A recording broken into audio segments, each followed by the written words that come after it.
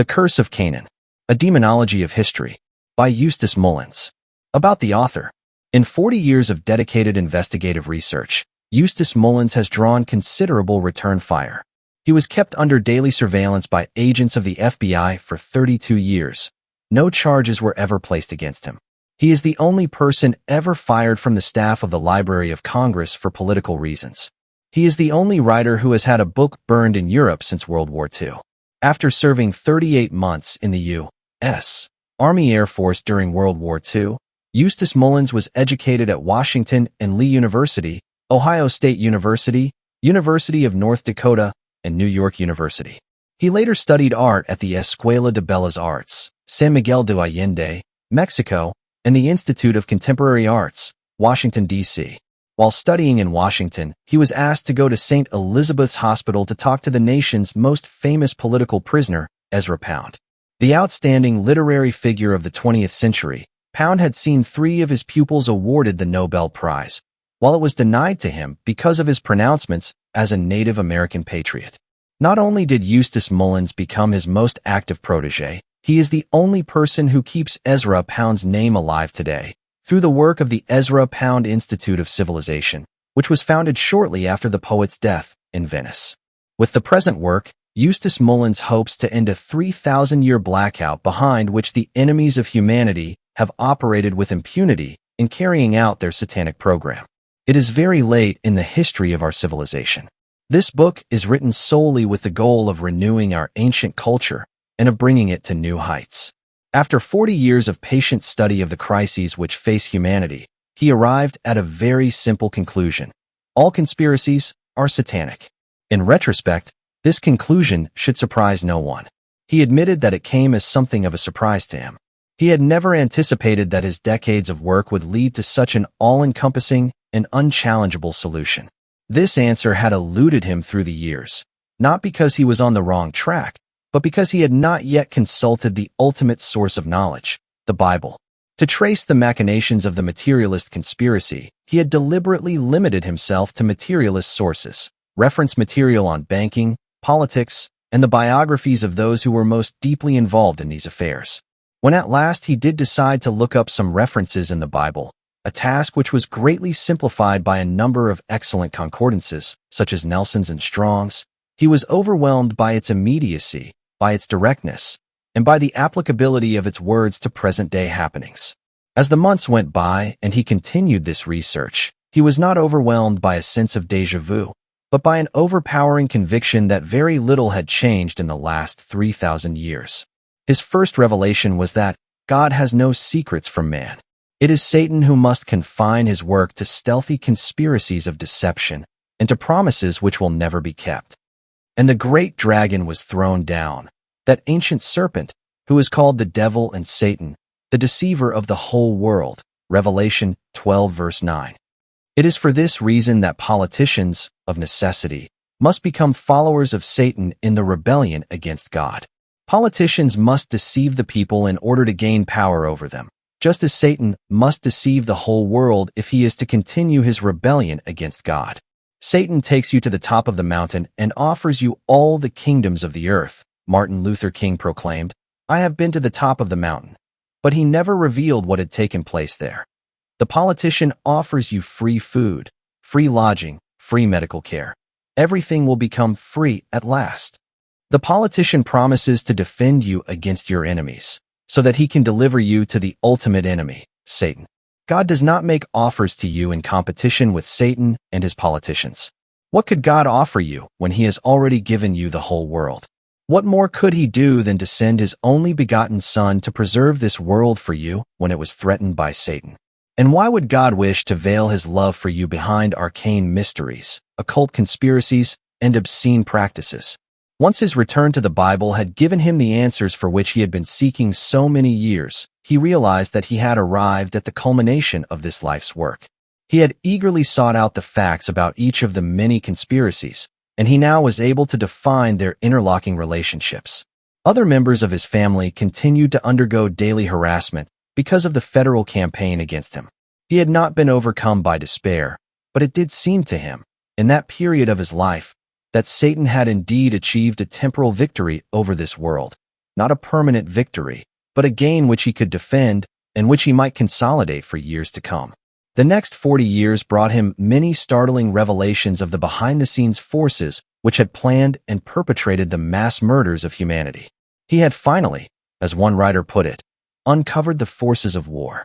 He was also able to find the sources of the satanic ideology which has been consistently employed to deceive humanity and to trick them into becoming unwitting tools of the satanic programs, which we encounter today in various forms, such as communism, Fabianism, secular humanism, and other disguises. February 22, 1987. Chapter 1. The War Against Shem. They sacrificed unto demons, which were no gods. Deuteronomy 32, verse 17. In the churches of America, Christians worship a somewhat paternal god. The bearded patriarch whom Michelangelo painted on the ceiling of the Sistine Chapel is an authoritarian figure who is also the father of our teacher and our Savior, Jesus Christ. God is revered as the original creator of our universe and as the ultimate moral guide. In this view, humanity is a somewhat innocuous group placed in a pastoral setting, generally obedient to the laws of God and subject to punishment when disobedience occurs. Religious observance based on this concept is adequate until this Arcadian scene is disturbed by misadventures or calamities. It also begs the question of innate or inescapable evil. Satan, the fallen angel and rebel against God, Satan, a Hebrew word meaning adversary, appears in the Bible. There are frequent references to God's admonishment and often chastisement of wrongdoers, both individually and in large groups. Here again, the persistent appearance of evil throughout the history of mankind is dealt with as it occurs, but it is difficult to fix either its sources or its causes. Therefore, humanity has existed under a considerable disadvantage, unable to recognize or understand evil before being injured by it. Indeed, the great movement of modern history has been to disguise the presence of evil on the earth, to make light of it, to convince humanity that evil is to be tolerated, treated with greater understanding, or negotiated with, but under no circumstances should it ever be forcibly opposed. This is the principal point of what has come to be known as today's more popular philosophy, more popularly known as secular humanism. The popular and apparently sensible appeal of humanism is that humanity should always place human interests first. The problem is that this very humanism can be traced in an unbroken line all the way back to the biblical Curse of Canaan. Humanism is the logical result of the demonology of history.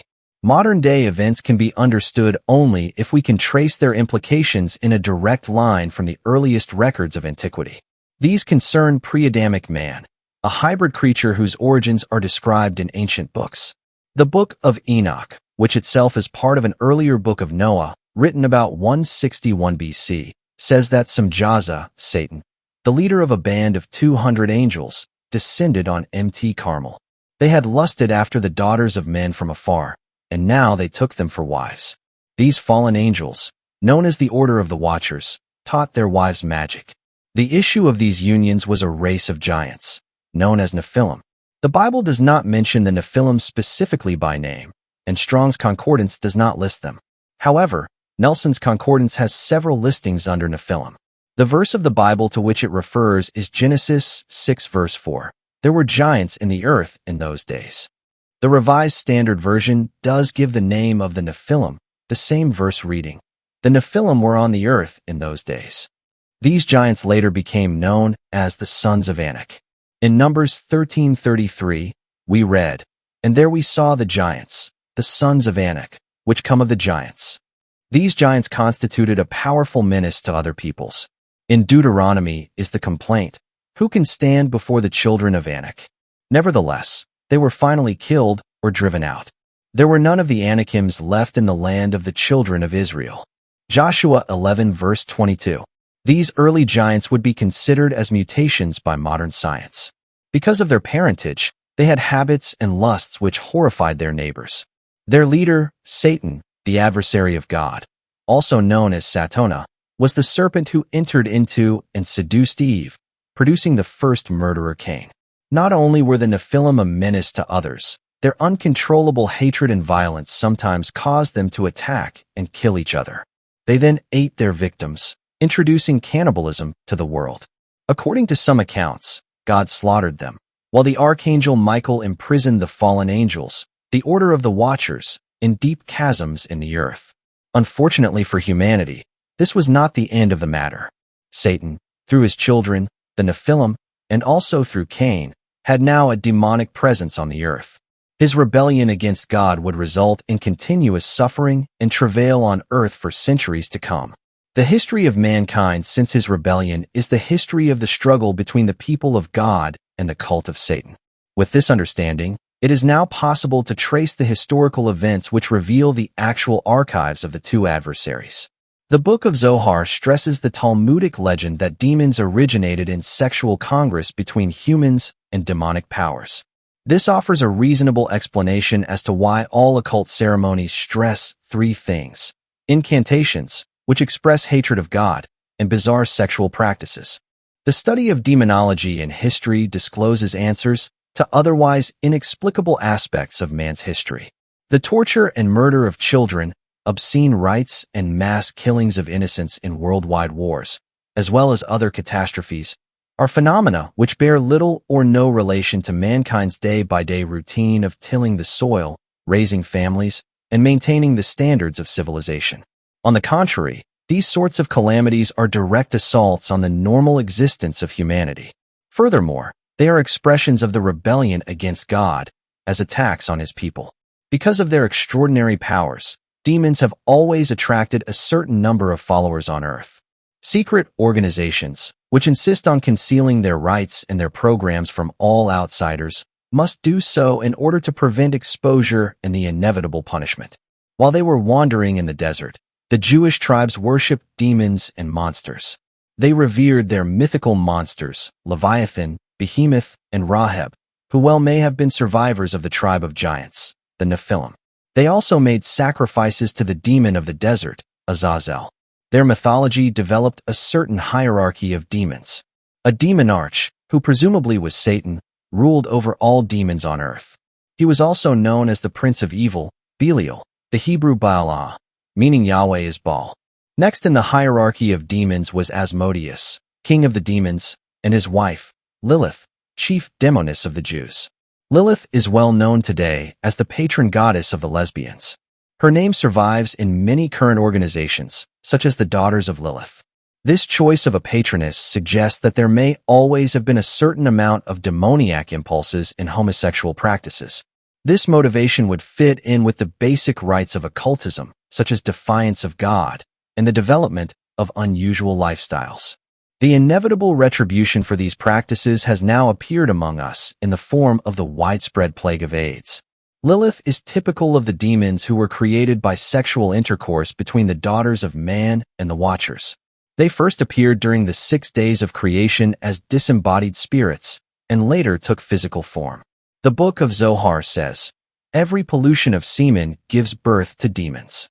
The Encyclopedia Judaica refers to the impurity of the serpent who had sexual relations with Eve. The Kabbalah claims that Lilith had intercourse with Adam and produced demons as part of the cosmic design, in which the right and the left are the opposing currents of pure and impure powers, filling the world, and dividing it between the Holy One and the serpent Samuel. Zohar Bereshit 73b, 53 etc. Webster's Dictionary says of Lilith, Heb meaning of the night. 1. Jewish folklore, a female demon or vampire. 2. Jewish folklore, first wife of Adam before the creation of Eve. Many legends identify Lilith as the first wife of Adam. These myths claim that God formed Lilith out of mud and filth. She soon quarreled with Adam. Because of her overweening pride, she refused to let him lie on top of her. It is for this reason that she was adopted as the patroness of the lesbians. She left Adam and fled to the shores of the Red Sea, where she was said to indulge in her sexual fantasies with demons, living among the wild beasts and hyenas. Her name gave rise to many terrifying legends. She became the chief of Jewish demonesses and was said to prey on newly born children, sucking the life out of them. She also was known to suck the blood from men who were sleeping alone and is referred to as the night hag, Isaiah 34 verse 14. And wild beasts shall meet with hyenas, the satyr shall cry to his fellow. Yeah, there shall the night hag alight, and find for herself a resting place. Except for this one verse, her name was excised from all scripture because of her unsavory reputation. Other legends claim that Lilith and her accompanying demonesses ruled over the 4 seasons, as Lilith Nama, Mintrel, Agrath, and Nahaloth. They were said to gather on a mountaintop near the mountains of darkness, and there celebrate the witches' Sabbath, when they would have intercourse with Samael, the prince of demons. It was because God had had such an unfortunate result with Lilith, after creating her out of mud and filth, that he decided to go to Adam's rib for his next creation, Eve. She was subsequently known as Hawa, mother of all the living, and also as the serpent mother because of her later union with Satan. The Prince of Darkness had a number of disguises, but when he incarnated sexual desire, as he did for Eve, he always appeared as a serpent. Because evil was now established on earth, through the presence of the demons and their followers, it was necessary for God to punish mankind. In inflicting this punishment, he resolved to be just. For this, it was necessary for him to select those who were without stain and who would be allowed to survive the punishment. His method of selection was a simple one. He chose those who had not been contaminated. His choice was Noah and his family. Noah is described in Genesis 6 verse 9. Noah was perfect in his generations. The word generations here is an imperfect translation of the Hebrew word teledah, which means ancestry. An earlier and more appropriate translation is Noah was a just man and perfect, without blemish in his generations. He was God's choice. He and his family were the last remaining pure-blooded Adamites in the world. The Revised Standard Version has an even greater error in its wording. Noah was blameless in his generations, since it does not state what he would have been blamed for. The site of the flood, which was God's prescribed punishment for mankind, was not in the Near Eastern area, as is commonly supposed. Archaeologists have puzzled for years that they could find no evidence of such a flood in this area. In fact, because Cain had been banished east of Eden, Noah and his family lived in the Darim Basin, located in the Upper Sinkiang province. This basin was fed by the river Darim, and here the deluge took place. Having been warned by God of the catastrophe, Noah succeeded in building the ark, one of the greatest engineering feats of all time. Weighing 36,750 tons, it was built entirely of wood.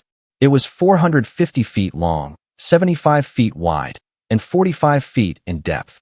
On this ark, God commanded Noah to take of every living thing of all flesh. Because of the limited space on the ark, there could be no possibility of further reproduction of these species during their time aboard, and God commanded that no intercourse should take place. This commandment was violated by an inhabitant of the ark, Ham, the second son of Noah. Ham had intercourse with a pre-Adamite woman on the ark, a dark-skinned woman. Their offspring was a black son named Cush, who became the symbol of Ethiopia. Noah was dismayed when he learned that his son had violated God's commandment, because he knew that retribution would come. After the flood had subsided, and life on earth went back to its usual routine, Noah continued to be haunted by his fears. The occurrences have since had dire consequences for all of mankind. In the Bible, it appears as somewhat of a riddle, since the characters are identified and misidentified in sequential verses. Neither the exact sequence of events, their explanation, nor the identification of the principles can be followed as it appears in Genesis, possibly due to mistranslations or editing over the centuries. Although life on earth had resumed its pre-deluge felicity, Noah continued to be distressed by Ham's transgression. So vexed was he that he drank too much wine, and he lay exposed in his drunkenness. As it is recounted in Genesis 9 verses 24 to 27, Ham's son Canaan saw his grandfather exposed, although at one point he is referred to as Noah's youngest son, instead of the correct designation as his grandson. Noah's other sons, Shem and Japheth, seeing their father exposed, hastened to cover him with a cloak. However, when he awakened, Noah was greatly infuriated by what had taken place, and he pronounced a curse on Canaan. Cursed be Canaan, a slave of slaves shall he be to his brothers, Shem and Japheth. Here again is something of a riddle, as Shem and Japheth were the uncles of Canaan, not his brothers. The riddle is probably an intentional one, because it is meant to evoke a study of these verses to come to an understanding of these very important warnings to all future generations. Various explanations have been offered for Noah's tremendous anger at Canaan and his curse of Canaan. One, which has now been largely discounted, is that Ham may have slept with Noah's wife, or that he had made an attempt to do so. No basis for this conjecture has ever been established. Another explanation is that Noah cursed Canaan because he was still vexed at Ham's violation of God's commandment to the inhabitants of the ark that they should refrain from intercourse while on board. Because Ham had slept with the pre-Adamite woman on the ark, Noah finally vented his wrath in the curse of Canaan. This also fails to ring true. The men of the Old Testament were very direct in their dealings. If Noah was vexed with Ham, he would have cursed Ham, not Canaan. None of these explanations offers a valid reason for the vehemence of Noah's curse, a curse which has blighted humanity for 3,000 years. The only rational explanation for the curse is Noah's anger that Canaan had done something which thoroughly outraged his grandfather. Looking on him while he was exposed would hardly have caused such a reaction. Scholars finally concluded that Canaan had done something so degrading that Noah had to pronounce a curse upon him. What would this have been? The Bible as presently translated does not really give a clue. These scholars decided that Canaan, being of mixed race, and therefore not bound by the rigid moral code of the Edomites, had probably committed a homosexual act on his grandfather. Being of pure stock, Noah would have been exceedingly wroth at such an act, and would have reacted as he did. The curse of Canaan was extended to the land which was named after him, the land of Canaan. The Canaanites themselves, the people of this land, became the greatest curse upon humanity, and so they remain today. Not only did they originate the practices of demon worship, occult rites, child sacrifice, and cannibalism, but as they went abroad, they brought these obscene practices into every land which they entered. Not only did they bring their demonic cult to Egypt, but, known by their later name, the Phoenicians, as they were called after 1200 BC, they became the demonizers of civilization through successive epochs, being known in medieval history as the Venetians, who destroyed the great Byzantine Christian civilization, and later as the Black Nobility, which infiltrated the nations of Europe and gradually assumed power through trickery, revolution, and financial legerdemain. The reputation of Canaan is to be found in many ancient records, although its foul history has been carefully expunged from even more of the historic archives and libraries. In 1225 BC, the pharaoh Merneptah, who, because of his victories in the Canaanite region, was known as Binder of Gezer, set up a stele to commemorate his successes. Among the inscriptions placed thereon was this: "Plundered is the Canaan, with every evil. All lands are united and pacified." This inscription did not mean that Merneptah had used every evil to plunder the Canaan. It meant that he had in his sojourn there encountered every evil practiced by this notorious tribe. Ham had 4 sons: Cush, who founded the land of Ethiopia; Mizraim, who founded Egypt; Put, who founded Libya; and Canaan, who founded the land of the Canaanites, the area now in contention as the state of Israel. In the Agida, Cush is said to be black-skinned as punishment for Ham's having had intercourse on the Arkansas, 3 copulated in the ark, and they were all punished: the dog, the raven, and Ham. The dog was doomed to be tied. The raven expects to spit his seed into the mouth of his mate, and Ham was smitten in his skin. Note 9, San. 108b, i.e., from him descended Cush, the Negro, who is black-skinned. In Talmudic literature, Cushite always means a black person or the Negro race. Cushite is synonymous with black. Yevamot 16b. The Bible as presently translated makes no reference to Cush's color. Reference to his descendants, the Cushites, appears only in Numbers and in Samuel Book 2. Numbers 12:1 reveals that Miriam and Aaron spoke against Moses because of the Cushite woman he had married, for he had married a Cushite woman. Here again, no explanation is given as to why Miriam and Aaron spoke against Moses, yet the matter is obviously of some importance. The same verse emphasized by repetition that he had married a Cushite woman. We find the explanation by turning to the Talmud, which tells us that Cushite always means black. The verse in Numbers should read, and originally may have read, Miriam and Aaron spoke against Moses because of the black or Cushite woman he had married. 2 Samuel contains references to Cushites, but again no descriptions are given. Professor Sayce, the noted Egyptian scholar and authority on the ancient Near and Middle East, explains that Canaan means low and Elam means high. The Canaanites were those who inhabited the low places. The Elamites occupied the high ground. Colonel Garnier, in his great work, The Worship of the Dead, quotes Strabos saying that the Cushites inhabit the coastal regions of all Asia and Africa.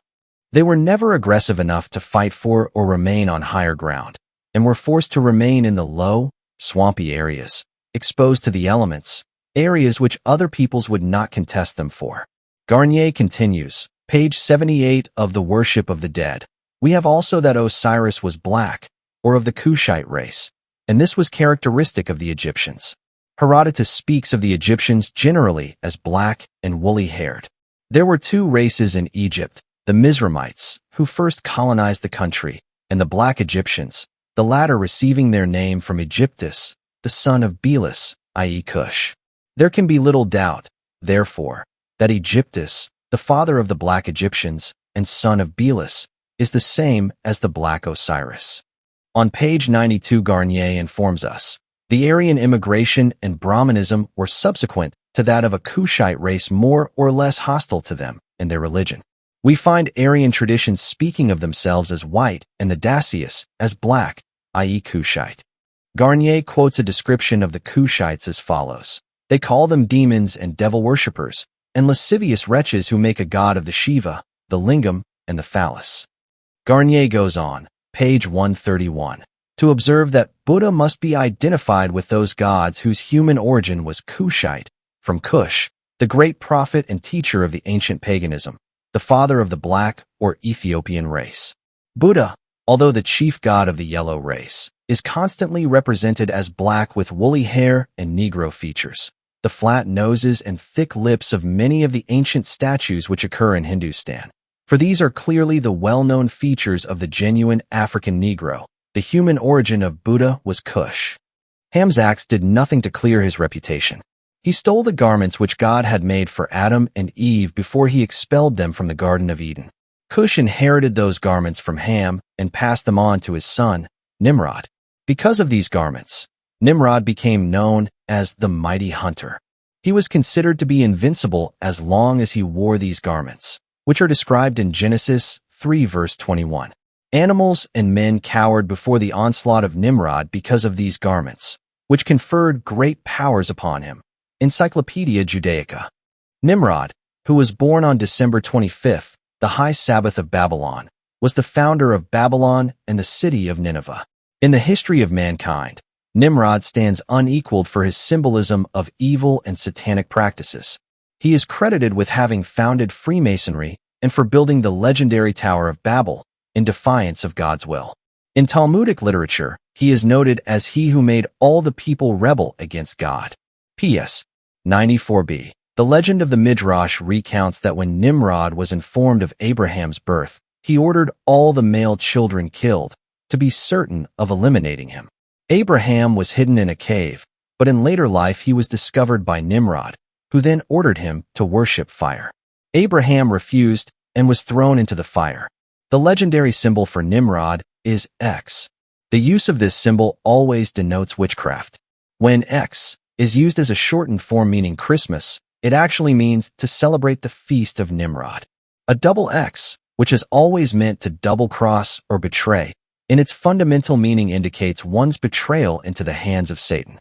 When American corporations use the X in their logo, such as Exxon, the historic Rockefeller firm of Standard Oil of New Jersey, there can be little doubt of this hidden meaning. The importance of Nimrod in any study of the occult cannot be overemphasized. Because of the powers given him by the clothing of Adam and Eve, Nimrod became the first man to rule the whole world. He indulged that power by launching excesses and horrors which have never been equaled. Ever since the time of Nimrod, Babylon has been the symbol of depravity and lust.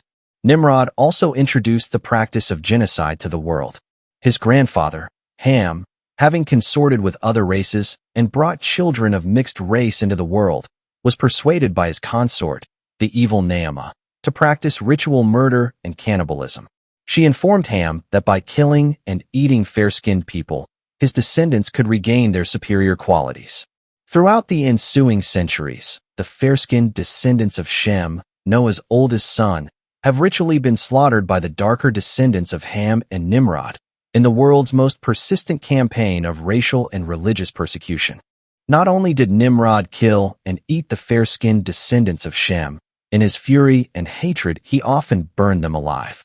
The type of human sacrifice involving the eating of the slaughtered human victims derived its name from the combined names of his uncle, Canaan, and the demon god Baal, the two names being combined to form the word cannibal. Nimrod was also known in ancient history by the names of Marduk, Bel, and Merodach. Because of his importance in its history, Babylon was known as the land of Nimrod. Nimrod is also cited in the most ancient Masonic constitutions as the founder of Freemasonry. Nimrod's downfall reputedly came about when he began to build the Tower of Babel, a ziggurat, or temple tower, which was planned to rise up into the heavens. Because of this offense against God, Shem, the eldest son of Noah, pronounced judgment against Nimrod and killed him. Josephus says that Ham's black grandson, Nimrod, was killed by Shem. Other accounts add that Shem then cut Nimrod's body into pieces and sent the pieces to the pagan temples of Babylon, as a warning to the priests that their sex orgies and child sacrifices would result in a similar judgment of execution. Instead of abandoning their hideous ceremonies because of this warning, the priests literally went underground. No longer did their altars stream with human blood, as Kitto, the great Palestinian authority, described them. The priests took the pieces of Nimrod as relics to their secret meeting places, which were hidden in groves and shrines. This was the origin of the secret mystery cults, whose orgies could no longer be performed in public temples. Because of the power of Shem, the priests from that time on conducted their forbidden orgies out of the light of day, in their secret hiding places. Their meetings were surrounded with secret rites, which no one outside of their order was permitted to know, on pain of death.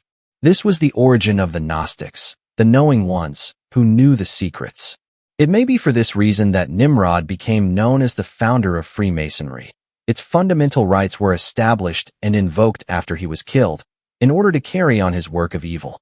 The history of mankind for the past 3,000 years has been the history of struggle between the fair-skinned descendants of Shem and the darker-skinned descendants of his brother, Ham. Yet you will not find this struggle defined in any historical work.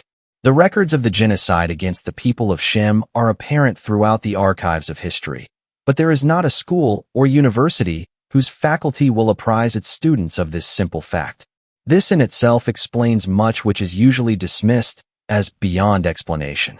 The reason for this development is that the descendants of Ham traditionally have usurped the educational process through their earlier usurpation of the priesthood to carry on their satanic work. They have controlled the educational system ever since, converting it to their own evil purposes. It is of even greater interest that not a single school of theology anywhere in the world takes note of this central fact of history, a red thread which runs continuously through the record of events. In the Greek language, Shem appears as Chem. In Egyptian mythology, he is Shu, the son of Ra, the sun god. It was through claimed descent from Shem that Louis, king of France, called himself the Sun King. However, a much more important point, and one that has again been obscured or hidden by the priests who controlled the educational system throughout the last 3,000 years, is the fact that it was Shem who founded and built the great civilization of Egypt. The rulers of Egypt were called pharaohs, from the Hebrew word pira, meaning long hair. The native Egyptians were short-haired. Not only was Shem long-haired, he was also fair-haired. In their records, the priests call Shem Shufu, or Khufu, which means long hair. Being a great warrior, Shem easily led his people in the conquest of the native Egyptians. He immediately set about to commemorate his reign by building the Great Pyramid at Gizeh. Babylon was then overcome by the son of Shem, Elam, a later descendant, Cyrus of Persia, an Elamite, completed the final conquest of Babylon and built the Great Persian Empire. It was to signify his great military successes that Shem adopted as his symbol the lion, which is still the symbol of rulers today. The Great Pyramid was later called Quit, the horizon, in which Khufu had been swallowed up, as the western horizon swallowed up the sun each evening. After extensive archaeological investigations, the royal astronomer of Egypt concluded that the evidence was irrefutable that the Great Pyramid at Gizeh had been built by Shem. He found the name Shufu inside the pyramid, in red, which signified Shem's fair hair. Also inside the pyramid is an inscription placed there after the death of his descendant, Amenhotep IV. He stopped the barbaric practices of the priests which had been introduced by Naamah and her followers from Babylon, including Nimrod. The priests murdered Amenhotep IV so that they could resume their orgies of lust and child sacrifices. They had admitted to Herodotus that the Great Pyramid had been built by a wandering shepherd, an odd observation, as shepherds do not usually create such grandiose monuments to themselves. However, this was one of the terms of derision by which they always referred to Shem after his death. Other inscriptions by the priests throughout centuries of Egyptian history revile Shem as pig, dwarf, and other terms signifying their hatred of him, possibly because he slew their mentor, Nimrod. In the same areas, other inscriptions extol the degenerate Ham, who had been corrupted by his consort, the evil Naamah, and introduced to the practices of human sacrifice and cannibalism. Egyptian civilization reached its zenith during the reign of Shem. The Sphinx is now admitted to be a portrait of him. After his death, the priests not only resumed their evil practices, but they embarked on a successful campaign to black out his name from recorded history, a campaign which has largely succeeded during the ensuing 3,000 years. They also launched terrible punitive actions against Shem's fair-haired descendants, often murdering them or burning them alive. Not only did the priests falsify the records of Shem, but they also succeeded in eliminating most of the subsequent history of his fair-skinned descendants, the Semites, or, as they are sometimes called, the Semites. The Arab scholar Murtadi noted that Nimrod and Khufu, Shufu, the builders of the pyramids, lived with Noah. British Museum Catalogue, 1909. Shem was also referred to by the name of Menes, from the Hebrew Mem, or man, which appears in the Egyptian Book of the Dead, referring to Uranus and his 3 sons, an obvious reference to Noah. Ham later became known as the Egyptian god Ammon. Herodotus writes that Menes was the first king of Egypt, who reigned until 2320 BC. Eusebius says that 300 successive sovereigns descended from him, the Canaanite kings, who had succeeded the demigods. The historian Murtadi referred to Shem as Menes.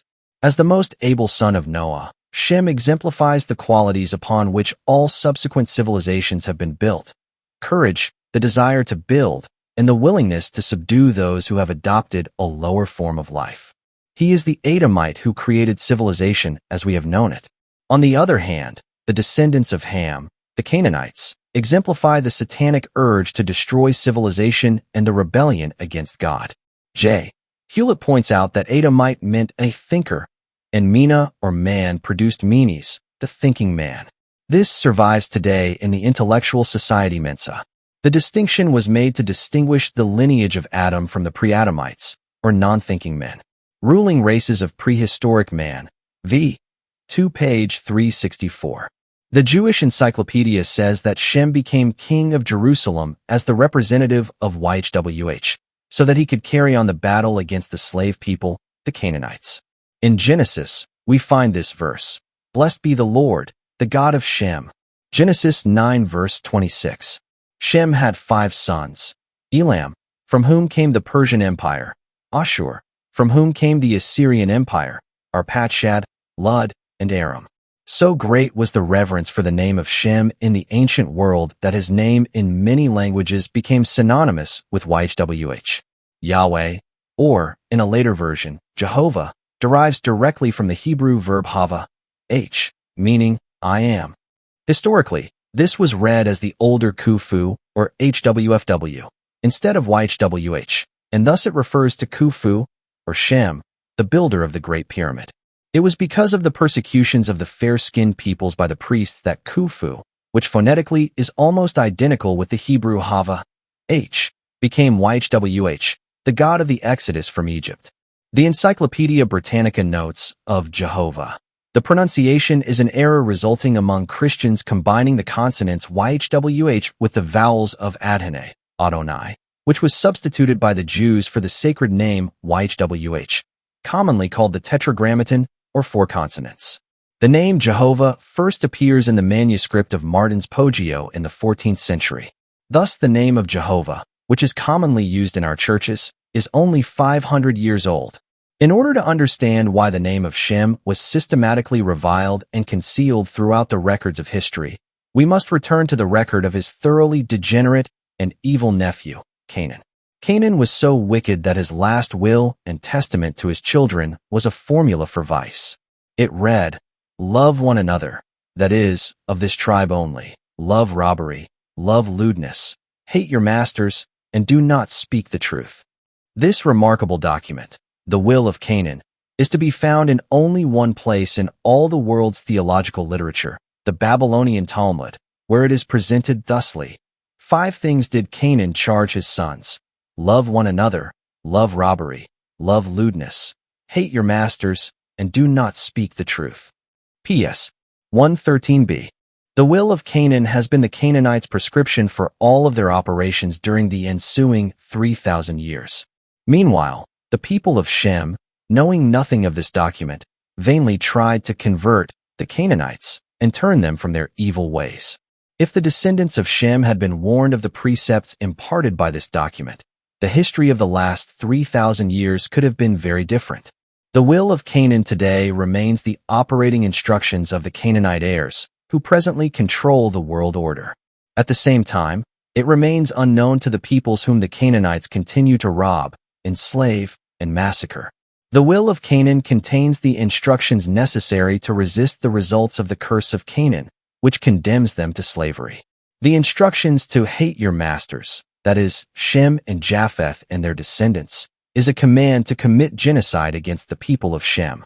For this reason, all subsequent Canaanite rites are based upon these exhortations to struggle and commit acts of violence against the people of Shem. It is not only the basis for all of the revolutions and liberation movements since that time, it is also a basic incitement to commit genocide and to carry on racial wars. Because of the 3,000-year historical blackout, the people of Shem have never understood their danger, and they have frequently been subject to massacre because their essential goodness made it impossible for them to believe the vileness of the Canaanites. The Will of Canaan has always been concealed from them because it is the basic program of conspiracy and secret rites which enable the Canaanites to wreak their hatred upon the descendants of Shem.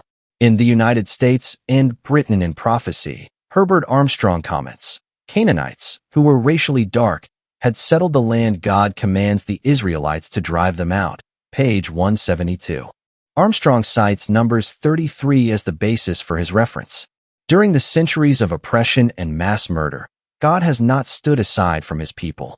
On the contrary, he has frequently exhorted them to attack and to rid themselves of the peril of the Canaanites. In the early years of this struggle, it was still possible for his children to hear and to obey. The vision of Obadiah is in Obadiah 20, and the captives of this host of the children of Israel shall possess that of the Canaanites, even unto Zarephath, and the captives of Jerusalem, which is in Sepharad, shall possess the cities of the south. Significantly, the Revised Standard Version omits the mention of the Canaanites entirely. The battle continued over a period of centuries. In Joshua 17 verse 13, we read, "Yet it came to pass, when the children of Israel were waxen strong, that they put the Canaanites to tribute, but did not utterly drive them out." God expressed his will in the strongest terms to his children in Numbers 33:52-56. "Ye shall drive out all the inhabitants of the land, Canaan, before you. And ye shall dispossess the inhabitants of the land, and dwell therein. For I have given you the land to possess it. But if ye will not drive out the inhabitants of the land from before you, then it shall come to pass, that those who ye let remain of them shall be pricks in your eyes, and thorns in your sides, and shall vex you in the land wherein ye dwell. Moreover it shall come to pass, that I shall do unto you, as I thought to do unto them." The children of Israel, that is, the descendants of Shem, obeyed God, and did war against the Canaanites, but in later generations, they lost sight of this goal, permitting the Canaanites to live with them. During this period of history, there were great victories against their historic enemy, as recounted in Judges 1 verse 17. "And Judah went with Simeon his brother, and they slew the Canaanites that inhabited Zephath, and utterly destroyed it." This victory came about because the children of Israel were distraught, and they sought guidance from the Lord. Judges 1 verses 1-5. Now after the death of Joshua it came to pass that the children of Israel asked the Lord, saying, Who shall go up for us against the Canaanites first to fight against them? And the Lord said, Judah shall go up. Behold, I have delivered the land into his hand. And Judah said unto Simeon his brother, Come up with me into my lot, that we may fight against the Canaanites. And Judah went up, and the Lord delivered the Canaanites and the Perizzites into their hand, and they slew the Canaanites and the Perizzites.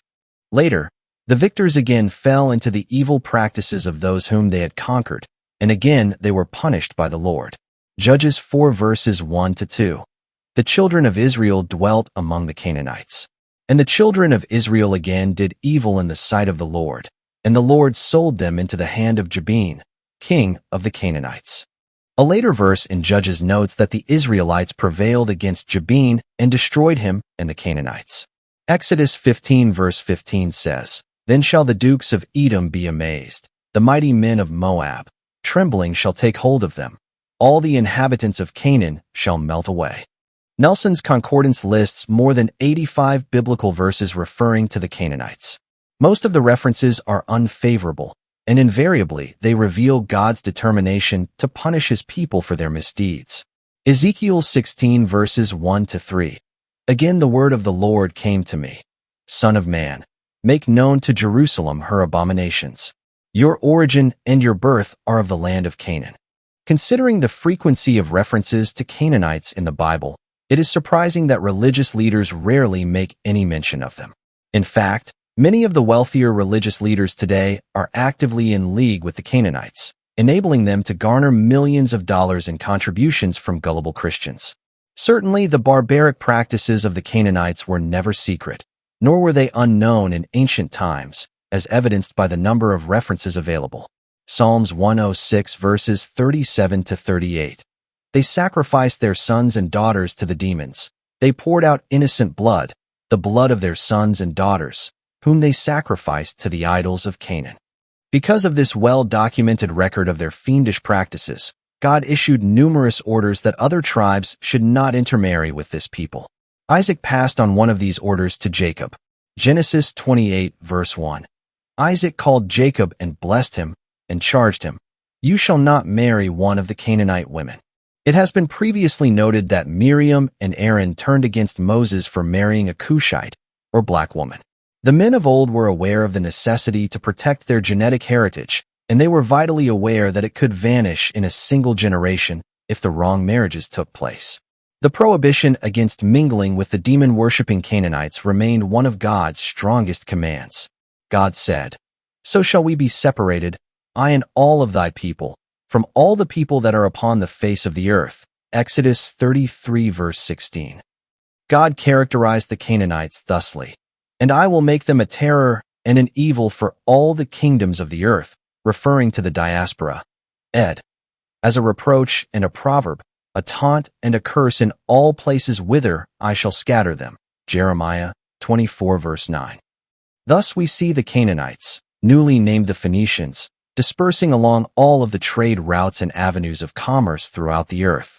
As God prophesied, they spread corruption, terror, and devastation wherever he scattered them.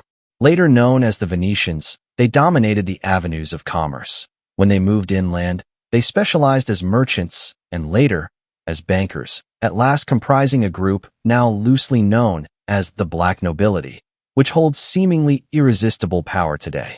God further warned his people against the dispersed Canaanites. Deuteronomy 7 verses 2-5. Thou shalt smite them, and utterly destroy them. Thou shalt make no covenant with them, such as the League of Nations, or the United Nations. Ed. Nor show mercy unto them.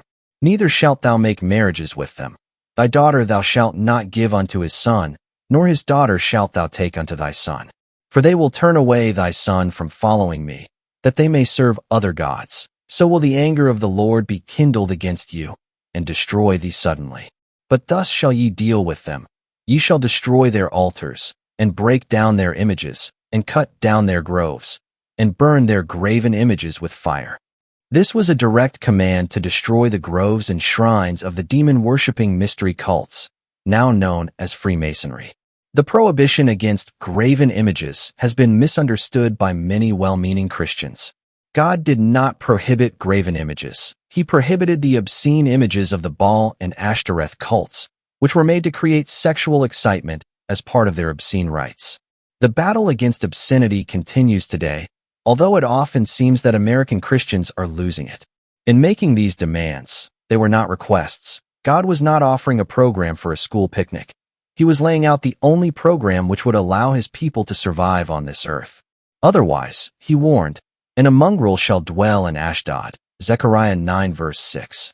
Should his people fail to carry out his instructions, God described what would happen, and in doing so, he accurately described the world of today.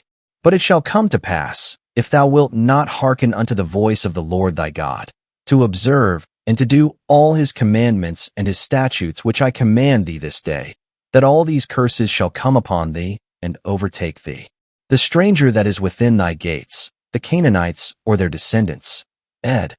shall get up above thee very high, and thou shalt come down very low. He shall lend to thee, and thou shalt not lend to him. He shall be the head, and thou shalt be the tail." Deuteronomy 28:15, 43-44. Certainly, this is the situation which exists in the United States today. The Venetians control the Federal Reserve System. They lend to us, but we do not lend to them. They are the head, and Americans are the tail. Having become Satan's curse on humanity, the Canaanites now spread across the earth like some evil plague. Genesis 10 verse 18. The families of the Canaanites were spread abroad. This diaspora brought troubles to every nation in which this people landed. Ezekiel 16 verses 3 and 45 and 46 lists the racial tribes of the Canaanites, denouncing them individually. "Thy father was an Amorite, thy mother a Hittite, their older sister Samaria, their younger sister Sodom." Jesus, the minister of compassion, when he was asked to cure a Canaanite, denounced them as dogs. Matthew 15 verse 22. "And, behold, a Canaanite woman from that region came out and cried, Have mercy on me, O Lord, Son of David. My daughter is severely possessed by a demon." But he did not answer her a word. At last he did answer her. Verse 26. "And he answered, It is not fair to take the children's bread and throw it to the dogs." By children, he meant the children of Israel, and that the Canaanites were dogs. She persisted, and he finally did heal her daughter. The Canaanite political parties were the Pharisees, Sadducees, Zealots, Sicarii, Assassins, Herodians, and Scribes. A later group, the Edomites, from Basra, later intermarried with the Turks, producing a Turco-Edomite mixture which later became known as the Khazars, the present occupants of Israel, according to the great Jewish scholar, Arthur Koestler. The Canaanites were divided into the Amorites, Hittites, Moabites, Midianites, Philistines, Ammonites, Edomites, Zidonians, Sepharvaims, Perizzites, and affiliated tribes, all of which are routinely denounced in the Bible.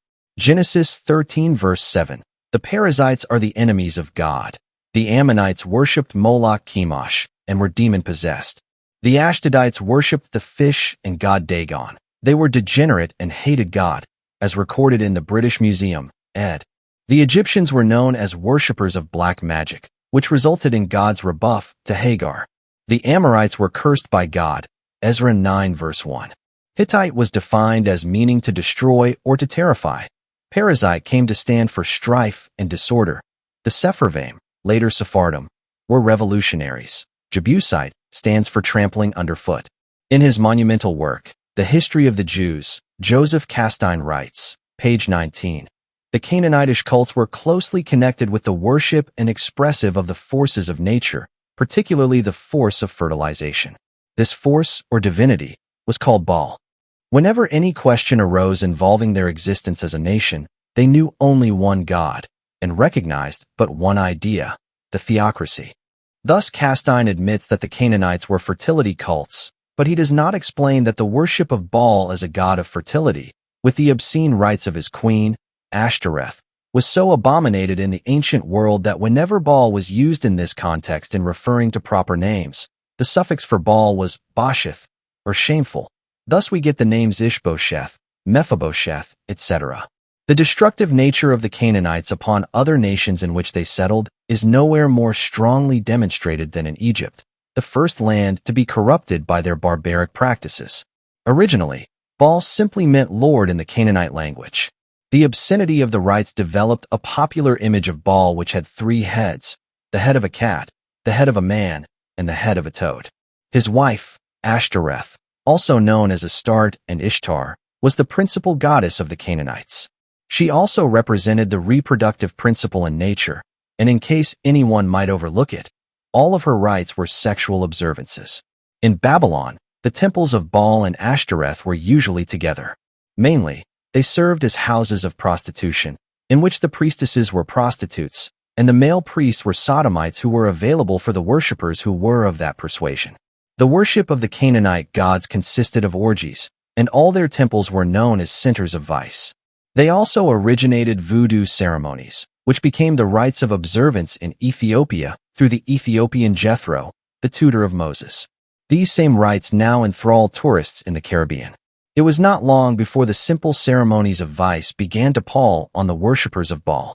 They sought excitement in rites of human sacrifice and cannibalism, in which the torture and murder of small children were featured.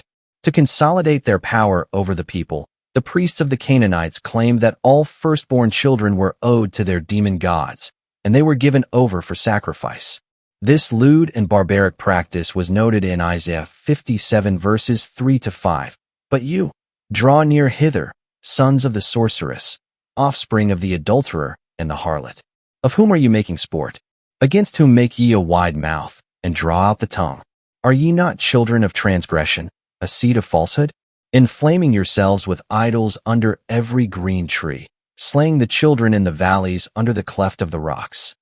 Thus Isaiah inveighed not only against the obscene expressions of the blood-maddened orgists, their salacious grimaces, but also their now well-established custom of practicing their horrible rites in groves and shrines, where they could murder children without being seen and punished by the descendants of Shem. King Solomon came under the influence of the child murderers, and he rebuilt an altar to Milcom, Molech, from the Hebrew Melech, meaning king. 1 Kings 11 verses 5-8. Molech, or Moloch, was honored by his worshippers by the building of a great fire on his altar. The parents were then forced by the priests to throw their children into the fire.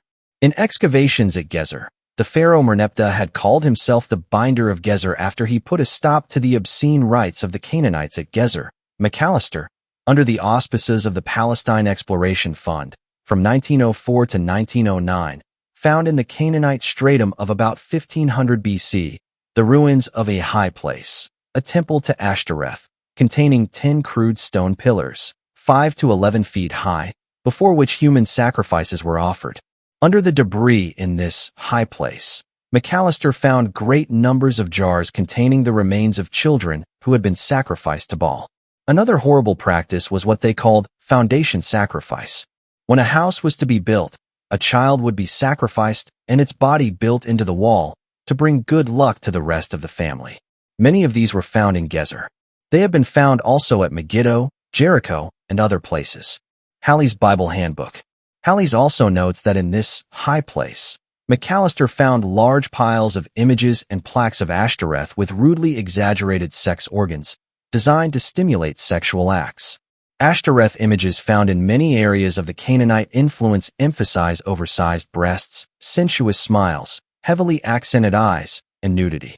The demonic nature of this sex worship is traced directly to Ham's intercourse with the witch Naamah on the Arkansas. Colonel Garnier, in his Worship of the Dead, writes, Naamah was celebrated for her beauty, talent, energy, lustfulness, and cruelty, and she was of Nephilim, fallen angel, parentage. The Encyclopedia Judaica describes the Canaanite demonology as featuring Lilith, the vampire, Re-Seph, the god of the plague, Dever, god of pestilence, and the god of the underworld, Mot, from Mavet, the Hebrew word for death. Despite their prominence as destructive influences in the ancient world, the Canaanites and their demon god Baal seldom appear in the authoritative works on the ancient Near East. Gaston Maspero's Great History of Egypt, The Dawn of Civilization, published in 1894 and republished in 1968, does not mention either Baal or Canaan. R. Hall's Ancient History of the Near East does not mention Shem or Canaan in the index. Ball has a single mention. How much of this is due to the deliberate falsification and destruction of historical records by the Egyptian priesthood cannot be ascertained, but the results are obvious. Another contributing factor is the sudden disappearance of the names Canaan and Canaanites from all historical records after 1200 BC. How did this come about? It was very simple.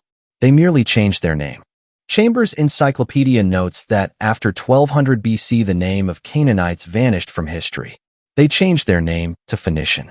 Thus, the most notorious and most hated people on earth received a new lease on life. The barbaric Canaanites had disappeared. The more civilized Phoenicians, seemingly harmless merchant folk, took their place.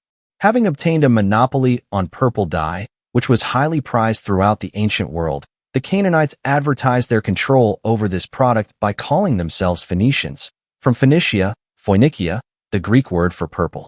From the outset of their history, the Phoenician Canaanites always managed to get a monopoly on some essential product. They later had a monopoly on tin for some centuries, until the Greeks discovered tin in Cornwall in 233 BC. Joseph of Arimathea, the uncle of Jesus, was said to have owned large tin mines in Cornwall. The change of name did not mean that the Canaanites had abandoned their worship of Baal and Ashtoreth. They became more prudent in their worship of Baal, and in the colonies which they established along the length of the Mediterranean, they built their temples to the female of the species, Ashtoreth. In the Egyptian city of Memphis, the Phoenician temple of Ashtoreth was the largest religious edifice. She was known there as the wife of the supreme god, El, and his 70 deities. In their rituals, Ashtoreth was sometimes worshipped as the male demon, Astaroth, who survived in European rites as Astera or Ostera. In this form, he became the patron god of the Nazi movement in Germany. The westernmost outpost of the Phoenicians was Cadiz, a Phoenician colony which derived its name from the Semitic gater or fortress. Their most important colony, which soon became a rival to Rome itself, was Carthage, which they established about 900 BC.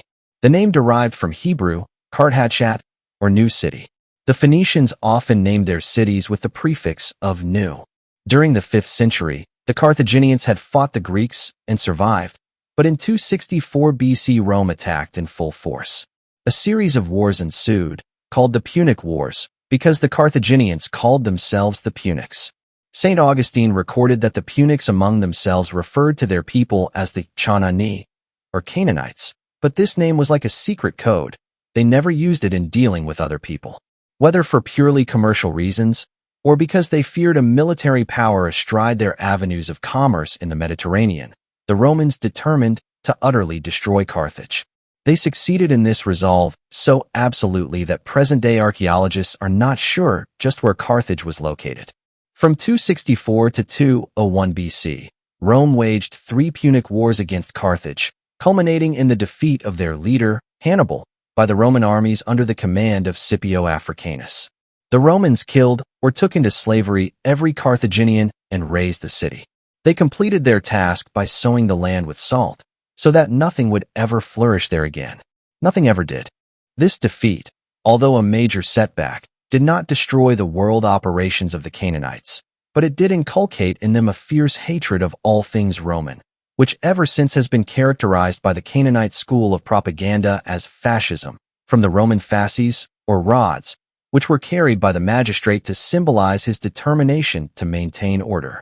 The later Masonic assault upon the Catholic Church was largely dictated by the fact that it was headquartered in the city of their most ancient enemy, Rome, and therefore the papacy became to the Phoenicians the modern embodiment of the force which had destroyed their most important headquarters. Few Americans realize that when the New School of Research in New York denounces fascism, joined by the columnists of the New York Times and the New York Post, they are merely echoing their ancient anger over the destruction of Carthage. Here again, our historians have only one goal: to obscure the past and to prevent us from realizing the nature of the forces at work. It was not only the Canaanites who spread across the earth. The descendants of Shem also multiplied and journeyed to find greater opportunities for their families. They went from country to country, founding great kingdoms and dynasties, which have survived to the present day. There are many people who can agree that the kings and leaders of the nations are descended from the tribe of Judah, but they fail to recognize an important fact, which is entirely omitted in the King James Version of the Bible, that there were 3 branches of the tribe of Judah. Those who lump all the descendants of the tribe of Judah together do not realize that there was a tainted branch. There were the families of Pharez and Zara, Judah's purebred sons out of Tamar, and there was a 3rd branch, Judah's descendants from a Canaanite mother, Shua, who were known ever afterwards as the Shelonites. Tamar was the daughter of Aram, the son of Shem. Shua called Tamar's sons bastards because they had been born out of wedlock, while the twins claimed to be the rightful heirs of Judah because they were of pure-blooded stock, the Edomite strain. From the Shelonites came 31 kings of Canaanite origin in Judea and Samaria, including the Sepharvaim, a name which the Canaanites had adopted for deceptive purposes. At the birth of Pharez and Zara, the midwife, seeing that there were twins in the womb, realized that it would be necessary to mark the firstborn, who would have primogeniture. She quickly wrapped a red thread around the wrist of Zara, but it was Pharez who came out first from the breach. The Messiah was descended from Pharez, and he was said to have been sent by God to heal the breach which had existed since the birth of Pharez and Zara.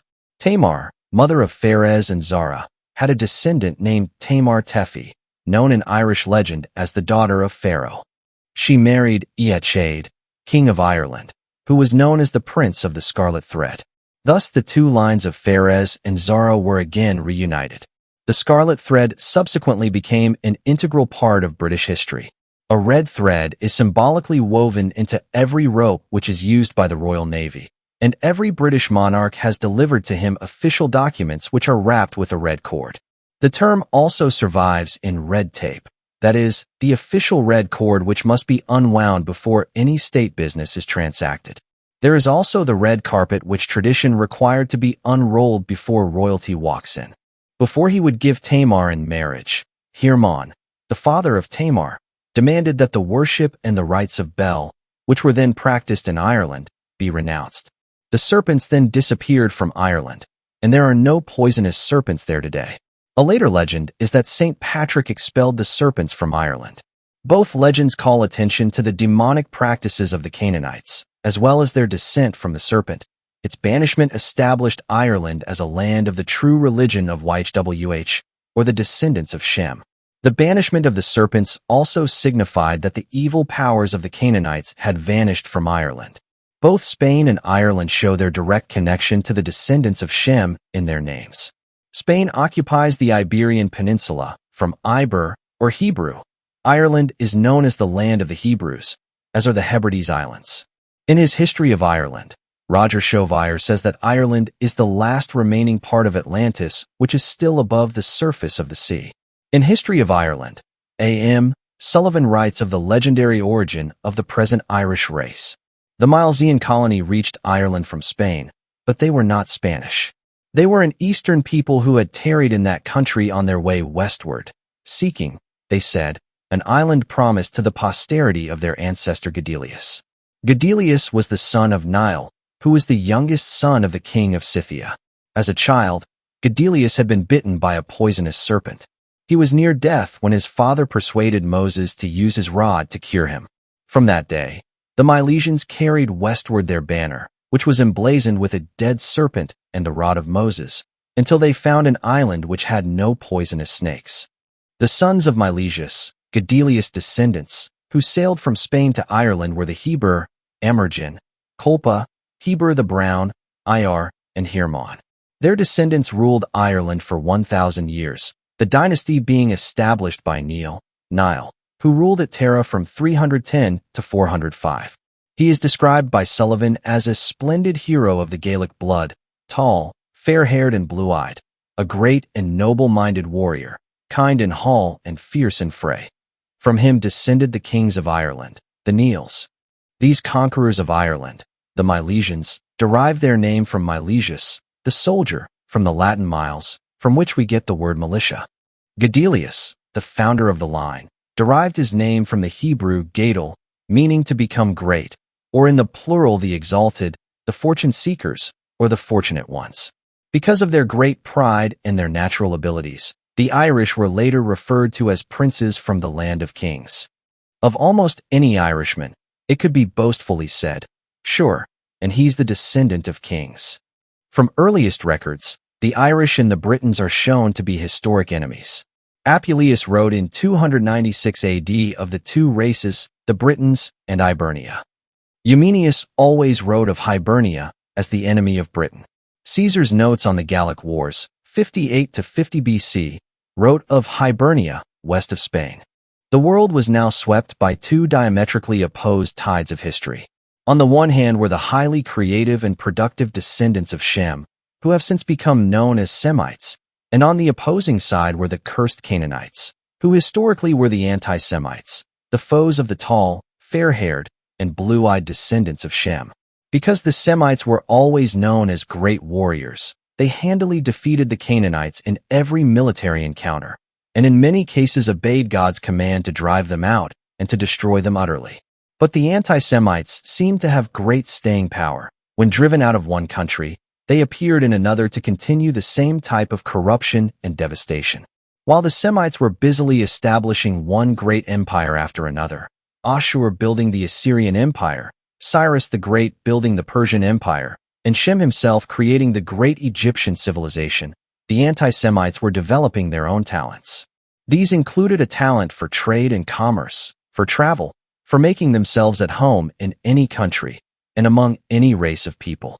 Generally, they established their trading colonies along the seacoasts, for they lacked the courage to venture into the great wildernesses of Europe, where the Semites always made themselves at home. The Canaanites always remained true to the precepts of the will of Canaan.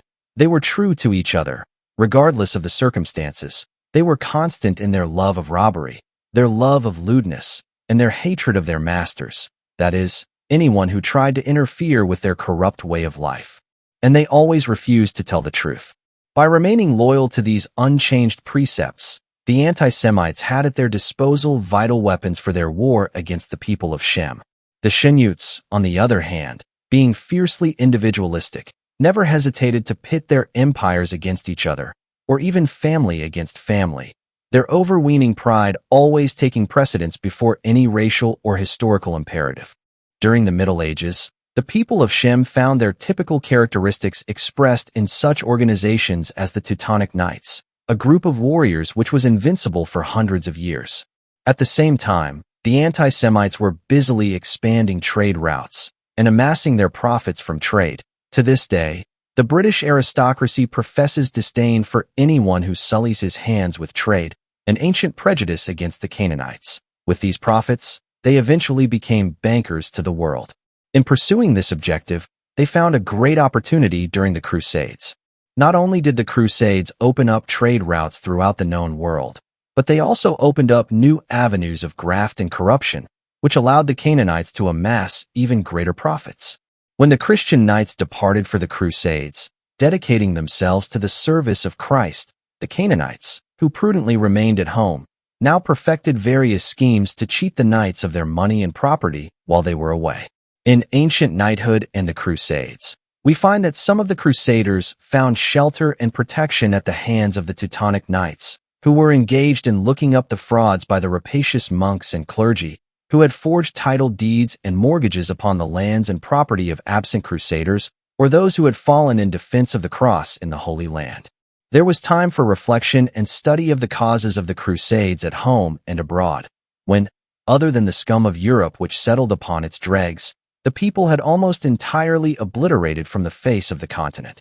The rapacity of the popes and clergy down to the lowest monks was appalling to the self-sacrificing, stalwart warriors of the cross, who had returned and found utter strangers in the places and homes of their kindred, and upon investigation it was discovered that frauds, forgeries of title deeds, and confiscations under pretext of heresy had destroyed their kindred, and the meager few who had survived were beggars upon the highway and lanes, perishing as tramps by the wayside.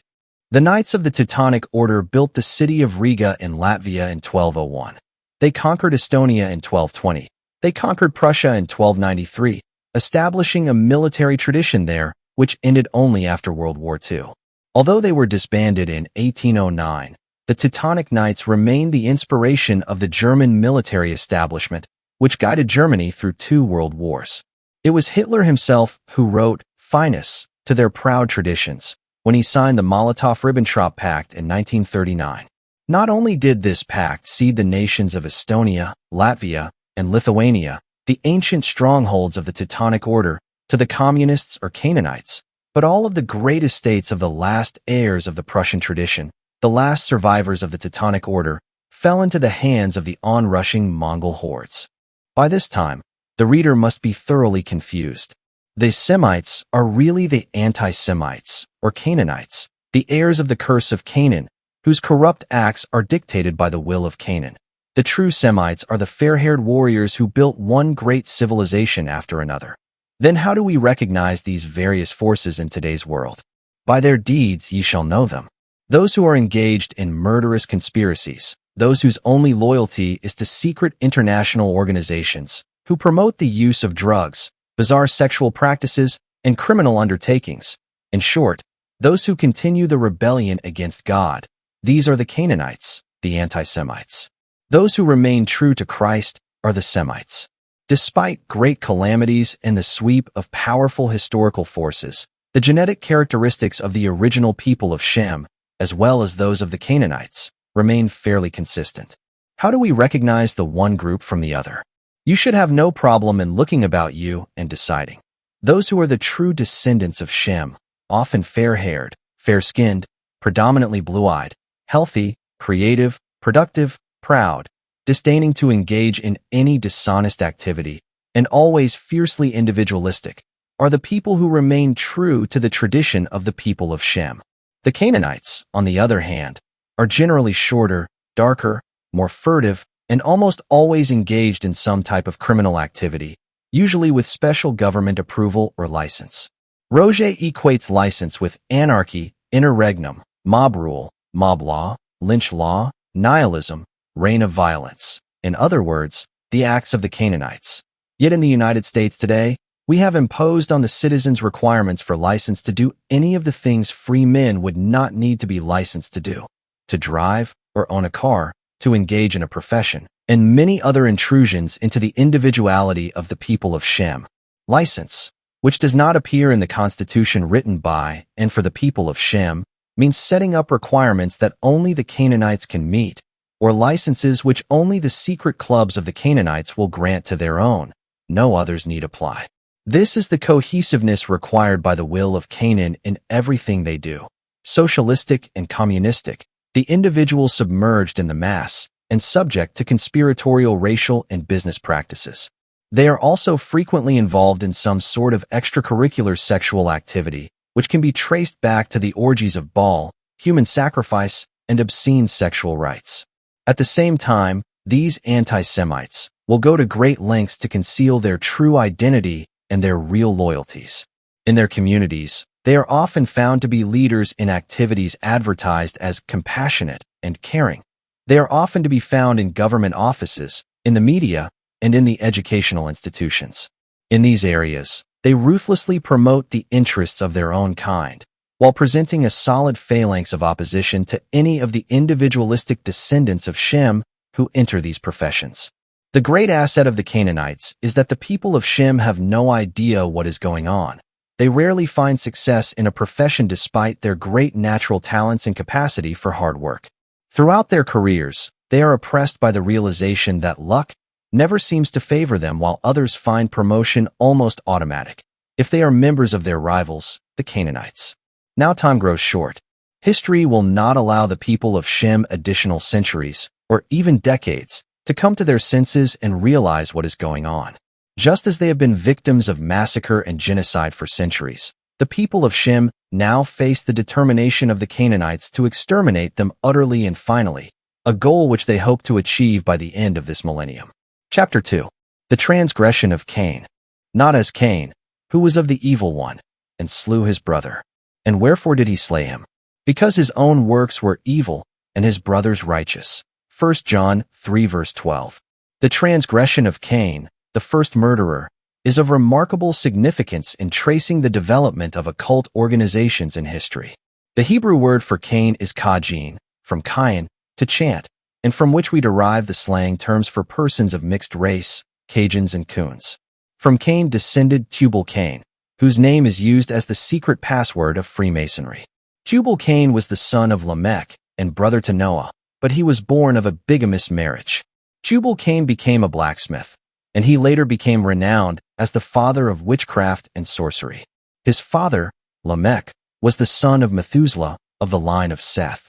We might suppose that the two sons of Adam, Cain and Abel, having the whole world before them, would have little cause for discord, but Cain, being of the evil one, sought a quarrel with his brother. The Bible recounts that they made offerings to God, and that God accepted the offering from Abel, but rejected the offering of Cain because he was unworthy, that is, he was of the evil one. Cain, overcome by wrath and jealousy, then slew Abel.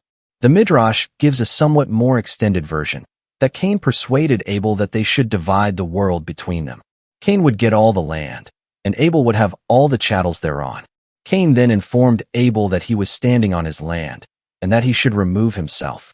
Abel retorted that Cain was wearing clothes of animal skins, which belonged to Abel. They fought, and Cain slew Abel. God then banished Cain eastward of Eden, in the land of Nod. He wedded a woman of pre-Adamite stock, and thus compounded his fault.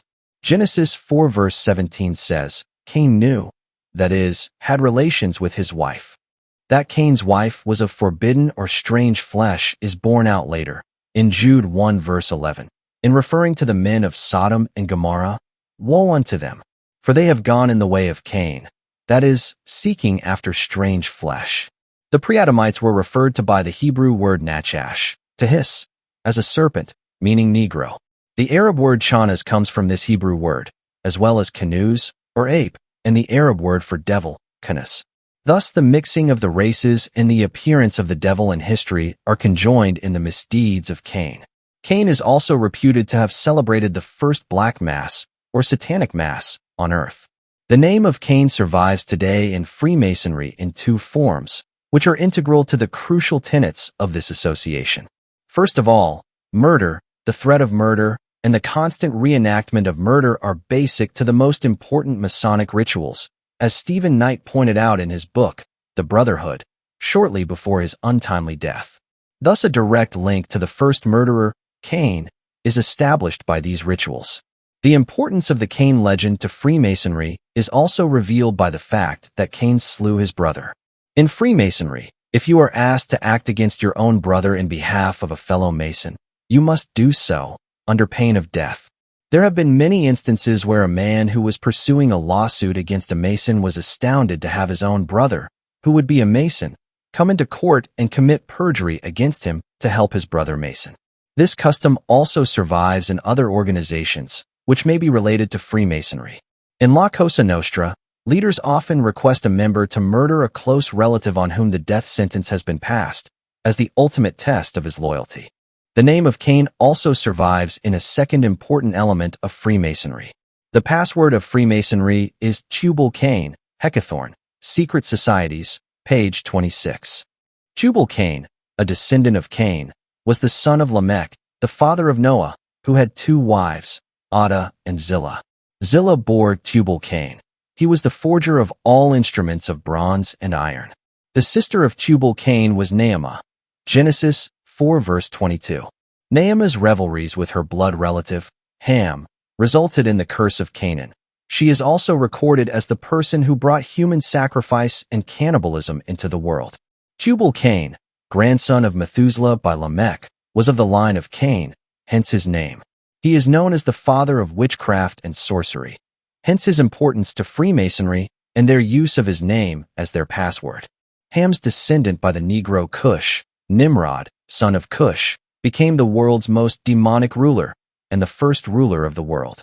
He used his power to indulge in sex orgies and child sacrifices until Shem killed him for his offenses against God. Shem cut his body into pieces and sent these gory relics to the priests as a warning to cease and desist their vile practices of demonic worship. Instead, the priests hid the pieces, revering them as objects of worship, concealing them in their groves and shrines as the first mysteries.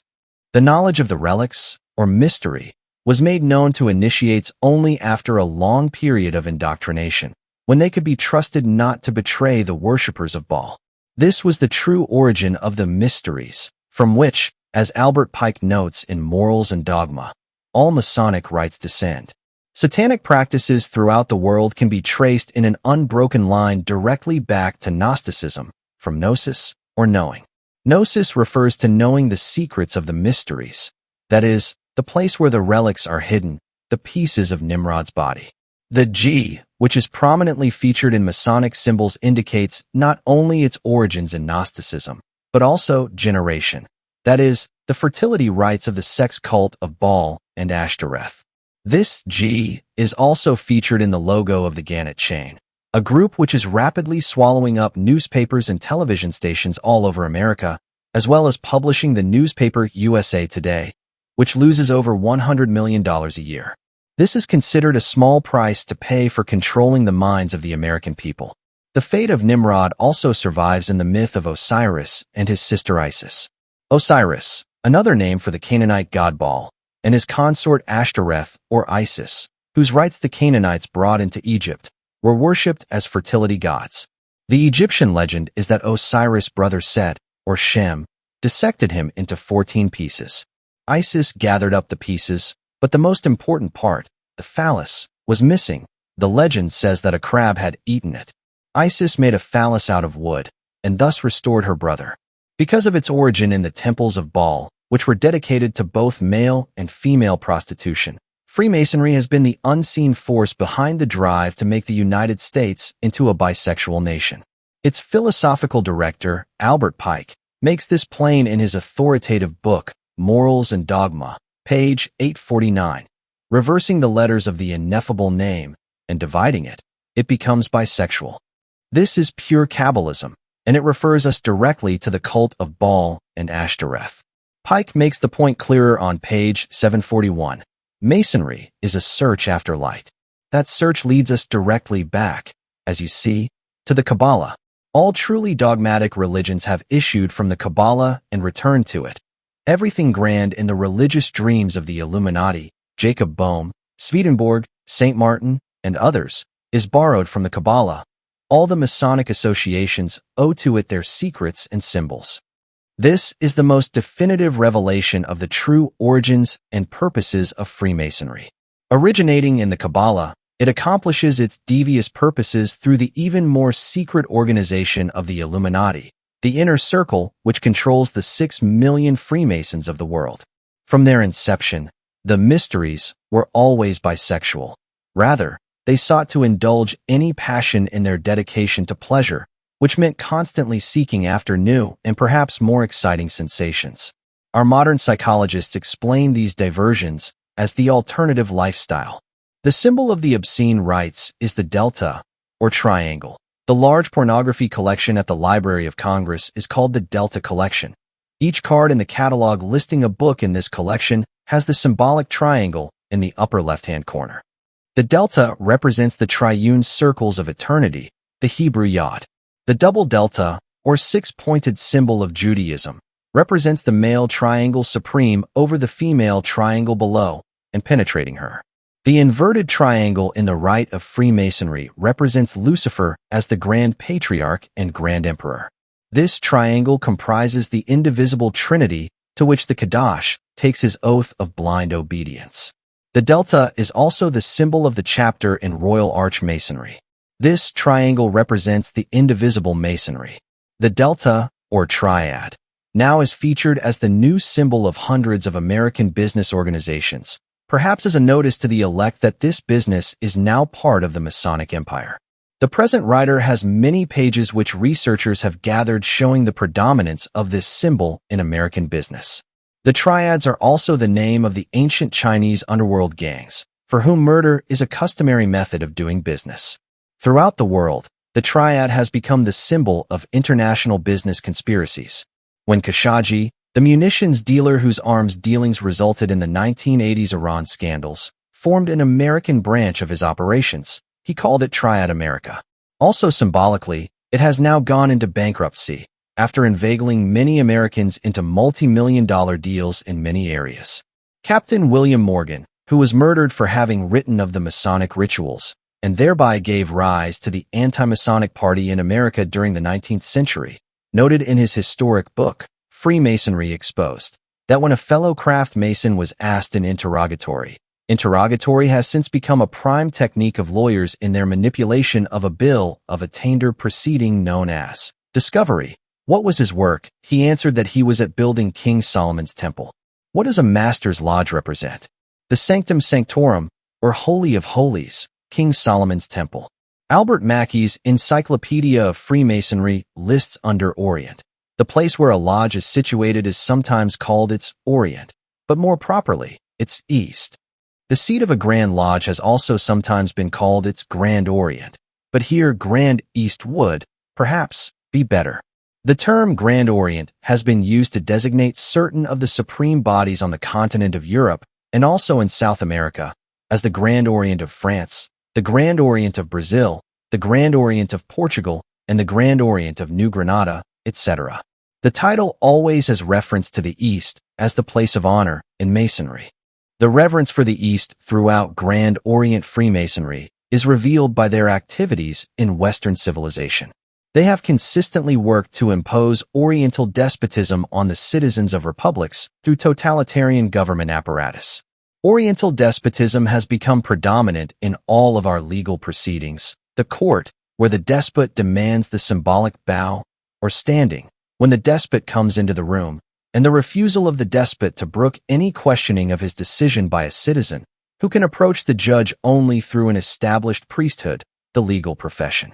Americans optimistically decide to come into court representing themselves, which the people of Shem provided for specifically in their Constitution of the United States, but judges usually give such attorneys pro se short shrift. In states such as Virginia, where Masonic power rules the courts, judges have been known to boast that no attorney pro se will ever get a favorable decision in their court. A non-Mason who enters an American court today is placing himself at the mercy of an Oriental despot, hence the tyrannical actions of judges in sentencing to indeterminate prison sentences anyone who happens to displease them, or whose property is coveted by a Mason. This Oriental type of despotism can be traced back to Zoroaster in Persia, to Ishtar and Tammuz in Babylon, to the Greco-Thracian mysteries at Eleusis, the mysteries of Demeter, Persephone, and Dionysus, to Cybele and Attis in Phrygia, to Aphrodite and Adonis in Syria, to Isis and Osiris in Egypt, and to Mitra in Persia. These mystery cults were formally combined into much of the text of the Babylonian Talmud, a book of religious precepts which had been formulated after the fall of Jerusalem. In 586 BC, Nebuchadnezzar took this people to Babylon as captives from 586 to 537 BC, after which Cyrus of Persia captured Babylon and authorized the return to Jerusalem. During the Babylonian captivity, there was a free admixture of the various Canaanite tribes. The Edomites intermarried with the Canaanite branch of the Judahites and others. Edom means red. Ever since the captivity, red has meant revolution and Canaanite massacre of the innocents. The Rothschilds, when they backed the formation of the Illuminati, changed their name from Bauer to Roth, red, child, shield. This intermixture of various strains caused a great deal of confusion among the offspring as to what their customs should be. To resolve this difficulty, the captives began to compile a great book of religious teachings. Talmud means teaching in Hebrew. By the 2nd century AD, the Talmud had been completed as oral law, the Mishnah, or older part, and the Gemara, or commentary on the law. It first appeared in print in 1520, when Daniel Bomberg published it in Venice. Because of its origins in the demon-worshipping capital of the world, Babylon, demonology plays an important part throughout the text of the Talmud. It refers to the demiurge, or chief demon, as the creator of the universe, and it defames the various appearances of demons as 1. Matzakim, 2. Shedim, 3. Ruhat, Avat. 5-6. Asmodeus is listed as the king of the demons, ps. 110a, 112b. The Mishnah taught in the 2nd century BC that two things should never be revealed to the public or the uninitiated. 1. The work of creation, and 2. The work of the chariot, meaning esoteric operations, the divine throne. These precepts later became further formalized in the rites of Freemasonry. In 1280 AD, a further development of Talmudic thought, the Zohar, or Book of Splendor, appeared. This was known as the Kabbalah, or tradition. It was based on two things: one, generation, or the fertility rites, as the most sacred in the new instructions, which, of course, also became the G featured in Masonic symbols, and two, the precept that Israel alone is to possess the future world, Vayishlach Folio 177b. The Zohar derived from the Sefer Yetzirah, or Book of Creation, which had appeared in the Babylon of the 3rd century, the 10 Sephiroth, or numbers, based on the belief that the universe derives from the 10 numbers and 2 letters of the Hebrew alphabet. This later was developed into the 22 trumps of tarot, or the 22 paths which lead to Sephiroth. In Kabbalah, evil takes on a mysterious existence of its own, which its precepts trace back to the physical existence of life on Earth, or Adam. Kabbalah claims that Adam throws the entire stream of life out of balance, and that the Church, or Christianity, by formalizing the physical existence of the Adamite people on Earth, have a problem which must be eliminated. This is the essence of the basic anti-life principle underlying all Kabbalah and its heir, Freemasonry. These precepts declare that Satanism will achieve its final triumph over the Church and Christianity, thus ending the dualism of this world, the struggle between good and evil. In short, the problem of good and evil will disappear when evil triumphs and good is eliminated from the earth. This program may sound somewhat simplistic, but it is the basic premise of the Kabbalah and Freemasonry. Footnote: Kabbalah appears in various spellings throughout history, principally Kabbalah, also Kabbalah, Kabbalah, etc. These anti-life precepts are now to be encountered and dealt with in many of the developments of our civilization. The descendants of the Canaanites instinctively hate and actively oppose such progress as technology, urban life, industrialism, and the cultural achievements of humanity. Their basic goal is to return the earth to the primitivism of its pre-Adamic state, when a Neanderthal type of human roamed at will over an earth which had no civilized aspects to remind him of his primitivism. The end purpose is to restore pre-Adamic man, that Adamite man, as a creation of God, no longer presents an obstacle to Satan and his rule over this world. Thus, Kabbalistic Freemasonry aims for the extermination of life as we know it, culminating in the final triumph of the Canaanite curse on this earth. In this amazing observation, one offers an irrefutable reason for the otherwise inexplicable massacres, wars, and human devastation which have regularly visited upon a long-suffering humanity by the Canaanite conspirators. The Encyclopedia Judaica has an entry of some 61 pages on the Kabbalah alone, by far the largest single entry in this encyclopedia. This entry notes that Christian Kabbalah, that is, the central development of secular humanism, first appeared in the theosophical systems of the 17th and 18th centuries in the second half of the 18th century, that is, during the period of the Enlightenment. It was this predominant element in secular humanism which led to the revolutions of the 18th and 19th centuries, and which had previously led to the Reformation. These political results were the practical outcome of the teachings of Zohar, which declares that Ein Sof, the ultimate deity, brought the world into being in an indirect manner, in order to avoid being contaminated by physical being, or life. This again expresses the basic anti-life direction of this philosophical system. This deity's only manifestation on earth is through the 10 Sephiroth, or divine emanations. The teachings of Kabbalah deny any presence on earth of God or his Son Jesus Christ. It places all of its emphasis on a non-God or humanistic creator. Orthodox Jews base their religious practices entirely on the Kabbalah. They celebrate their coming triumph, the Feast of Tabernacles, which is defined in the Zohar as the period when they triumph over all the peoples of the world. That is why during this feast we seize the lulab and carry it as a trophy to show that we have conquered all the other people, the populace, Toldoth Noah 63b. In his definitive work, The Magical Mason, W. Wynne Westcott, the founder of the Hermetic Order of the Golden Dawn in England, traces the origins of the Freemasons back to the Essenes in Jerusalem, Pharisaic Jews, the practitioners of the most strict Judaism, the ancient mysteries of Egypt and Greece, the Vimgericht of Westphalia in Germany, the trade guilds of the Middle Ages, the Roman collegia, the French compagnons, and the Rosicrucians. Westcott points out that the cornerstone of the capital of Rome has the keystone mark of the Overseers, a sacred group. The royal arch has an altar of white stone in the form of a double cube. It is engraved with the sacred name.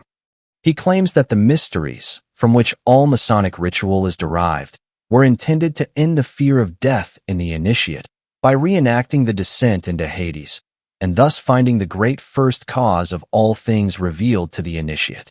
Westcott claims that the famous black stone in the sacred mosque at Mecca is also part of this ritual. There is also the sacred stone placed beneath the throne of England, which is said to have been the stone of Jacob in biblical times.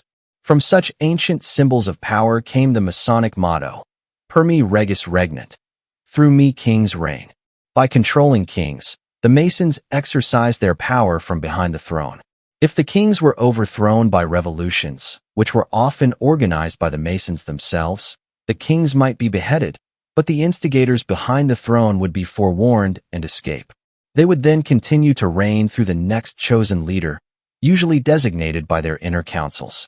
Although it is dedicated to the usurpation and maintenance of absolute power through Oriental despotism, Freemasonry has attained much of its worldwide influence through its emphasis on and sponsorship of the power of revolutions against the established order. Their slogan became the motto of the French Revolution, Liberté, Égalité, Fraternité. Liberty, equality, that is, equality for Masons only, with slavery as the fate of everyone else, and fraternity, that is the brotherhood of the Masonic Order of the Canaanites. This slogan appears throughout documents of Freemasonry, which also advertises itself as the New Age movement. Many of its publications, such as the magazine of the Washington Freemasons in our nation's capital, feature the name, the New Age, and the symbolic triangle on the cover of its magazine, the triangle being emblazoned in its borders with the motto, Liberty, Equality, and Fraternity. The New Age, or New Order, refers to the era which will be inaugurated after the final Armageddon, when the Canaanites exterminate the last survivors of the people of Shem. In the Masonic world, Jerusalem has always been heralded as the birthplace of Freemasonry. Another tradition has it that the earliest Masonic lodges built the Temple of Solomon. King Solomon completed the temple in 1005 BC. Solomon died at the age of 60, after a reign of some 40 years, and was succeeded by his son Rehoboam. Mackey's Encyclopedia of Masonry says under the entry, Oriental Chair of Solomon, the seat of the master in a symbolic lodge, and so called because the master is supposed symbolically to fill the place over the craft once occupied by King Solomon. For the same reason, the seat of the Grand Master in the Grand Lodge receives the same appellation. In England, it is called the throne. In Masonic symbolism, the rainbow appears as the sacred depiction of Lucifer, the light bearer, and it indicates his brightness. On Masonic diplomas is inscribed the verse, "And God said, let there be light, and there was light." In fact, the use of God's name here is a typical subterfuge whose true meaning is known only to the higher degrees of Freemasonry, the occult degrees, and is an example of the internal deception by which the occult degrees rule the fellow crafts. Lucifer is the true name of the being whom they worship as a god. Their mentor, Albert Pike, made this plain in his communications to Mazzini and other Masonic leaders. The symbols of Freemasonry, to those unaware of their Kabbalistic meaning, may seem innocuous enough, particularly to the great majority of Masons, the members of the 3 degrees of the Blue Lodges. They are never informed that the all-seeing eye of their symbolism refers not to light, but to the genitals, the eye of Hor, which is the anus, and which signifies the homosexual or bisexual commitment of our present ruling class, the world order of the Canaanites. G stands for both generation, or the act of coitus, and for Gnosticism. It also glorifies the great god Baal, and the missing part of his anatomy, the phallus, which according to the legend of Set and Nimrod, had been removed. The worship of the phallus appears in Masonic ceremonies in the master degree, Mahabone, signifying the hermaphroditic son of Loth. The master's lodge represents the uterus, the middle chamber. The acacia signifies that all the mysteries originated in India, or rather, that their initial inspiration came from that area. In the acacia rite, the fellow crafts are dressed in white, from the Greek signifying innocence, although it also signifies the corruption of innocence in many religious rites. The Acacia Mutual Life Insurance Company headquarters occupies a prominent place in Washington near the halls of Congress. During his lifetime, J. Edgar Hoover, longtime head of the Federal Bureau of Investigation, accepted only one business association. He was named a director of Acacia Mutual, which was almost directly across the street from his headquarters at the Department of Justice. The Masonic points also derived from the ancient mysteries. The triple degrees of the system correspond to the mysteries of Serapis, Isis, and Osiris. The entered apprentice is referred to the three lights, Osiris in the east, Isis in the west, and Horus, who was master or living lord in place of Osiris, in the south. The hexapla, or seal of Solomon, is a six-pointed star. In the Kabbalah, 6 is esteemed as a male number, which has been assigned by the Kabbalists to Microprosopis, the Vav of the Hebrew alphabet, and the 6 middle signs. The Kabbalah itself is the basis of theosophy. In the Encyclopedia Judaica, under the entry Theosophy, it merely says, see Kabbalah. The Kabbalah took shape as a definite system, a secret Sophia or body of knowledge, after the fall of Jerusalem. It relied heavily on numerology and incantations. The Hebrew Gematria is a code which is based upon numerology. Devious explanations and prophecies are worked out by laboriously tracing various numerological values. For instance, through Gematria it is shown that Moses wrote the farewell song. The first 6 letters of the first 6 sentences are the same as Moses' name in Hebrew, 345. The Kabbalah claims that the sacred number offers the prospect of knowledge. This number, 142857, is divided from the eternal number, 1, or 1 million, or God plus 6 symbols of endlessness. Divided by 7, it always comes out 142857. The primary numbers, 1 through 9, make up the triangle of the ternary, the completed image of the 3 worlds. 9 is also the number for Mars. The secret name of God is number 9, and the period of gestation is 9 months. All of this information is to be found in the Kabbalah. The chants and incantations from the Kabbalah include such esoterica as the Key of Solomon, which gives the formula for summoning Lucifer. So come forth, enter, or I shall torture you endlessly by the force of the powerful names of the key, Alglon, Tetragram, Vatians, Stimulometian, Esphres, Tetragrammaton, Alzarin, Irion, Erathon, Existron, Erzona, Honora, Orison, Mazon, Meshes, Soter, Emanu, Sabaoti. A symbol which is to be found in every Masonic lodge is the representation of a blazing star. Masons, apparently not knowing its true origin, claim it is the symbol of prudence. In fact, it represents the dog star, Sirius. The inundation of the Nile occurred in Egypt when the sun was under the stars of the lion. To the Egyptians, it was known as the god Anubis. We know it by the name from the Hebrew, Sire, which in Greek became Sirioses, and in Latin, Sirius. Its appearance was the sign to the ancient Egyptians to retire to higher ground, before the rising of the Nile, a tradition of prudence unknown to the present-day Masons, who nevertheless ascribe to it the correct interpretation of prudence. The character emblazoned on the Masonic apron is the triple tau, a compound of 3 T's, or, in Greek, tau. It stands for the old Egyptian Nilometer, which was used to ascertain the height of the Nile's inundation, on which the life of the inhabitants depended. It thus became the symbol of health and prosperity, having the power as an amulet to avoid evil. A key Masonic ceremony is based on the tradition that the 3 great secrets of the mystery school of Moses were known to no one man. The 3 secrets, also called the 3 words, were known by King Solomon, King Hiram of Tyre, and Hiram Abiff of Tyre, who is called the widow's son by Masons. Tyre, of course, was one of the key Canaanite cities. 3 Masons of lower degree sought to force Hiram Abiff to tell them the word which was in his keeping. He was murdered by them because he refused. The murder ritual of Hiram Abiff is one of the key Masonic ceremonies, and it is intended to impress upon them the importance of submitting to murder rather than to give away any secret of the Masons. It also, as Stephen Knight points out, emphasizes the importance of the element of murder in all of Freemasonry, perhaps the single most constant factor which links all of their ceremonies. The murder of Hiram Abiff is solemnly reenacted at the reception of a Master Mason.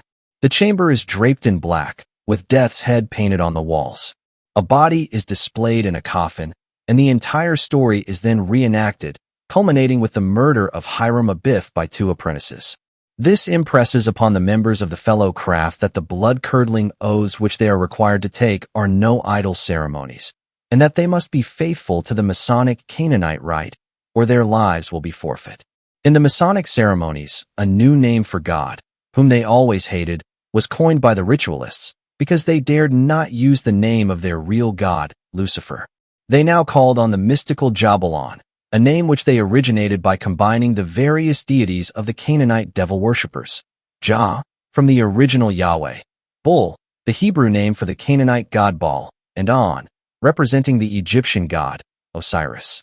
Because of their Kabbalistic origins, the number 13 is of great significance in Masonic rites.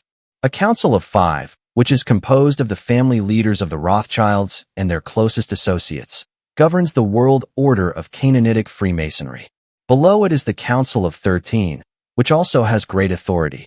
After them comes the Council of 500. The Council of 500 is made up of the leading politicians and business leaders of the world. It also includes the most prominent men from education and religion. The members of this council are often present at the policy meetings of the Bilderberger organization, with which it basically corresponds. Key elements in the world program of Freemasonry are frequently enacted on their special date, the 13th. Thus, the Federal Reserve Act, a key point in the control of the world's economic systems by the Canaanites, was enacted into law on the 23rd of December, 1913. The 16th Amendment to the Constitution of the United States, the Income Tax Amendment, which was also a key element in the program, was adopted on May 31st, 1913. This amendment gave the Canaanites control over every economic aspect of the captive population of the United States. From that day on, they had to report every penny of both income and assets, as had been laid down by Lenin in his program, The Threatening Catastrophe, which he had published in 1917. This program called for the confiscation of assets as punishment for concealing income. It was adopted by the Internal Revenue Service. The Lenin program now is the official operating doctrine of the IRS. The 17th Amendment to the Constitution of the People of Shem, the amendment changing the requirements for electing senators to the Congress, was adopted on May 21, 1913. These three amendments effectively sabotaged the Constitution, removing its historic protections of the people against a tyrannical government. Because income is actually property, the 16th Amendment stripped citizens of the United States of all property rights, as did the later provisions for confiscation of all money and property. The Senate Election Amendment stripped the state legislatures of their historic right to elect senators. It had been required to maintain the balance between the less populous and the more populous states. It now costs $10 million to elect a senator. This amendment left the inhabitants of the several states bare to the most vicious intrigues of the barbaric and devil-worshipping Canaanites. In effect, the people of Shem lost a racial and religious war because of these three acts of 1913. The emphasis on the number 13 also restates the resolve of the Freemasons to destroy their historic enemy, Christ, and his 12 disciples. When the Rockefellers set up their criminal control of the state legislatures, the Council of State Governments was founded, most constant factor which links all of their ceremonies. The murder of Hiram Abiff is solemnly reenacted at the reception of a master mason. The chamber is draped in black, with death's head painted on the walls. A body is displayed in a coffin, and the entire story is then reenacted, culminating with the murder of Hiram Abiff by two apprentices. This impresses upon the members of the fellow craft that the blood-curdling oaths which they are required to take are no idle ceremonies, and that they must be faithful to the Masonic Canaanite rite, or their lives will be forfeit. In the Masonic ceremonies, a new name for God, whom they always hated, was coined by the ritualists, because they dared not use the name of their real god, Lucifer. They now called on the mystical Jabalon, a name which they originated by combining the various deities of the Canaanite devil worshippers. Jah, from the original Yahweh; Bull, the Hebrew name for the Canaanite god Baal; and On, representing the Egyptian god, Osiris. Because of their Kabbalistic origins, the number 13 is of great significance in Masonic rites. A council of 5, which is composed of the family leaders of the Rothschilds and their closest associates, governs the world order of Canaanite Freemasonry. Below it is the Council of 13, which also has great authority. After them comes the Council of 500. The Council of 500 is made up of the leading politicians and business leaders of the world. It also includes the most prominent men from education and religion. The members of this council are often present at the policy meetings of the Bilderberger organization, with which it basically corresponds. Key elements in the world program of Freemasonry are frequently enacted on their special date, the 13th. Thus, the Federal Reserve Act, a key point in the control of the world's economic systems by the Canaanites, was enacted into law on the 23rd of December, 1913. The 16th Amendment to the Constitution of the United States, the Income Tax Amendment, which was also a key element in the program, was adopted on May 31, 1913. This amendment gave the Canaanites control over every economic aspect of the captive population of the United States. From that day on, they had to report every penny of both income and assets, as had been laid down by Lenin in his program, The Threatening Catastrophe, which he had published in 1917. This program called for the confiscation of assets as punishment for concealing income. It was adopted by the Internal Revenue Service. The Lenin program now is the official operating doctrine of the IRS. The 17th Amendment to the Constitution of the People of Shem, the amendment changing the requirements for electing senators to the Congress, was adopted on May 21, 1913. These three amendments effectively sabotaged the Constitution, removing its historic protections of the people against a tyrannical government. Because income is actually property, the 16th Amendment stripped citizens of the United States of all property rights, as did the later provisions for confiscation of all money and property. The Senate Election Amendment stripped the state legislatures of their historic right to elect senators. It had been required to maintain the balance between the less populous and the more populous states. It now costs $10 million to elect a senator. This amendment left the inhabitants of the several states bare to the most vicious intrigues of the barbaric and devil-worshipping Canaanites. In effect, the people of Shem lost a racial and religious war because of these three acts of 1913. The emphasis on the number 13 also restates the resolve of the Freemasons to destroy their historic enemy, Christ, and his 12 disciples. When the Rockefellers set up their criminal control of the state legislatures, the Council of State Governments, they symbolically installed it at a building numbered 1313. In 1813, the Duke of Sussex, the second son of King George III, became the Grand Master of English Freemasonry. 13 small stars, the Seals of Solomon, were placed on United States currency to form a six-pointed Mogan David, Shield of David. The various degrees of the Masonic ritual are of great hidden significance. The first 3 degrees, known as the Blue Lodge, are 1. Entered Apprentice, 2. Fellow Craft, 3. Master Mason. The initiates of the Blue Lodge are purposefully deceived throughout their membership as to the true purposes of Freemasonry.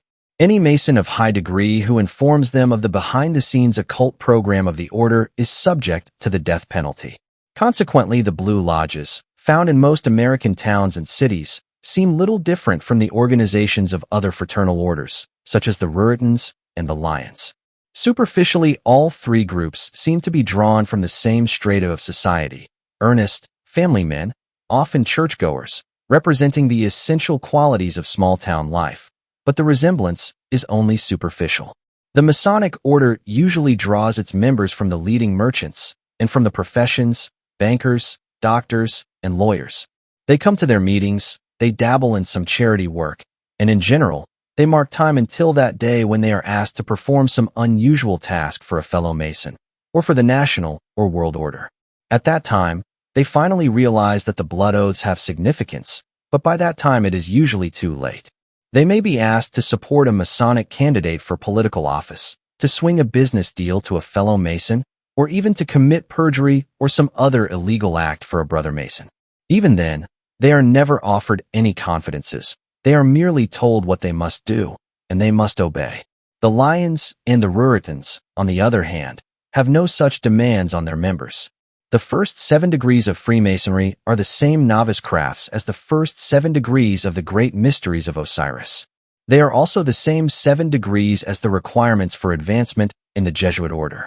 Hecathorn's secret societies, notes that the apprentice ceremonies are thought to be of Jesuitical origin. Weishaupt had a Jesuit chair at the University of Ingolstadt when he organized the Illuminati. Hecathorn says, he, the apprentice, is then deprived of all metal he has about him.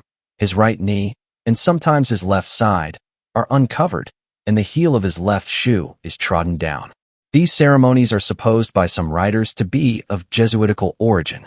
The deprivation of metals is to typify the vow of poverty. The baring of the breast and knee is intended to prevent the admission of women, and the treading down the heel of the shoe to remind the candidate that Ignatius de Loyola, who had a bad foot, thus began his pilgrimage. The Scottish Rite has 29 higher degrees, such as the 16th degree, Prince of Jerusalem, Grand Pontiff, the 20th degree, Knight, the 26th degree, a rite which calls for Luciferian worship, demanding in the sacred name to cast out obscurantism, a Masonic code term for the teachings of Christ, the 30th degree, Kadosh, a Yiddish term meaning noble, whose initiation rite contains the significant phrase, I alone, all mine, all for me, by any and every means. The important 32nd degree, Sublime Prince of the Royal Secret, means that he has now advanced sufficiently to be given information of a high degree, that is, Gnosticism, the knowing of the secret, which goes back to the dismemberment of Nimrod, when the sect went underground. The rite of the 32nd degree ritually denounces property, law, and religion as assassins of the Grand Master de Molay. Once religion is dead, law and property will fall to our mercy, and we shall be able to regenerate society by confounding on the corpses of the assassins of man, Masonic religion, Masonic law, and Masonic property. This rite reveals the basic purpose of Freemasonry, to overthrow the established institutions of society and to replace them with Masonic institutions of society controlled by the Canaanites. The Scottish Rite also has the Rite of Herod, the French Rite, the Grand Orient Rite, Mizraim Rite, which is a rite of ancient Egypt named after the son of Ham. Of these degrees, the Rite of Herod memorializes the most brutal king in history. Many Jews denounced Herod because of his bloodlust. He ordered all newborn babies to be killed, so as to ensure killing the newborn Christ.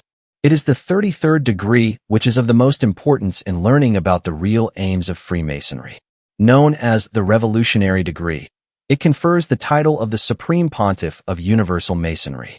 Only those who reach the 33rd degree are allowed to wield world power, hence the title Universal. Consequently, most heads of government, or persons of like importance, are 33rd degree Masons. Of course, they cannot be loyal to any nation they head, because their loyalty has already been pledged, on penalty of death, to Universal Masonry. A typical 33rd degree Mason was the late President of the United States, Harry S. Truman. Lacking any known talents, he had a disastrous career as a haberdasher. He was then deemed unemployable for any known profession. His problem was solved when he became the chief organizer for the Masonic lodges throughout the state of Missouri. This miserable creature later allowed his mother's farm to be sold to pay his debts, while he continued on the non-paying course. After he had served the Masonic order well for a number of years, the order then nominated him for a judgeship, as is often done by the order in maintaining its iron control over the courts of the United States. His subsequent political career was then assured. To draw attention away from the Masonic sponsorship of his career, a great deal was made of a passing association with the boss of the Kansas City underworld, Boss Pendergast, as the man behind his meteoric rise. In fact, Pendergast was also a Mason. After attaining the 33rd degree, Truman secretly changed his name by adding the initial S, which stood for Solomon. He frequently told journalists that the S doesn't stand for anything. As president, he was consistently loyal to the revolutionary tradition of the 33rd degree. Hailing the blood-soaked dictator, Joseph Stalin, as Good Old Joe, he initiated the Marshall Plan to continue the secret shipment of supplies to the Soviet Union. He publicly labeled the Alger Hiss treason case a red herring, and he authorized the State Department's George Kennan to draw up the containment policy, which guaranteed that Russia would continue to occupy the Central European nations without any interference after they had conquered them by armed aggression. In all of his revolutionary work, he was ably assisted by his closest personal confidant, David Niles, or Nahus, a communist homosexual who had one sister holding an important position in the government of Israel, and another sister who had a policy-making position in Moscow. To protect him while he was on his nightly drunken cruising sprees in the back alleys of Washington, Niles had J. Edgar Hoover assigned 2 FBI agents to follow him. They had to crouch behind garbage cans while he engaged himself in his customary pursuits, and then saw to it that he returned safely to the White House. This FBI tradition was continued for Walter Jenkins during the Lyndon Johnson occupancy of the White House. One of the most revolting personalities in the history of the United States was the chief organizer of Freemasonry, Albert Pike. Born in Boston, he went to Harvard University and later moved to Arkansas. He served as a general in the Confederate Army during the Civil War, after which he devoted the rest of his life to promoting Freemasonry. He is credited with having brought the Scottish Rite into prominence in the United States. Significantly, the Scottish Rite dates all of its official communications with the year of the Hebrew calendar. Pike maintained worldwide ties with such noted Masonic revolutionaries as Garibaldi and Mazzini. They cooperated in establishing 4 grand central directories for Freemasonry. The North American branch was headquartered at Washington, D.C. The South American branch was headquartered at Montevideo, the European branch at Naples, and the Asia and Oceania branch at Calcutta. He and Mazzini were succeeded as heads of World Freemasonry by Adriano Lemmy. Pike and Lemmy had an extended disagreement over the name of the god of Masons which they were to use in their rites. Pike was determined to call him Lucifer, while Lemmy held out for Satan. They finally settled on Lucifer. Pike subsequently used the term Sublime Pontiff of Lucifer to describe himself. Although he came from modest origins, Pike, during his years in Arkansas, seemed to possess unlimited funds, for which no source has ever been established. A gross, obese creature of the most perverted tastes, he frequently organized expeditions of as many as 3 wagon loads of friends and prostitutes. They rolled out into the countryside, laden with casks of brandy, every available delicacy, and other refreshments. They then would gorge themselves for days on end, indulging in wild orgies, and blind to the world. After rising to control of American Freemasonry, Pike forbade the mention of the name of Jesus Christ in a prayer in a Masonic lodge. He organized the Adonai-Side Mass for the top officials of New Palladian Rite. It was based on the initiation rite of the 25th degree, in which the serpent is portrayed as the true friend of man and Christ, or Adonai, as the real enemy of mankind. Actually, it was a somewhat conventional black mass, to which Pike added some original touches of his own. The highlight was the initiation of a nude prostitute, called Eve, into the rites of intercourse. A fowl or animal was then immolated as a bloody sacrifice to Lucifer, to celebrate the victory of the synagogue of Satan over Christ, followed by the ritual defiling of the host. The blood was passed around to the celebrants to be drunk, after which the flesh was ritually eaten. All those present then abandoned themselves to a drunken orgy. Despite his frequent dissipations, Pike was a tireless organizer. He managed to produce the massive textbook, Morals and Dogma, which is the Bible of American Freemasonry to this day. First published in Charleston, the Mother Lodge, in 1871, the book indicates from its very first page the tyrannical intent of Freemasonry. The blind force of the people is a force that must be economized and also managed. It must be regulated by intellect. The force of the people cannot maintain and continue in action and existence a free government once created.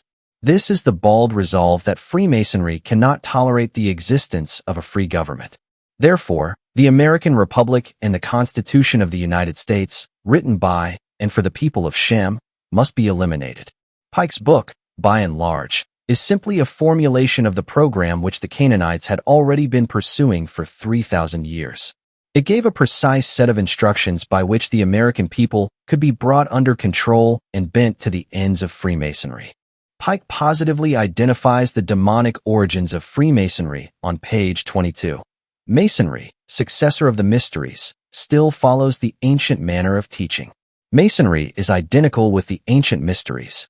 This also explains Freemasonry's close cooperation with the leaders of secular humanism, which also stems directly from the mystery cults. Another meaningful statement is found on page 152. Masonry is activism. These three words explain the furious involvement of Freemasons in every type of activist movement in the United States, whether it is feminism, humanism, racial integration, or communism.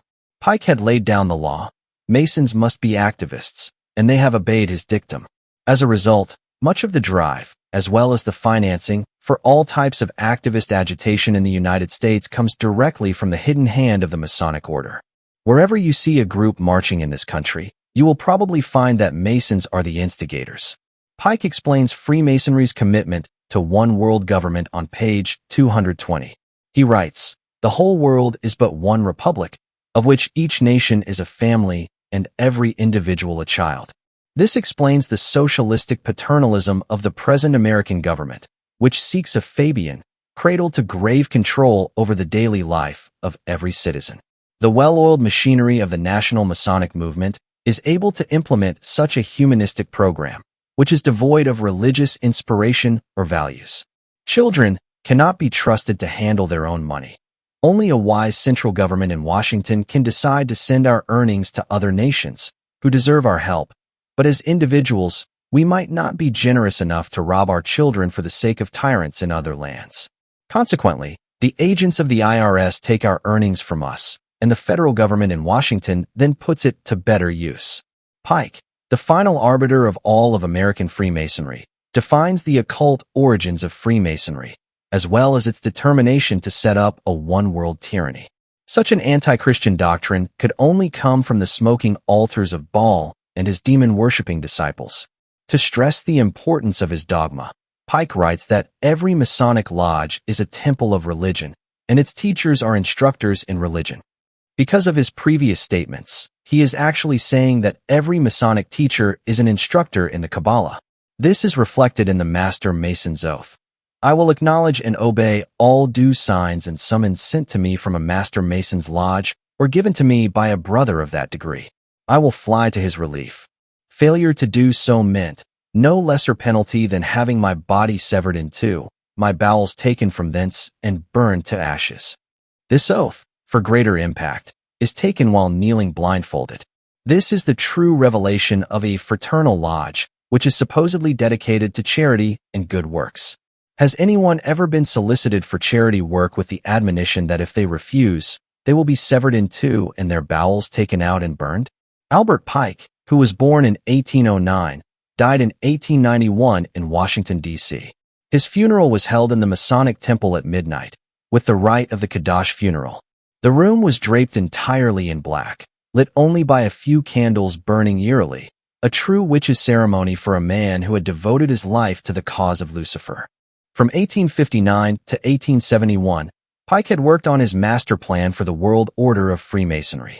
He formulated the program, which included 3 world wars: the first to overthrow the Tsar and set up a communist state, the Second World War, which would build up the communist empire, and the Third World War, which would destroy Christian civilization for all time throughout the world. On August 15, 1871, he wrote a letter to Mazzini, which is now on exhibit at the British Museum, of his program for the Luciferian world conquest, planned to unleash the nihilists and the atheists everywhere. The citizens will receive the one pure light through the universal manifestation of the pure doctrine of Lucifer, which will follow the destruction of Christianity and atheism, both conquered and exterminated at the same time. It was Pike who formulated the secret technique whereby initiates of the Blue Lodge would only pass through the outward doors of their philosophy. The initiates must be deceived by false interpretations. True interpretations were reserved for those of high degree, the princes of Masonry, who were forbidden to reveal the true interpretations to the lower initiates. Because of the numerous papal bulls which had been issued against Freemasonry, Pike and Lemmy resolved that the papacy must be destroyed. The Bulletin of the Grand Orient of France, September 18, 1885, called for the destruction of the Catholic Church. Monsignor Dillon was perhaps the first person to perceive that the real power behind the communist movement was that of Freemasonry. He wrote in 1884 that the New Age actually is built on the desire for the coming of a new Messiah, a false one, that the Temple of Solomon was destroyed in fulfillment of the prophecy of Christ, and the Grand Orient and the Scottish Rite Lodges were the source of modern revolutionary activity. Pope Leo XIII denounced Masonry as naturalism. The ultimate aim of Freemasonry is to uproot completely the whole religious and political order of the world which has been brought into existence by Christianity, and to replace it with another in harmony with their way of thinking. This will mean that the foundation and laws of the new structure will be drawn from pure naturalism. Abbé Lerudin had written in 1747 in Amsterdam, "The real secret of Freemasonry is disbelief in the divinity of Christ replaced with naturalism or the doctrine of rationalism, which was preached by Socinus in Poland." Oliver Cromwell, the regicide of England, was a Socinian by belief. This made it possible for Freemasonry to formally organize in England. Napoleon, whose brother Joseph Bonaparte was Grand Master, was believed by the Masons to be too powerful. Bernadotte, a Mason, persuaded him to launch his disastrous campaign against Russia, which led to the destruction of his army. In Italy, Lord Sackville of England had founded the Grand Orient of Italy, which was directed by the highly secret Carbonari through the Alta Vendita, its operating arm. The instructions to the members contained this admonition: let each act of your life tend to discover the philosopher's stone. The alchemists of the Middle Ages lost their time and the gold of their dupes in the quest of this dream. That of the secret societies will be accomplished for the most simple of reasons, because it is based on the passions of man. Let us not be discouraged then by a check, a reverse, or a defeat. Let us prepare our arms in the silence of the lodges, dress our batteries, flatter all passions, the most evil and the most generous, and all will lead us to think our plans will succeed one day above even our most improvident calculations. Another instruction of the Alta Vendita read, "We do not cease to recommend to you, to affiliate persons of every class and every manner of association, no matter what kind, only provided that mystery and secrecy shall be the dominant characteristic. Under a pretext most feudal, but never political or religious, created by yourselves, or better yet, caused to be created by others, associations having in common music, the fine arts for object. Then infiltrate the poison into those chosen arts. Infiltrate it in little doses. A prince who has not a kingdom to expect is a good fortune for us. There are many of them in that plight.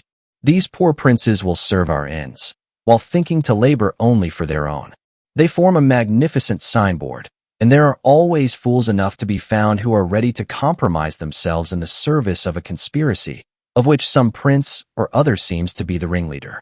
There is little morality even among the most moral of the world, and one goes fast in the way of that progress. A good hatred, thoroughly cold, thoroughly calculated, is of more worth than all these artificial fires and all these declarations on the platform. Presently, we shall have a printing establishment at Malta placed at our disposal. We shall then be able to act with impunity, with a sure stroke, and under the British flag, to scatter from one end of Italy to the other, books, pamphlets, etc., which the Alta Vendita shall judge proper to put into circulation." Nesta Webster, in World Revolution, page 14, discloses further threats to potential betrayers. "If you are only a traitor and perjurer, learn that all our brothers are called upon to arm themselves against you. Do not hope to escape or find a place of safety. Wherever you are, shame, remorse, and the rage of your brothers will pursue you and torment you to the innermost recesses of your entrails." This was no idle threat. The Masons were known to poison those whom they suspected of having betrayed them, so that they died slow and agonizing deaths, with terrible pains, in the innermost recesses of their entrails. The manner of execution is often symbolic, intended to convey a warning to other Masons or to outsiders who might know more than is good for them. Such was the execution of Robert Calvi, a principal in the Banco Ambrosiano scandal. Calvi was found hanging from Blackfriars Bridge in London, the place having been chosen to signify that he had fallen from grace. A warrant was recently issued by a judge in Milan for another principal in this case, Archbishop Paul C. Marcinkus, a native of Chicago, who had been in charge of the Vatican's finances. The bank failure cost the Vatican $250 million, although its liability at one time was estimated to be some $3 billion. Archbishop Marcinkus was in charge of the Istituto per l'Opera di Religione, the Vatican's Institute for Religious Works, which controlled its finances. The scandal was not really about banking, but about Freemasonry. Lord Sackville had established the first Masonic lodge in Italy in 1733. By 1861, Italy was beginning to organize as a world power. There were then 3 Masonic groups in Italy, at Turin, Naples, and Palermo. Garibaldi succeeded in uniting them in 1864 and thus became the most powerful political leader in Italy. So great was his reputation that President Lincoln asked him to become commander-in-chief of the United States Army during the Civil War. When Mussolini came to power after the First World War, he declared Freemasonry a danger to the peace and quietude of the state. The lodges were proscribed by the anti-Masonic law of 1925, which unleashed a furious worldwide propaganda campaign against Mussolini as a dictator. After World War II, some 500 lodges promptly resurfaced in Italy. The lodges were lavishly financed with cash funds thoughtfully provided by the taxpayers of the United States. Money was coming in such amounts that a super-secret group was required to handle it. One Lido Gelli had joined the Grand Orient d'Italia in 1963. He now organized a new lodge, which he called Propaganda 2, or P2. It was named after Mazzini's lodge, Propaganda Uno, which he had founded to lead the revolution of 1848. Gelli assumed the Masonic title of Supremo Regulatore del Universo, Supreme Regulator of the Universe. Within a short time, almost every prominent official, banker, and editor of Italy was a member of P2. P2 became deeply involved in many underhanded banking transactions, including control of Banco Ambrosiano. Another bank was set up, Banco Privata, which seemed to be a vehicle for funds which had been hidden since World War II, OSS millions which had been stashed in secret hiding places. The principles of Banco Privata would indicate this. They included John McCaffrey, the Italian representative of Hambros Bank. Charles Hambro had been head of SOE, British intelligence in London. He purchased 24.5% of Banco Privata for Hambros. Michel Sindona bought 51%. Sindona later sold Banco Privata to the Iwar through Archbishop Marcinkus. The control was shifted to a Sindona firm in Liechtenstein, Fasco AG. Another holding company, La Centrale Finanziaria, was set up by Sindona, which had Roberto Calvi, Evelyn de Rothschild, and Jocelyn Hambro on its board. Sindona was soon moving $49 billion in Eurodollars through this and other bank holding companies which he operated. He netted some $10 million in profits. Banco Ambrosiano was at the vortex of all this activity. It went bankrupt.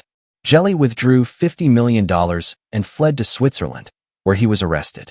Calvi was found hanging from Blackfriars Bridge in London. Sindona, who also was involved in the collapse of the Franklin National Bank in New York, was arrested and sentenced to prison. He died in an American prison.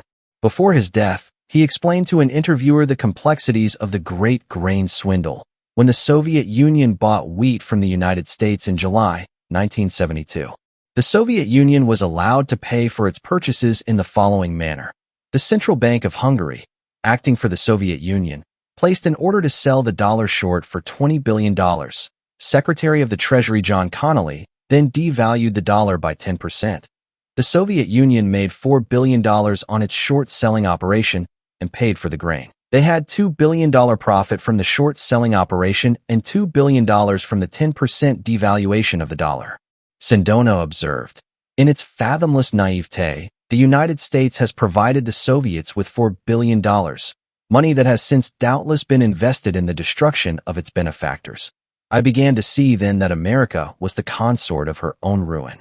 I tell you, in all of history, no power has so blindly armed and succored its enemies as she.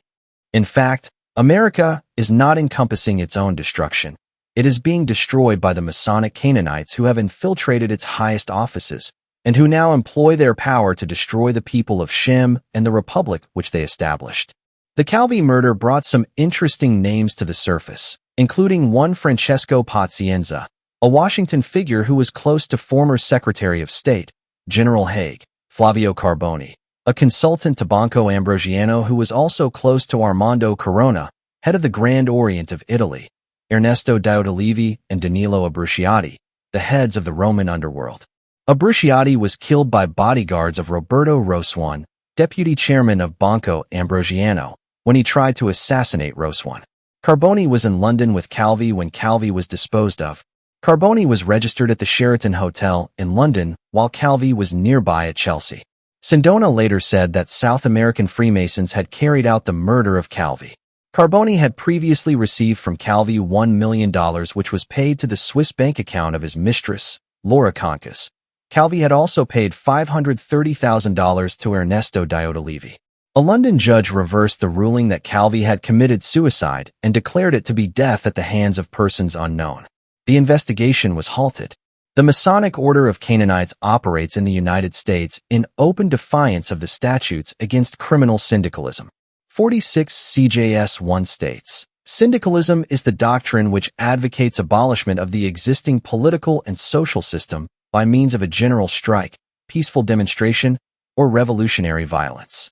It is within the powers of the legislature to punish the advocacy of propaganda which has for its purpose the destruction of government or the rights of property which that government was founded to preserve, even before there is a present and imminent danger of the success of the plan advocated.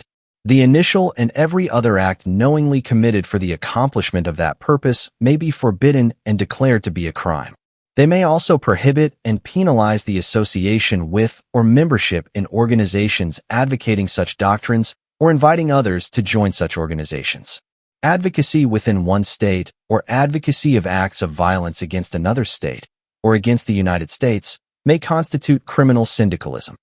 Thus, there are adequate statutes on the books to protect the people of Shem from their planned extermination by the Masonic Canaanites. Freemasonry also violates statutes prohibiting restraint of trade, combinations entered into to injure other persons, and many other illegal activities. Continuous damage is done to the entire economy by the existence of a small, super-secret group which controls all advancement in business and the professions, which controls the issuance of bank loans, entering into a publishing business such as books, magazines, or newspapers, operating a radio and television station, chartering a bank, and many other avenues of trade. Parents always want the best possible future for their children, making great sacrifices to put them through school and to send them to college. They never realize that without the open sesame of the Masonic Order, their children are condemned to be hewers of wood and drawers of water, that they can never hope to earn any large sums or to make advancements in their field. Everything is already preempted by the Canaanites for their own kind. Only the children of the conspiratorial elite will be admitted to the best schools, be offered the best jobs, and live the good life. For the rest of America, the party is over. Chapter 3. Secular Humanism. The Masonic Order of Canaanites has flourished because it has chosen its propaganda vehicles with great care. Perhaps the most efficient of these, one which has converted a large and vocal segment of the Christian church to its work, is secular humanism. The basic premise of secular humanism is that human interests should take precedence over all things. Because of its insistence that government interests are the primary instrument for implementing the good of human interests, secular humanism has become the primary advocate of statism, or big government, which means, of course, totalitarian government. This implementation by government bureaucrats always pits human interests against spiritual interests. The spiritual interests are soon shunted aside. Secular humanism, more properly, is the humanism of temporal affairs, the affairs of this world. For those who believe there is no afterlife, it is of supreme importance to maintain total control throughout this life, believing that there is no other. Those who believe in the afterlife, on the other hand, are tempted to be too tolerant of outrages on the earth, supposing that things will be better in the next world. Many people confuse in their own minds the term humanitarianism with that of humanism. Humanism is never humanitarian. Its most widely perceived example in the 20th century is the death camps of Soviet Russia, where some 66 million souls have perished. Humanitarianism results from compassion and the desire to alleviate someone else's suffering. Humanism, on the other hand, stemming as it does directly from the demon worship and the child murders of ancient Babylon, has as its ultimate goal the inflicting of suffering on its enemies, or anyone whom it perceives as an enemy. Humanistic social agencies in the United States continually degrade and humiliate the persons whom they claim to be helping. The Internal Revenue Service is the outstanding humanistic agency in the United States. Its goal is to redistribute the wealth of the citizens to more deserving recipients. Quite often, These recipients are resident in foreign lands, and they would like nothing better than to see the United States destroyed. Humanism always has a specific political direction. Its aim is to usurp and replace man's political institutions, and to set up in their place a permanent type of socialism, in which the good of humanity will be administered by the bureaucracy of a totalitarian state. The welfare state, which has been established in so many Western nations, is a giant step on the path leading to this goal. Despite the many references to secular humanism by both its advocates and its opponents, one seldom hears any concrete discussion about what secular humanism is, or about its sources.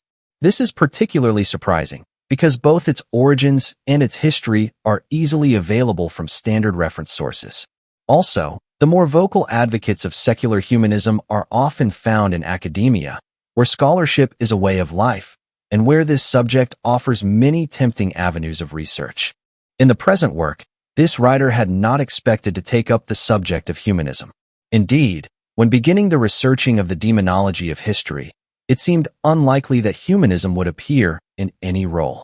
Like most other scholars, the present writer had failed to consider one essential aspect of humanism. For the revelation of this particular aspect, we are indebted to a Russian émigré, Vladimir Voinovich. He quotes a Surkov, a speaker at the First Congress of Soviet Writers. Poets somehow or other overlook a fourth aspect of humanism, one expressed in the severe and beautiful concept of hatred.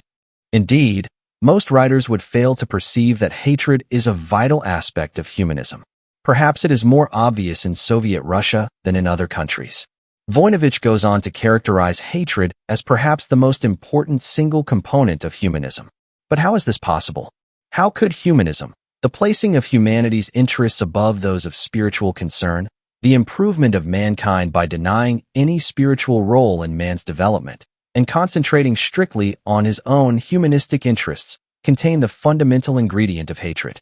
Only someone experienced in the horrors of the modern Soviet state could be qualified to identify hatred as the prime ingredient of humanism. The Soviet government, administrator of the world's most humanist state, has murdered some 66 million of its own citizens since the Bolshevik Revolution, according to its leading writer, Alexander Solzhenitsyn. All this has been done in the name of socialist realism, or humanism. The essential ingredient of humanism, hatred, can be traced directly back to its source, the demon worshippers of Baal in ancient history, the Canaanites who indulged their appetite for human sacrifice in the name of religion, cannibalism in the rite of honoring their gods, and child murder in the name of Moloch. These are the same Canaanites who operate the great nations of the world today, and who eagerly look forward to more of the massacres which they have perpetrated in the 20th century, and which has made our time the scene of the greatest mass murders in the history of mankind.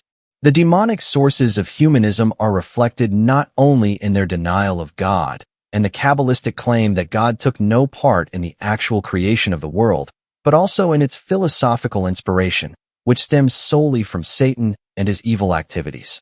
As I am, Haldeman writes, all of the spirit world is moved with the wisdom of the fallen angel. The spirits of the dark zone are coming forth in a spiritistic period. Spiritism is but the agency in the hands of that great fallen angel who still retains the title as the prince and god of this world, and of long date is determined to fulfill and function it. Thus we see that a great many people, spiritists, spiritualists, and their like, believe that Satan is in control of this world. From their actions, the humanists also seem to believe this. Certainly, they would not have taken hatred of life as a principal ingredient of their philosophy if they had not adopted the practice of Satanism. Pythagoras, 582 to 507 BC. The Pythagorean school, which was set up at Crotona, functioned as a mystery school, that is, a school in which the mystery aspects of philosophy were emphasized to a limited group of carefully chosen initiates.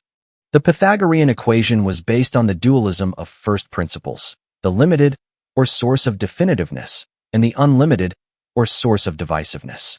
In effect, this was the first school of dialectic, a form of teaching which was to reach its apogee in the 19th century work of Hegel and his most famous disciple, Karl Marx.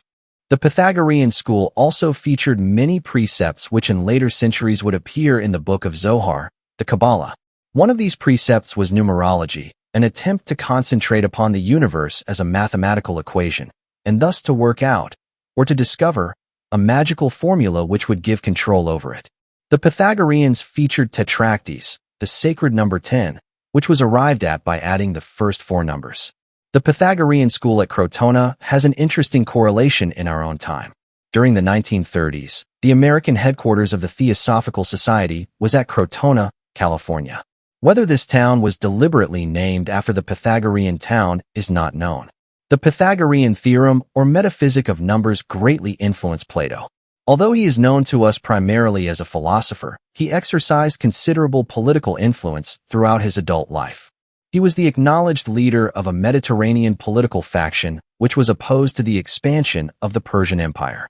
Plato led in the development of an elite which could bring the Greeks back to political dominance in the Mediterranean. The influence of the Pythagoreans caused him to develop a program much like that of the Freemasons today, a secret elite which could exercise its influence from behind the scenes, but always dedicated to its own hidden program, whose principles were known only to an elite. Plato supported Dionysus I, ruler of Syracuse, as leader of the Greek coalition forces. Dionysus became Plato's model for his future philosopher king. In return, Dionysus' brother-in-law, Dion, gave money to Plato to establish his school of philosophy, advancing funds to build a group of buildings which are now known to history as the Grove of Academe. It was in these buildings, on the outskirts of Athens, that Plato wrote The Republic as a guide for humanists of the future, so that they could achieve total control over their society. Plato then advised Dionysus II in his sacred war against Delphi. During this war, the temple of Apollo was captured, including the vast amounts of gold which had been stored there. Plato later wrote the dialogue Timaeus as an elegy for his mentor, Dion. Both Plato and Pythagoras believed in the doctrine of transmigration of souls, a favored theory in mysticism. Plato remains the single most important figure in the development of humanism, because, almost single-handedly, he transformed it from a creed based on the demon worship of Baal to a more respectable school of philosophy, a process which had been initiated by Pythagoras. Nevertheless, humanism remained a creed which was devoted to the conspiratorial enslavement of mankind by a secret elite, which considered itself specially chosen and Gnostic, that is, knowing, as contrasted to the not knowing. While becoming more and more engaged in the secular aspects of society, humanism has remained true to its basic precepts, which are comprised of a mixture of the doctrines of the principal mystery cults, pantheism, worship of nature, Gnosticism, which is always a manifestation of Satanism, irrefutably based in Gnosticism, or knowing the secrets, and Hermeticism. It was the threat of these doctrines which caused Christ to issue his famous warning, "Beware of false prophets, who come to you in sheep's clothing, but inwardly they are ravening wolves. Ye shall know them by their fruit. Do men gather grapes from thorns, or figs of thistles?" Matthew 7 verses 15 to 16. Humanism is the wolf in sheep's clothing. It comes advertising its compassion for humanity, its concern for the homeless and poor, but as Christ says, know them by their fruits. Do not ask what they intend to do. Find out what they are doing. In this way, you will not try to gather grapes from thorns or figs of thistles. Hermetic philosophy is traced back to Hermes Trismegistus, the Greek name for the Egyptian god Thoth, the god of wisdom and letters. The name itself means thrice-armed, the precept being that he who has more information than others has greater protection. Francis Yates points out in Giordano Bruno and the Hermetic tradition, the theory of universal animation is the basis of magic. The Hermetic sequence par excellence is alchemy. The famous Emerald Tablet, the Bible of the alchemists, is attributed to Hermes. Despite the efforts of Christian leaders to stamp out heresy, the Middle Ages were rife with many forms of superstition and black magic. While the alchemists sought to transform base metals into gold, a new dialectic of mysticism, the Kabbalah, became a potent force throughout Europe. Kabbalah simply means traditions.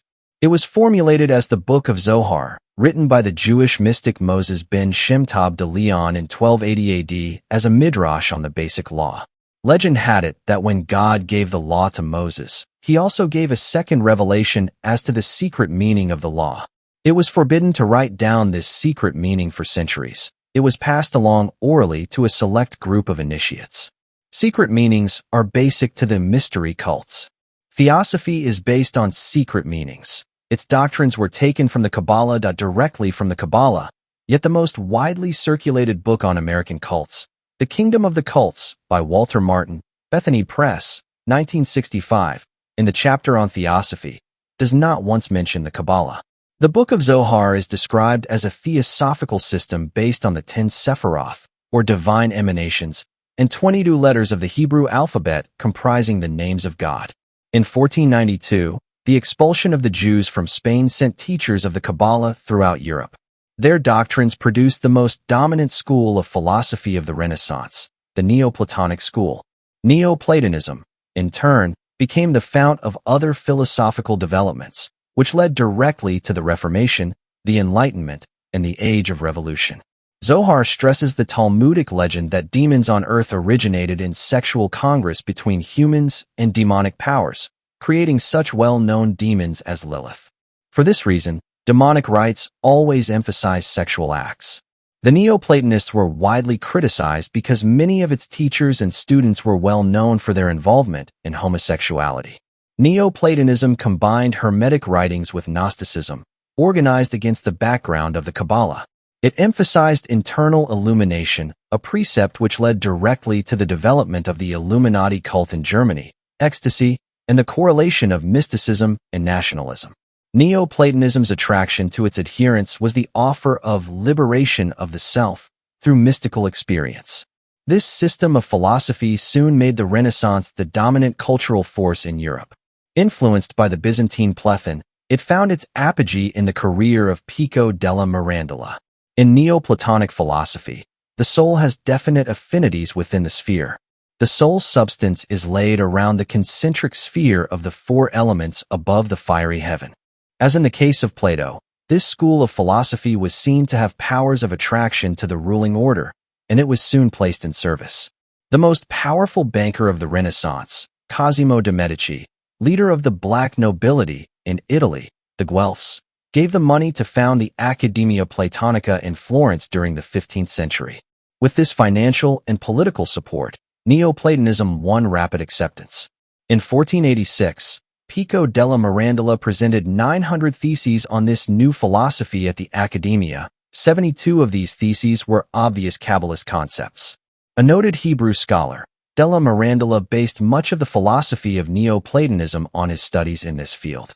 By his emphasis on a universe which is centered on man, he is credited with having anticipated the 20th century philosophy of existentialism. Della Mirandola was succeeded at the Accademia by Johann Reuchlin, who became famous for his development of Christian Kabbalism, that is, a Christian version of the Kabbalah. He also became a principal figure in the spread of the Neoplatonic doctrine, later known more simply as Renaissance humanism. Neoplatonism, or Christian Kabbalah, often excluded belief in God from its philosophy. Its principal thesis was the Kabbalistic theory that matter, or life, is essentially imperfect, and thus causes disorder in an otherwise perfect world. Plato's Republic also sought to correct the imperfections of society by setting up a perfect nation whose perfection would have to be protected and sustained by a dictatorship. This became the foundation of all future schemes for utopia, the most well-known of these being communism. Marx proclaimed that when this state of perfection had been reached, the state would wither away and would no longer be required to exercise dictatorial powers. However, no communist state has yet reached this state of perfection. This was the goal of perfection which originated in a revulsion against the life process.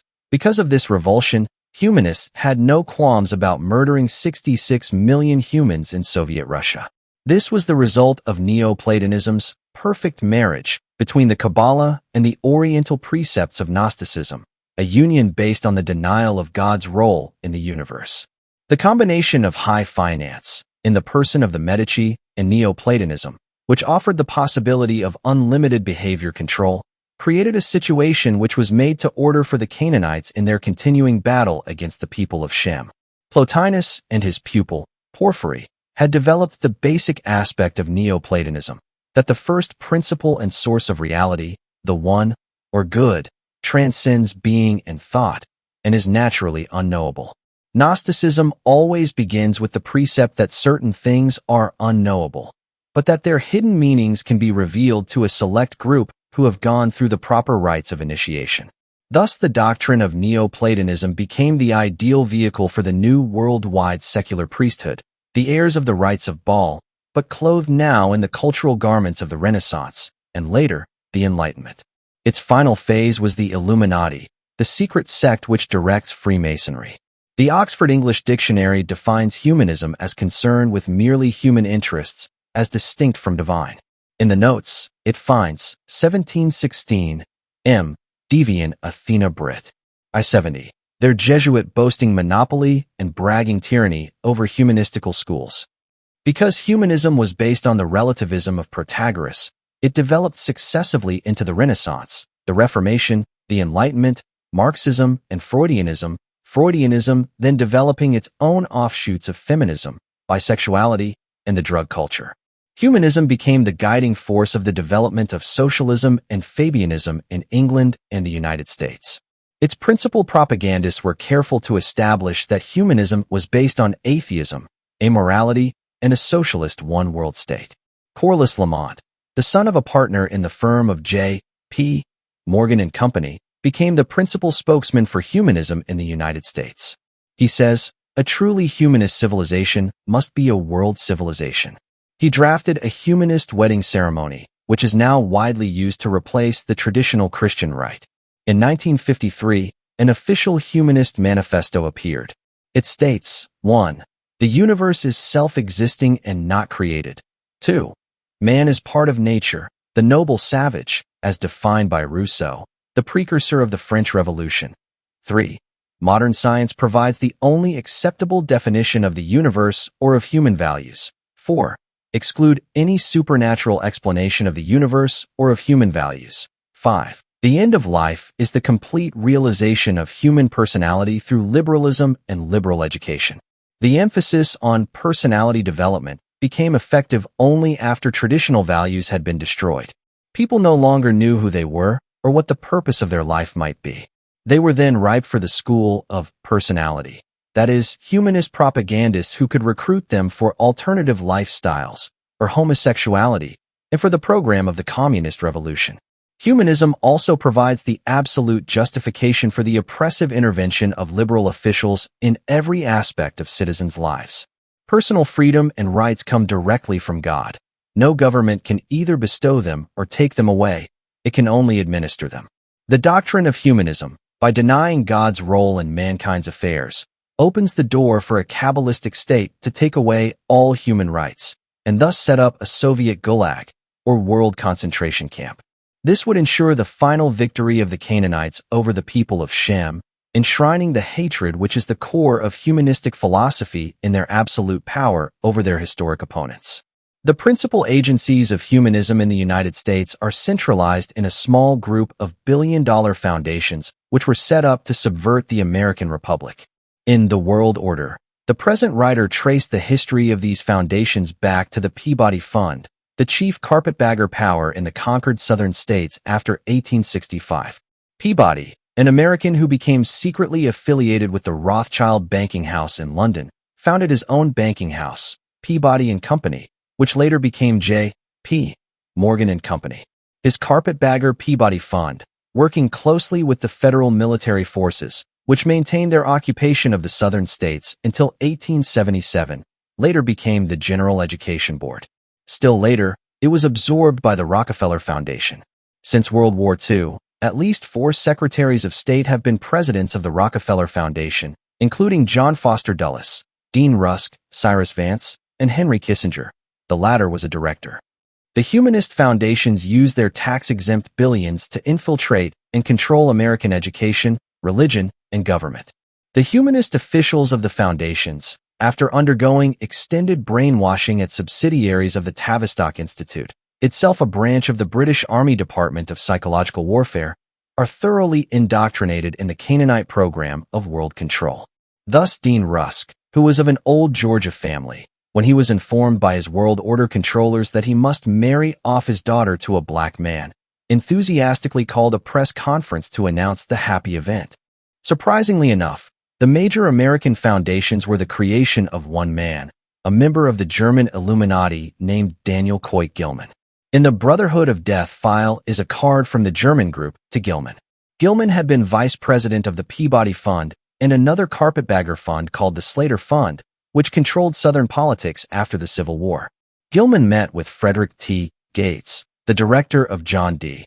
Rockefeller's charitable enterprises, and set up a new foundation for them in 1898 called the Southern Educational Board, which merged the Peabody and Slater funds. This foundation was further centralized when Gilman advised Rockefeller to call it the General Education Board, a noteworthy move signifying that its purpose was not merely to control education in the South, but in the entire United States.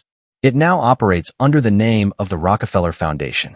In addition to being an incorporator of General Education Board, Gilman was also the incorporator of the Carnegie Institute, of which he became the first president, and the Russell Sage Foundation. In 1856, Gilman had set up the Russell Trust at Yale University with Andrew White and Timothy Dwight. This group became known as Skull and Bones because of its symbols featuring those parts. It is also known as the Brotherhood of Death because its members include many of the leading front men in the United States, the planners of war, peace, revolution, and financial calamities. They include the late W. Averell Harriman and many members of his banking firm, Brown Brothers Harriman, such as Prescott Bush and his son, George Bush, the Vice President of the United States, the tireless propagandist William Buckley, and many others. The three founders of the Russell Trust exercised a profound influence over the educational establishment. Dwight became president of Yale, White became the first president of Cornell, and Gilman became president of the University of California and later Johns Hopkins University, where Woodrow Wilson came under his influence. The Russell Sage Foundation, also founded by Gilman, has played an important behind-the-scenes role in the United States for many years. Frederick A. Delano, one of the incorporators and heir to his father's opium fortune, was a member of the original Federal Reserve Board of Governors in 1914. He was later named president of the Federal Reserve Bank of Richmond by his nephew, Franklin Delano Roosevelt. Another director of Russell Sage Foundation, Beardsley Ruml, served as president of the influential Federal Reserve Bank of New York, which is known as the Money Market Bank. He also inflicted the withholding income tax on the American people during World War II as an emergency measure. The emergency seems to be still with us. The present writer could go on for many pages, detailing the tremendous influence of the humanist foundations on every aspect of American life. They are solely responsible for implementing the increasing government control over every citizen, because each plan for more control and higher taxes is drafted by the foundations, whose staffs then present it to willing congressmen for almost automatic enactment into law. Because the people do not understand the demonic influence and origin of these humanist revolutionaries in the smoking altars of human sacrifice in Babylon, they are not able to protect themselves against their depredations. Yet the evidence exists, and it is available if they would but make use of it. In 1876, an article about Skull and Bones appeared at Yale, which boasted of a clandestine entry into the sacrosanct premises of the order. On one wall was an engraving depicting an open vault for skulls and other paraphernalia. Below it was a card with the following, from the German chapter, presented by Patriarch D.C. Gilman of D50.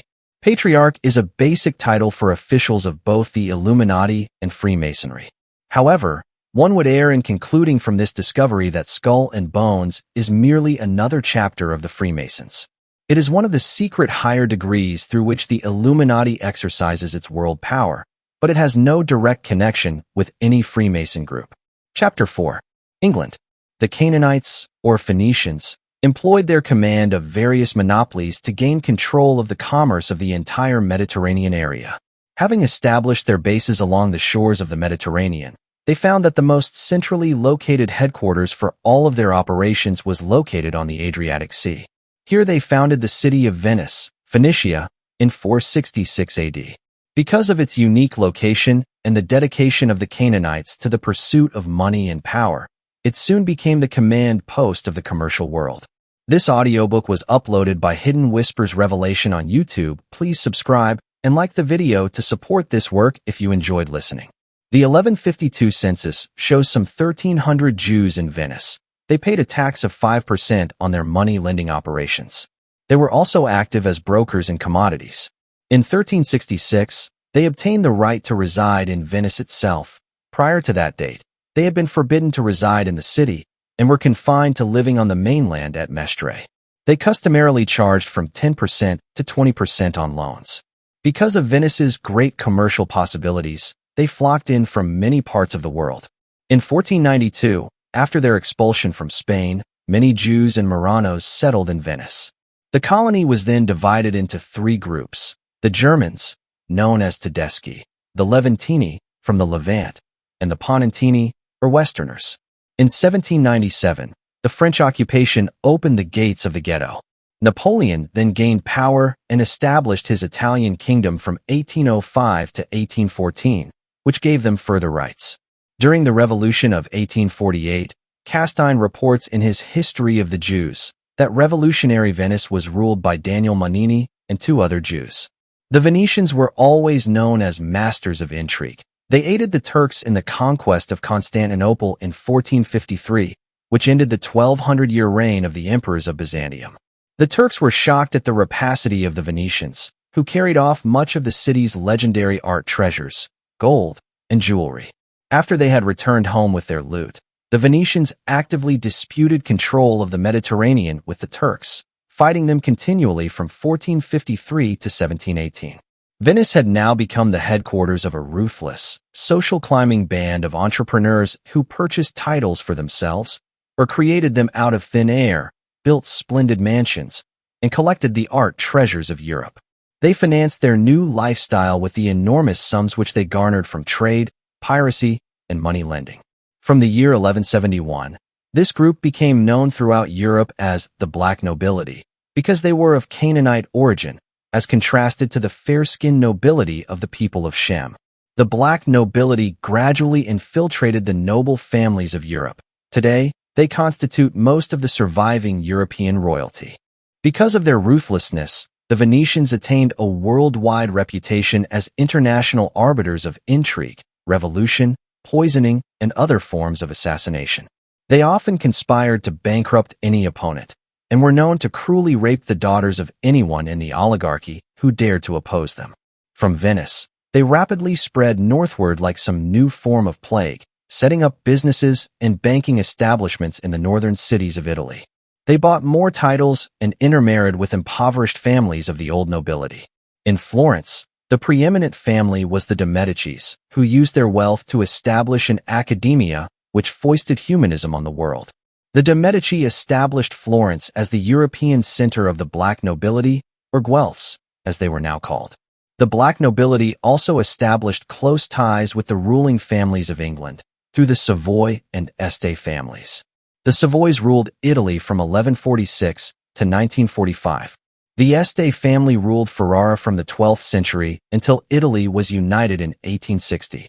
Peter, the 9th Count of Savoy, married his niece, Eleanor, to King Henry III of England, and thereby became his privy councillor.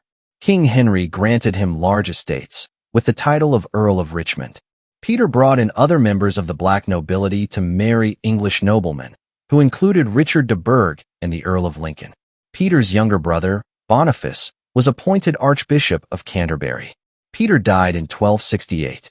The founders of the European dynasties which lasted into the 20th century were Rupert, Count of Nassau, who died in 1124, and Christian, Count of Oldenburg, who died in 1167. From Rupert came the Hesse-Darmstadt line, the Hesse-Kassel line, the Dukes of Luxembourg, the Battenbergs, the Prince of Orange and Nassau, and the Kings of the Netherlands.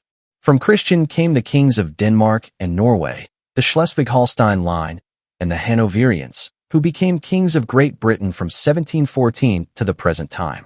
Also of the Black Nobility were the Dukes of Normandy, the Angevins, and the Plantagenets, who became the Tudor and Stuart kings of England, the Saxe-Coburgs, and the Wittelsbachs. The Hanover line was always deeply involved with Freemasonry. The Hanoverians became kings of England in 1714. That same year, the first Grand Lodge was established in England.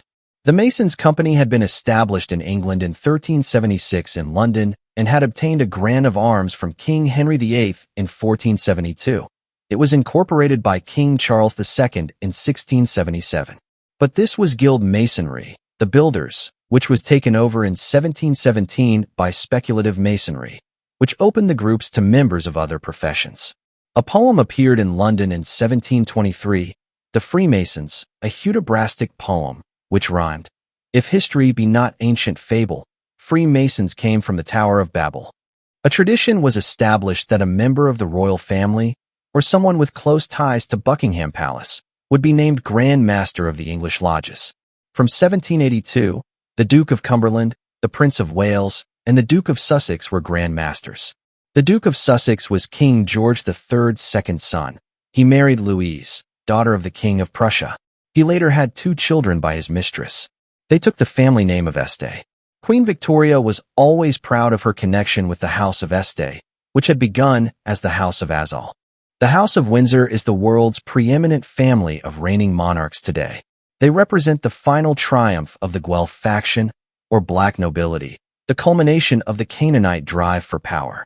Their rise had been continuous since the 13th century, when they defeated their most powerful opponents, the Teutonic Hohenstaufen dynasty, who were known as the Ghibelline faction. They had been named after one of the Hohenstaufen strongholds, Waiblingen. Frederick I, Barbarossa, as head of the Hohenstaufens, had extended his rule into northern Italy, where he was surprised by the unexpectedly strong challenge from the Guelph faction. The struggle, which lasted for more than a century, was won by the lower nobility faction of the Guelphs because of their strength among the rising merchant class. The Ghibellines, or high nobility, continued to be the knights on horseback, refusing to sully their hands with trade. The Ghibellines ruled the northern cities of Siena, Milan, and Pisa, while the strength of the Guelphs was centered in Florence and Ferrara. Otto IV of Guelph carried on the fight against Philip of Swabia, a Hohenstaufen, but the Hohenstaufens found themselves outnumbered by the forces of the League of Rhenish Towns, a merchant alliance which was able to raise large sums to outfit the condottieri. By the end of the 15th century, the Guelphs had triumphed. Alfonso I of Este married Lucrezia Borgia. His sister, Mary of Modena, married James II of England, bringing the Este line into the English ruling family. The Ghibellines favored a strong central rule and imperial power, while the Guelphs agitated for decentralized power and the rights of man, a motto which later became their rallying cry for their drive to power. In the 20th century, the surviving heirs of the Guelph and Ghibelline factions were arrayed against each other in 2 world wars. Germany had become a world power through the military instincts and drive of the Prussian Ghibellines. In 1866, Bismarck, to further his goal of unifying Germany, had dispossessed a number of German princes from their estates. The Duke of Nassau and the Elector of Hesse formally renounced their claims. Only the princes of Hanover, who were the heirs to the throne of Brunswick, refused to relinquish their holdings. For decades afterwards, the Hanoverians considered themselves to be at war with Prussia. Indeed, 2 world wars did take place, due in part to the continued resentment of the ruling family of England against the rulers of Germany. It is an interesting point that the victorious Hanoverians saw to it that a defeated Germany was split into 2 small, militarily occupied countries after World War II, the final revenge of the victors. Calvinism, a strong influence in England during the 16th century, capitalized on the growing power of the mercantile fleet and the black nobility, whose main interest was money. Unlike previous religious institutions, which had placed great emphasis on austerity and vows of poverty, this new religious doctrine stressed that the charging of interest on loans and the amassing of wealth was the new way of doing the work of the Lord. It was a welcome revelation to the growing merchant class that God really wanted them to become wealthy. Enrichez-vous became the new battle cry which swept across Europe as the Canaanites built great commercial empires. The prophet of this new divine revelation was one Jean Calvin of Noyens, France. He was educated at the Collège du Montaigu, where Loyola, founder of the Jesuit sect, had studied. Calvin later moved to Paris, where he continued his studies with the humanists from 1531 to 32. During his stay in Paris, he was known as Calvin. He then moved to Geneva, where he formulated the philosophy now known as Calvinism. At first known in Geneva as Cohen, the usual pronunciation of Calvin. He anglicized his name to John Calvin. This religious movement was based on a literal Jewish interpretation of the Ten Commandments, Old Testament law, philosophy, and the prohibition of graven images.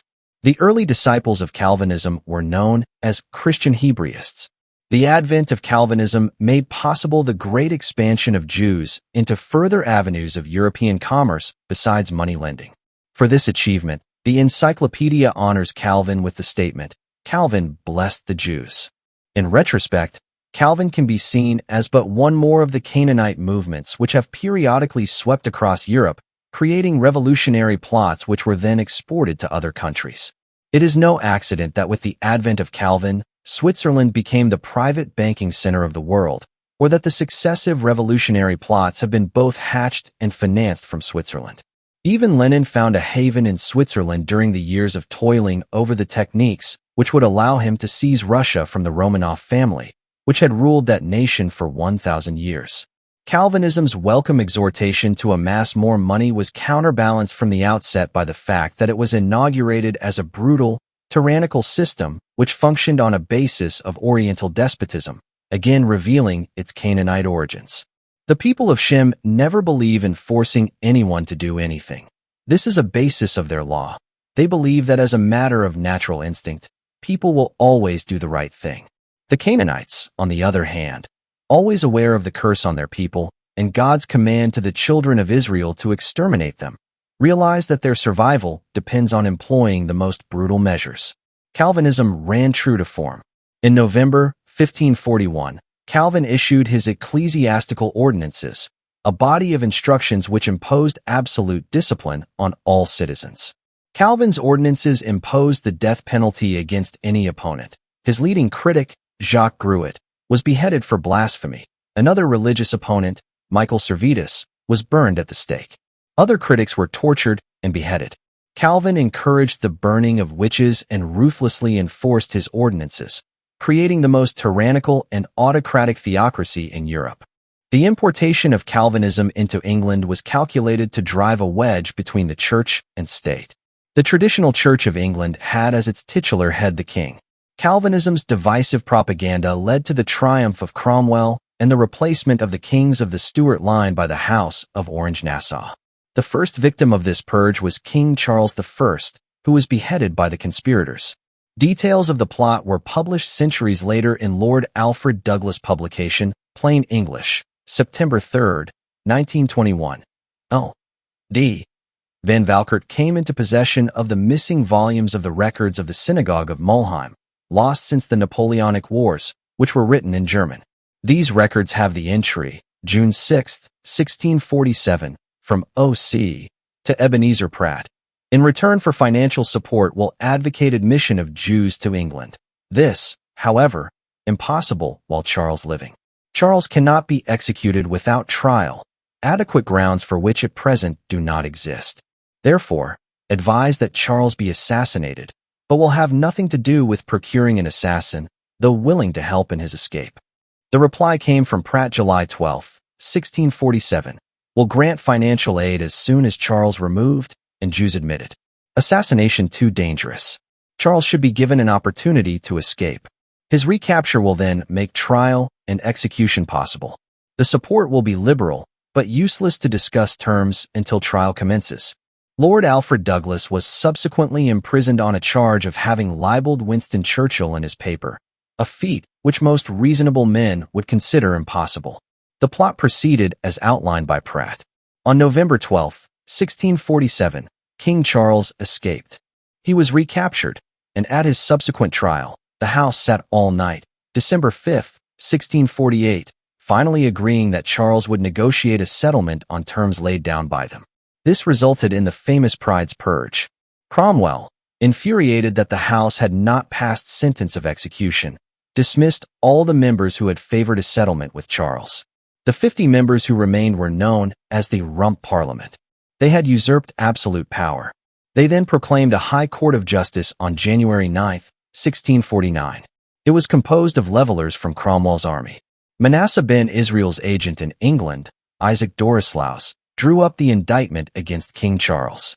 Manasseh ben Israel, who transmitted the funds from Amsterdam for Cromwell's revolution, is dubbed Cromwell's English intelligencer by the Encyclopaedia Judaica.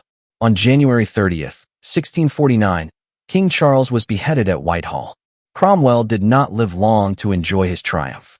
He died in 1658, making it possible for King Charles II to regain the throne. Many of Cromwell's most dedicated revolutionaries emigrated to the American colonies, where they have exercised a pernicious influence ever since. The Cromwellians were the guiding inspiration of the abolitionist movement, which precipitated the Civil War. They have been behind-the-scenes figures in many other disasters in the United States. Because Charles II was now on the throne of England, the Amsterdam bankers instituted a great financial depression in England in 1674. The unrest caused by this development paved the way for the House of Nassau to seize the throne of England. England made peace with its nemesis, Holland, in 1677.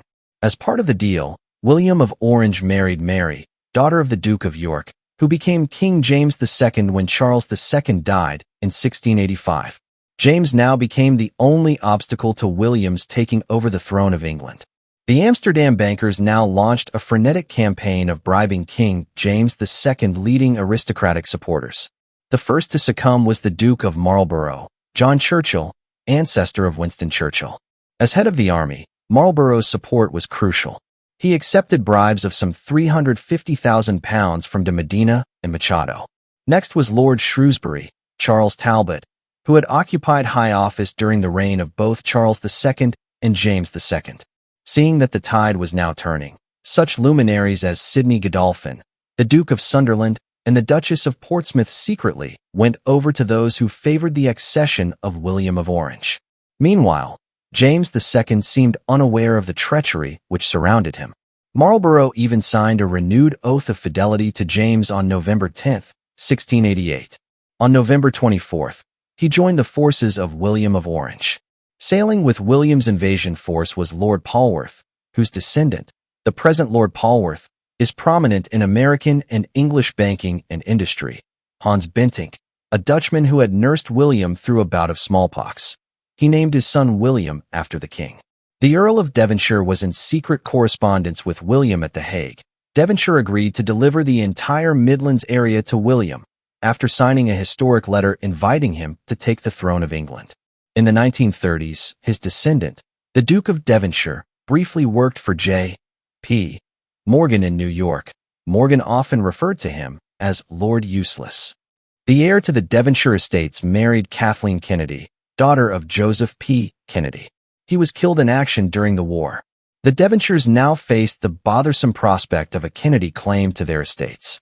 The problem was solved when Kathleen Kennedy was killed in an airplane accident while flying to France for a champagne tryst with her lover. Now King of England, William III named Bentinck the first Earl of Portland. The second Duke married into the Cavendish fortune.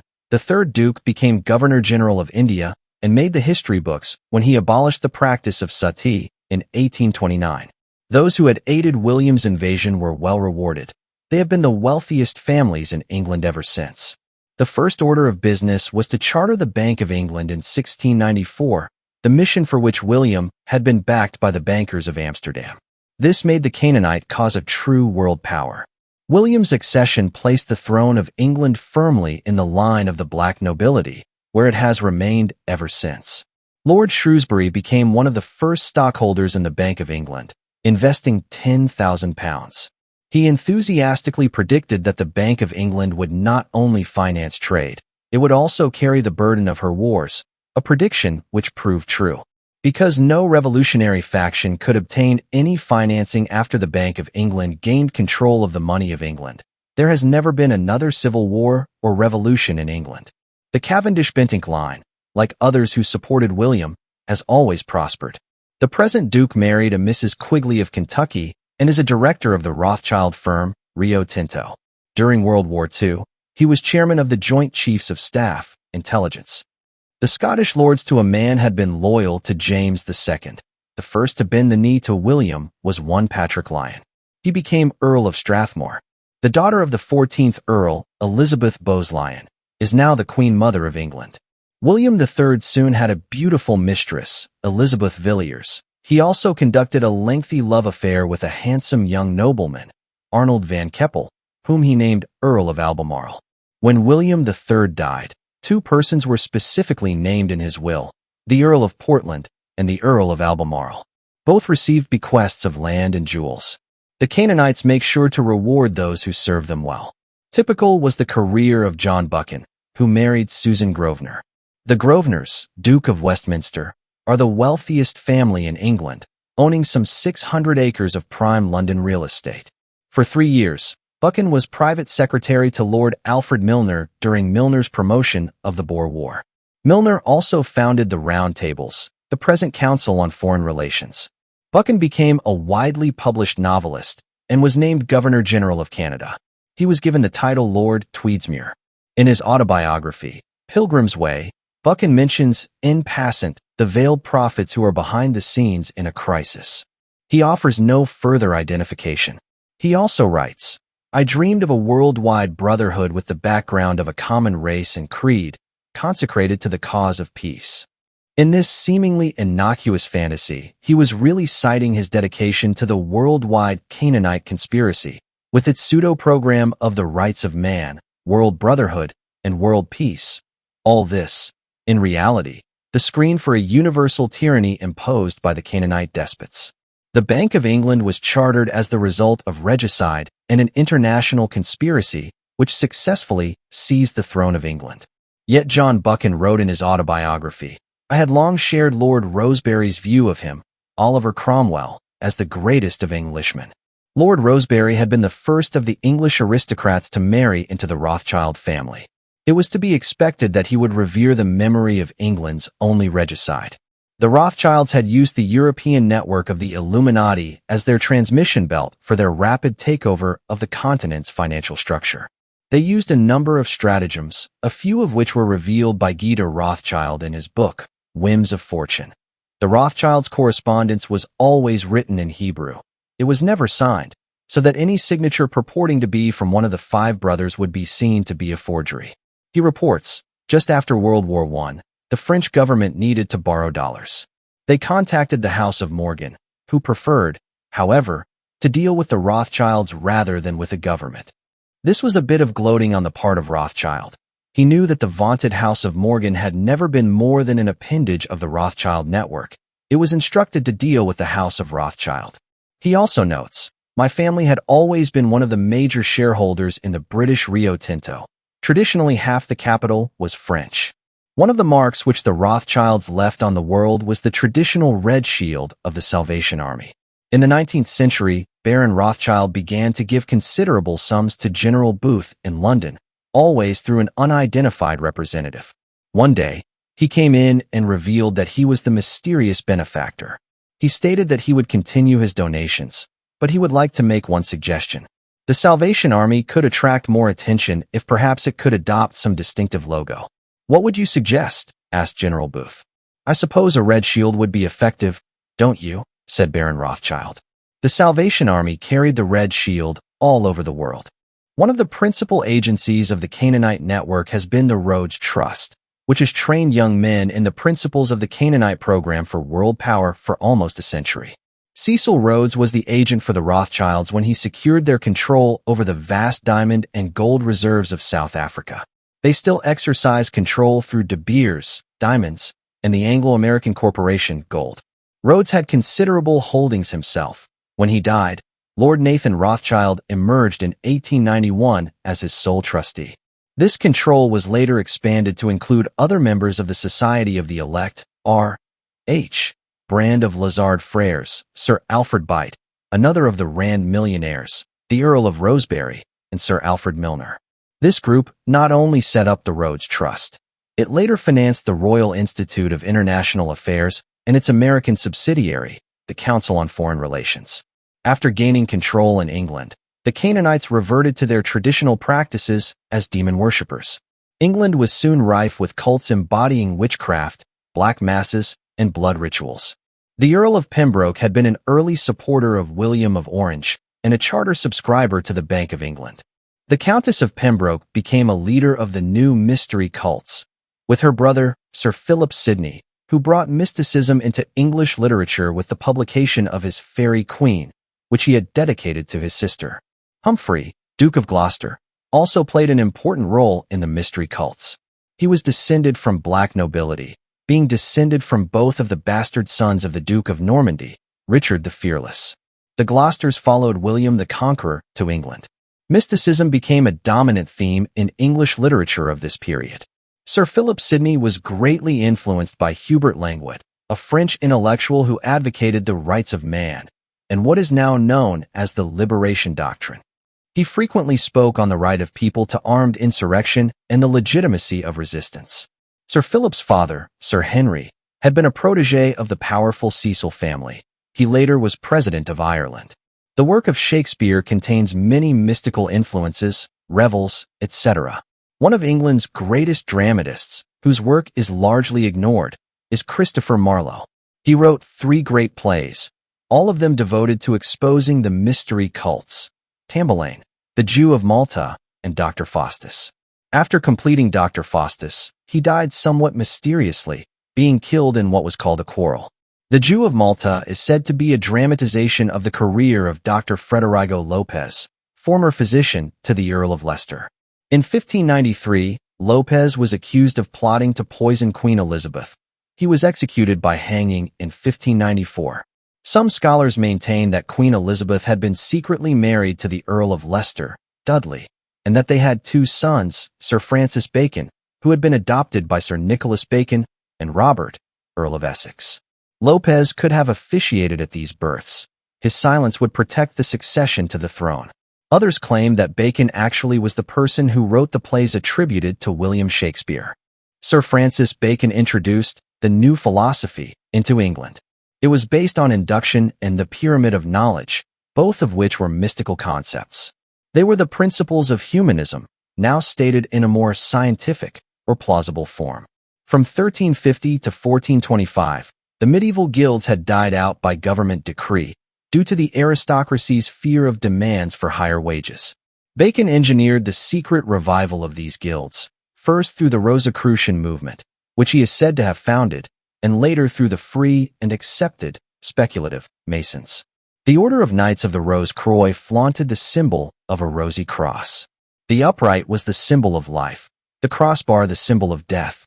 The rose was said to mean, first of all, secrecy in all things, and second, the blooming of woman's genitals. The cult was known in Bohemia as early as 1615, where an alchemist, Dr. John Dee, organized its followers. Francis Yates' important work, The Occult Philosophy in the Elizabethan Age, traces some of Bacon's work to the Rosicrucian Manifesto.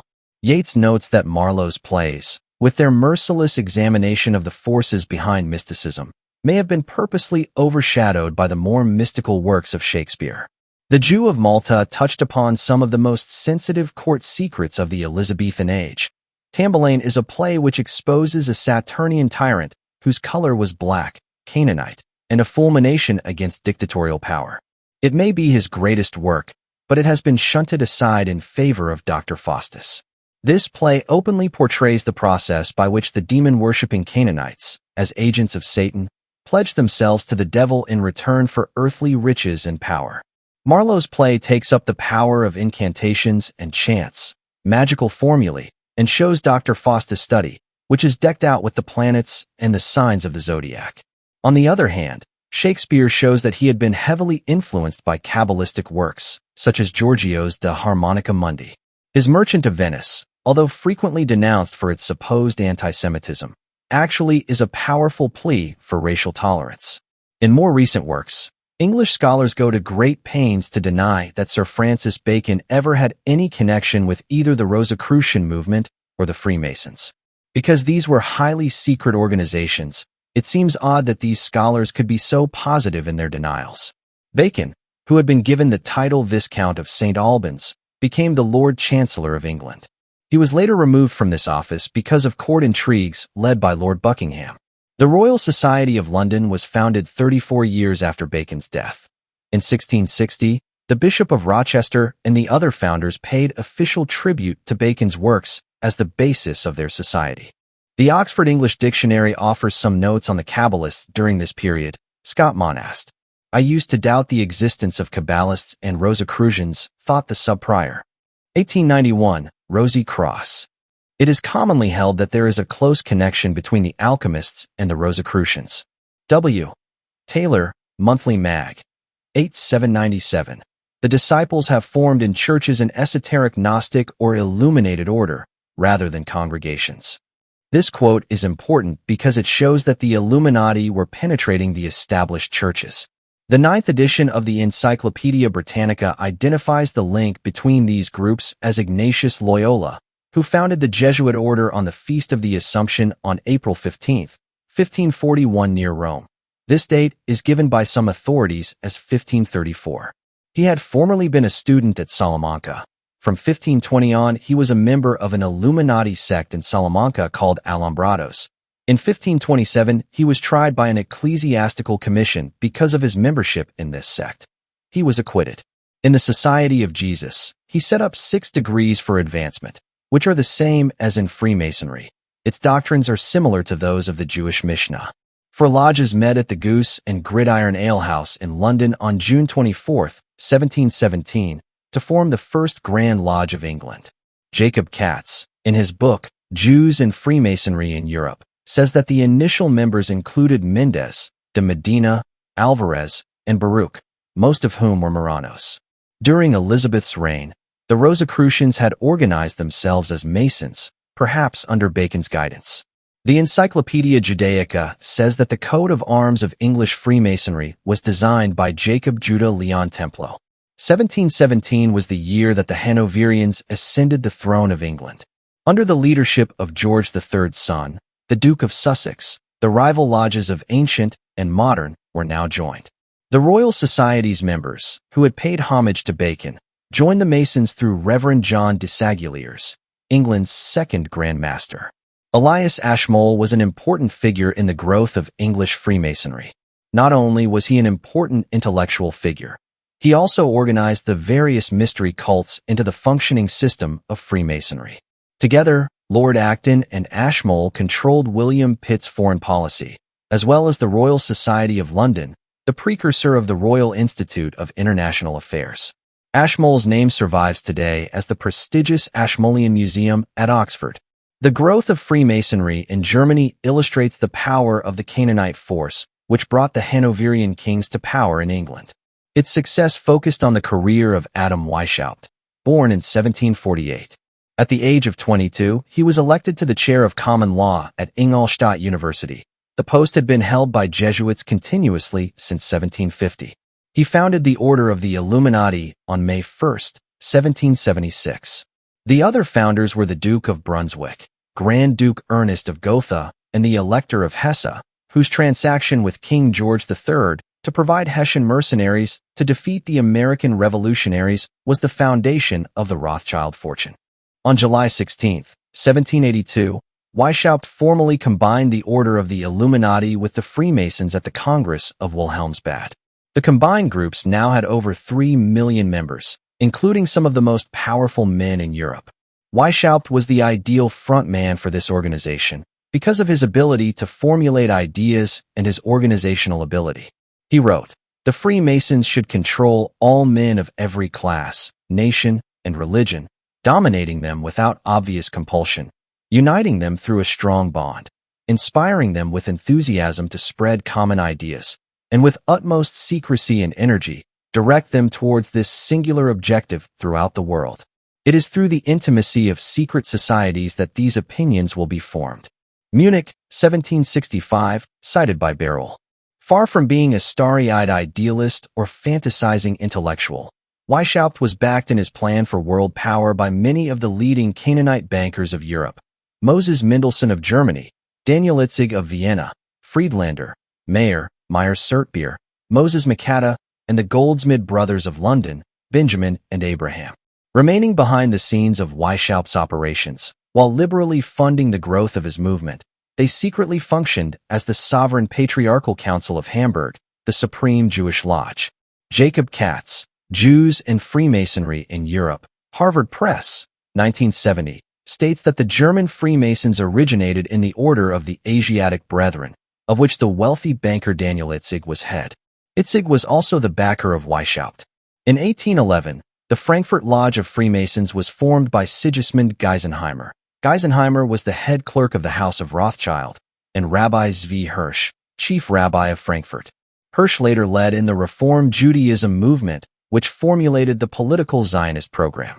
The Frankfurt Lodge listed among its members all of the leading bankers of Frankfurt, the Rothschilds, the Adlers, the Speyers, the Hanauers, and the Goldschmidts. They later held joint meetings with the Sanhedrin of Paris. Duke Karl von Hessen of Schleswig then became the head of the German Masons. As Landgrave, he administered the province of Schleswig for its absentee owners, the Danish monarchy. His principal emissary was a mysterious Johnston, variously said to be a Jew named Leicht, Lucht, or Becker. He was arrested while on a mission for the Masonic movement, and he died while held prisoner in the castle of Wartburg. Frederick the Great, while still crown prince, was initiated into Freemasonry in Brunswick in 1738. In 1761, he was named head of the Scottish Rite. As a young man, he had seen his father behead his lover in an attempt to force him to abandon his homosexual practices. The leaders of Freemasonry Illuminati were known as the Order of the Strict Observance. They were Prince Charles of Hesse, Iques a Leone Resurgent, and von Haugwitz, Frederick's cabinet minister, known as Iques a Monte Sancti. Behind them were still another group, known as the Invisibles, or the Unknown Superiors, who have been previously identified as the Sovereign Patriarchal Council. From its inception, the alliance of the Illuminati and the Freemasons had a clearly defined program. 1. Abolition of all ordered government. 2.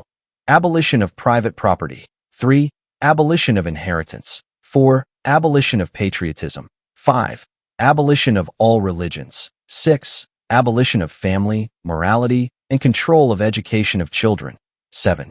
Creation of a world government. This program may seem familiar to the reader. It has been encountered as the working instructions for every revolutionary movement in the world since 1782. Communism, liberation movements, resistance fighters, all obtain their program from this basic plan. It also states the goals of secular humanism in its attack on the family and the plan to control the education of children. Because messages were constantly being carried to and fro from the various chapters of the Illuminati, these instructions were seized from captured couriers and became known to European governments. Even then, no action was taken, possibly because of accomplices in high places. Also, there was an important stumbling block to convincing the threatened populations of the menace of the Illuminati revolutionists. This was the dominant presence of many of the world's most powerful bankers at the heart of the conspiracy. It was too much to ask the average official, or even a member of the public, to believe that the world's most prominent aristocrats, landholders, and bankers would be backing a program of this type. Surely bankers would not advocate the seizure of private property. Surely aristocrats would not abolish the right of inheritance. Surely landholders with vast acreage would not advocate the nationalization of all land. The problem was that no one understood that this was the program of the Canaanites, which was intended solely to rob and enslave the people of Shem. Of course, the Canaanite bankers did not intend to seize their own property. Of course, the black nobility did not intend to nationalize their own inheritances. The Illuminati program nowhere states that this is the plan designed to overcome the Curse of Canaan, that the Illuminati plan merely formalizes the will of Canaan as a working set of instructions. The admonition of Canaan to his heirs to love robbery, hate your masters, was now the program of a worldwide group of conspirators. The people of Shem remain convinced that bankers do not finance communism, and that wealthy people will not give up their holdings. The Illuminati communist plan continues the battle of the Canaanites against the people of Shem. Until they realize this, the people of Shem remain doomed to destruction. From the Illuminati headquarters at Frankfurt came the twin Canaanite evils which have since plagued the world, Zionism and communism. The first communist international was composed of Lionel de Rothschild, Heinrich Heine, and Karl Marx. Weishaupt had died in 1830, at the age of 82. He was succeeded as head of the Illuminati by Giuseppe Mazzini, the Italian revolutionary leader. Under Mazzini's leadership, the Illuminati moved rapidly toward a policy of more direct action, of revolutionary outbreaks, and open attempts to seize and overthrow governments. The Communist International was the first step in this program of activism. At first, it was simply known as the League of the Just, a branch of the Illuminati. This group commissioned Karl Marx to write the Communist Manifesto in 1847. It was published in 1848 and was immediately given worldwide circulation by the international offices of Freemasonry. Throughout his long political career, Marx was known to work actively with both the Jesuits and the Freemasons. In 1864, Marx organized the International Workingmen's Party in London. In 1872, he moved it to New York, where it was merged with the Socialist Party. Marx received a regular stipend from American newspapers as a columnist, employment which had been arranged for him by the Freemasons. Mazzini appointed General Albert Pike head of American Freemasonry in 1860. Pike had only joined the Masons 10 years earlier. On January 22, 1870, Mazzini wrote to Pike his plan to establish a supreme governing council of secret Masons of high degree who would govern all of Freemasonry. However, no federation of Masons would ever be allowed to know about the Supreme Council, a precept which remains in force today. Most Masons will emphatically deny that such a council exists anywhere in their organizational structure. Known as the New and Reformed Palladian Rite, it consisted of 3 supreme councils, with headquarters in Charleston, Rome, and Berlin. The chiefs of these 3 councils communicated daily by their Arculum Mysticum magic box, which was actually an early development of radio. At that time, there were only 7 such boxes in existence throughout the world. The other arm of the worldwide revolutionary movement was Zionism, which aimed to enlist the international force of the Jews in a campaign to establish a state of Israel as the world's supreme ruling power. Since this was also the vowed purpose of Freemasonry, to rebuild the Temple of Solomon, and to fill it with all of the wealth of the world, Zionism's initial appearance came through Freemasonry. It was first known as Reform Judaism. Greet's History of the Jews, v. 5, page 674, states that the first Jewish Freemason lodge, at Frankfurt on Main, was the heart of the Jewish Reform movement. In 1842, the Society of Friends of Reform, Judaism, at Frankfurt issued its principles. 1. The denial of the legal authority of the Babylonian Talmud, substituting for it instead the Old Testament. 2. The denial that the Messiah would lead them back to Jerusalem. 3. Temple service was to be conducted in the vernacular. 4. Women could now be allowed to sit beside men in the synagogue, instead of being segregated, as had always been required by Orthodox Judaism. Reform Judaism launched a number of programs besides Zionism: ecumenism, that is, active cooperation with leaders and congregations of other faiths; feminism, equality of the sexes; but their most important concept, that the Messiah would never appear on earth to lead them back to Jerusalem, opened the door for the seeking of this goal by political activism, that is, Zionism. The initial program of political Zionism was first broached by Rabbi Hirsch Kalischer, a close associate of Mayor Amschel Rothschild in Frankfurt. Sir Moses Montefiore and Adolphe Cremeuse, founder of the Alliance Israelite Universelle, gave added impetus to the new movement. Its goals were greatly publicized by the work of Moses Hess, a close friend of Karl Marx. This is ironic, in view of the fact that the present Soviet government professes to be ideologically opposed to Zionism. Moses Hess became known as the father of Zionism. A journalist who was greatly influenced by his writings, Theodor Herzl, was converted to activism, and he is now known as the founder of the Zionist state. The Encyclopedia Judaica says that Moses Hess was a Jewish socialist and nationalist who led the Reform movement, calling for the colonization of Palestine. His principal work, Rome and Jerusalem, which received wide circulation, was the book which had great impact on Theodor Herzl. In 1860, Rabbi Kalischer hosted a secret meeting at his home in Thorn to recap the lessons which had been learned from the Revolution of 1848. This revolution had been intended to topple all the governments of Europe and replace them with communist governments. It succeeded in only a few isolated instances, such as Venice, where Daniel Monini set up a communist government. From the Thorn meeting came Kalischer's book, Drishet Zion, in 1861, and later, Moses Hess, Rome and Jerusalem. These 2 works were largely responsible for converting the Jews of Europe to the Zionist program, the political goal of restoring Palestine to the Jewish people. One of the conspirators present at this 1860 meeting leaked the record of the proceedings to a writer named Maurice Joly. The culprit is reputed to have been one E. Laharani, a confidant of Adolphe Cremuse, head of the influential Alliance Israélite Universelle, a power in French politics. Cremuse had obtained for Laharani the post of private secretary to Napoleon III. Joly later published the proceedings under the title Dialogue aux offres entre Machiavelli et Montesquieu. The earliest version of the book now circulated under the title Protocols of Zion. The material paralleled much of the text of Kalischer's book, Drishat Zion, and with the rabbi's speech delivered by Goethe in 1868. It also coincided with the proceedings of the Jewish Synod of Leipzig of 1869. The Katowice Conference of Hoviv Zion 1884 also coincides with the first set of documents which appeared as the Protocols of Zion. The Katowice papers had been extracted from the Mizraim Lodge of Paris by one Joseph Schorst Shapiro. He sold them to a Emilie Justine de Glinka, who forwarded them to the Russian Ministry of the Interior, where they were received by a Jem Orjewski. Shortly afterward, Schorst Shapiro was murdered in Egypt. The Odessa Conference of Hoviv Zion and B'nai Moshe, led by Asher Ginsburg, Ahad Hayam, and his subsequent stay in Paris in 1894, were followed by the appearance of the Protocols as they are now known. They were published by Philip Stepwoff in Moscow. This essentially was the same set of documents later published by Sergei Niluz in 1905. Extracts of lectures read at B'nai B'rith lodges in New York at secret meetings were also extracted and put in the hands of the Russian Consul General in New York. These extracts coincided on all points with the 1895 version of the Protocols and those extracted from the First Ball Congress in 1897.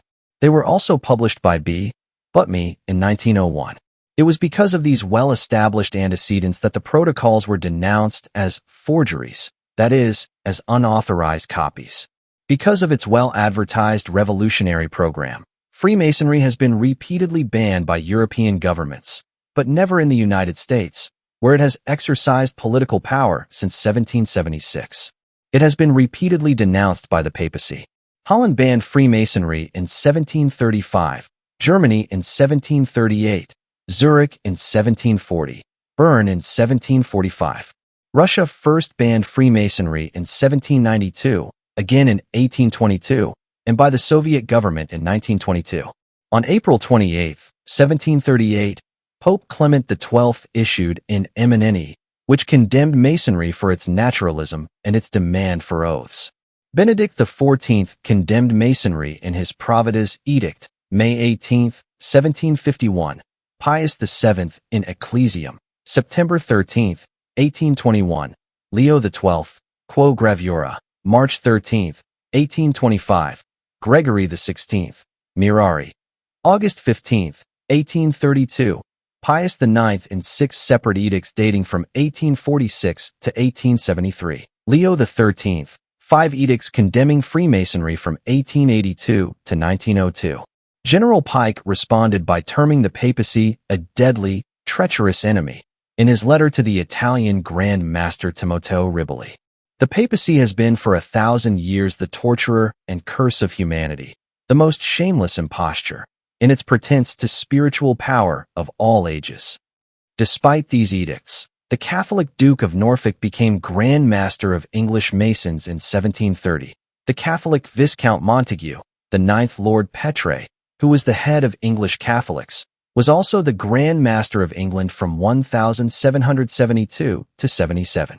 On March 19, 1902, in the 5th of his edicts condemning Freemasonry, Pope Leo XIII said, "Freemasonry is the personification of the revolution whose aim is to exercise an occult overlordship upon society and whose sole raison d'etre consists in waging war against God and his Church."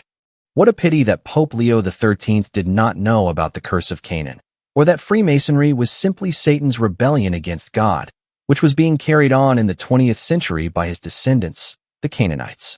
The heads of English Masonry during the 19th century were the Duke of Sussex, younger son of King George III, 1813-43, the Earl of Zetland, 1843-70, the Marquis of Ripon, 1870, the Earl of Limerick, 1871, the Prince of Wales, later King Edward VII, 1874, Hugh David Sandman, of the prominent wine importing family. 1895, Lord Ampthill, 1908, the Duke of Connaught, to 1938.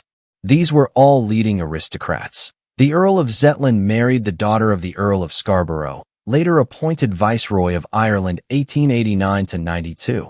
He was the brother-in-law of the Duke of Westminster, the wealthiest man in England. The second Marquess of Zetland, Lawrence Dundas, bore the sword of state at the coronation of King George VI. He was also governor of the National Bank of Scotland, chairman of the National Trust, governor of Bengal. He headed the Round Table Conferences of 1930 to 32, was Secretary of State for India in 1935 to 40, was admitted to the Order of St. John of Jerusalem, and he wrote the biographies of England's two leading figures, Lord Cromer, head of Baring Brothers Banking House, and Lord Curzon, Governor-General of India. The Marquis of Ripon, George Frederick Samuel, was born at 10 Downing Street while his father was Prime Minister. He became Secretary of War and Secretary for India under Lord Palmerston, and was appointed First Lord of the Admiralty under Gladstone. He was Colonial Secretary 1892 to 95, Lord Privy Seal in the House of Lords, and leader of the Liberal Party 1905 to 08. His name is memorialized in the United States by the Ripon Society, a group of liberal Republicans who have exercised considerable influence from behind the scenes on the policies of the Republican Party. The present Earl of Limerick, Patrick Purry, is Deputy Chairman of the International Banking House, Kleinwort Benson. The second Marquis of Ripon resigned as Grand Master in 1894 and joined the Catholic Church. He was Treasurer of Queen Alexandra's household, wife of King Edward VII, 1901 to 1923. He was brother-in-law to the Earl of Pembroke, and he married the widow of the fourth Earl of Lonsdale. Lord Ampthill's father, Odo W. Russell, served in Lord Palmerston's office from 1850 to 52. He served with the Florence legation from 1857 to 70 and was regarded as an unofficial ambassador to the Vatican during those years. He was then sent as special envoy to the German army headquarters at Versailles during the Franco-Prussian War. He later served as British ambassador to Vienna and Berlin. The second Baron Ampthill was Grand Master of English Masons from 1908 to his death in 1935. This is the same Russell family which holds the title of the Dukes of Bedford, including Bertrand Russell, the most famous humanist of the 20th century. The second Baron was born in Rome while his father was serving there. He became president of the Oxford Union. He married the daughter of the Earl of Beauchamp. Her father held the title of Lord of the Cinque Ports. His wife was lady-in-waiting to Queen Mary.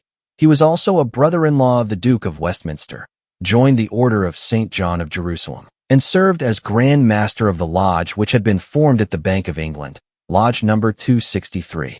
He wrote the History of the Bank of England Lodge and was appointed head of the Masons of Madras, India, before becoming Grand Master of England. He served as private secretary to Honorable J. Chamberlain, Governor of Madras and Viceroy of India. The backgrounds of these Grand Masters prove that English Freemasonry has always had access to the highest circles of government. Disraeli, a Freemason, became Prime Minister. He referred to determined men of Masonry, meaning those Masons who were assigned to carry out the crucial tasks of assassination. One of the Canaanites who became renowned as a leading English economist and still enjoys wide influence in the United States was David Ricardo, 1772 to 1823, the third son of Abraham Israel, who was a substantial member of the Jewish community in Amsterdam. Israel emigrated to London with William III and later became one of the wealthiest members of the London Stock Exchange, where he worked closely with his fellow emigres. His son, David, became an intimate friend of Lord Nathan Mayer Rothschild, speculating heavily in government securities on the advice of Rothschild.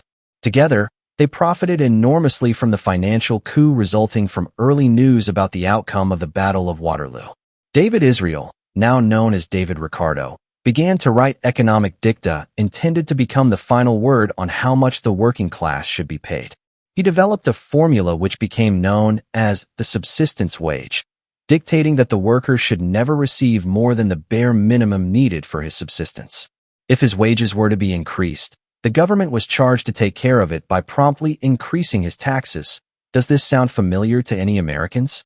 The Canaanites in America developed a new twist with the withholding tax, which ensured that the worker would never receive his wages in the first place.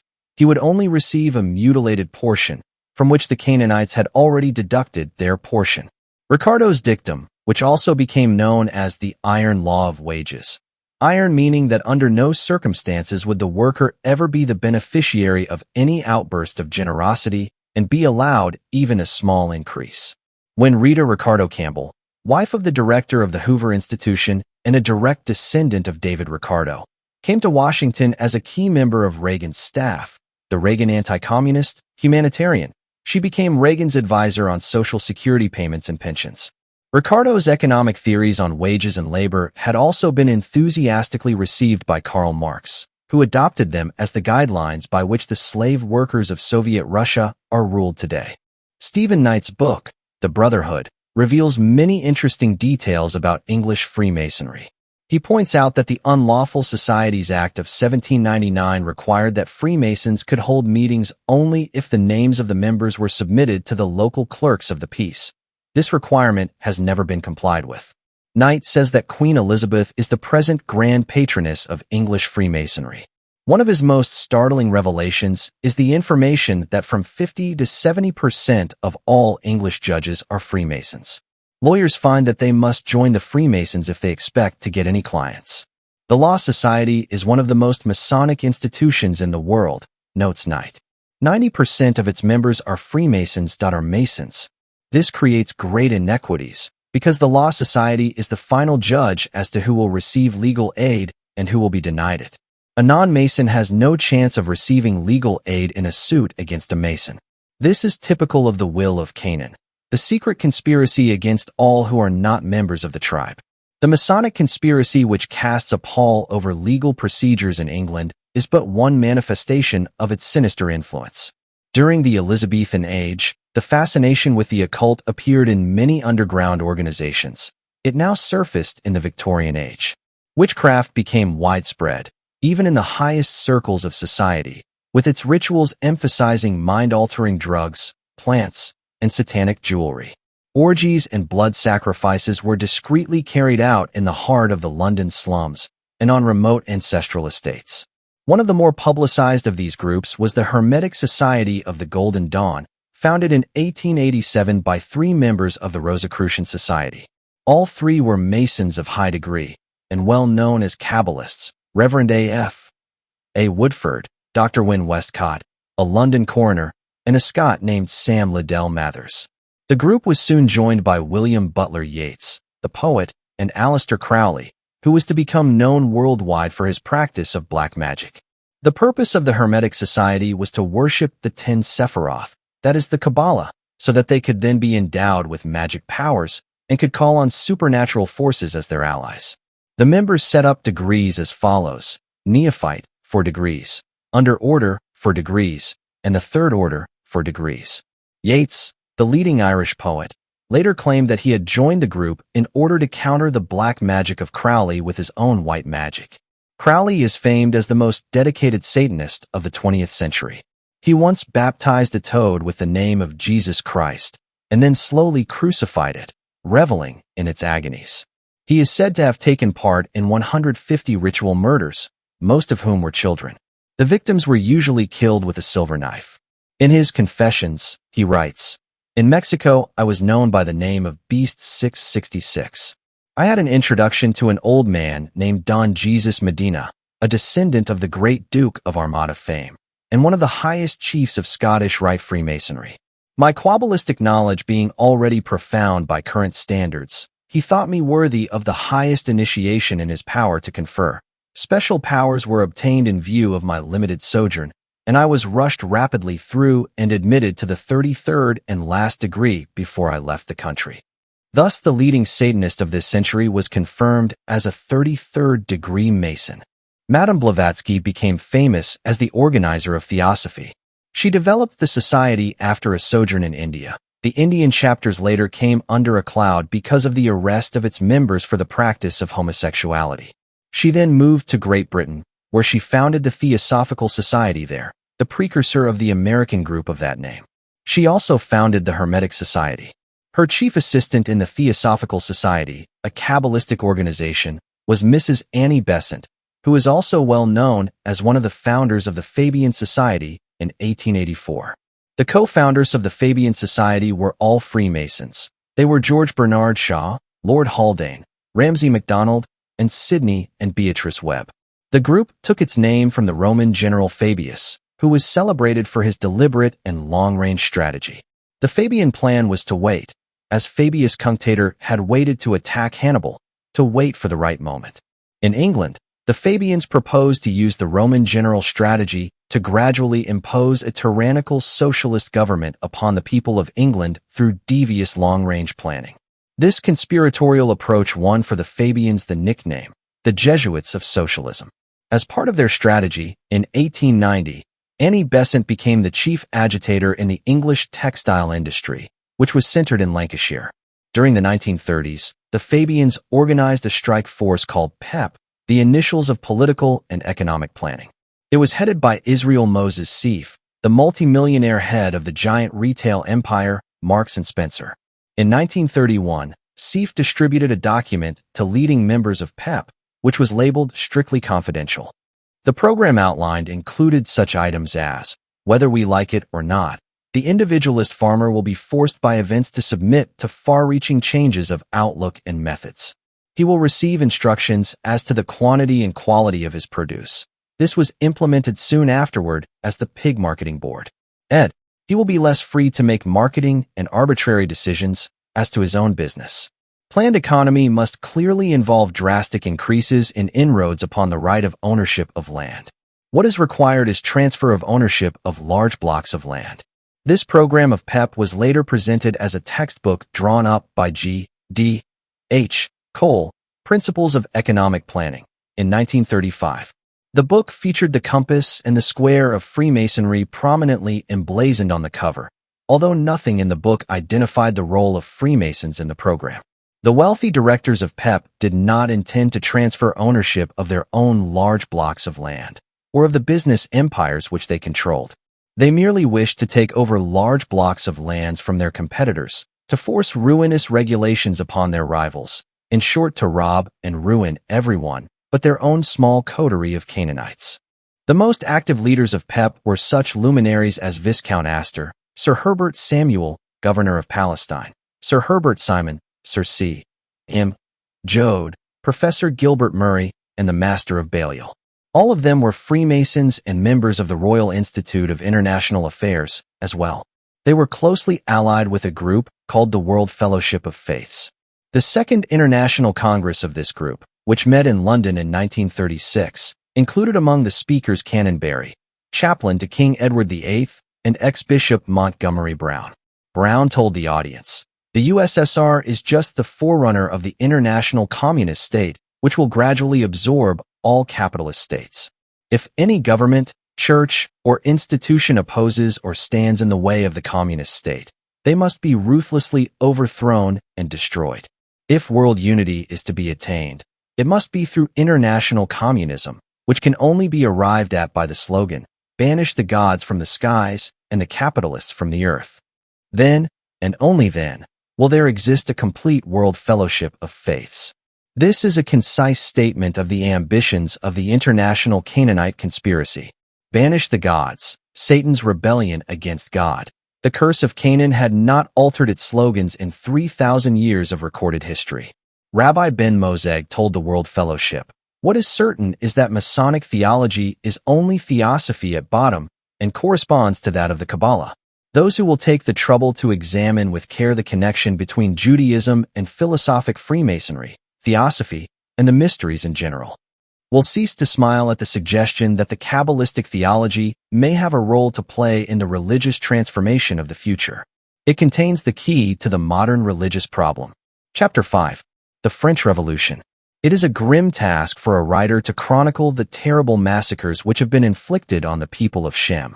It is even more disturbing to know that even now, the plans have been drawn for even greater and more thorough such massacres of this people. In chronicling the reigns of terror of the French Revolution, the Bolshevik Revolution, and the Spanish Revolution, Americans are not being offered another television drama. they are being given a preview of their own future. To those who travel in France today, the horrors of the French Revolution must seem remote indeed. Enjoying unrivaled cuisine, visiting great chateaux, and viewing the works of art which have made the name of France synonymous with the creation of art, it is difficult to envision that the streets and rivers of this nation once flowed with the blood of innocence, as thousands of women and children were murdered in obscene rites. It is for this reason, perhaps, that even today, tourists, or rather, foreigners, are rarely welcomed in France. At best, they are tolerated in this fair country. Is this not due to a deeply hidden sense of shame, the desire to conceal an unpleasant family secret which causes even innkeepers, traditionally a hospitable lot, to maintain a cool reserve when tourists come in waving their currency like a flag? This is understandable, because the French Revolution, one of the three great orgies of the Canaanite demon worshippers during modern history, may have been visited on the French people as a deliberate punishment by God. This punishment would have been in direct retribution for one of the lesser-known atrocities of European history, the massacres of the Huguenots during the 16th and 17th centuries. During the 2 centuries prior to these atrocities, the people of Shem had wrought great changes in the economic condition of the French nation, transforming it from a medieval state into the most promising industrial empire in Europe. Because of their great energies, intelligence, and abilities, the fair-skinned people of Shem had created enormous wealth and economic progress in France. During that period of explosive growth, the France of that day most resembled the Germany of 2 centuries later, being very productive, extremely inventive, and causing the land to blossom and give forth its fruits. This progress, and its accompanying wealth, was viewed with great envy, and also fear, by the Canaanites who wielded great power in France. As the black nobility, they had furnished the warriors of Normandy who invaded and conquered the British Isles. They constantly conspired to extend their power and to continue their long-standing war of extermination against the people of Shem. Because of their great power in the highest offices of church, state, and the army, the Canaanites began to set the stage for what became known as the Huguenot massacres. They were able to gain considerable support for their plan from French nobles who were not themselves Canaanites, but who were alarmed at the economic power gained by the people of Shem, which, as they knew, would soon be transformed into political power. They were also enticed by the promises of gold and property to be gained by robbing and killing the prosperous people of Shem. Because of their bloodlust and their constant desire for human sacrifice, the Canaanites were able to turn the Huguenot massacres into a great orgy of ritual murder. Children were seized and thrown into pots to be boiled or fried in great skillets, while crowds stood hooting and reveling in the entertainment. Families were dragged out into the squares in cities and villages to be murdered one by one. No one was spared the terror of the mobs, whether elderly or invalid. Their property was then divided up among the eagerly waiting instigators of the killings, who would rush on to find other victims. The physical act of killing whole families in city after city could not remain a secret, and a current of alarm now swept the nation. Many thousands of the Huguenots were able to flee, leaving their possessions behind them, particularly those in the northern districts of France. They were able to make their way across the borders into the Netherlands, where they found that they were hardly welcome. Most of them embarked for the shores of Ireland, and after remaining there for periods as long as 100 years, they were able to set sail for the shores of the New World. It is hardly surprising to learn that the repressive acts against Huguenots began after Catherine de' Medici became regent on the accession of Charles IX. The present writer has already noted that the de' Medicis paid for the formulation of the doctrine of secular humanism when Cosimo de' Medici set up the Accademia in Florence, centering its teachings around the Christian Kabbalah. The Encyclopedia Britannica says of Catherine's rule in France, she introduced Italian methods of government, alternating between concessions and persecution, both alike devoid of sincerity. Catherine began negotiations with Spain to bolster her planned slaughter of the Huguenots. On the 28th of September, 1568, she issued an edict which placed the Huguenots outside the protection of the law, an open invitation for the massacres to begin. At this time, they constituted 1/10 of the population of France. Her son, Charles IX, realized that his mother's plans would be a catastrophe for the nation, and he opened negotiations with the Huguenot leaders, hoping to avert the slaughter. Catherine, true to her black nobility heritage, plotted the massacre to take place while he had the leaders conveniently assembled. The notorious massacre of St. Bartholomew's took place on the 24th of August, 1572, during which the Huguenot leader, Coligny, and all of the important Huguenots were killed. The Encyclopedia Britannica notes, this date marks a disastrous epoch in the history of France. The Paris massacre was followed by massacres throughout France. One victim was King Charles himself. Overcome with horror at the atrocities committed by the tragedy of St. Bartholomew's, he expired. There is a strong possibility that Catherine, knowing of his unwillingness to proceed with the massacre of the Huguenots, and his plans to make concessions to them, may have poisoned him.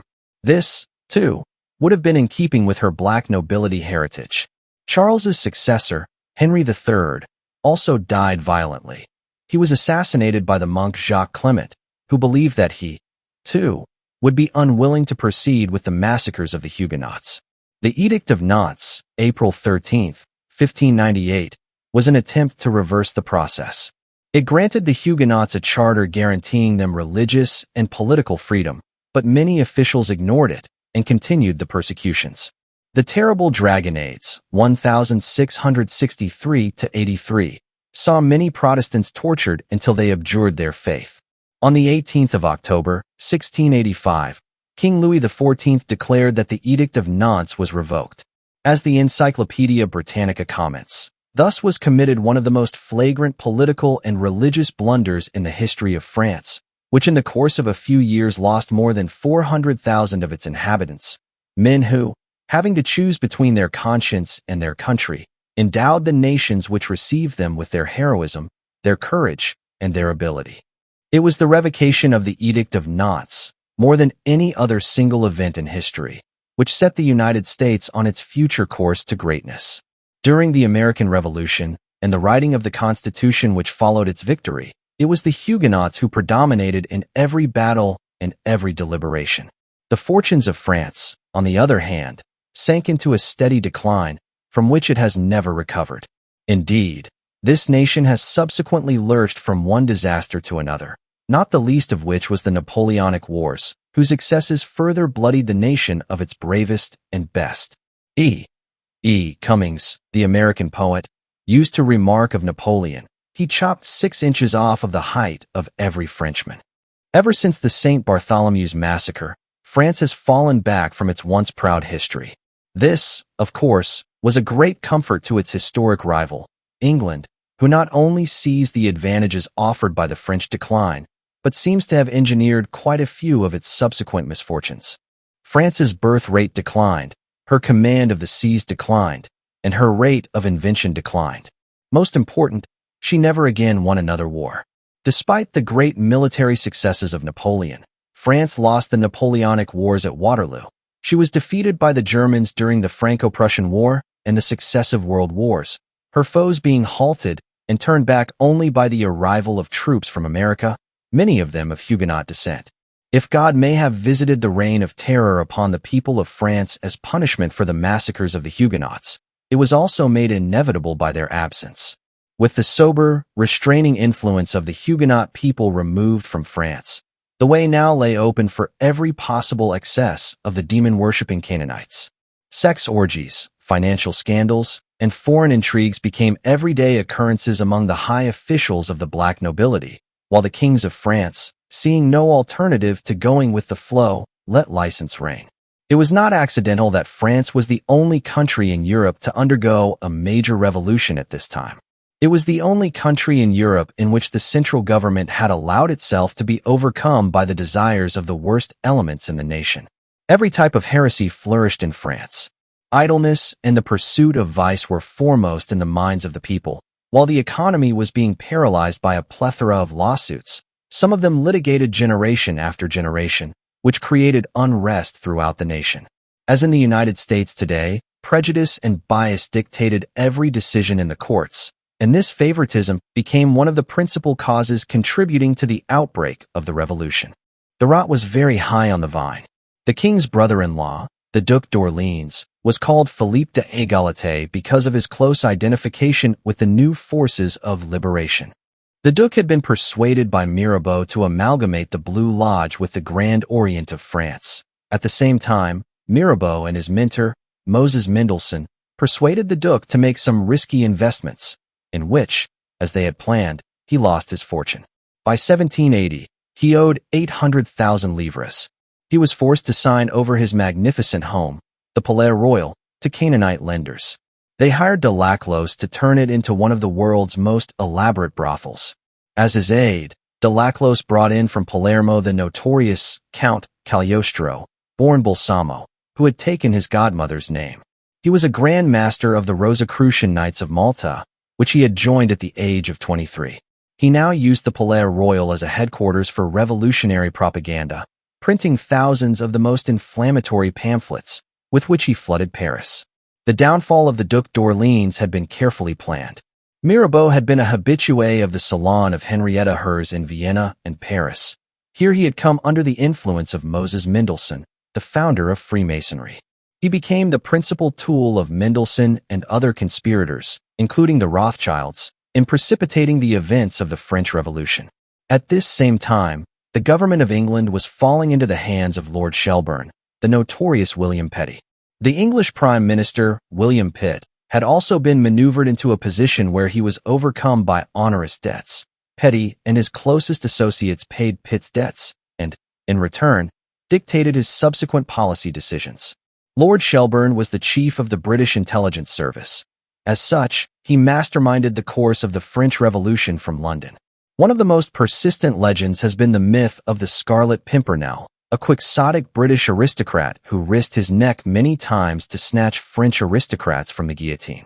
If such a person ever existed, he was greatly outnumbered in France by the number of British agents of Lord Shelburne who were to be found there, promoting the most atrocious acts of the Reign of Terror from behind the scenes, in order to make sure that even if the French nation survived the revolution, it would never again present a threat to the ambitions of the British Empire. This proved to be the outcome. Mirabeau later was overcome by the developments of the revolution. In a moment of remorse, he conspired to save King Louis from the guillotine. To avoid a public trial, he was promptly poisoned by the conspirators, thus sealing his lips against any future revelation of the identity of the true perpetrators of this horror. In King Louis's final days of power, measure after measure was enacted which served to further weaken the authority of the crown and fed the appetite of the mob. For instance, the National Assembly resolved to set an example by suppressing slavery. According to the Encyclopedia Britannica, the measures which they enacted, forbidding any retaliation against slaves, set the stage for the terrible Negro insurrection in Santo Domingo. In fact, the entire white population was slaughtered, being replaced by a black government which is today the poorest nation in the Western Hemisphere. The Assembly also abolished feudal tenure in France, which violated the rights of certain princes in Alsatia, which had been guaranteed them by the Treaty of Westphalia. Foreign statesmen saw that France was sinking into anarchy, which gave them free rein to pursue their own policies, without fear of any French intervention. King Louis's Minister of Finance, the Swiss banker Necker, was true to his heritage of revolutionary intrigue. He deliberately pursued policies of inflation, which caused terrible economic suffering in France, and further inflamed the populace. He is thought to have inaugurated those policies in obedience to certain Swiss bankers who planned to reap great profits from the approaching French debacle. After all, it was no less than Baron Rothschild who advised those who wished to become wealthy that they should buy when there is blood in the streets. The church lands of France were then seized, some $50 million, and confiscated. This was thought to be 1/5 of all French land. This was proposed as an economic measure. The famous assignats were issued against these lands, in the amount of 400 million livres, which was later increased to 1,800,000 livres. His work done, Necker now resigned and left France in September of 1790. During the ensuing 3 years of the convention, more than 7 billion livres were issued. Their value fell to 1% of their face value. The inspiration for the French Revolution can be traced directly to the doctrine of secular humanism, which had been formulated at the Accademia of the de Medicis in Florence, and which was but a modernized version of the Kabbalah. The placing of human interests first in all things created the climate which made possible the guillotining of King Louis XVI. After denying God, it was a simple step to deny the authority of a monarch who ruled by divine right. From the Neoplatonic humanism promulgated by the de Medicis came the cults of the Rosicrucians and Freemasonry. Sir Francis Bacon's dictum that knowledge is power threw down the gauntlet to the traditional powers of church and state, which were then cast aside during the Revolution. The Baconian doctrine logically developed into the positivism of Kant, who states that God is only an abstraction. He does not exist. Only humanity is real. The Enlightenment of Descartes, surreptitiously aided by the secret alliance between Voltaire and Frederick the Great, both Freemasons, led France into the excesses of the Revolution. The immediate plans for the French Revolution had been laid at the International Convention of Freemasons at Wilhelmsbad in 1781, a gathering later famed as the Convent. It was attended by 7 brothers from England, including Lord Shelburne, who later directed the progress of the French Revolution from London, Lessing, Mirabeau, Dome, delegates from the French Illuminati, and Nig, who represented Weishaupt. The convent paved the way for the French Revolution. A. Cowan, X-rays in Freemasonry, pages 67 to 68. There were some 2,000 lodges in France in 1789, with over 100,000 adepts. The first lodge in France had been set up by Lord Derwentwater of England, paving the way for the later influence of Lord Shelburne and British intelligence. French officials soon realized that the assignats which had been issued against the church lands were not negotiable. They could not be used in real estate transactions, because the church lands might be restored, and they would then be worthless. The populace refused to accept them. Matters were not improved after the Assembly passed laws of varying severity, imposing penalties for refusing to accept the assignats as payment. The penalties ranged from imprisonment to death. The steadfast refusal of the French peasantry to accept assignats in payment for their grain led to their being killed. These killings then unleashed a nationwide reign of terror. Like the earlier massacres of St. Bartholomew's, these atrocities had been foreseen by certain legislative acts. The Cahiers de doléances denied clerical taxation and benefits, forswore all their rights to real estate, the church lands having previously been seized, and denied the church any financial privileges. This was followed on August 4, 1789, by the resolutions of the deputies abolishing all privileges of individuals and social groups, inaugurating the formal de-Christianization campaign, which lasted from May 1792 to October 1794. On the 3rd of August, 1790, revolutionary France gave full rights to the Jews. The measure was denied for 13 successive votes, but the Masons forced it through on the 14th attempt.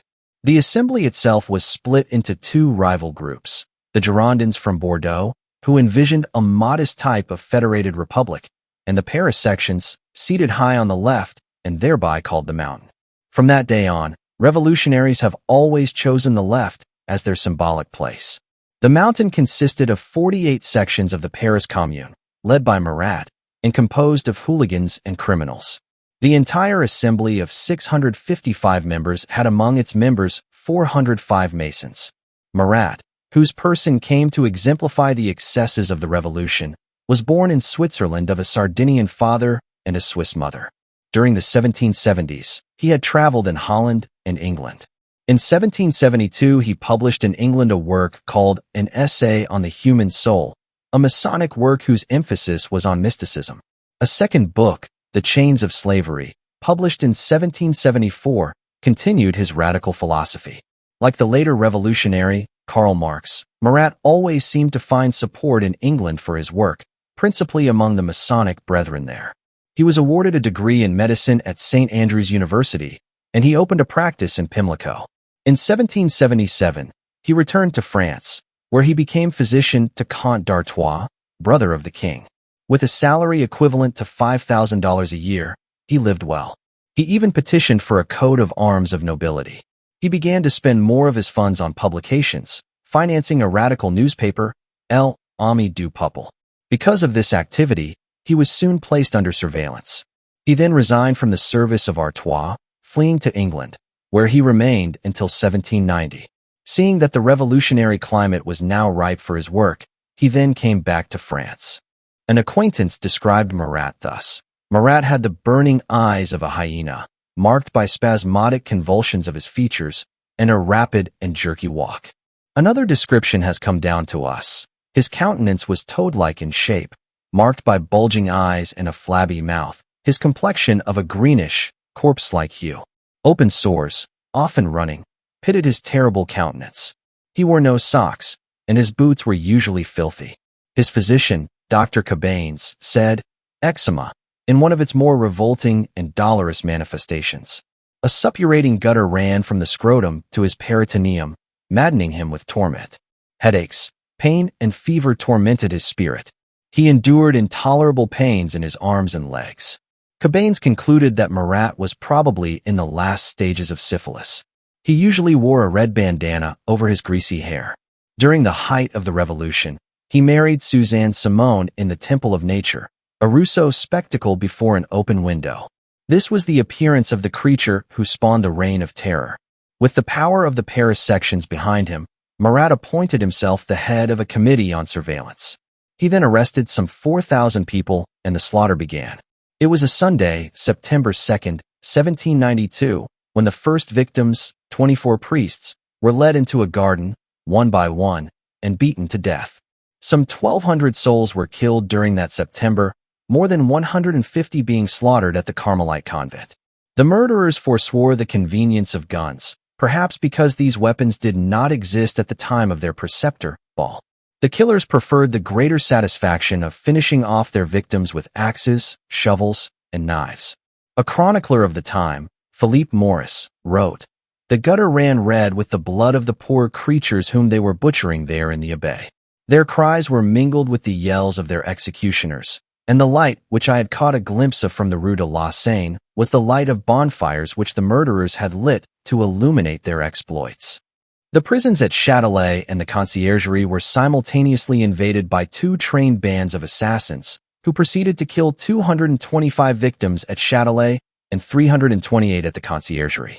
An English observer, Dr. Moore, reported that the massacres were the result of cold-blooded planning by certain politicians. Cannon were fired repeatedly, as a toxin to arouse the populace to their bloody work. 33 boys between the ages of 12 and 14 were killed at Bicêtre. At Salpêtrière, girls only 10 years old were put to the sword, according to Madame Roland, who said, "Women were brutally violated before being torn to pieces by these tigers." In the provinces, the massacres were carried out by lunatics, who seemed to have been specially recruited for this purpose. The most notorious of the mass murderers was one carrier, who was said to be the subject of frequent fainting fits, falling to the floor, foaming at the mouth, and howling and snapping at everyone like an animal. He had an obsessive desire to torture and kill small children, as did his assistant, the hunchback Durel, a homicidal maniac who delighted in killing children by repeatedly puncturing their bodies with sharpened sticks. These two madmen herded more than 500 peasant boys and girls into a field outside of Nantes, where they clubbed them to death, with the aid of misfits like themselves who eagerly joined in the slaughter. Carrier was famed for having invented the infamous noyades in the Loire. Large rafts of victims were floated onto the river, plugs were then removed, and all on board were drowned. Some 6,000 people were killed in this manner. Carrier also observed the rites of what came to be known as republican marriages. Men and women were stripped, bound together as couples, and thrown into the river. On attaché deux les personnes de l'un et l'autre sexe, touts nous et tournées comme pour ce coupler. Another notorious madman, Libas at Arras, first executed all of the rich who fell into his hands, so that he could seize their wine cellars and their jewels. He then set himself up in a requisition mansion which overlooked the town square. When there were no more rich to be had, he began to murder the poor, of whom there were many. He had them beaten to death in the square, while he and his friends looked on from overhead, celebrating with orgiastic frenzies. At Lyons, on December 4th, 1792, Fouché ordered some 200 men tied together and shot down with grapeshot just outside the city walls. Robespierre's agent, Achard, was an invited guest at this entertainment. He reported back to his superior, "What delights you would have tasted could you have seen natural justice wrought on 209 scoundrels. Oh, what majesty! What a lofty tone! It was thrilling to see all those wretches chew the dust. What a cement this will be for our republic, held out of doors in nature's vault. The Place Bellecour contained some of the most splendid mansions in France. They had been designed by Manset. Fouché had them blown up, one by one. A visiting English liberal, Helen Williams, described the guillotining of 20 peasant girls from Poitou after they had been taken from the conciergerie. Soon afterward, Williams herself was thrown into prison. The terror was genuine, there was no doubt of that. Nor was there any doubt, as Dr. Moore had observed, that it was being carefully engineered by politicians and financiers who intended to profit by it. Speculators poured in from Switzerland and the Rhineland to profit from the ever-changing regulations issued by the Assembly. Having foreknowledge of these measures by the judicious distribution of bribes, the speculators made enormous profits. The climate of terror was increased by the presence of spies everywhere, private agents working for unseen masters, government informers, spies from every faction, and everywhere the demented Trictiuses, clad in rags, who often sat in front of the guillotine, shrieking with joy at every head which rolled into the gutter, and constantly screaming for more and more blood. The massacres were carefully organized by the revolutionary committees, whose members were selectively chosen by the Jacobin clubs. The Jacobins were, one and all, Freemasons. During the Terror, the population of France was 650,000. The National Guard alone had some 125,000 members, and there were 6,000 members of the Jacobin clubs. Una Bush, in her important work, Secret Societies and the French Revolution, wrote, "The Phrygian cap of the Illuminati became the headgear of the populace during the French Revolution. The half-mystical fantasies of the lodges became the habits of daily life. Those who were not members of the Masonic lodges had no idea of how to comport themselves, or even how to survive. Only the Masons profited by and directed every aspect of the revolution." At the execution of Louis XVI in 1793, an elderly Mason dipped his hands in the royal blood, saying, "I baptize thee in the name of liberty and Jacques." This was a reference to the Grand Master, Jacques de Molay, who had been immolated by King Philip the Fair. Revenge was now had. Many of the acts committed during the orgy of terror defy belief. The fate of the Princess de Lamballe, a pleasant, middle-aged aristocrat who had escaped from the city, was typical. Driven by loyalty to her mistress, Marie Antoinette, she returned to Paris to administer to her mistress. The princess was promptly seized by the mob, publicly disemboweled, and her private parts paraded through the city as trophies of the triumph of the revolution. After the storming of the Tuileries, a young apprentice fell into the hands of the mob. A great pan was fetched, and a fire built under it. He was then fried in butter, after which the revolutionaries enjoyed a feast. The cemeteries of Paris became the scenes of nightly orgies, many of them mystical rites which had not been seen on earth since the destruction of the temples of Baal. Graves were torn open, and the remains used in fiendish rites. All of this had come about because the people of France were ignorant of the curse of Canaan and the will of Canaan. These horrors, which were beyond the imagination of any sane person, were perpetrated because of the satanic nature of the Canaanites, who seized on every opportunity to indulge their passion for human sacrifice and cannibalism. The ideological basis for these atrocities had been enshrined by the National Assembly on August 26, 1789, which formally adopted the Declaration of the Rights of Man. This led directly to the formation of the Revolutionary Tribunal, established March 10, 1793, which then set up the Committee of Public Safety. The initial committee was composed of 9 men. It was later increased to 12 and was led by Marat. He first used the committee to destroy his chief opponents in the Assembly, the Girondins.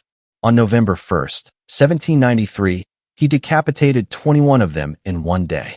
The Girondins principally represented the region of Bordeaux. A young lady from that district, who was of good family, Charlotte Corday, privately resolved to avenge her friends. Because of the agony of his deteriorating skin, Marat now spent most of his time in a bathtub. Corday accosted him there and stabbed him. She was tried and executed that same day. Marat's funeral was turned into another Babylonian orgy, in which large quantities of incense were burned and symbolic paper pyramids, representing his Masonic affiliation, were seen everywhere.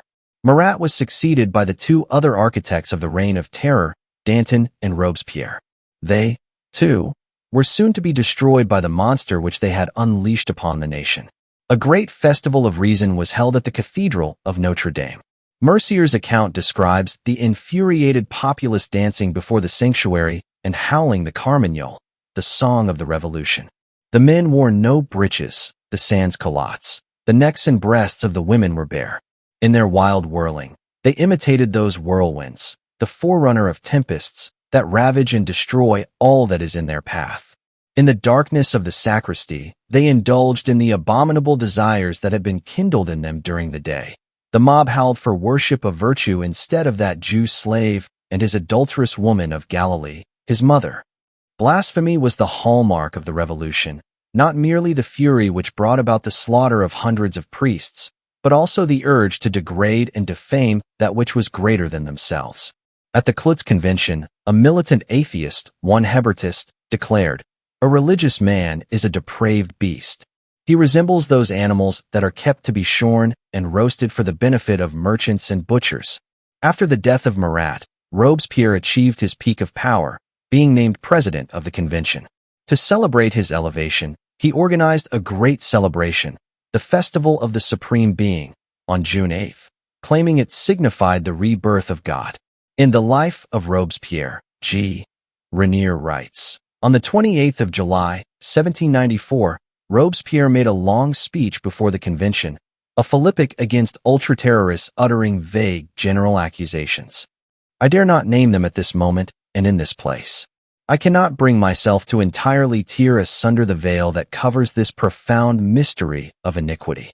But I can affirm most positively that among the authors of this plot are the agents of that system of corruption and extravagance, the most powerful of all the means invented by foreigners for the undoing of the Republic. I mean the impure apostles of atheism and the immorality that is at its base. Renier comments, had he not spoken these words, he might still have triumphed. Because he had threatened to expose the Illuminists behind the revolution, Robespierre had doomed himself. At that very moment, his archenemy and deadly rival, Fouché, was passing the law of 22 Prairial, which provided in Article 16 no defense for conspirators. At the Assembly of 9 Thermidor, Robespierre was not allowed to speak or to defend himself against his accusers. Soon afterward, he was arrested at the Hôtel de Ville. In the struggle which ensued, he was shot in the jaw. He was dragged away to the conciergerie, still adorned in his costume for the festival, a sky-blue coat and jonquil breeches. 22 of his supporters were first executed. Then Robespierre himself was led to the guillotine. Before throwing him down before the guillotine, the famous executioner, Samson, deliberately ripped the bandage from Robespierre's jaw. Spectators said he screamed like a slaughtered animal before the blade mercifully descended. The third leader of the Reign of Terror, Danton, also was soon led to the guillotine, and Paris slowly began to return to normal. The inevitable reaction, which was called the White Terror, soon began. It culminated in the famous 18th Brumaire, a date cited with hatred and anger by revolutionaries ever since. On the 18th Brumaire, Napoleon took power, and the revolution was over. A further development of the French Revolution was the unleashing on the world of a new formula for mankind's control, the social sciences. This technique was developed by an imprisoned aristocrat, Comte de Saint-Simon, during his imprisonment in the Luxembourg. While awaiting trial, he amused himself by developing his vision of a new social system, one which would be developed purely on scientific principles instead of political realities. From his concept came the entire socialistic system of social welfare, which proved to be a necessary tool for imposing socialism by the governments of many countries. The Terror had offered a great opportunity for the Canaanites to indulge their inhuman desires. They now hated Napoleon with all the passion of which they were capable, because he had taken away their delights. After his downfall, they saw to it that he was slowly poisoned to death with administration of arsenic in his food. This was proven 150 years later by examination of his hair, which showed heavy concentrations of arsenic. The poison had been administered to Napoleon on the island of St. Helena by a trusted agent of the Rothschilds. To further satisfy their lust for revenge, these same conspirators later murdered his young son, the Duke of Reichstadt. It was the Duke of Brunswick himself, known as Aaron in the Illuminati, who delivered the last word on the French Revolution. A secret sect working within Freemasonry had brought about the French Revolution and would be the cause of all future revolutions. Monsignor Dillon, writing in 1885, offered a further comment. However subversive the doctrines of the Grand Order may have been, and undoubtedly were, it was not Freemasonry itself but Illuminism which organized the movement of which the French Revolution was but the first manifestation. The great French historian, Hippolyte Taine, wrote, "Liberty, equality, fraternity." Whatever the great words with which the revolution was ornamented, it was essentially a transference of property. The successful conclusion of the Napoleonic Wars found the Rothschilds in unchallenged control of that property. They held the Congress of Vienna to celebrate their great victories. Von Gentz, secretary to Prince Metternich, pointed out that there never really was a Congress of Vienna. The Rothschilds merely dictated the signing of the final act, in June of 1815, to the four great powers. Von Gentz comments, "The real purpose of the Congress was to divide among the conquerors the spoils taken from the vanquished." The Congress of Vienna was formally headed by Lord Castlereagh, Foreign Minister of Great Britain, and his half-brother, Lord Charles Stuart, who was serving as ambassador plenipotentiary to Vienna. Lord Aberdeen, Lord Cathcart, and Lady Burghurst, a niece of the Duke of Wellington, also represented Great Britain. Princess Thurn Taxis arranged nightly meetings in her drawing room between Talleyrand and the Tsar of Russia. During these meetings, Talleyrand routinely betrayed the French people. Nearly all the royalty of Europe was present in Vienna for the Congress. They gathered at the Opera House for a special concert by Beethoven, which he conducted. Because England was the victorious power, the world supremacy of British naval power was accepted without question by the members of the Congress. An important piece of business was the passage of acts on March 20th and March 29th, 1815, which permanently guaranteed Swiss neutrality. These acts not only ensured that Switzerland would continue to be the nation where the revolutions of the world could be plotted, but also that the ill-gotten gains of those revolutions would be guaranteed safe deposit and insurance against being repossessed by the victims of robberies. Lord Castlereagh later addressed the House of Commons in his report on the Congress. The Congress of Vienna was not assembled for the discussion of moral principles, but for great practical purposes to establish effectual provisions for the general security. One of these provisions was Nathan Mayer Rothschild's setting up a special German committee at the Congress to work out a grant of rights to German Jews. This provision was inserted into the final act, which was then advertised as establishing equilibrium in Europe, the famed doctrine later known as the balance of power. In fact, British intelligence, led by Lord Shelburne, had operated the entire French Revolution from London as a Masonic plot to rid England of its oldest and most historic rival. After 1815, France never again mounted any threat to the British hegemony. It was not a balance of power at all. It was the triumph of the Hegelian system. The Bourbons had now become a weak and ineffectual ruling family. Lord Castlereagh formally restored them to the throne in the Treaty of Paris, only because they would be an important contributing factor to France's future weakness. Castlereagh, Marquis of Londonderry, was now considered the most powerful single politician in the world. He was the godson of Lord Camden, who, with Lord Shelburne, had lent large sums to Britain's Prime Minister, William Pitt. Thereafter they were able to control him for their own devious purposes. Lord Shelburne, William Petty, was denounced by Edmund Burke as a Catiline or Borgia in morals, which was undoubtedly true. Henry Kissinger openly modeled his own diplomatic techniques on those of Lord Castlereagh. In his book, A World Restored, which he dedicated to McGeorge Bundy, of the Brotherhood of Death, Kissinger wrote, "There are two ways of constructing an international order, by will or by renunciation, by conquest or by legitimacy." The World Restored, to which Kissinger dedicated his career, was, of course, the continuation of the Rothschild world order which had been established at the Congress of Vienna. His idol, Lord Castlereagh, apparently had some second thoughts about the consequences of his diplomacy. He returned to London from Vienna believing that he had achieved a great personal triumph both for himself and for his country. On later examining the actual results of the Congress of Vienna, he belatedly realized that he had delivered the entire continent of Europe into the hands of the Rothschilds. On the 12th of August, 1822, he had an emotional audience with King George IV, informing him, "Sire, it is necessary to say goodbye to Europe. He then went home and cut his throat, slashing his artery with a small penknife. This story has even more interesting significance today.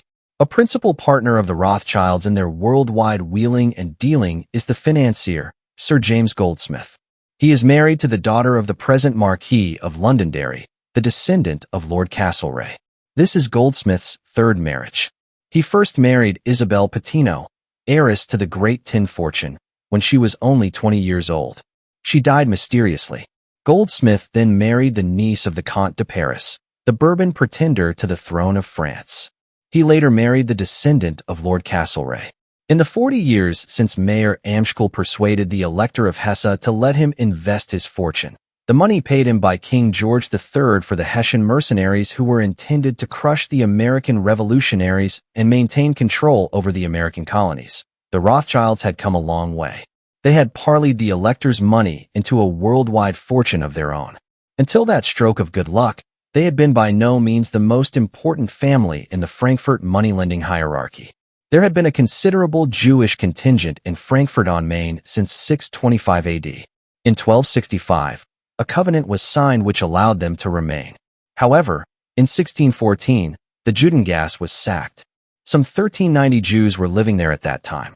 In 1615, the gates of the Judengasse had been posted with the warning, under the Roman Imperial Majesty and the Holy Roman Empire's protection. In 1715, there were some 415 families in the Judengasse, of whom 109 were moneylenders. There were also 106 hardware dealers.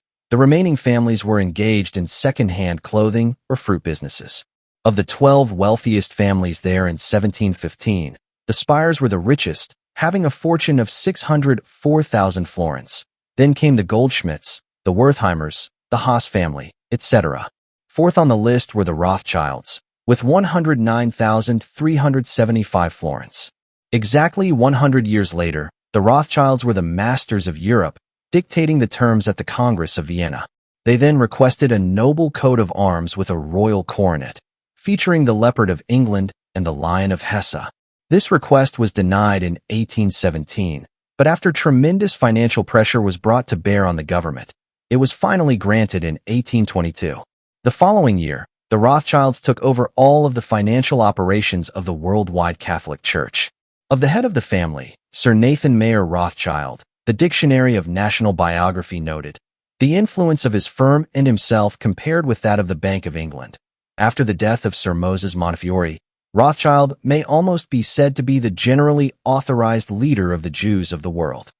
The success of the French Revolution, which was really a coup d'état, was due to the reorganization of the Freemasons in France. The original French lodge had only 3 degrees, the 33 degrees of the ancient and accepted Scottish Rite. The revolutionary degrees were then introduced. This guaranteed the success of the conspiracy.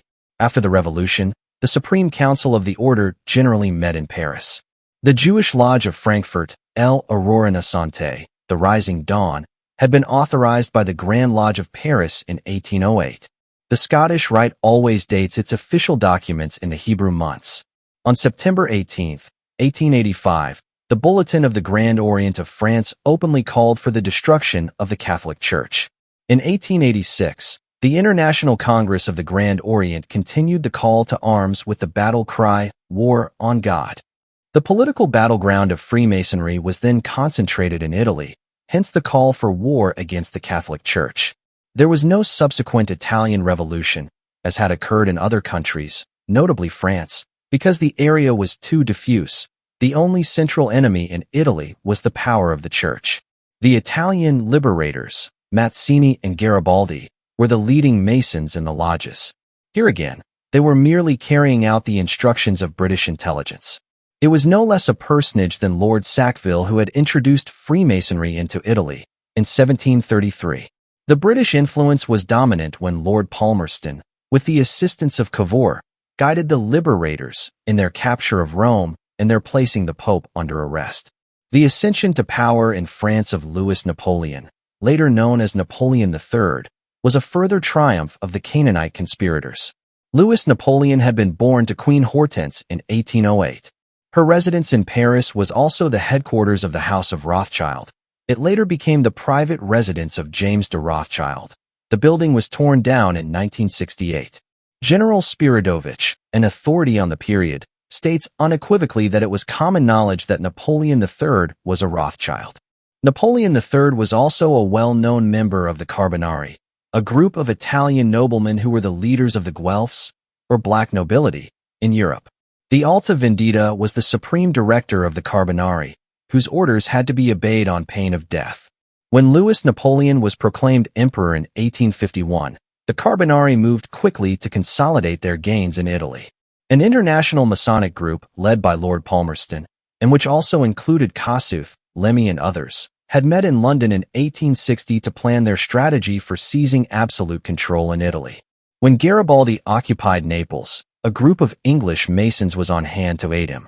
Despite his Canaanite origins, Napoleon III deeply offended the world order when he organized his coup d'état in December 1851 and seized power in France.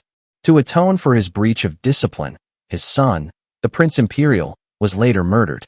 No less a person than Gambetta, former premier, whose secretary was Adolphe Crémieux, founder of the Alliance Israélite Universelle, said, "The providential death of the Duke of Reichstadt, the son of Napoleon I, has been the penalty for Brumaire when Napoleon I seized power. I swear to you that December 2nd, 1851, Napoleon III coup d'état will be punished also." In 1879, the prince, then 23 years old, joined a British expedition against the Zulus because he had been proscribed in France. He developed a mysterious fever on the boat to Africa, but recovered. He was then assigned an aide, a Freemason, who later persuaded him to go 11 miles past the bounds of prescribed reconnaissance, where they set up camp. When the prince mounted his horse during an attack, the strap broke. It had been cut in half, although it was a new leather strap. He died from 17 javelin thrusts from the Zulus. Adrien Paylaud recounts this story in La Mort du Prince Impérial, Paris, 1895. Paylaud wrote, "At the time of the prince's departure from France for England, a Freemason Republican deputy said, 'You will never see him again, the prince.' I don't pretend to be a prophet, but, believe me, the prince will be killed in Zululand." The deputy was a close friend of Gambetta. On May 19, 1879, a radical paper announced that the prince had been killed. A Masonic lodge at the Cape had sent word to Paris. However, on that day the Zulus had failed to appear. On a later expedition, the prince was killed on June 1st. This remarkable circumstance was noted in a highly successful play, The Wife of Claudius, by Alexandre Dumas in Paris. The hero Daniel says, "The diaspora has not scattered us. On the contrary, it has extended us in all directions. In consequence, we enmesh the whole world in a net, so to speak." Chapter 6. The American Revolution. The history of the United States properly begins with its discovery by Columbus in 1492, if we ignore the numerous voyages which had been made to this land by adventurers for some 1,000 years. King Henry VII granted letters patent to John Cabot, a Genoese named Giovanni Caboto, on March 5, 1496, and to his 3 sons, Louis, Sebastian, and Sanchez. The Cabots were given the right to possess all such towns, cities, castles, and isles which they might discover. Cabot landed at Labrador May 2, 1497. His descendants became important leaders in New England. The first body of laws for the new land, the Mayflower Compact, had been signed by the passengers on the Mayflower on November 11, 1620, as follows: "In the name of God, Amen.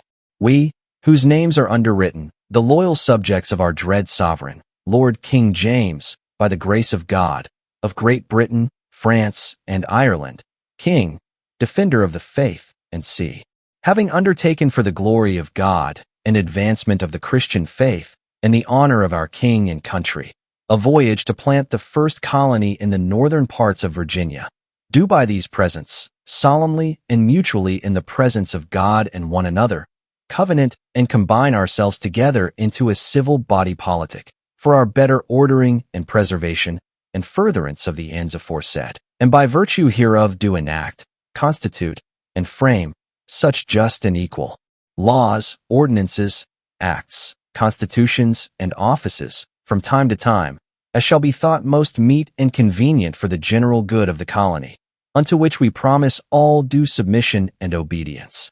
In witness whereof we have hereunto subscribed our names at Cape Cod the 11th of November, in the reign of our sovereign Lord King James of England, France, and Ireland, the 18th, and of Scotland the 54th. Anno Domini 1620. Signed, William Mullins and others. This, the first legal agreement or constitution in the New World, was followed in 1661 by a Declaration of Liberties, dated June 10, 1661, in General Court, which included 2. The governor and company are, by the patent, a body politic, in fact and name. 3. This body politic is vested with power to make freemen. This declaration is an important document in the history of this nation, because it announced that the colonists now possessed the power of sovereignty, that is, the right to make freemen. On October 2, 1678, the colonists boldly announced that the laws of England are bounded within the 4 seas and do not reach America. Of the colonies, Virginia was said by the scholar J.R. Pohl to be the most like England. This was probably because it was the most Masonic of the colonies. It was ruled from London by the Lords of Trade, formerly known as the Board of Trade, by the London Company and the Virginia Company, and the law by which they ruled was Admiralty Law. Page 59, Royal Government in America, Leonard Woods Laborie, Yale, 1930. In 1723, Lieutenant Governor Drysdale of Virginia enacted a 40 shillings tax on each slave brought into the province. A protest against this tax immediately arose from the principal English slave dealers, the Royal Africa Company, consisting of divers merchants trading in Africa, the South Sea Company, and the Liverpool Corporation, the mayor, aldermen, and merchants of the ancient and loyal Corporation of Liverpool. English common law ruled in the courts. It omitted all evidence from the record. It was this free-ranging spirit of the colonists, many of them originating as Huguenot refugees from France, which early on gave rise to fears in London that the new land might not prove to be a tractable province of the British power. From the outset, many of the settlers in America considered themselves to be independent in reality, if not politically. London was a far-off presence, and in most cases, the settlers were left to their own devices. The people of Shem had now found their promised land, where they could build the type of civilization they required, and where they could raise their families, free at last from the dread Canaanites and their addiction to human sacrifice and cannibalism. However, the Canaanites had not lost sight of their prey, far off though they might be. They had the formula for controlling any people, the subversive organization of the Masonic Order of Canaanites. The Encyclopedia Judaica notes that Moses M. Hayes was appointed Inspector General of North American Masonry in 1768. Benjamin Franklin had been Grand Master in Philadelphia since 1734. Hayes soon brought the Scottish Rite into the United States, introducing it at the Newport Lodge in 1780. The Franklin Masonic organization had been authorized by Lafayette, who later backed Benito Juarez in the Mexican Revolution. Until the onset of the Scottish Rite, a rival organization set up by the Duc d'Orleans, the Swiss bankers, and British intelligence, Franklin had been the chief Masonic organizer in the colonies. By 1785, 15 lodges of the Illuminati had been set up in America. They were led by a group of New Yorkers, who included Clinton Roosevelt, Charles Dana, Governor DeWitt Clinton, and Horace Greeley. Roosevelt later wrote an influential book, The Science of Government as Founded on Natural Causes, which became the textbook for the implementation of Illuminati programs in America. The American Revolution differed substantially from the revolutions in France, Spain, and Russia. It was not a local uprising against oppressive masters. Rather, it was the takeover of property by those who had worked to develop it, and who felt they owed nothing to the absentee landlords, the British Crown.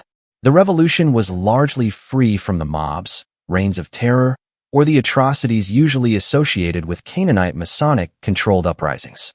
Nevertheless, the same British master of espionage, Lord Shelburne, who had run the French Revolution from London, now contrived to place many of his agents in crucial positions among the American revolutionists. These agents appeared on the scene during critical times and were presented as able and daring patriots.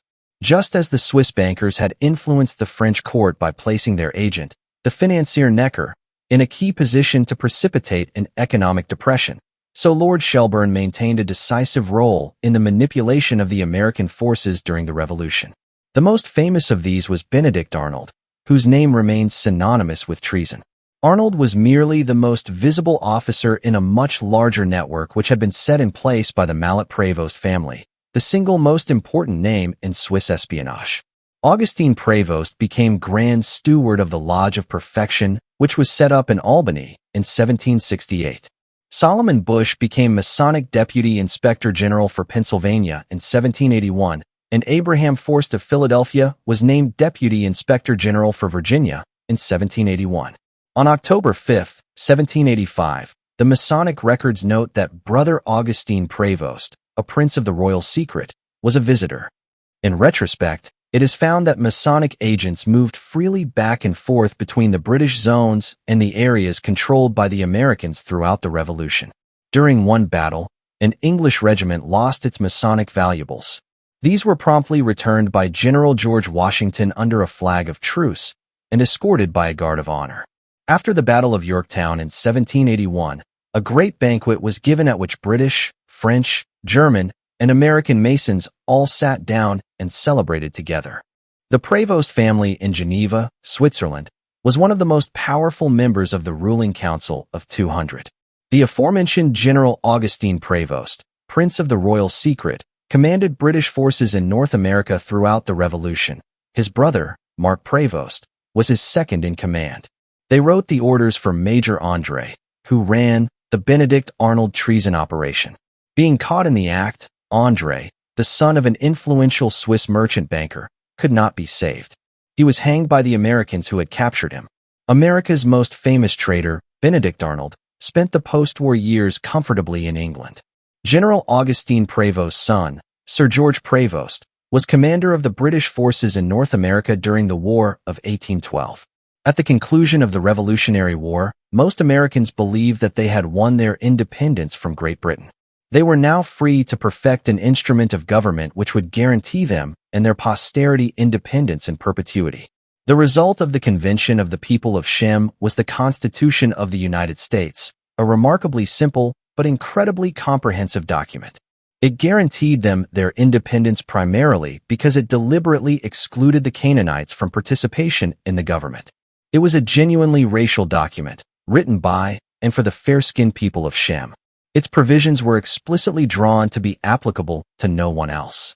Because it was written as a Shemitic document, which had been drafted to provide for the security of the Shemitic people, any future alteration or dilution of this original intent of the Constitution would be an anti-Shemitic act.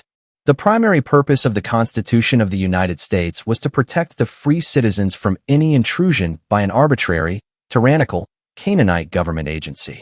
The subsequent gradual erosion of these provisions of the Constitution and its subtle alteration to permit and encourage attacks on the free citizens of the United States by a demoniacal Canaanite centralized government constitutes a most grievous racial and religious assault against the people of Shem. Thus, all subsequent alterations of this Constitution, which were enacted with this purpose in mind, form an unwarranted and flagrant attack inspired by the desire to commit racial and religious persecution, with the ultimate purpose of the total genocide of the people of Shem. During the ensuing 200 years, all of the arguments for and against the Constitution, as presented in the courts of law, and most particularly in the Supreme Court of the United States, have been worthless because they have refused to mention the explicit purpose of the Constitution, the protection of the people of Shem from racial and religious persecution. Many scholars freely admit that the Constitution was written to limit the powers of government and to guarantee freedoms to the people, but because these discussions never mention just who these people are, the discussions never approach reality. Certainly, the Constitution cites certain basic rights, but these rights apply only to the people of Shem. It is impossible to cite the Constitution in discussing the rights of Papuans or Slavs, because this document was never intended for such applications.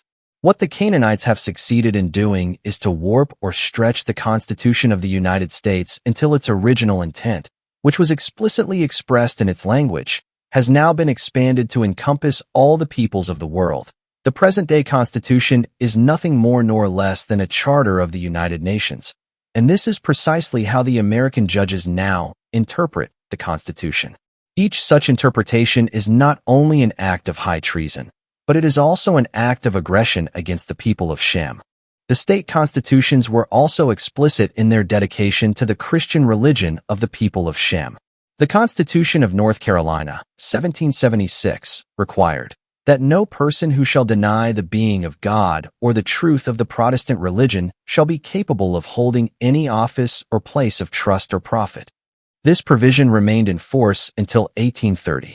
The Constitution of Delaware, 1776, required that every officeholder had to declare faith in Jesus Christ. The ratification of the Constitution of the United States was soon followed by the first in a long series of attempts to subvert it. This was the Edwardian conspiracy, headed by Timothy Dwight, president of Yale. The conspirators were Calvinist clergymen and professors, that is to say, Cromwellians, akin to those who had committed regicide in England and beheaded King Charles I. They now proposed to make short shrift of the new republic.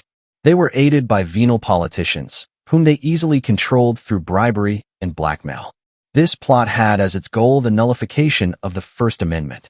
By bribery and intrigue, they planned to establish the Calvinist Church as the officially authorized and state-subsidized religion in each state.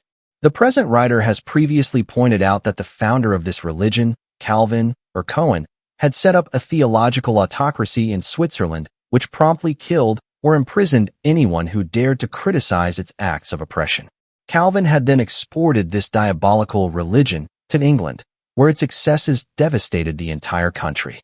The Edwardian conspiracy was exposed by an Anglican clergyman, Reverend John Cozens Ogden, who published in Philadelphia in 1799 the results of his findings, a view of the New England Illuminati, who are indefatigably engaged in destroying the religion and government of the United States. Although this book first appeared in 1799, it could be republished today with virtually the same text. It would only need to be updated by including the names of the current conspirators. The name of Timothy Dwight is known as one of the three organizers of the Russell Trust at Yale, also known as Skull and Bones, or the Brotherhood of Death. The same small band of conspirators has figured in every plot to destroy the American Republic. The exposure of this conspiracy did not deter the plotters, who soon followed it with another, the Essex Junto of 1804 to 1808. The principal conspirators were born in or near Essex County, Massachusetts, hence the name of the plot. They worked closely with agents of British intelligence in Boston to bring about the secession of the New England states from the United States. These Judases were no haggard, bomb-carrying revolutionaries. They were from the leading merchant and banking families of New England. Their leader was Massachusetts Senator George Cabot, a direct descendant of the Genoese Cabot who had been commissioned by King Henry VII and who had landed in Labrador almost 2 centuries earlier. Other conspirators were Judge John Lowell, ancestor of the Bundy family of the Ford Foundation and other leading agencies, the Higginsons, Pickerings, Parsons, and Judge Tapping Reeve, of Litchfield, Connecticut, who happened to be Aaron Burr's brother-in-law. The conspiracy had been fueled by the efforts of a leading British intelligence operative, Sir John Robison, who worked closely with the Aaron Burr network. After President Thomas Jefferson was informed of the details of the Essex Junto, the malefactors reluctantly abandoned their dream of an early breakup of the Union and then dedicated themselves to a longer-range strategy, which culminated in the Civil War. The British Secret Intelligence Service had been funded by Lord Shelburne to promote the interests of the East India Company, the Bank of England, of which it became the primary intelligence network, the banking families Hope and Baring, and their Swiss allies, the bankers Prevost and de Neufville. Their most able supporters in the United States were John Jacob Astor and Aaron Burr. Astor was treasurer of the Grand Lodge of New York from 1798 to 1800. In 1800, he was given free entry into all ports of the world which the East India Company had brought under their control. This gave him a tremendous financial advantage over his competitors. In return for this favorable treatment, he provided the financial backing for the plot to replace President Thomas Jefferson with Aaron Burr, after Jefferson had exposed the plot of the Essex Junto. Throughout the Revolutionary War, Burr had worked as a double agent, reporting daily to British forces from West Point. Burr later became attorney for the Astor interests, drawing up their contracts and doing commercial work for the East India Company. He routinely fixed elections in the New York area through his connections with the Masonic lodges. He had founded the Society of St. Tammany in New York City in 1789. It was set up symbolically with 13 tribes, each of whom had a grand sachem at its head. The entire network was supervised by one grand sachem at the headquarters. This became the famous, or infamous, Tammany Hall, which controlled the political structure of New York City for many years, rife with corruption and favoritism. It was never anything but a subsidiary of the Masonic lodges, of which it was organized in open imitation. The head of the Masons in New York in 1783 had been Grand Master William Walter, a British Army general. With the withdrawal of the British troops, he turned his leadership over to Robert Livingston, whose family connections included the Lees of Virginia and the Shippens of Philadelphia, who were prominent in the Benedict Arnold scandal. Arnold had married Peggy Shippen. Robert Livingston was installed as Grand Master of the New York Lodge in 1784. His brother Edward was mayor of New York. With these powerful allies supporting him from behind the scenes, Burr was able to conclude many successful financial deals. He easily obtained a charter for the Manhattan Company, with his registered purpose a plan to provide water for the city. No mains were ever built. Instead, he used the charter to start a bank, the Manhattan Company.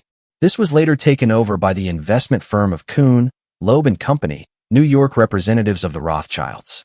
Today, it is the Chase Manhattan Bank, flagship of the Rockefeller fortune. Burr became vice president in 1801 under Thomas Jefferson, who was president. Burr succeeded in persuading President Jefferson to appoint the Swiss banker, Albert Gallatin, as Secretary of the Treasury. Gallatin's family were prominent members of the ruling Council of 200. His cousin was none other than the notorious Jacques Necker, whose financial policies had precipitated the French Revolution. Burr and Gallatin now set about to implement policies which would wreck the young republic. They distributed bribes of gold along the frontier to Indians and renegades, so that they would murder the settlers. Gallatin then deliberately provoked the Whiskey Rebellion, the first insurrection against the government. In 1829, Thaddeus Stevens, a Vermont-born lawyer who had settled in Pennsylvania, introduced a resolution in the House of Representatives to inquire into the desirability of making membership in the order a cause for peremptory challenge in court, when one and not both principals in a suit were Masons. He would have excluded all Masons from the jury in criminal trials where the defendant was a Mason, and would have made it unlawful for a judge belonging to the order to sit in a trial where a Mason was involved. The resolution was barely defeated. Stevens then sponsored a resolution demanding that Masonry be suppressed and secured a legal inquiry into the evils of the order. He spoke in Hagerstown, Maryland, on the proposition that the genius of liberty has set a people free. The first object of their solicitude should be the destruction of Freemasonry. He succeeded in electing an anti-Masonic governor of Pennsylvania, but after this victory, the vigor of his anti-Masonic crusade waned, and he gradually abandoned it. The great problem of any public opponent of Freemasonry, such as Thaddeus Stevens, was the great secrecy of the order, with death penalties invoked for any members who violated its secret agenda or its international loyalties. From the year 1776, Freemasonry has been an omnipresent international government operating treasonably from within the United States, and it has exercised those powers ever since. Because of its secrecy, an opponent has insuperable difficulties in presenting to the people any detailed information about its conspiratorial activities. Since the murder of Captain William Morgan, no American Mason has dared to expose its stealthy operations. The present writer had for some 30 years focused on the conspiratorial activities of the leading international bankers, without realizing that governing their every action was their primary involvement with and commitment to Freemasonry. Only the discovery of the Curse of Canaan and the subsequent Will of Canaan forced this writer to the reluctant conclusion that behind every financial conspiracy was the demonic attachment to a satanic cult, which manifested itself through the operations of Freemasonry. The emblems of this cult are boldly emblazoned on the Great Seal of the United States and on the Federal Reserve notes, unpaid debts of the American people. The words Annuit Coeptis announced the birth of Novus Ordo Seclorum, the new order. The Canaanites have even appropriated the Great Pyramid of Gizeh, built by Shem, as their emblem. However, To demonstrate that they have not yet put into operation the final phases of their conspiracy, they show the top of the pyramid missing, indicating that the lost word of Freemasonry is still absent. The eye represents the great architect of the universe, a Kabbalist concept. It is enclosed in a triangle, which is the symbol of magic. The 13 steps refer to Satan, Belial, and rebellion, which Kabbalistic gematria assigned to the 13 colonies, 13 stripes, 13 olive leaves, 13 arrows on the seal, and the 13 letters of E pluribus unum, all of which emphasize the importance of the number 13 in any enterprise which is controlled by Freemasonry. It reminds them of their war against Christ and his 12 disciples. The eagle is represented as the symbol of Rome, the historic enemy of the Canaanites, whom they can never forget, the adversary who razed their capital, Carthage, and who sought to control their bestiality through the administration of laws, the fasces. Consequently, all Freemasons must be vigorously anti-fascist. That is, they must place themselves against the rule of law. The eagle has 9 tail feathers, representing the inner circle of 9 in the Illuminati, and also the number of degrees in the York Rite. The 13 stars represent the seal of Solomon.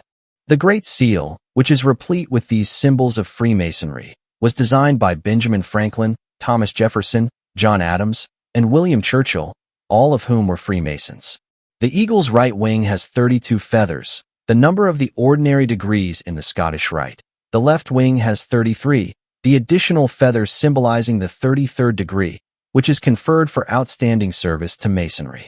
To detail all of the Masonic emblems with which the Great Seal is rife would require more space than is needed here. These esoteric hidden meanings show that the combined number of feathers in the 2 wings of the eagle is 65. In gematria, this is the value of the Hebrew phrase, Yam Yachad, together in unity, which is cited in Psalm 133 verse 1. Behold, how good and pleasant it is when brothers dwell together in unity. The 5-pointed stars represent the Masonic blazing star and the 5 points of fellowship. The all-seeing eye has a Kabbalistic value of 70 plus 3 plus 200. The value of the phrase Eben Mesu Habanim, the stone which the builders refused, which is familiar to all royal archmasons. It also represents the value of Hiram Abiff, the architect of King Solomon's temple. This audiobook was uploaded by Hidden Whispers Revelation on YouTube. Please subscribe and like the video to support this work if you enjoyed listening. Chapter 7. The Civil War. The Civil War was the most tragic bloodletting of the people of Shem in recorded history.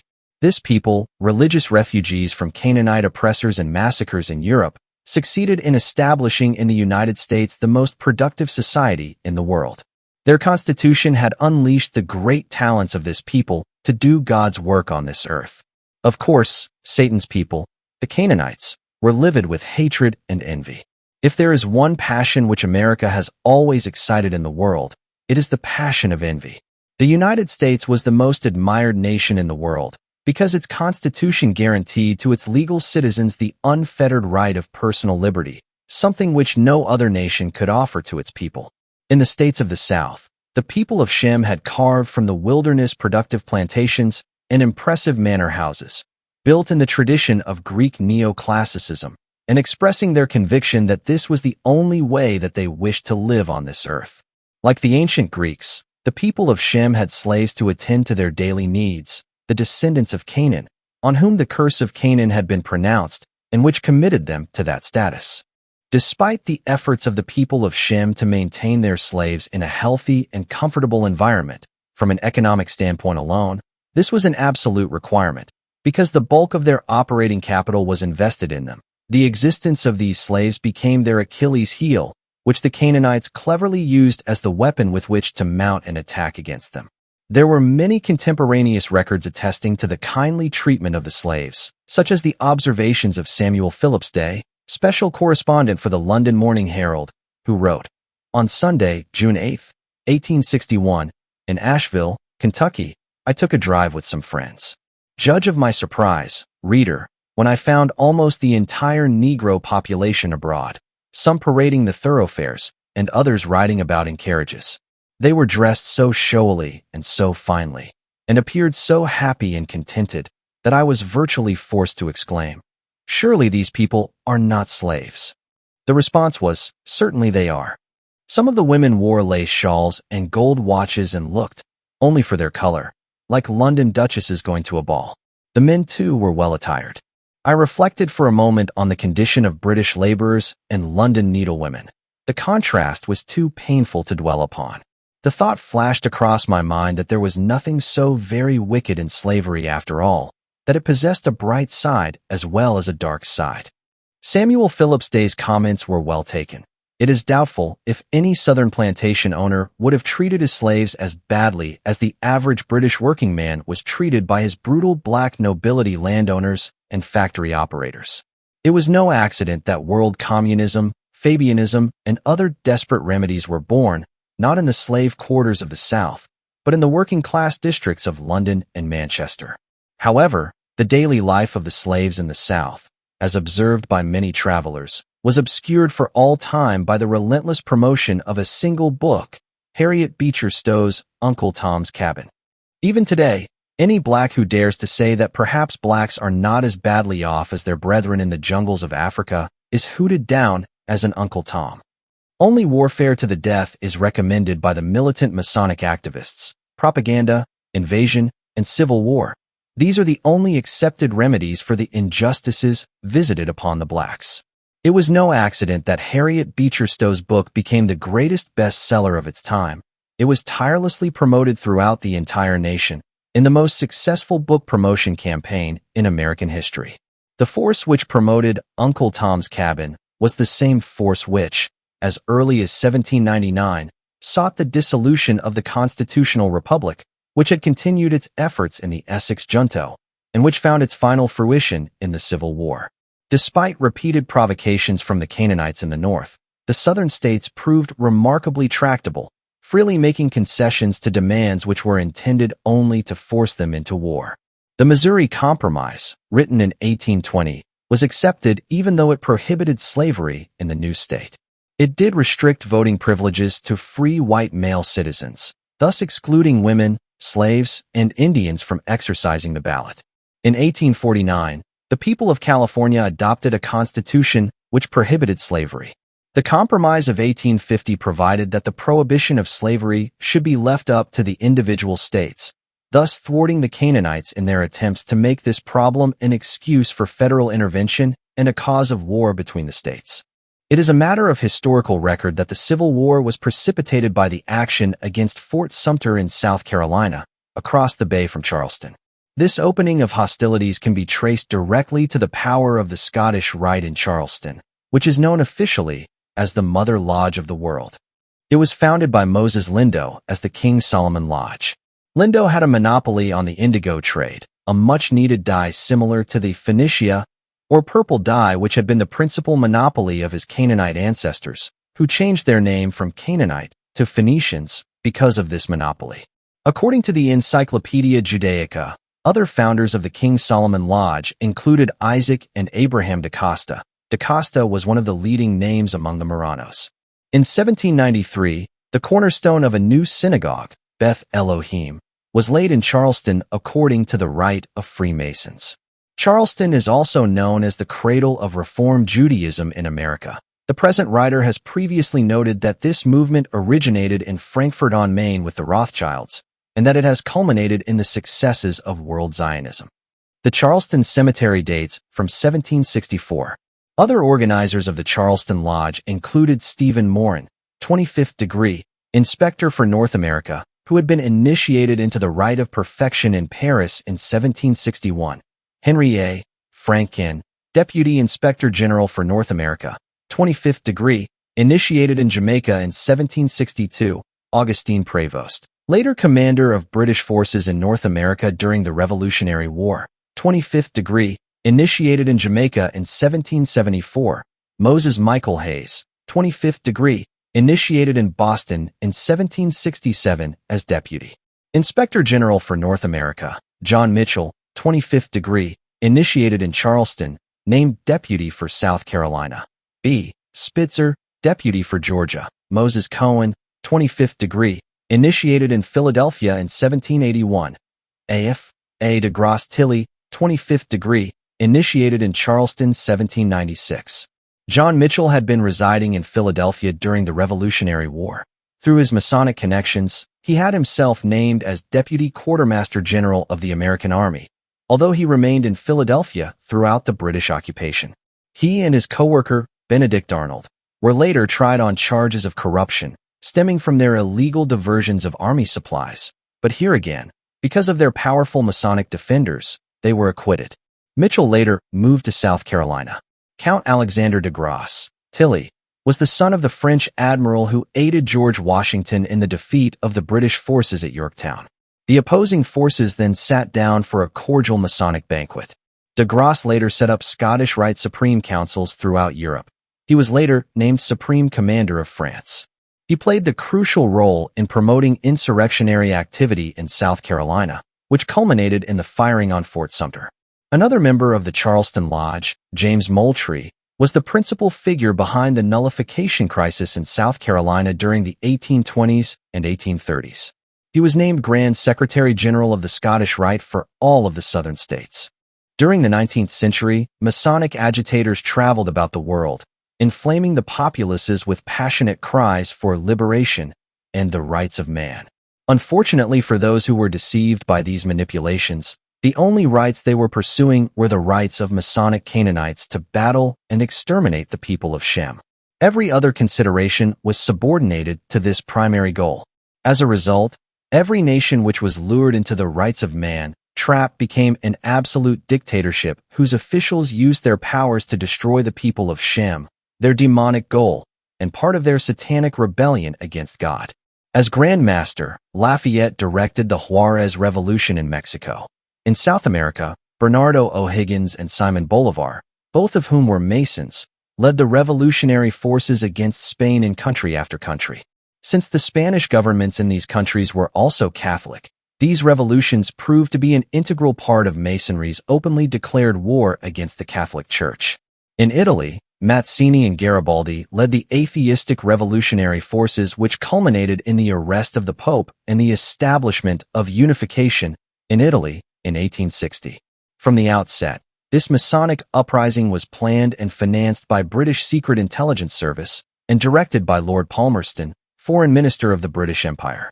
When Louis Kossuth, the Hungarian revolutionary, visited the United States, Masonic organizations throughout the country planned large-scale demonstrations and victory banquets for him. It is doubtful that any visitor to these shores has previously or since been lionized to the extent that Louis Kossuth was received. Even today, there are still many towns and avenues in American towns throughout the country which are named after Kossuth, memorializing this leader of Freemasonry. In 1845, Mazzini originated the Young America movement in the United States. Although primarily active in rural areas as a farmers' movement, it was directed by Mazzini to play an active role in the growing abolitionist movement, which he also directed. His friend, William Lloyd Garrison, who later wrote the introduction to Mazzini's authorized biography, became the most inflammatory of the abolitionist propagandists. He called his newspaper The Liberator. Garrison started this paper in 1831. From the outset, it was liberally financed by unnamed backers, who saw to it that free subscriptions to The Liberator were distributed throughout the southern states. The state of Georgia was moved to offer $500 reward for Garrison's arrest or for the detention of any member of his American Anti-Slavery Society. Garrison frequently went to London for conferences with Mazzini on the strategy of the abolitionist movement. They usually met at the offices of the well-known London solicitor, William Ashurst. Few Southerners have ever heard the name of Mazzini, and even fewer know that this fiery Masonic revolutionary was the actual instigator of the Civil War. He is privately known among the Conoscenti, or Gnostics, as the godfather of the anti-slavery campaign in the United States. This abolitionist propaganda caused widespread resentment throughout the South. On December 16, 1835, the state of South Carolina issued a formal resolution on the matter, resolved that the formation of the abolitionist societies and the acts and doings of certain fanatics calling themselves abolitionists in the non-slaveholding states of this confederacy are in direct violation of the obligations of the Compact of the Union, dissocial, and incendiary in the extreme. Note that in 1835, South Carolina used the term confederacy, common until after the outcome of the Civil War, a confederacy of states associated under the provisions of a compact, the Constitution of the United States. The abolitionist propaganda did constitute a direct invasion of the southern states, and as such was an undeclared state of war. It was also, as the South Carolina Resolution pointed out, a direct violation of the terms of the compact. Nevertheless, this invasion by propaganda continued until it was at last followed by the direct military invasion of the Civil War. Despite the fact that slavery existed in the southern states under the direct authority of the biblical Curse of Canaan, the war against the people of Shem was conducted without mercy by the invading Canaanites, who faithfully followed the precepts of their founder in the will of Canaan. Hate your masters, and never tell the truth. The ideological successor to the Edwardian conspiracy and the Essex junto in the New England states was a curious, pseudo-religious cult, often called the New England religion, but also known as Unitarianism and Transcendentalism. It was a direct spawn of the demonic cult of Baal, as adapted through the centuries by such liberalizing and humane influences as Pythagoreanism, Neoplatonism, and secular humanism, which had been bought and paid for by the banking family, the Medicis. The New England religion, quite simply, was the latest modern heresy preached against the people of Shem. The cult was directed by Reverend William Channing. One of his principal assistants was a teacher named John Brown, the son of the infamous revolutionary who was to die on the gallows for the insurrection at Harper's Ferry. This cult survives today principally in the preachings of some who call themselves fundamentalists. These renegades preach the doctrine of the will of Canaan, and they work avidly for the final defeat and extermination of the people of Shem. These transcendentalists did not bother to conceal the fact that they took the basics of their religious doctrines directly from the Kabbalah, preaching that each person has an oversoul and that there is no final authority in any religious matter, thus invalidating the entire Bible and the pronouncements of God. Their true leaning was always dominated by Oriental despotism, and their doctrines originated in the Far East. Consequently, their first line of attack was the overthrowing of the Constitution of the United States, the principal safeguard of the people of Shem. Their campaign resulted in the adoption of amendments, which totally invalidated the original intent of this Constitution. This is the basis of decisions of federal judges in federal courts today, always against the people of Shem, always strengthening the stranglehold of Oriental despotism over the captive people. At one point, the leader of the abolitionists, William Garrison, publicly burned a copy of the Constitution, calling it a covenant with hell. The abolitionists repeatedly denied that there was any authority for slavery in the Bible, thus ignoring the Curse of Canaan, Genesis 9 verse 25, and many other commandments. They also worked desperately to forestall the peaceful emancipation movement in the South. The gradual freeing of the slaves, which had been led by Thomas Jefferson, had received widespread approbation among the plantation owners. They welcomed emancipation because they had come face to face with the economic reality which has made a shambles of the communist empire, that without incentives and the promise of ultimate gain, few people were willing to do more than the absolute minimum of labor to survive. Economic growth was impossible in this situation. Emancipation was not merely a humanitarian measure. It was welcomed by the plantation owners because they faced ruin due to the daily demands of maintaining their increasing slave populations. Thomas Jefferson was an outstanding example. Despite his brilliant career, he died bankrupt. He tried crop after crop in desperate attempts to make Monticello a profitable enterprise. In every case, he was defeated by the mounting expenses of caring for his slaves. The religious assault on the Constitution of the United States, the compact which had been drafted by the people of Shem in order to protect their religious freedom, now took a more ominous turn. In 1857, the financial leaders of the Canaanite powers, the House of Rothschild, assembled to celebrate the wedding of Lionel's daughter, Leonora, to her cousin, Alphonse, son of James de Rothschild of Paris. At this gathering, Disraeli said, "Under this roof are the heads of the family of Rothschild, a name famous in every capital of Europe and every division of the globe. If you like, we shall divide the United States into two parts, one for you, James, and one for you, Lionel. Napoleon shall do exactly and all that I shall advise." John Reeves, The Rothschilds, page 228. The tragic civil war which the Canaanites planned and executed against the people of Shem in the southern states actually began in 1859 with the invasion of the South by the homicidal maniac, John Brown. The abolitionists had already spent millions of dollars to promote slave rebellions in the South, but this expensive propaganda had very little effect. As Day and other observers had reported, the slaves were leading very comfortable lives.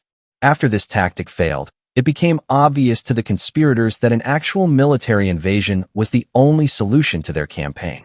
The merchant bankers of New England, who were directly controlled by the Rothschilds, were now instructed to finance a military attack against the South. Their instrumentality was the already well-known terrorist, John Brown. He was financed by a group famed as the Secret Six, which was composed of Thomas Wentworth Higginson, Reverend Theodore Parker, Dr. Samuel Gridley Howe, married to Julia Ward, from a wealthy banking family who later wrote Battle Hymn of the Republic, Franklin Benjamin Sanborn, George Luther Stearns, and Gerrit Smith. Smith had been John Brown's first financial angel. He was the son of the business partner of John Jacob Astor, East India Company, the opium trade, and British intelligence. His mother was a Livingston. He was related to the Masonic leaders, Edward and Robert Livingston. Smith was the largest landowner in the state of New York, holding 1 million acres, which included land he had given to John Brown in 1848. Smith's total contribution to John Brown's military raids and other radical causes came to more than $8 million, a tremendous sum in those days. Reverend Theodore Parker typified the religious inspiration of the abolitionist movement. His mother was a Stearns, and he married into the Cabot family. He was educated at the Harvard Divinity School, and he became a leading transcendentalist and Congregationalist minister. He was always an activist in the Masonic tradition. In 1854, he had been indicted by a grand jury for inciting an attack on a courthouse where a runaway slave was being detained. He was an active member of the Vigilance Committee, and he was the principal organizer of the Secret Six to finance John Brown's raid. He later became an expatriate, living in Europe. He died in Florence, birthplace of secular humanism. Thomas Wentworth Higginson, of the leading New England banking family, was from Newburyport, Massachusetts, the birthplace of Albert Pike, who became the national leader of American Masonry. Higginson actively assisted Reverend Parker in the attack on the courthouse and engaged in many other illegal and nefarious activities. His cousin married Theodore Roosevelt. Samuel Gridley Howe and his wife, Julia, founded and edited a fiery anti-slavery newspaper, The Commonwealth. Like so many of the Canaanite agitators in the United States, Gridley was descended from Calvinist revolutionaries. His ancestor was an officer in Cromwell's army, John Ward of Gloucester, who later fled to the United States to avoid punishment for the atrocities he committed under the banner of Cromwell. Franklin Benjamin Sanborn was a leading disciple of Reverend Parker and Ralph Waldo Emerson. The Senate ordered his arrest in 1860. He had been the principal agent for John Brown in New York since 1857. George Luther Stearns married into the Train family. He was the leader of the Free Soilers, the anti-slavery agitators in the state of Kansas. Their depredations gave rise to the term Bloody Kansas. He donated large sums to John Brown and bought a farm for the terrorist and his family. The chief agent for Stearns in Kansas was Martin Conway. Originally from Baltimore, Conway was sent to Kansas to lead the Free State forces there. He later became the first congressman from Kansas. On October 11, 1873, he fired 3 shots at Senator Pomeroy, wounding him. Conway was taken to St. Elizabeth's Hospital, where he was judged hopelessly insane. He later died there. Other leading New Englanders deeply involved in the planning of uprisings in the South included Samuel Cabot. He paid for $4,000 worth of rifles, which were sent to John Brown's forces in Kansas. The guns were used to massacre entire families during John Brown's orgy of terrorism. The Cabot Bank later provided $57,000 for John Brown's military expenses. There is no record that it was ever repaid, or that any attempt was made to collect it. It was a donation to the cause of terrorism, a familiar technique of bankers. Other financial supporters of John Brown included John Murray Forbes, a wealthy railroad builder. His mother was a Perkins, who served on the Republican National Committee. Between 1827 and 1843, the plans of the conspirators received a temporary setback with the emergence of the anti-Masonic Party as a national force. This political movement threatened to expose the entire conspiracy as a Masonic operation. From its outset, the anti-Masonic party was handicapped by its inability to penetrate the shroud of secrecy which veiled every act of the conspirators. Without direct evidence of this conspiracy, which could be presented in court or laid before the people, they soon lost their popular support. In fact, they were soon infiltrated by the very conspirators whom they sought to expose, and they were rendered impotent. Albert Pike later boasted that the anti-Masonic party actually was of great assistance to us. After its dissolution, Freemasonry never again faced any organized opposition in the entire United States. Those who mention this subject are quickly discredited as poor, overwrought fools and paranoid know-nothings who see Masons behind every tree. In most cases, they are quickly consigned to the nearest lunatic asylum, a la Soviet communism's handling of its dissidents. For some years prior to the outbreak of the Civil War, the young American Masonic conspiracy had been active in the southern states, laying the groundwork for the approaching Civil War. A native New Yorker, John A. Quitman, moved to Mississippi and married into a wealthy Southern family. He was given the warrant to form a Scottish Rite organization in Mississippi. On February 1, 1848, the Freemason magazine of Boston carried the notice that Brother John Quitman, who was now a Major General in the United States Army, had been inaugurated as Sovereign Grand Inspector General of the 33rd degree. All Southern lodges were now ordered to obey him. Quitman had also become one of the most outspoken leaders of the secessionist movement in the South. This movement was now firmly controlled by the Masonic Canaanite conspirators. Quitman also sponsored a plan to annex Mexico and financed an invasion of Cuba by mercenaries. He had been elected governor of Mississippi when he was indicted in New Orleans for his part in the planned Cuban invasion, and he was forced to resign from that office. Here again was the deep involvement of a leader of the Scottish Rite, the revolutionary arm of Freemasonry, in planning wars and revolutions throughout the world. The ideological leader of the Cuban invasion was one Jane McManus, who had last been heard from as the girlfriend of the revolutionist, Aaron Burr. In order to build popular support for his presidential campaign, Senator Stephen Douglas, Lincoln's opponent, hired one George Sanders, a young American agent, to edit the Democratic Party Review. Sanders is identified in Who's Who by profession as a capitalist. The American political agent of the Hudson Bay Company, he had worked for the Bank of England, and as United States consul in London, he had worked closely with Mazzini. London was at that time the world headquarters of Masonic revolutionary movements. Sanders soon devoted the pages of the Democratic Party Review to lauding the efforts of Mazzini and other Masonic agitators. In 1853, Killian H. Van Rensselaer, one of the New York patroons, or hereditary landlords, opened the western headquarters of the Scottish Rite in Cincinnati, Ohio. At the same time, another secret organization, the Knights of the Golden Circle, began its operations in Cincinnati. The organization, which, as usual, was well-financed, soon enlisted and trained some 100,000 members in paramilitary tactics. These members spread throughout the southern states. They formed the nucleus of what would become the Confederate Army during the Civil War. Most Southerners neither envisioned nor prepared for an armed struggle with the North. The Southern cause was always directed and promoted by Northern infiltrators. The stage was now set for the Civil War. The nation was further polarized by the Dred Scott case. Scott, an elderly and infirm Negro who was financially supported by his owners, was pushed into a direct legal confrontation, amply financed from New England merchant bankers' funds. The case went to the Supreme Court. Listed in the court records as Dred Scott v. Sanford, 19 Howard 393, the matter was decided in an opinion by Chief Justice Taney dated March 6, 1857. The question is simply this: can a Negro, whose ancestors were imported into this country and sold as slaves, become a member of the political community formed and brought into existence by the Constitution of the United States, and as such become entitled to all the rights and privileges and immunities guaranteed by that instrument to the citizen? The words people of the United States and citizens are synonymous terms and mean the same thing: the sovereign people. The question before us is whether the class of persons described in the plea in abatement comprise a portion of this people and are constituent members of this sovereignty.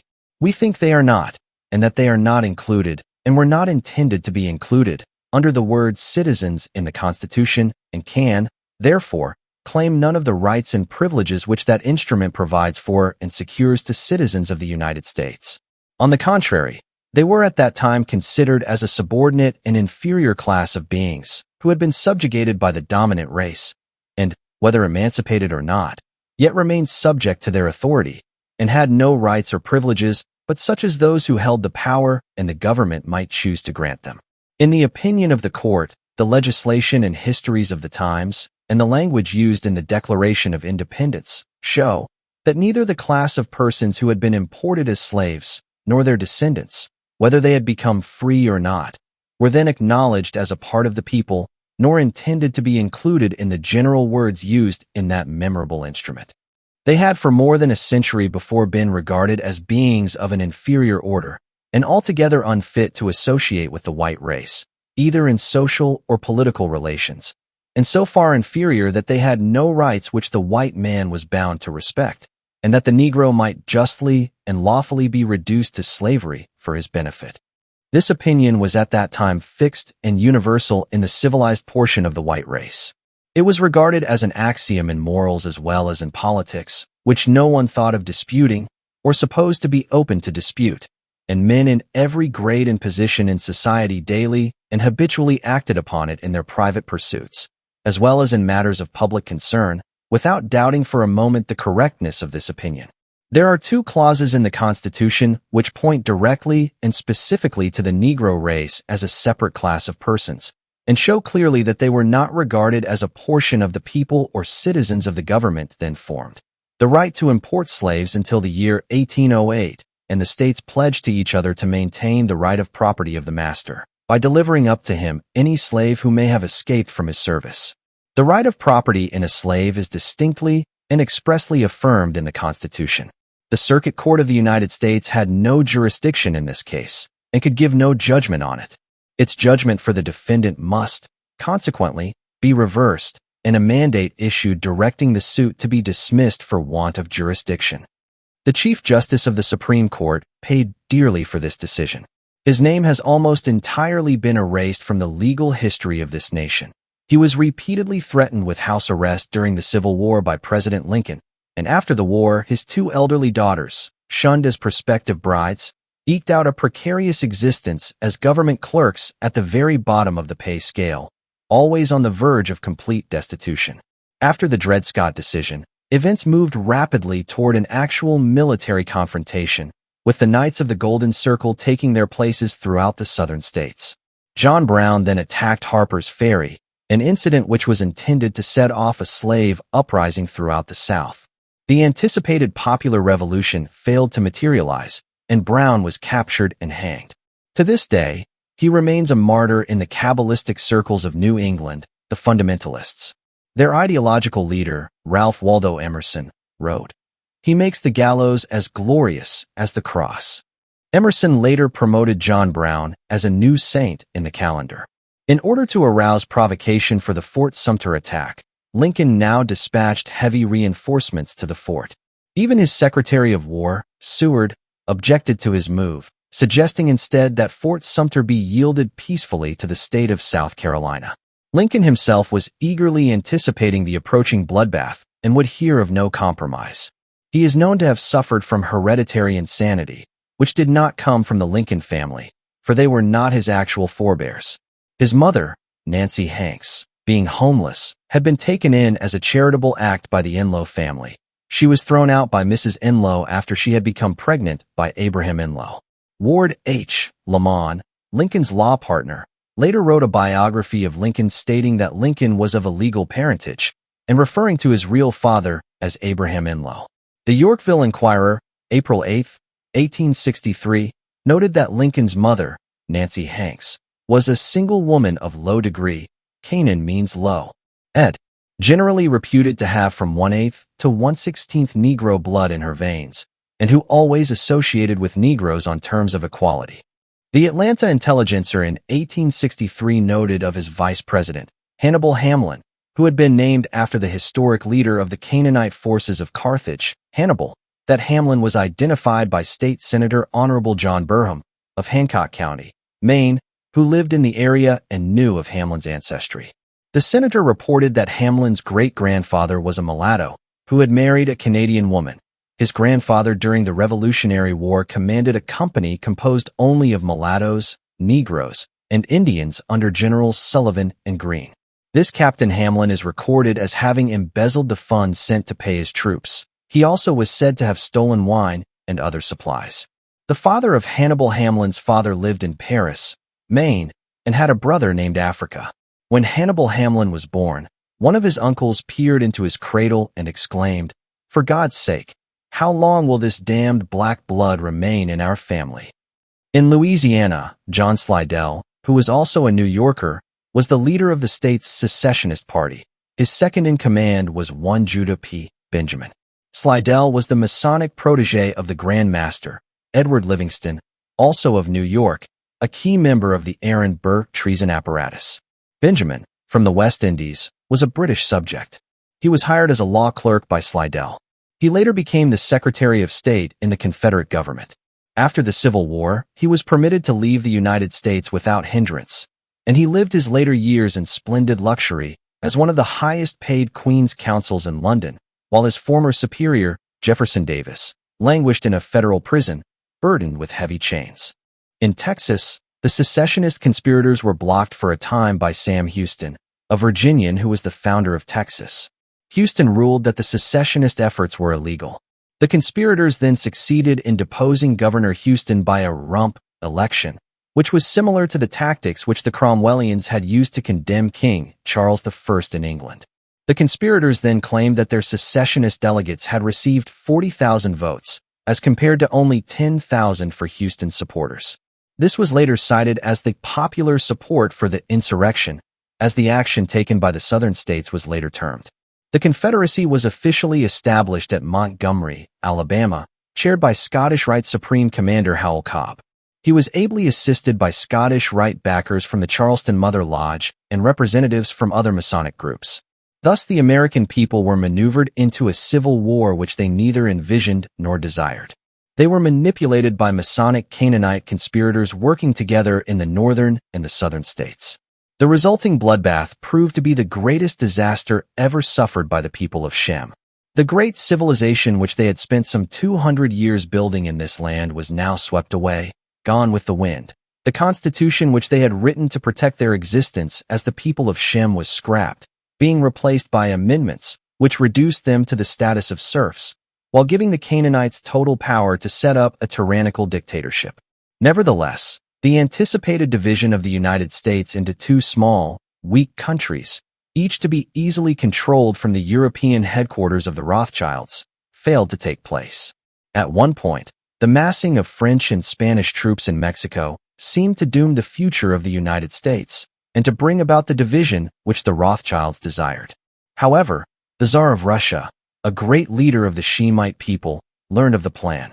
He immediately dispatched two of his fleets to the United States, one which landed at San Francisco, which was commanded by Admiral Lasowski, and the second squadron, which arrived in New York Harbor, commanded by Admiral A. Popoff. Needless to say, these names are not encountered by students of American history. However, the presence of these Russian fleets served to preserve the Union. James de Rothschild was left without his anticipated empire in Mexico, while Lionel was forced to forego his control over the northern states. Because of these good offices on behalf of the Union, the Tsar was later murdered by Rothschild agents, and Russia was condemned to be turned over to the atrocities of the demonic Canaanite revolutionaries. The Civil War ravaged the southern states, while leaving the north untouched. The civilization of the people of Shem was in ruins. Once again, as during the Revolutionary War, hordes of German mercenaries moved through the south. Southern ladies reported that their homes had been put to the torch by Union soldiers who could speak only guttural English. Yet these horrors were only a harbinger of what was to come. The defeat of the underfinanced and poorly prepared southern states had been a foregone conclusion, as they were overrun by the numerical and financial superiority of the northern states. Their defeat was followed by an unrivaled brutality toward the vanquished population. For generations afterward, Southern families suffered genetic diseases directly attributable to the starvation forced upon them by their conquerors. Such formerly unknown illnesses as scurvy, rickets, gum disease, and other diseases gave rise to the depiction of the Southern people, which is still universal in the New York-owned and controlled publishing industry, movies, and television, the Jodes of Tobacco Road. However, no explanation of their pitiful condition is ever offered. The 1949 World Book states, under the title Reconstruction, this plan was unmatched in history for its generosity to the defeated foe. This is typical of the anti-Southern bias of the publishing industry. No Southern writer can be published in New York unless he depicts his fellow Southerners as alcoholic womanizers and homosexuals. In fact, this generosity consisted of military occupation for many years after the war, ruinous taxation, systematic starvation, and brutal military courts in which the Southern people found it impossible to obtain justice. The same system is largely in place today. In his first inaugural address, Lincoln had clearly stated, "I have no purpose, direct or indirect, to interfere with the institution of slavery in the states where it exists. I believe I have no lawful right to do so, and I have no inclination to do so." Despite this pledge, on January 1, 1863, Lincoln issued his Emancipation Proclamation. It had actually been previously written on September 22, 1862. Lincoln had prepared the first draft as early as July 1862. Lincoln excused his action as due to military necessity, and therefore warranted by the Constitution. No court challenge was ever made to this claim.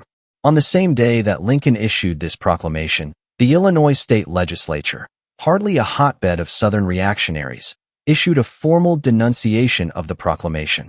Resolved, that the Emancipation Proclamation of the President of the United States is as unwarrantable in military as in civil law, a gigantic usurpation, at once converting the war, professedly commenced by the administration for the vindication of the authority of the Constitution, into a crusade for the sudden, unconditional, and violent liberation of 3 million Negro slaves. The proclamation invites servile insurrection as an element in this crusade, a means of warfare, the inhumanity and diabolism of which are without example in civilized warfare, and which we denounce, and which the civilized world will denounce, as an ineffaceable disgrace to the American people. The key word in the Illinois legislature's resolution is diabolism. Perhaps someone in the legislature realized that this was the triumph of the will of Canaan, a celebration of the demonic concepts of the Canaanites. They have celebrated it ever since. The Masonic Canaanite forces throughout the world hailed the Emancipation Proclamation as a great victory for their program of worldwide revolution. Garibaldi, at that time the most famous Masonic leader and revolutionary in the world, signed a proclamation from Italy to Lincoln saying, "Woe to you, redeemed sons of Ham." Whether Garibaldi knew of Lincoln's actual origins is not known. Certainly, he hailed him as a fellow revolutionary. A little-known incident of the Civil War was Lincoln's offer to Garibaldi to take the commander-in-chief's post of the armies of the United States in 1861. He repeated the offer in 1862. Garibaldi had considered it seriously, but was forced to decline because of other commitments. European writers generally were appalled at the excesses committed by the Union troops and the Lincoln administration during the war. The great French writer Alfred de Vigny had written to a Southern lady on September 10, 1862, "Those abominable acts of cruelty perpetrated by the Northern armies in New Orleans remind one of the invasion of the barbarians, of Attila's Huns, or even worse than the Vandals. I well understand your hatred for those depraved and ferocious men who are drowning in blood the whole of your beloved country. A wise state is not one that resorts to brute force, to murder and fire in order to find a solution to the complex problems of states' rights. It is a question that should have been settled in public debate." A public debate was just what Masonic Canaanite conspirators did not want. They managed to avoid it each time the issue came up. The Times of London, October 21, 1862, editorially commented, "Is the name of Lincoln to be classified in the catalog of monsters, wholesale assassins, and butchers of humanity? When blood begins to flow and shrieks come piercing through the darkness, Mr. Lincoln will wait until the rising flames tell that all is consummated, and then he will rub his hands and think that revenge is sweet." The Times did not know this, but Lincoln's entire political career was dedicated to the revenge of the Canaanites against the fair-skinned people of Shem, those who were always to be considered his enemies because of the color of his skin. The Civil War was merely the latest campaign in a battle which had been surreptitiously waged during the past 3,000 years. After Lincoln's assassination, the radical Republicans in Congress moved to impose even more draconian measures against the defeated South. The Southerners had offended the basic principle of Masonic Cananism, that is, Oriental despotism. Any refusal to obey the command of the dictatorial central government must automatically be followed by the severest punishment. No matter that the Constitution of the United States had been written by the people of Shem, or that it guaranteed them their states' rights, no matter that the federal government was legally confined in its authority to the District of Columbia by statute, no matter that no federal authority could enter any state except by express request of the state legislature. All of this was systematically violated, and now the violated ones were to endure even greater punishments. Hordes of carpetbaggers followed the federal troops into the southern states like avid camp followers. Federal courts and federal insane asylums were now set up in the states for the first time, in flagrant violation of the constitutional prohibitions against them. Now ensued a series of legal measures which were hailed by the revolutionary Mazzini, who was known as the Prophet by Masonic organizations throughout the world. Mazzini enthused to the northern conquerors. "You have done more for us in 4 years than 50 years of teaching, preaching, and writing by your European brothers have been able to do." These measures effectively scrapped the Constitution.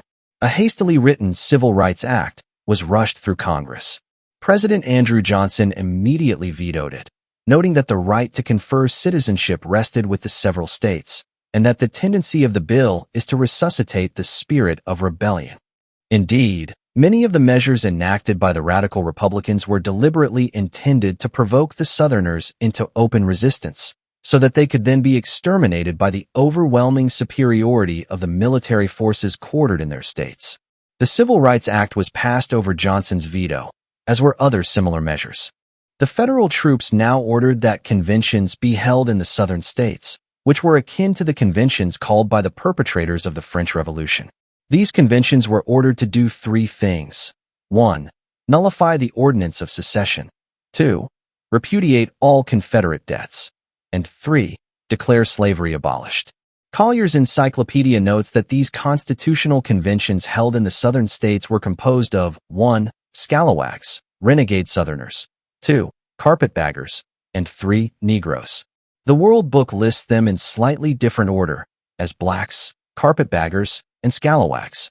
These conventions set up radical Republican governments in the southern states, which were nothing more than occupation governments, set up by military force. From 1868 to 1870, the southern states were once again represented in Congress, but only by delegates chosen by these 3 groups. Collier's notes that after Grant was elected president in 1868, it was important to maintain radical Republican governments of the southern states because these corrupt organizations provided votes for the Republican Party. Largely for this reason, the 15th Amendment was passed by Congress, and its ratification made a condition for readmission to the Union for Virginia, Mississippi, Texas, and Georgia. The Reconstruction governments in the South could only be sustained by force. Thus, Collier's makes a definitive statement about the 15th Amendment, that it was passed by blackmail of the southern states, and that it was merely a political ploy of the Republican Party to maintain its political power. The reason that these brutal and alien state governments of the Masonic Canaanites could only be sustained by force was because of their unwavering hatred and brutality toward the people of Shem. Military and federal courts whose dicta can be enforced only by martial law can hardly be welcomed by any people. The military occupation of the South was similar to the present military occupation of East Germany, Czechoslovakia, and other European nations by the Soviet armies. An alien ideology was imposed on a defeated people by brute force. The 13th Amendment to the Constitution of the United States was enacted in 1865 by martial law. The 14th Amendment was enacted in 1868 by martial law. The 15th Amendment was enacted in 1870 by martial law. Military occupation of the southern states did not end until 1877, 12 years after the end of the Civil War. The occupation was maintained throughout those years solely as a punitive measure, in the hope of starving to death the last white survivors of the Civil War. Thus it is found that the 13th Amendment, enacted in 1865, during military occupation, abolished slavery. The 14th Amendment, which changed the status of citizenship in the United States, was enacted in 1868 during the military occupation, and the 15th Amendment, dictating voting procedures, was enacted in 1870 during the military occupation. These amendments were similar to orders issued by the Soviet commanders today in East Germany or in Czechoslovakia. In 1868, when the 14th Amendment was ratified, Great Britain was still shipping boatloads of political prisoners to the Swan River in Western Australia as slave labor. Many of them were Irish politicals who were deported to wipe out popular resistance to the British occupation of Ireland. The Civil Rights Act of April 9, 1866, stated, "Be it enacted, that all persons born in the United States and not subject to any foreign power, excluding Indians not taxed, are hereby declared to be citizens of the United States." This act nullified Art. I. Sector 2, Cl. 3 of the Constitution defining free persons. Even so, the Civil Rights Act continued the exclusion of Indians not taxed from citizenship. This act also excludes all members of the Masonic order from citizenship because they are subject to a foreign power. The state of martial law under which these three amendments to the Constitution were ratified was authorized by the First Reconstruction Act, dated March 2, 1867. Whereas no legal state governments or adequate protection of life or property now exists in the rebel states, the 10 southern states were thereby divided into 5 military districts. President Johnson vetoed the bill on the same day, noting that the bill places the people of the 10 states therein named under the absolute domination of military rule, but each state does have an actual government. Johnson further noted that the commanding officer is an absolute monarch, which was a clear violation of the provisions of the Constitution. He also said, "This is a bill passed by Congress in time of peace. The war had been over for 2 years." He further noted the absence of either war or insurrection, and that laws were already in harmonious operation in the southern states. Johnson concluded his veto message as follows: "The Constitution forbids the exercise of judicial power in any way but one, that is, by the ordained and established courts." Thus, Johnson excluded the exercise of military courts in the southern states.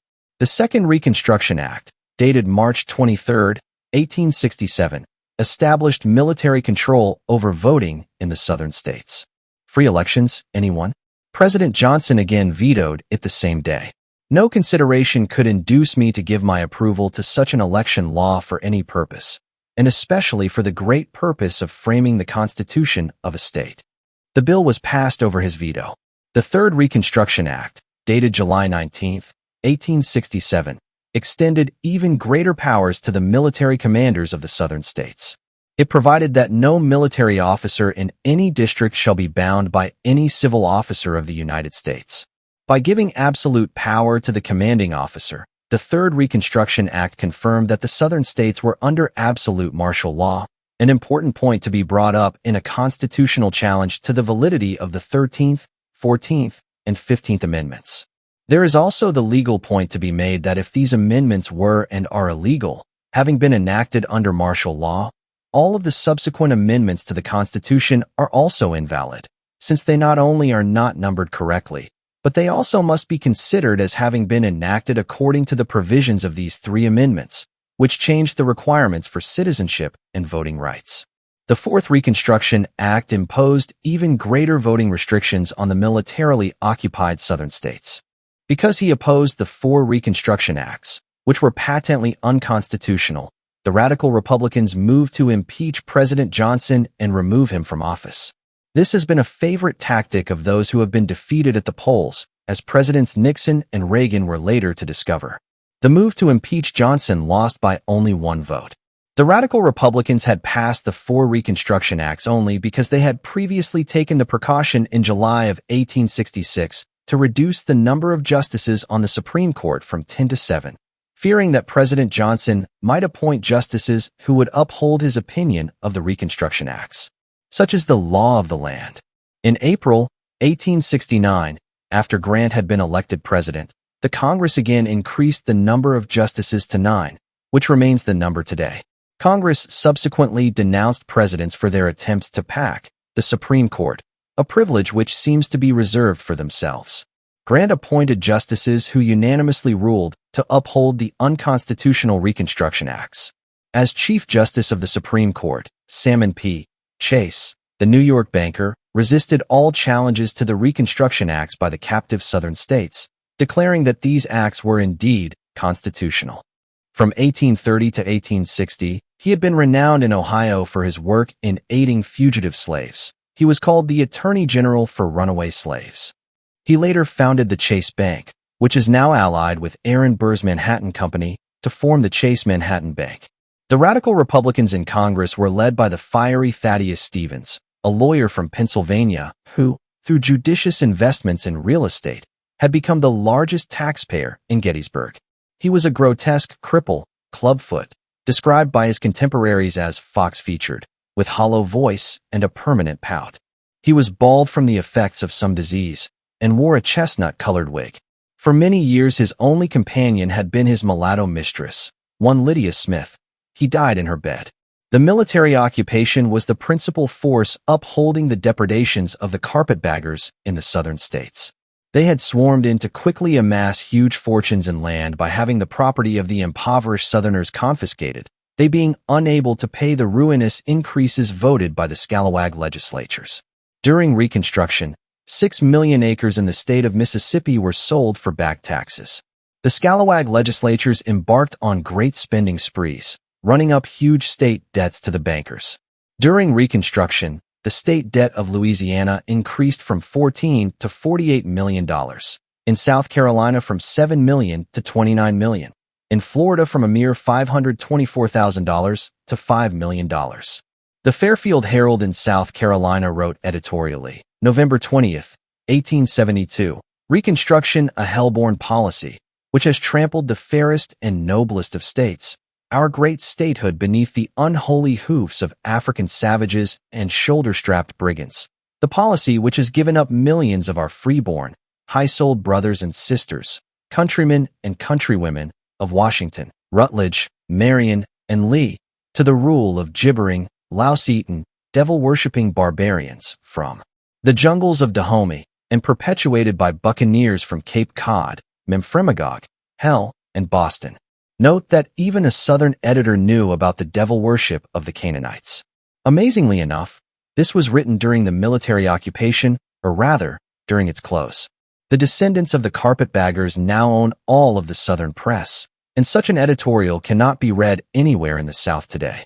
The military occupation of the South was further reinforced when President Grant passed the aptly named Force Act of 1870. This act suspended habeas corpus and placed total power in the hands of the military occupiers of the southern states. His enforcement acts of 1871 put congressional elections in the South under the control of federal authorities, a method which was revived in the 1960s and 1970s, when federal authorities again invaded the southern states to place elections under their supervision. These were the auspices under which the Constitution of the United States was rewritten and nullified. In 1877, 12 years after the end of the Civil War, 12 years after the 13th Amendment was ratified, 9 years after the 14th Amendment was ratified, and 7 years after the 15th Amendment was ratified, President Hayes withdrew the federal troops from the southern states. The scalawag looting of the impoverished South was typified by the career of Franklin Israel Moses Jr. in South Carolina.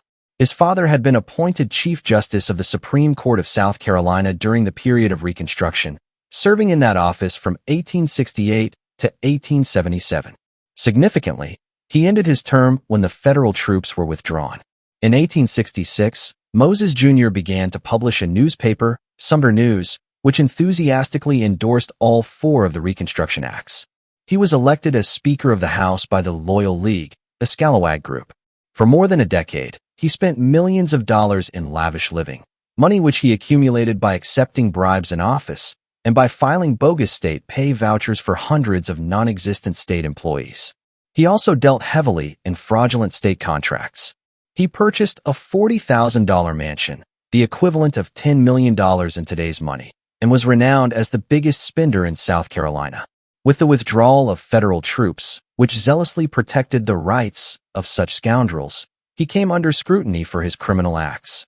In 1878, To avoid prosecution, he fled to Massachusetts, where he finally died in 1906. Throughout the remainder of his life, he was known as a dope addict and confidence trickster. The Moses saga is redolent of the aroma which attended every act of the scalawags and carpetbaggers in the South. In The Tragic Era by Claude Bowers, one of the many books which have documented the excesses of the Reconstruction period, Bowers writes on page 29, "In Louisiana, Sheridan rattling the sword was spluttering epithets in an attempt to save the radicals he served from the destruction they merited." Bowers describes the Reconstruction as Cromwellian, an apt description. The revolution in the South which it served to introduce was in essence a Cromwellian interpretation of the Masonic Canaanite order. The mockery of election laws and indeed of the legal system under Reconstruction was remarkably exposed by Bowers when he wrote of the Durrell episode. A conservative group had elected John McHenry as governor, but an illegal returning board had ignored his election and given the governorship to his opponent, W.R. Kellogg, without even counting the votes, although a legal returning board had already certified the election of McHenry. Bowers writes, "The drunken federal judge Durrell, with the trembling fingers of inebriety, had written his midnight injunction against the legal returning board and instructed U.S. Marshall Packard, the Republican manager, to take possession of the State House. The next morning, the besotted judge declared the lawful board illegal and restrained it from counting the election returns." Bowers noted that the audacity of the crime rocked the nation.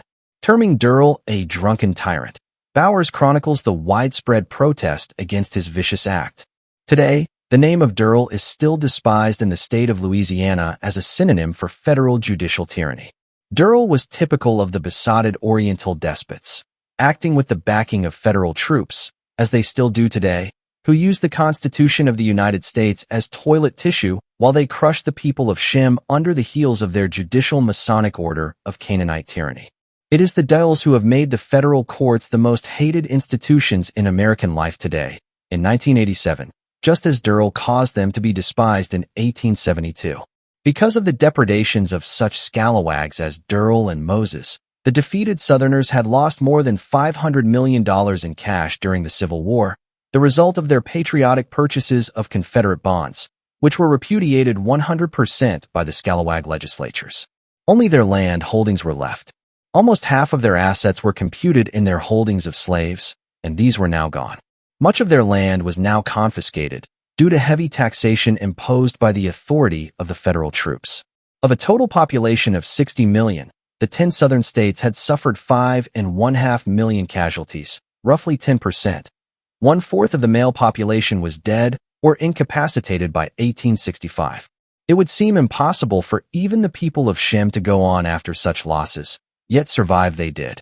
Even though the cruel 12 years of the Reconstruction period was designed to ensure that none of them would survive. It is a fact of law that legislation enacted during periods of martial law is valid only during the period for which martial law is declared and sustained. Amazingly enough, the 13th, 14th, and 15th Amendments have never been challenged on this basic premise of law. The 13th Amendment abolished slavery, even though President Johnson informed Congress that they had no power to interfere with slavery. The 14th Amendment changed the requirements for citizenship, even though Congress had no power to act on this question. Johnson urged the Southern states to reject the 14th Amendment. He vetoed the 4 Reconstruction Acts, showing that the executive branch of the government was unalterably opposed to the excesses of the radical Republicans in Congress. The Oxford Companion to Law states, in the Middle Ages, martial law meant law administered by the court of the constable and the marshal.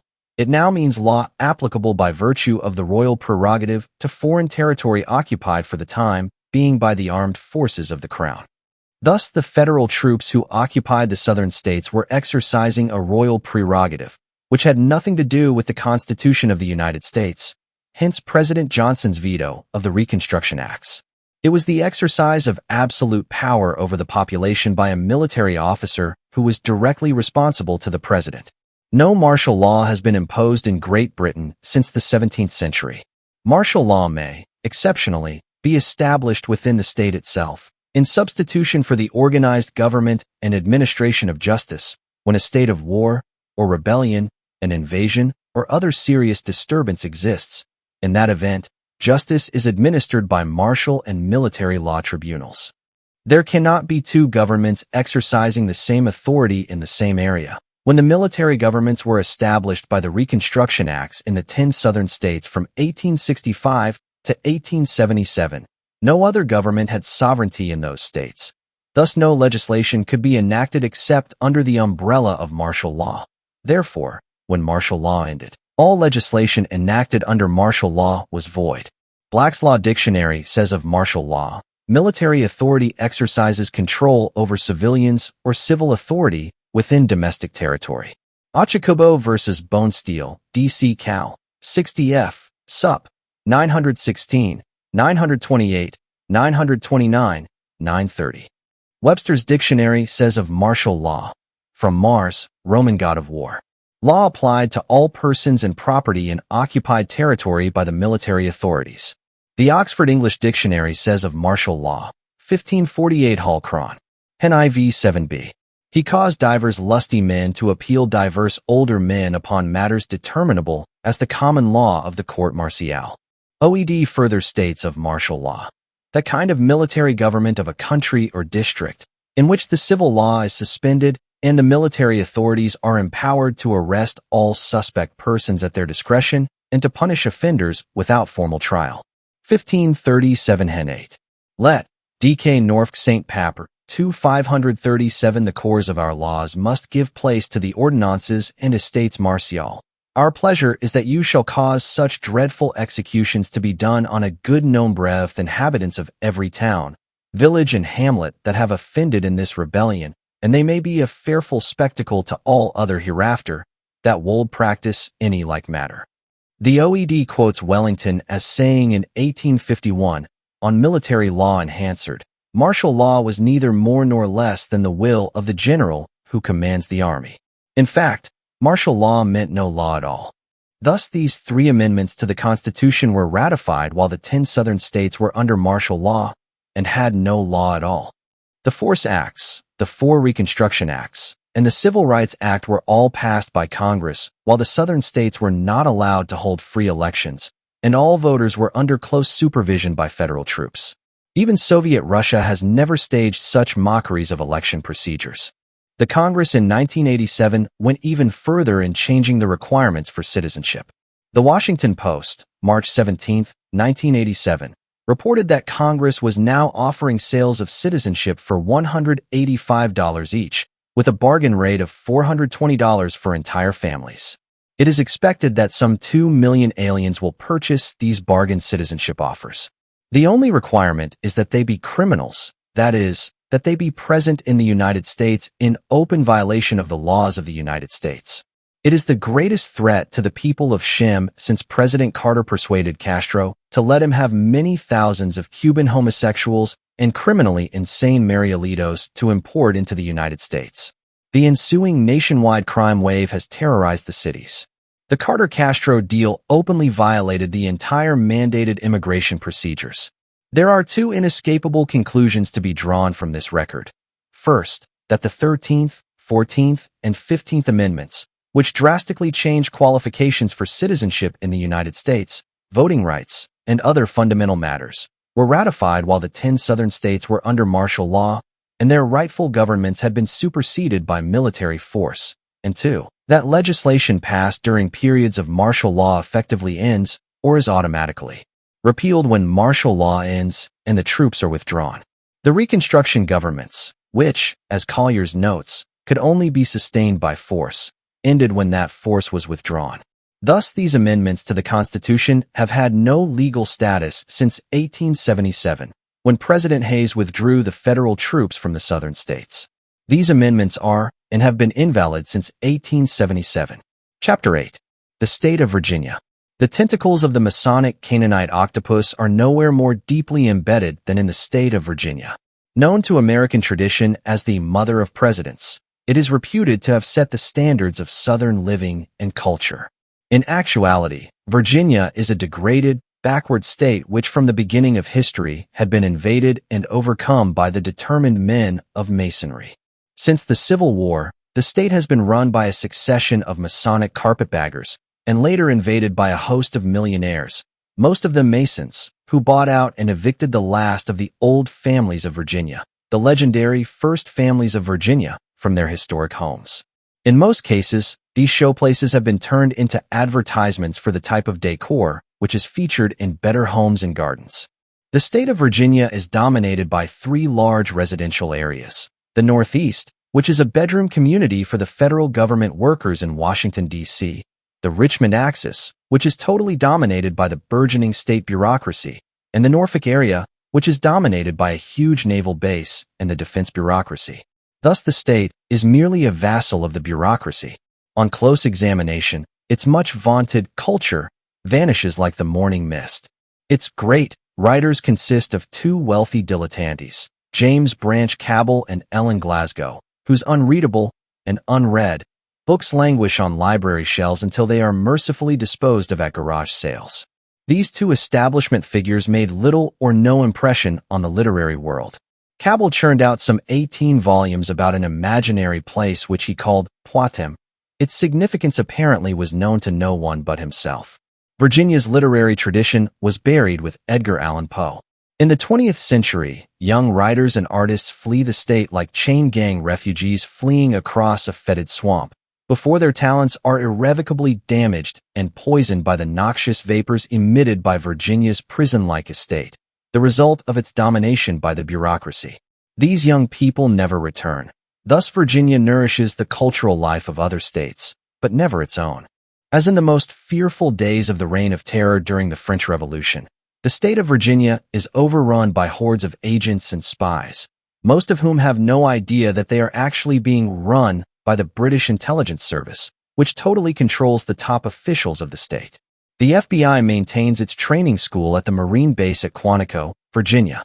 Here they are taught techniques for following subversives, who in most instances turn out to be anyone who professes a belief in the Constitution of the United States. The CIA also has its massive Babylonian headquarters at McLean, Virginia, as well as various training schools and safe houses throughout the state, closed-off areas such as Vint Hill and other sacrosanct preserves. These agencies maintain a close liaison, read control, over the state and local police agencies throughout Virginia. The rube policeman finds it very exciting to be told that he can keep watch while FBI or CIA agents burglarize, or black bag, the home of dissidents, stealing whatever they might suppose to be valuable and framing him with a criminal charge or committing him to a mental institution. Some of the things which they take, of course, are simple valuables, which enrich the private purse of the agents. Although there have been thousands of such incidents in the past 50 years, only a few cases challenging these strange intruders have ever come before the controlled courts, where they are promptly dismissed as paranoia by the compliant judges. The state also has large numbers of spies in such agencies as the State Liquor Control Board, the Department of Taxation, and other agencies whose zeal stems directly from the worst days of the Reign of Terror. During the Byzantine Empire, the emperor used the profits from his liquor and wine monopoly to pay for his enormous household expenses. In the state of Virginia, a local Byzantine emperor, Senator Harry Byrd, who was then governor, rammed through the ABC law in 1933 in a typical Virginia plebiscite. It was later found to have been copied from the statute setting up the Soviet Liquor Trust in Russia. The patronage and the profits from the Liquor Trust have since become the mainstay of the party machine. The stateside network of ABC agents terrorizes small businessmen with their carefully developed Gestapo-like tactics and constant surveillance. Any unfavorable report means the loss of the business after the all-important license is suspended. This power creates an ideal political climate for totalitarian control, continuous shakedowns, which are euphemistically called contributions, either to the political machine or to collectors who promise to pass the funds along to the proper parties. Whether this ever occurs is not traceable in any way. With these profits, Byrd built the largest per capita state socialist bureaucracy in the United States, which effortlessly perpetuated his machine rule throughout his long political career. To maintain the illusion of a two-party democracy, Byrd usually allowed token opposition in political campaigns for state offices, but he never permitted any serious opponent to challenge his reign. As a result, he never had to campaign, nor did he have to spend the millions which had been raised to pay his campaign expenses.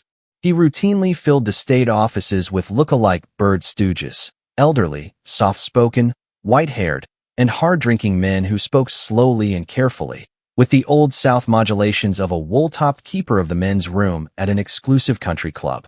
Byrd himself was merely the heir to a long-standing previous corruption. After the Civil War, the carpetbaggers had swarmed into Virginia, seizing the pitiful remnants of property from the defeated and impoverished Virginians.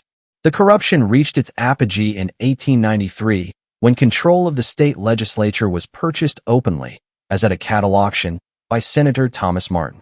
Martin had long been the lawyer for the Morgan Belmont interests in Virginia and represented their substantial railroad holdings, the Chesapeake and Ohio Railroad, and the Norfolk and Western Railway. Congressional testimony showed that J. P.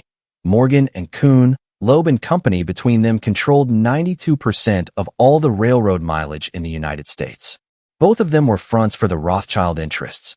The funds advanced for that purpose by the Morgan Belmont interests, Belmont was the Rothschilds' authorized representative in the United States, were used by Martin in 1893 to buy 9 members of the legislature for $1,000 each. This gave him complete control of that body. His assistant in this bribery was William A. Glasgow, Jr., the chief counsel for the Norfolk and Western Railway. Martin's chief ally in controlling the state legislature was his able assistant, Senator Hal Flood, grandfather of Senator Byrd. With such political prospects before him, young Harry Byrd left school at the age of 15. In 1919, Martin died, and Byrd took over the machine. He ruled it with an iron hand for more than half a century. Politically, Byrd had access to all the funds he needed to control the state. That is, the political slush funds which Rothschild agents routinely dispensed throughout the United States to maintain their control of the nation. The funds came from Kuhn, Loeb and Company in New York, the largest banking house handling Rothschild investments in America. Byrd had been born in Martinsburg, West Virginia. A classmate there had been one Louis Lichtenstein Strauss. Strauss later became an itinerant shoe salesman. With the advent of World War I, he suddenly showed up in Washington as secretary of the U.S. Food Administration, being named assistant to Herbert Hoover, a longtime Rothschild agent who had been named by them as director of their family firm, Rio Tinto. After World War I, Strauss was named a partner in Kuhn, Loeb and Company. Byrd, with Strauss money behind him, became governor of Virginia. Strauss bought a large estate at Brandy Station, Virginia, scene of the last cavalry charge in the United States. He continued his long association with Byrd during their years together in Washington. When Byrd retired, Strauss became his son's campaign manager. This audiobook was uploaded by Hidden Whispers Revelation on YouTube. Please subscribe and like the video to support this work if you enjoyed listening. After Martin's domination of the state of Virginia for some 30 years, Byrd was in place to take power, just as Stalin was waiting when Lenin mysteriously fell ill and died. For the next 50 years, Virginia suffered from what was not humorously called the Byrd Blight, while Byrd's lifelong financial sacrifices to serve his country in the Senate brought him a vast family empire of orchards, warehouses, banks, newspapers, and stock portfolios. All of this had been gained since he entered the Virginia Senate in 1915. The Byrd millions historically were sweated from cheap labor, which shed some light on why he converted vast areas of Virginia into hopeless regions of poverty. At the same time, neighboring states such as North Carolina enjoyed unparalleled prosperity. The Byrd Blight, which resulted in the famous rural poverty area known as Appalachia, ensured the Byrd Empire an ample supply of cheap labor. He and his minions bitterly fought government efforts to intervene with their various programs. Byrd refused to allow federal funds to be spent in Virginia unless he retained absolute control over their allotment. They were to go to his political supporters. None other need apply. Byrd realized that dispensation of federal funds would bring a horde of federal supervisors into his domain, while he fought to remain in position to name every recipient of these funds, guaranteeing himself future support from those who had received the Byrd largesse. Although he was always dependent upon contributions from the agents of the Rothschilds, Byrd's machine remained politically unassailable because of the statewide network of Masonic lodges, which had been in place for some 200 years. They controlled every business and every state and local office in each of the Virginia counties and hamlets. No one could expect any advancement or preferment or even a bank loan without Masonic approval. Historian Alan Moger writes that Byrd's power amazed observers. It was explained by friends as an association of like-minded men. Moger does not tell us what the like minds were committed to, or that they were the determined men of Masonry. Moger's book, Virginia, Bourbon to Byrd, University of Virginia, 1968, does not even mention Masonry in the index. Not only that, but Moger only mentions the Federal Reserve Act twice in passing, with no credit given to the fact that this bill was originated in the House by Carter Glass of Lynchburg, co-authored by Senator Owen of Oklahoma, and signed into law by President Woodrow Wilson of Staunton. In fact, the Virginian, Woodrow Wilson, left an unsurpassed legacy to the nation. He gave the income tax, World War I, and the Federal Reserve Act. No other president can claim to have saddled his unfortunate fellow countrymen with so many crushing burdens. While Byrd kept the state of Virginia in poverty, the newspapers kept the state in ignorance. Having been totally taken over by the Masonic Order of Canaanites, they carefully refrained from printing anything that Byrd's Pravda, or truth, would disapprove. No censorship was necessary. Every editor and reporter in the state knew what was required of their unbiased journalism. The federal area, the Northeast Bedroom community bordering Washington, was dominated by the Washington Post, the family property of the Meyer family. Eugene Meyer, partner of Lazard Freres International Bankers, had purchased the paper cheaply and gradually drove all of his competition out of business. The political activist Lyndon LaRouche also operated in the Washington area. He was allowed free rein until he published a story that the Black Widow, Catherine Graham, daughter of Eugene Meyer, had killed her husband, Philip Graham, to prevent him from giving the post to his current girlfriend. Shortly after LaRouche printed this story in his newspaper, 648 federal agents swarmed down on his headquarters at Leesburg, Virginia, seizing all of his documents and carting many of his assistants off to jail. If they were looking for Philip Graham's death certificate, the ostensible reason for the raid, they did not find it. The concerned agencies had steadfastly refused to release it, or to even let anyone see it. If LaRouche had had any doubts about the power behind the Washington Post, he was soon enlightened. His entire operation seemed to have been shattered. Byrd himself traditionally laid down the party line for the state in his chain of newspapers, which was run from Winchester. A survey by professors of journalism ranked the state of Virginia 49th in the nation in the record of its press public service campaigns. Byrd's papers, like most of the other Virginia newspapers, were generally considered the end of the road by the profession because of their lower pay and working conditions. Most Virginia publishers, Masons to the man, conformed to the image which Byrd cultivated and aspired only to be accepted into the local squirearchy. At the same time, they continually printed editorials cynically denying that there had ever been a Byrd machine in the state of Virginia. The eastern press of the state is totally dominated by Media General, a conglomerate which had been put together from the Richmond newspapers and a Norfolk publication. The Richmond papers had strong scalawag and carpetbagger connections. After World War II, they showed powerful CIA direction.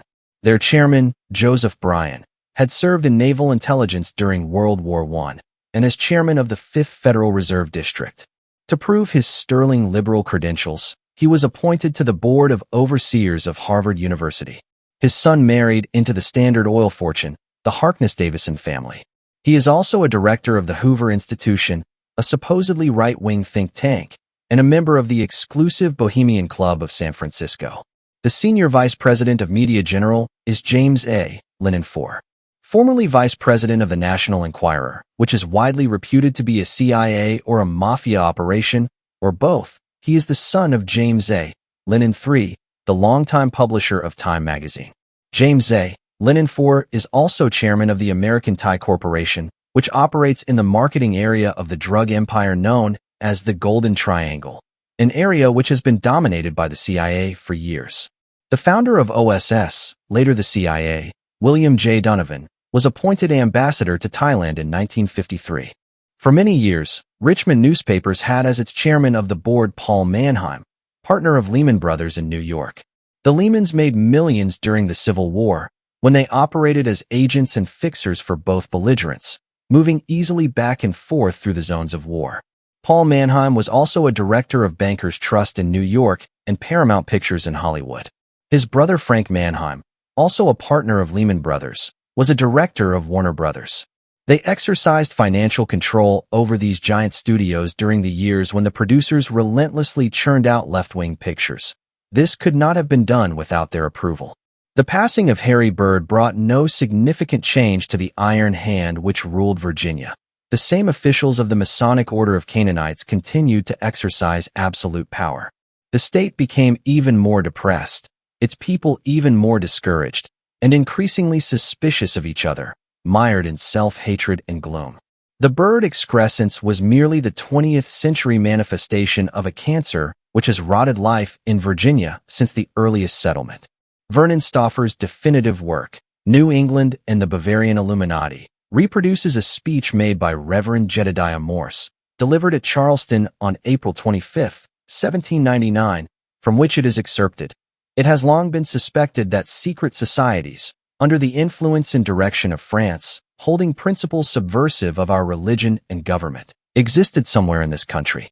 I have, my brethren, an official, authenticated list of the names, ages, places of nativity, professions of the officers and members of a society of Illuminati, or as they are now more generally and properly styled Illumins, consisting of 100 members, instituted in Virginia by the Grand Orient of France.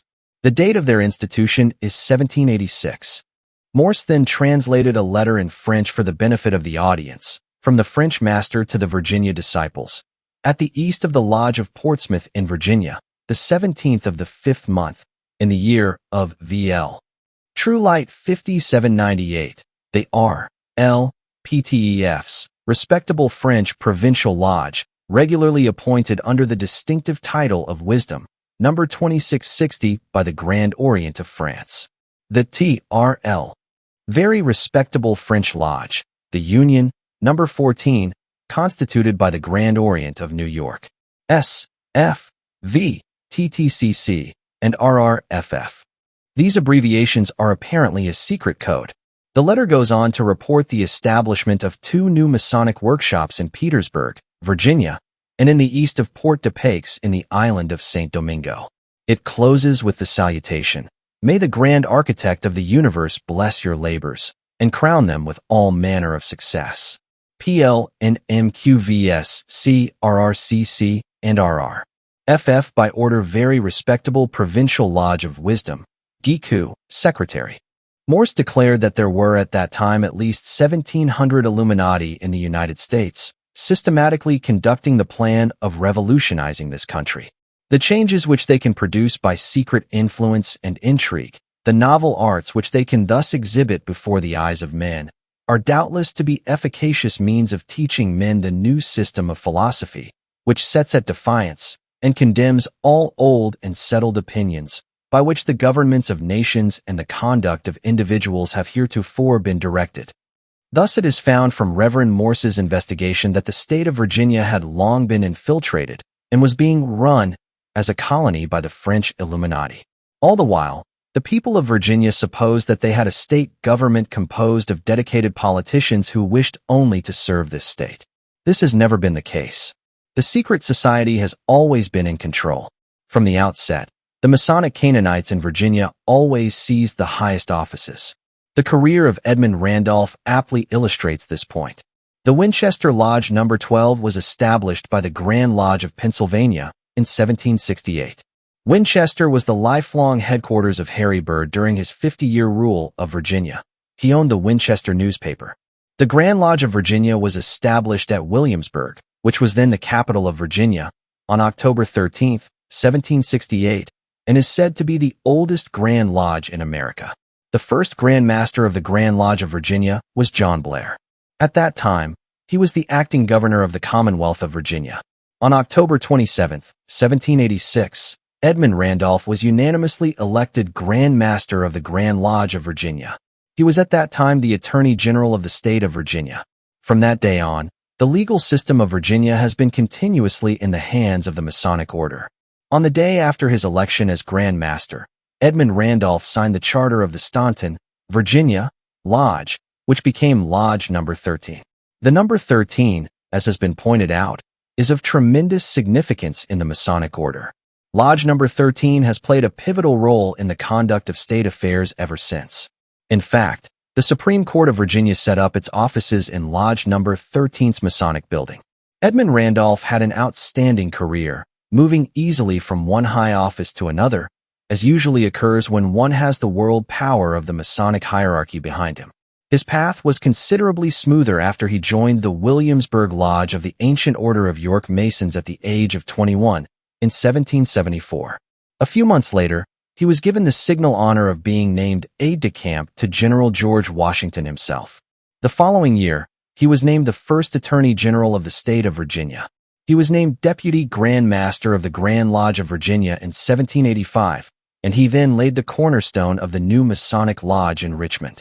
The next year, he was named Grand Master. Not only was Edmund Randolph symbolic of Masonic power, he and his family also represented the traditional power of the British Crown in the colonies. His father, John Randolph, was King's attorney, as had been his grandfather, Sir John Randolph. Edmund Randolph's father, a leading Tory, proved his loyalty to the king by leaving Virginia with the departing British governor, Lord Dunmore, and returning to England with him.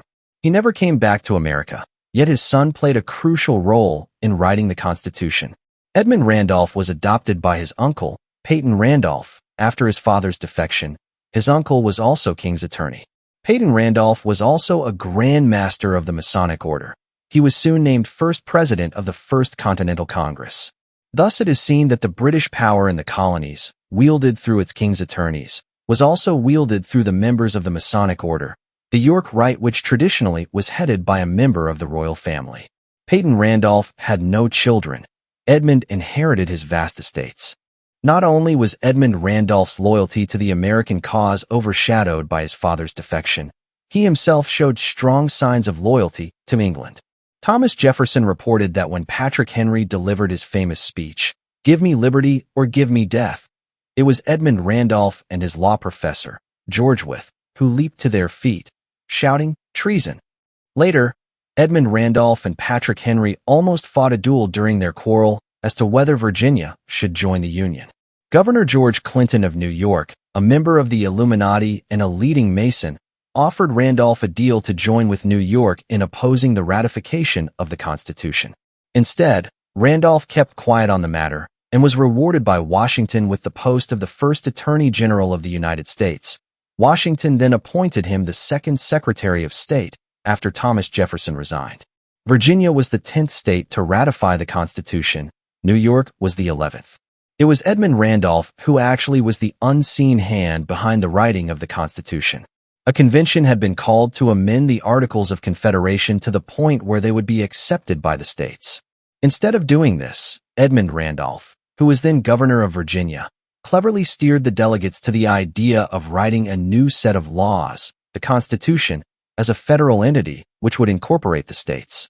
He sprang the agenda for this new cause of action upon the delegates with no previous warning, and soon persuaded them that this would be the best course to pursue. Thus it was the Grand Master of Virginia, Edmund Randolph, in league with Aaron Burr and British intelligence, who foisted on the nation the concept of a federal government which could rule over and above the sovereignties of the states. All of the subsequent political trials, including the Civil War, stemmed from this Masonic conspiracy, which perfected the technique of ending the sovereignty of the several states and placing them under the Masonic Oriental despotism of a central federal government. This was done as a typical Masonic Canaanite conspiracy.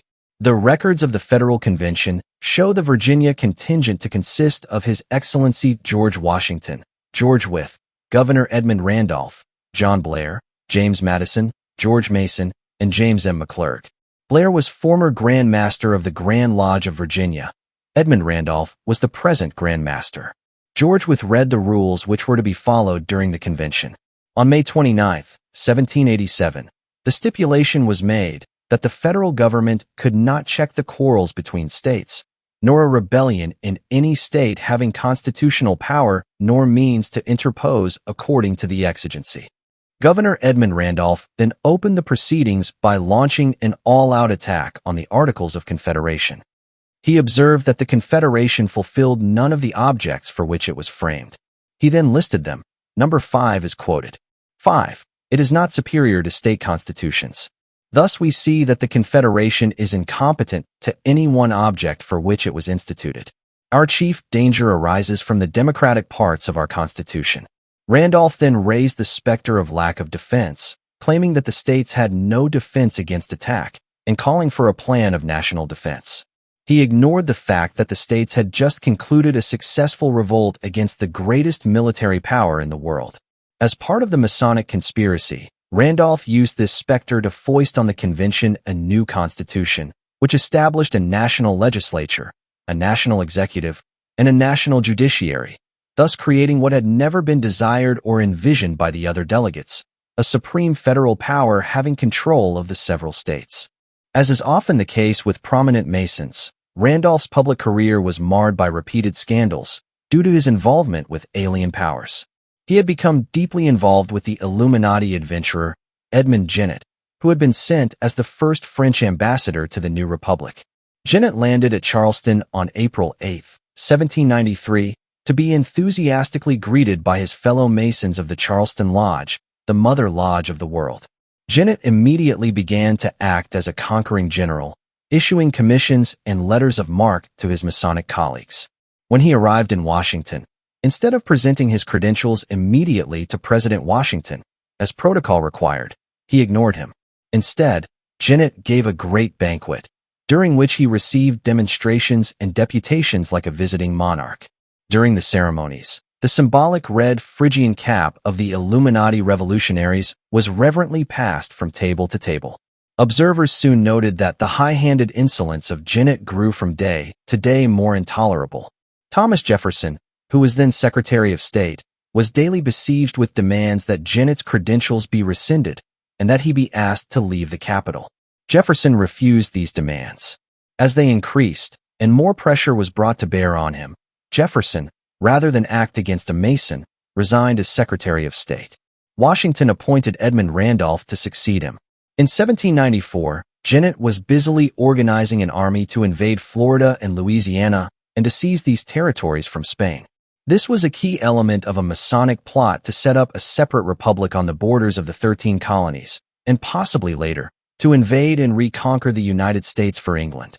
When he was informed of these military objectives of Genet, President Washington had no alternative but to order Secretary of State Randolph to seize Genet's credentials and have him removed. Incredibly, Randolph failed to act on this direct request of the president. To protect Genet, he delayed the procedure. However, Genet was a member of the Girondist faction in France, which had now been defeated by Murat. He was ordered recalled, and a new ambassador, Joseph Fouchet, now arrived from France. President Washington also issued a proclamation halting Genet's proposed expedition against Florida and Louisiana. This document, dated February 21, 1794, was also held back by Randolph to aid Genet. On March 24, exasperated by Randolph's repeated delays, Washington personally issued the proclamation himself.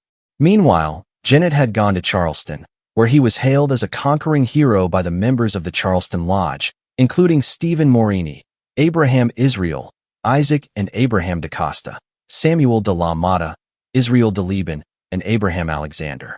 In August 1795, dispatches by Fouchet to France were seized by privateers. The papers found their way back to President Washington.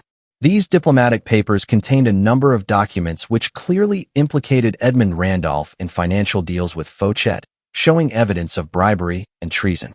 Once he had seen these papers, President Washington had no alternative but to demand Randolph's resignation. He is the only Secretary of State who had to resign under such charges. Randolph never again held public office, although he lived 38 years after his disgrace, dying in 1813.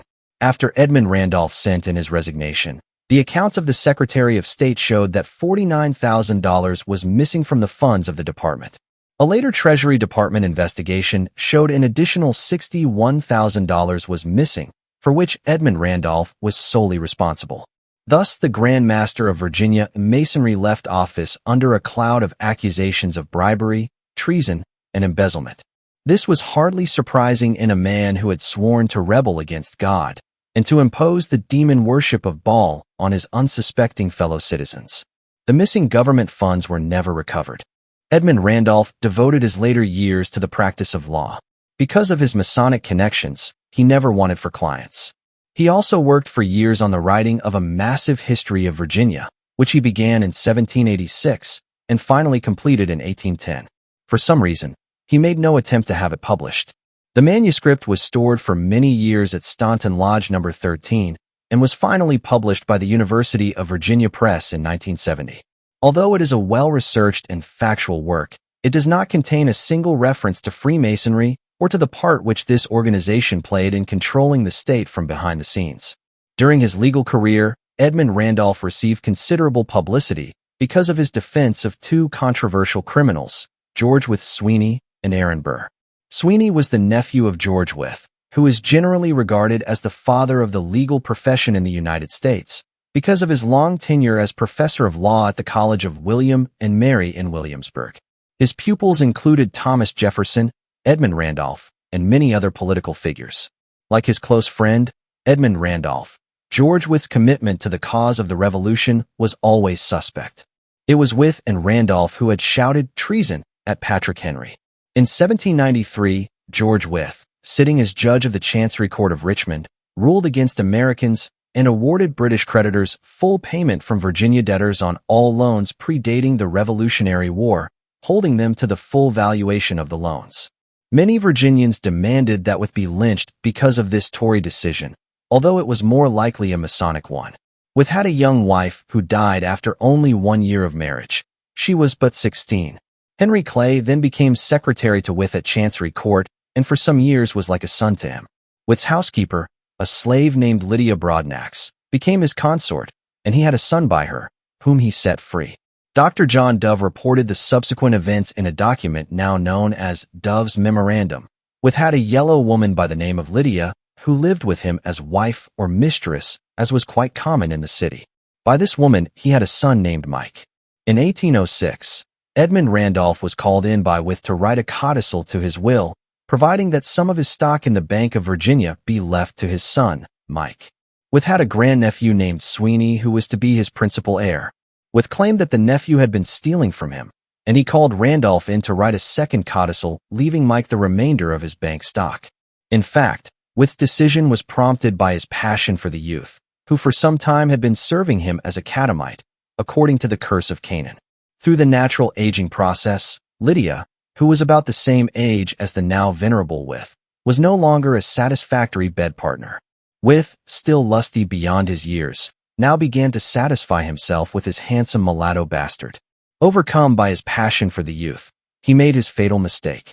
The tradition of the Old South was that an owner might sire as many mulatto children as he wished, they being a desirable commercial commodity, and the lighter-skinned, the higher the price. An equally powerful tradition was that such offspring could never inherit money or property. They were often left some clothing, perhaps a gold watch, but the owner was never expected to award them status by willing them large sums of money or land holdings. Because he violated this fundamental principle, Wythe was murdered by his rightful heir. Wythe provided that if Mike preceded him in death, Sweeney would receive the entire estate. Sweeney prepared coffee for his granduncle and Mike, and laced it heavily with arsenic. They both died in agony. Sweeney was charged with murder, and much damaging evidence was presented against him, that he had purchased arsenic, and testimony from Lydia that she had seen him put something in the coffee. Nevertheless, Edmund Randolph, who defended Sweeney, won acquittal by jury. Thus George Wythe, the father of the legal profession in the United States, had a personal history rife with miscegenation, homosexuality, and murder by arsenic poisoning. Here again, one can only conjecture that much of the later antics of the legal profession in America would prove to be equally colorful if its true history could be known to the public. Wythe had violated a basic principle by which his society lived, and so his murder went unpunished. The scene is worthy of a turgid drama in ancient Rome, perhaps to be set to music by Verdi. An aging aristocrat resolves to leave his estate to his compliant catamite and is promptly poisoned by an angry relative. Somehow, one is not surprised to find that the principal actor in this sweaty drama is also the acknowledged founder of the legal profession in America. Edmund Randolph made another appearance to defend a noted criminal. After he had delayed government action against Edmund Jennett, Jennett was finally deported. The plot to set up a rival republic in Louisiana was then taken over by the Masonic leaders Edward Livingston and Aaron Burr.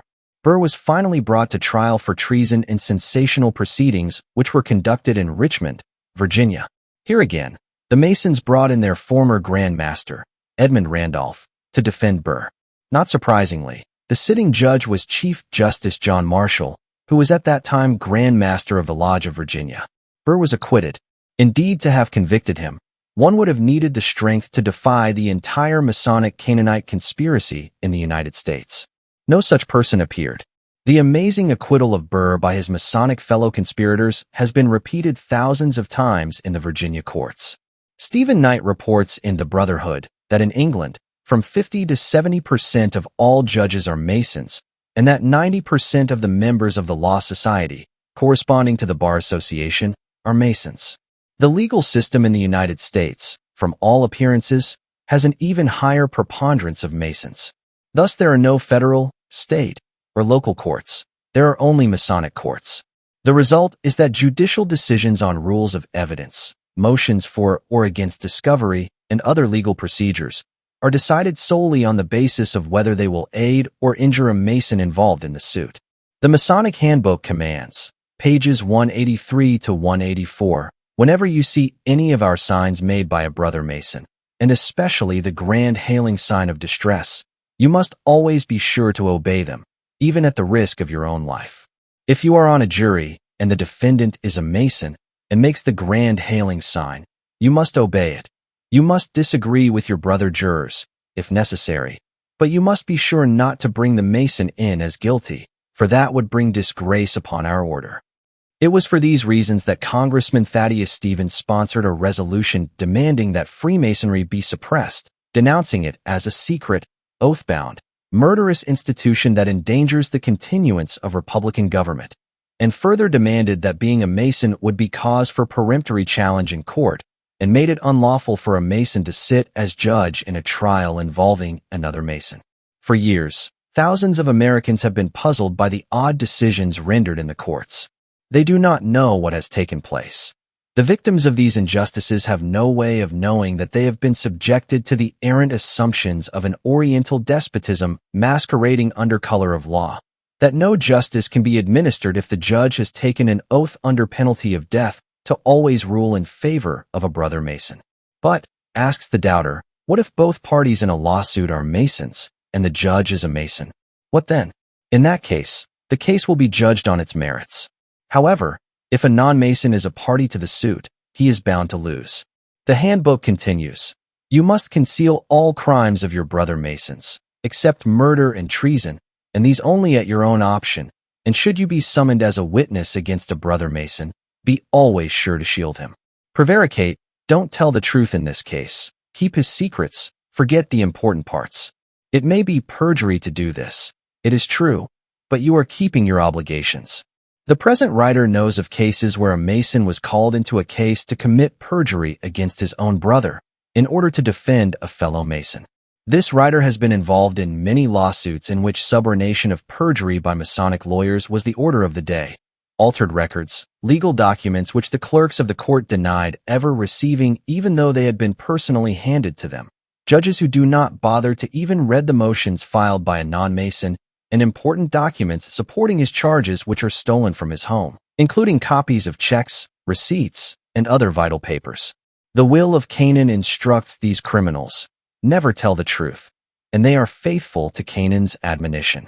This is justice as it is handed out in a legal system which is dominated by Masons, and Virginia is one of the prime offenders. This writer has frequently sent in complaints against Masonic lawyers and judges to the United States attorneys. In every case, the Department of Justice replied to documented evidence of blackmail and extortion. You should hire a private attorney. In other words, find yourself a Masonic lawyer and take it from there. The Masonic Handbook says, if you cheat, wrong, or defraud any other society or individual, it is entirely your business. If you cheat government even, Masonry cannot and will not touch you. But be very careful not to cheat, wrong, or defraud a brother Mason or lodge. Whoever else you may defraud, live up to your Masonic obligations. This again is merely a restatement of the will of Canaan. The Virginia courts are particularly vicious in the legal procedures involving pretrial discovery or questioning of the opponent. In many civil lawsuits, this writer has seen his discovery demands ignored by the opponent without penalty, but in every instance, when the opponent and his Masonic lawyers make the most outrageous demands upon this writer, the judge never fails to place him under court order to provide whatever the opponent requests. In a recent suit in which this writer sued to recover substantial embezzlement of the proceeds of his History of the Federal Reserve System, the embezzler had his attorneys place this writer under court order to produce all of his expense accounts and income tax returns for the past 33 years.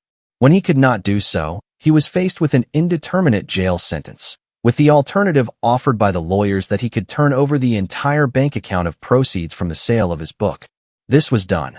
The result of 35 years of work went to an unprincipled person who had had the foresight to hire two of the most influential politically connected law firms in Virginia to defend him. In any case, this writer, not being a Mason, had no recourse. Expectation of obtaining justice in any American court, and he never has. The American system of jurisprudence, as practiced, is the enshrinement of a system of Oriental despotism to compel non-Masons to accede to enslavement by Masons. This system, which has no relationship to the Constitution of the United States, derives its authority from the Hindu law book of Manu. The whole world is kept in order by punishment. This is the complete opposite of the law of the people of Shem, as enshrined in the Anglo-Saxon common law, and which is based on the assumption that because men are basically good, they should never be compelled to do any act against their will. Karl Wittfogel exposes the system in his work, The Hydraulic Society, in which he defines the legal system as a system of Oriental despotism, which is based on the government's control of water supplies, their subsequent allotment of these supplies to favored adherents, and the condemning of everyone else to suffer from lack of water for agricultural endeavors or home needs. Thus, government agencies have made great strides in seizing control of water, the latest being the Virginia bureaucracy's desperate effort to place all rural wells under state control and to meter them, charging the farmer for the water on his own land. This Soviet plan is frenetically supported by agricultural experts, colleges, and other bureaucrats. The ensuing disrespect for law and order creates a climate in which the citizen no longer can believe or trust anyone or any official. This produces desperation, which in turn will soon produce social change. The present writer believes that the apogee of cynical manipulation of the legal system by perjurers and criminal conspirators acting on the instructions of their Masonic Canaanite order has been reached. Either the rule of law will be restored, or these Oriental despots will reduce all to serfs obedient to their every command. To walk into a courtroom in Virginia and hear the snickers of the Masonic lawyers and judges, contemptuous of anyone who has not had the foresight to enlist themselves in their sinister conspiracy, is to realize the final degradation of a once proud state and its people. The dignity of the office of Governor of Virginia may be measured by the fact that it was once purchased by a DuPont heiress as a birthday gift for her husband. She later explained at a capital T, "I wanted to get him some antique furniture for his birthday, and when I shopped around, I found that the governor's chair was the cheapest thing on the market." An Ohio businessman who had settled in Virginia found that he needed a certain measure passed by the state legislature in order to protect his enterprise. He nervously asked a prominent Virginia landowner, "Can I look for someone down there who needs some financial assistance?" "Don't be ridiculous," snorted his friend.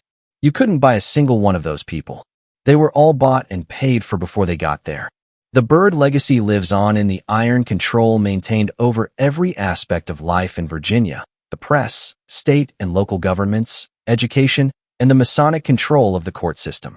The carpetbagger tradition was upheld in the area when two wealthy carpetbaggers, Rockefeller of New York and Robb of Texas and Points West, encountered no difficulty in purchasing office. Rockefeller bought the governorship of West Virginia, which had been illegally torn from Virginia territory during the Civil War. Robb became governor of Virginia after claiming descent from one John Lewis, who fled from Ireland after committing murder. As a handsome young Marine officer, Robb had caught the roving eye of President Lyndon Johnson, who later married him off to his daughter. Thus Robb became the beneficiary of the Johnson millions, which, like the Byrd Empire, had been amassed during a lifetime career of dedicated service to the public. As governor, Rob created his own revolution, ruthlessly firing Virginians with good records and replacing them with blacks and feminists. Their socialist policies created havoc in many departments, most notably in the Department of Corrections, where widespread prison riots destroyed Rob's hopes of higher public office.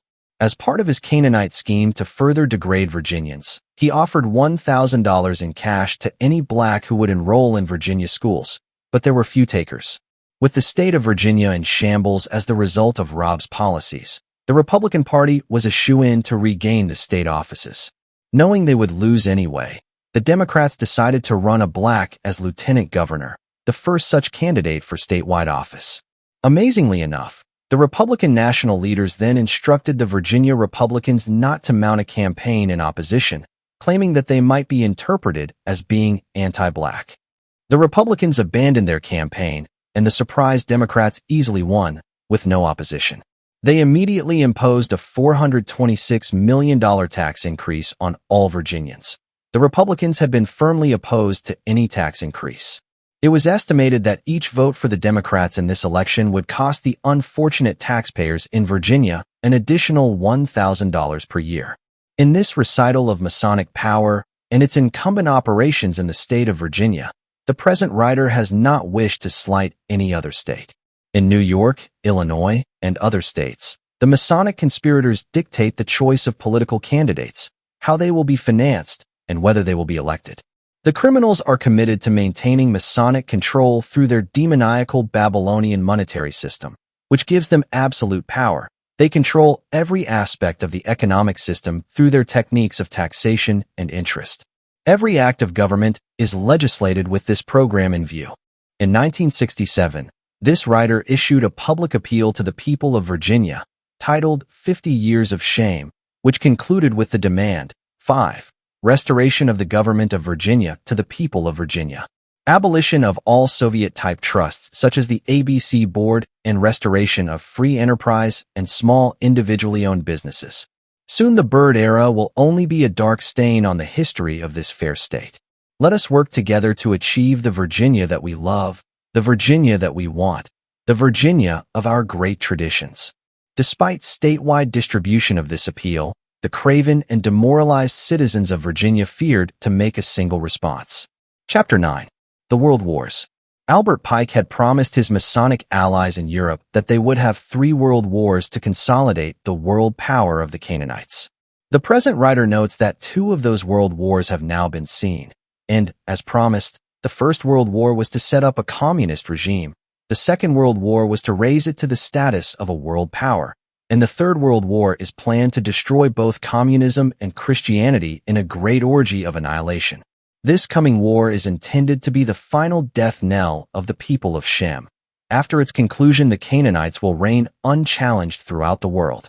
The 2 world wars which have already taken place in the 20th century have been nothing more than wars of extermination, as proven by the fact that most of the onslaught has been directed against women and children.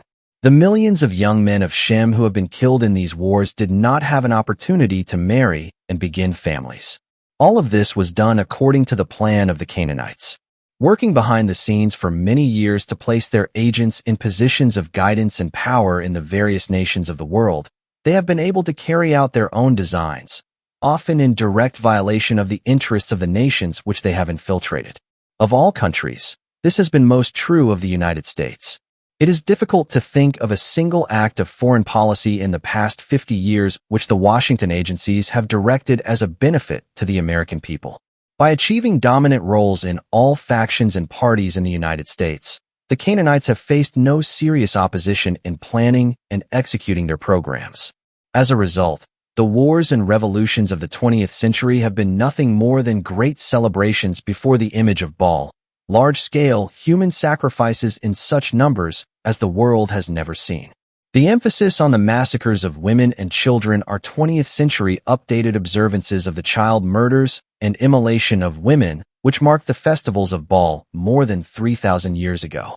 This will come as a shock to those scholars who have labored patiently for decades in the hopes of finding some logical explanation of the 2 past world wars, some economic or political cause which they have sought as a prospector, might patiently toil through the arid hills of the West, seeking the lost Dutchman's mine. The lost Dutchman's mine has not been found. Neither have the scholars discovered any logical cause of World War I and World War II. Let us, then, attempt to end their quest and allow them respite.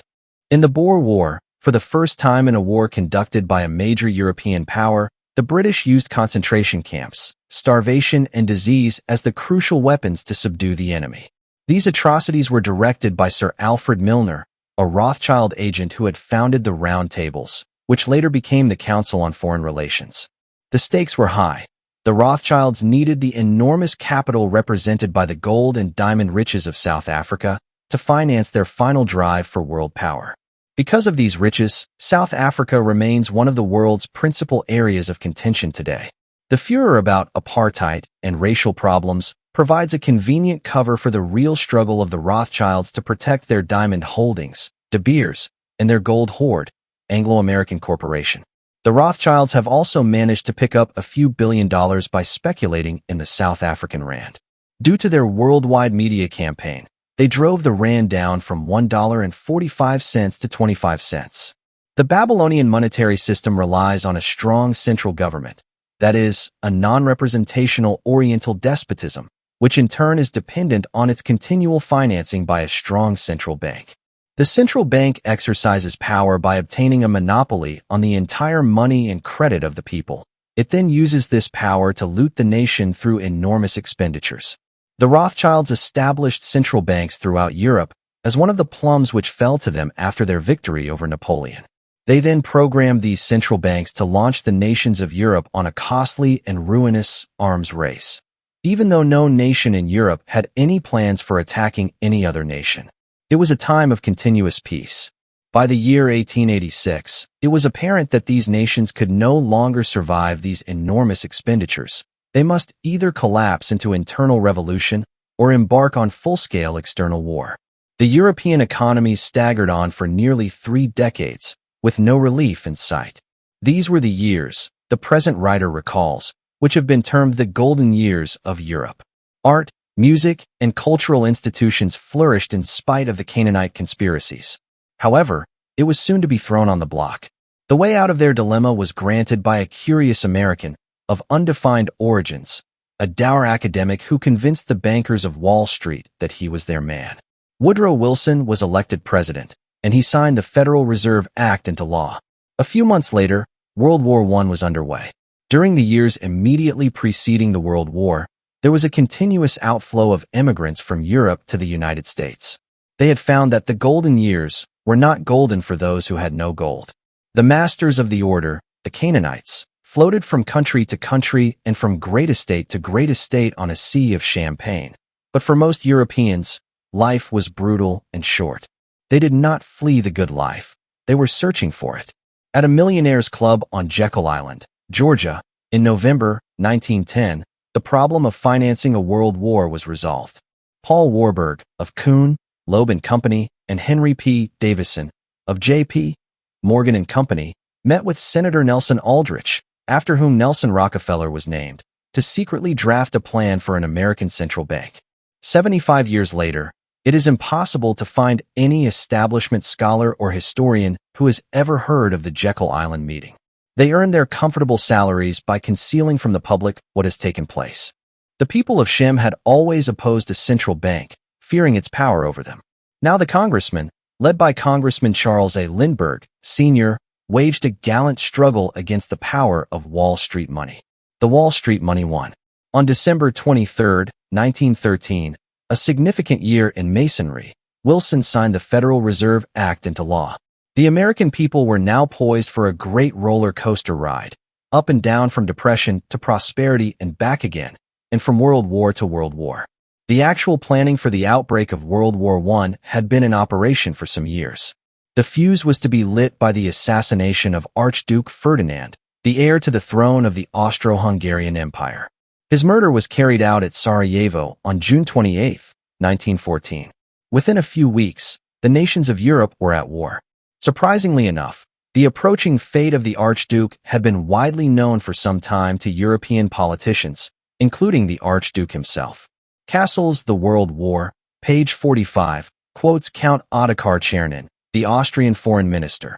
A fine quality of the Archduke was his fearlessness.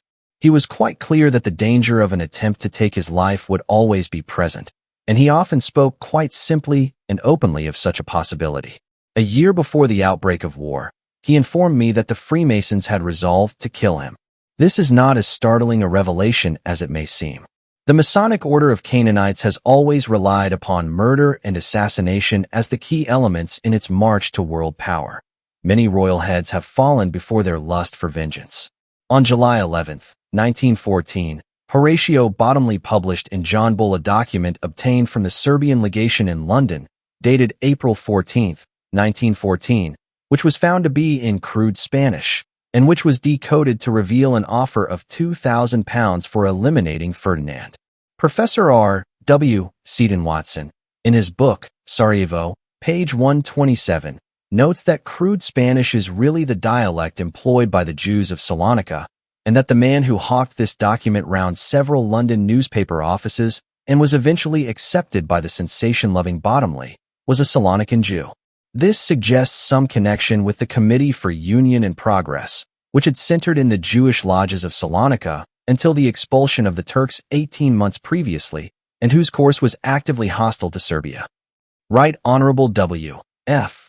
Bailey, in his book, Jews of the War Zone, page 227, notes that the Jews of Bosnia are named Spagnolo. C. H. Norman notes in A Searchlight on the World War, page 42, that the originals were worded in Spanish. It is within the writer's knowledge, as he was connected with an endeavor to form an English Lodge of the Grand Orient, from which he withdrew on learning of the real nature of this confederacy against European safety, that the language used by the Polish Department of the Grand Orient for communication with its agents in the Balkans is Spanish. Ambassador Gerard, in his book, My 4 Years in Germany, page 137, notes, I was able to converse with some Serbians in the first days of the war in their native tongue, which, curiously enough, was Spanish. In fact, the language was not Spanish, but a language defined in the Encyclopedia Judaica as Ladino, also known as Latino, a Judeo-Spanish spoken and written language of Jews of Spanish origin after expulsion in 1492 by Ferdinand and Isabella. The execution of Ferdinand may have been a symbolic revenge for this historic event. Ed. The Encyclopedia Judaica notes various forms of Ladino, Oriental Ladino, spoken in Constantinople and Smyrna, and Western Ladino, spoken in Salonika, Bosnia, and Serbia. Many of the refugees from Spain settled in Serbia, where they ever afterward conversed in their private tongue, Western Ladino. Pazzi's book, Black Hand Over Europe, notes of a Mr. Stevens, who spoke Spanish, whose job was to shoot the murderers at Sarajevo after they had performed the assassination, so that they could not reveal the plot. These revelations bear out the insistence of Albert Pike to Mazzini some 40 years earlier to involve the nations of the world in 3 world wars. Grant Richards, in The Cause of World Unrest, 1920, page 144, comments on the Committee for Union and Progress. Indeed, I can go so far as to say that the Union for Progress was practically born in the Masonic lodge called Macedonia Resorta, established by the Salonican Jew, Emanuel Carasso, though Freemasonry was forbidden in Turkey. There were 2 lodges in Salonika under the Grand Orient of Italy. Matthias Erzberger, in Experience in the Great War, stresses that the Grand Orient of Italy was completely under the control of the Grand Orient of France. He refers to the transfer of 700,000 francs from Paris to Rome between the Grand Orients on behalf of the Jewish Charitable Trust, Alliance Israelite Universelle. This is the funding which was provided for the assassination at Sarajevo. McCurdy's The Truth About the Secret Treaties, 1925, quotes on page 45 the article published in 1914, after Vito Dan, by Ljuba Jovanovic, president of the Serbian parliament and minister of education. I do not remember if it were the end of May or the beginning of June when one day, M. Pahic told us that certain persons were preparing to go to Sarajevo in order to kill Franz Ferdinand, who was expected there on Vito Dan, Sunday, June 28th. He told this much to us and others, but he acted further in the office only with Stefan Prodic, then Minister of the Interior. This was prepared by a society of secretly organized men. Protich and the whole cabinet of Serbia knew of the plot. King Alexander, the Russian minister Hartwig, and the Russian military attaché Artemanov were in on the plot. Pashich's nephew was a member of the Black Hand. He was the link between Protich and the conspirators. Thus, there were many persons, both conspirators and highly placed government officials, who knew well in advance of the coming assassination of Archduke Franz Ferdinand. Probably no one among them wished to interfere with the plot because of the certainty of immediate retaliation. There were many Freemasons in government circles throughout Europe who also must have been informed of the plot. No doubt they awaited the outcome with great anticipation. Once Ferdinand had been eliminated, it was but a matter of a few days to launch the Great War. Lord Grey, British Foreign Minister, wrote in his book, 25 Years, v. 2, page 25, if matters had rested with him, the Kaiser, there would have been no European war arising out of the Austro-Serbian dispute. This would seem to deny the oft-repeated charge that it was Kaiser Wilhelm who insisted on the war. It also may explain why he was never tried as a war criminal, despite repeated demands that such a trial be held. Such statements as Gray's, who, after all, was his enemy, would have exonerated him. The Kaiser is reported by Gray as saying, "I was fooled into the war." This statement would also belie the war guilt of the Kaiser. The urgency to involve the United States in direct participation in World War I was required, so that the Canaanites would acquire the necessary authority to inflict even more oppressive laws against the people of Shem. In 1916, 54% of the American people were of German origin. A vote to make German the official language of the Republic had failed by only one vote during the formation of the Republic. During the first 100 years of this nation, German was the only language to be heard in many areas. A poll in 1916 asked of the American people, "If we should enter the war, would you choose to go in on the side of Germany or of England?" An overwhelming majority responded that they preferred to enter the war on the side of Germany. This was hardly surprising. England's policies, her interference, and her continual attempts to destroy the American Republic were no secret to the American people, despite the efforts of historians to gloss over or cover up these campaigns. Pro-British groups such as the Pilgrims, the English Union, and other well-financed operations in the New York area poured forth British propaganda, but it had little or no effect on the rest of the nation. There was as yet no conceivable reason for the United States to involve itself on behalf of either belligerent. No threat was ever presented against any of its territory. Therefore, the desired result had to be achieved by the usual means. The firm of J. P. Morgan, which had originated in London as George Peabody and Company, had made large loans to England from the enormous sums made available by the operations of the newly launched Federal Reserve System. J. P. Morgan headed the Federal Advisory Council, which met with the Federal Reserve Board of Governors. A veteran of the Jekyll Island meeting, Paul Warburg, was vice chairman of the Board of Governors. Everything seemed well in hand. William Jennings Bryan, who had campaigned against the cross of gold on which the international bankers planned to crucify the American people, now led the Keep Us Out of War movement. On February 3, 1917, he addressed a mass meeting of 5,000 people in New York. The entire procedure would be repeated in 1940, as if by rote, and with the same outcome, the nation would go into the war. The nation did not lack for religious leaders to urge it into this godly war. This was a great blasphemy, because it was really a ritual celebration of Baal's orgy of human sacrifice. Frank North, president of the Federal Council of Churches of Christ, declared, "The war for righteousness will be won."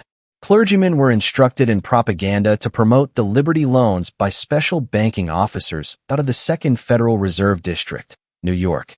Bishop William Alfred Quayle shrieked that Germans have ravished the women of Belgium, Serbia, Romania, Poland. Germans murdered the passengers of the Lusitania. Germans poisoned wells, crucified inhabitants and soldiers, and denatured men and boys. All of this was part of a well-financed propaganda campaign on the part of British agents.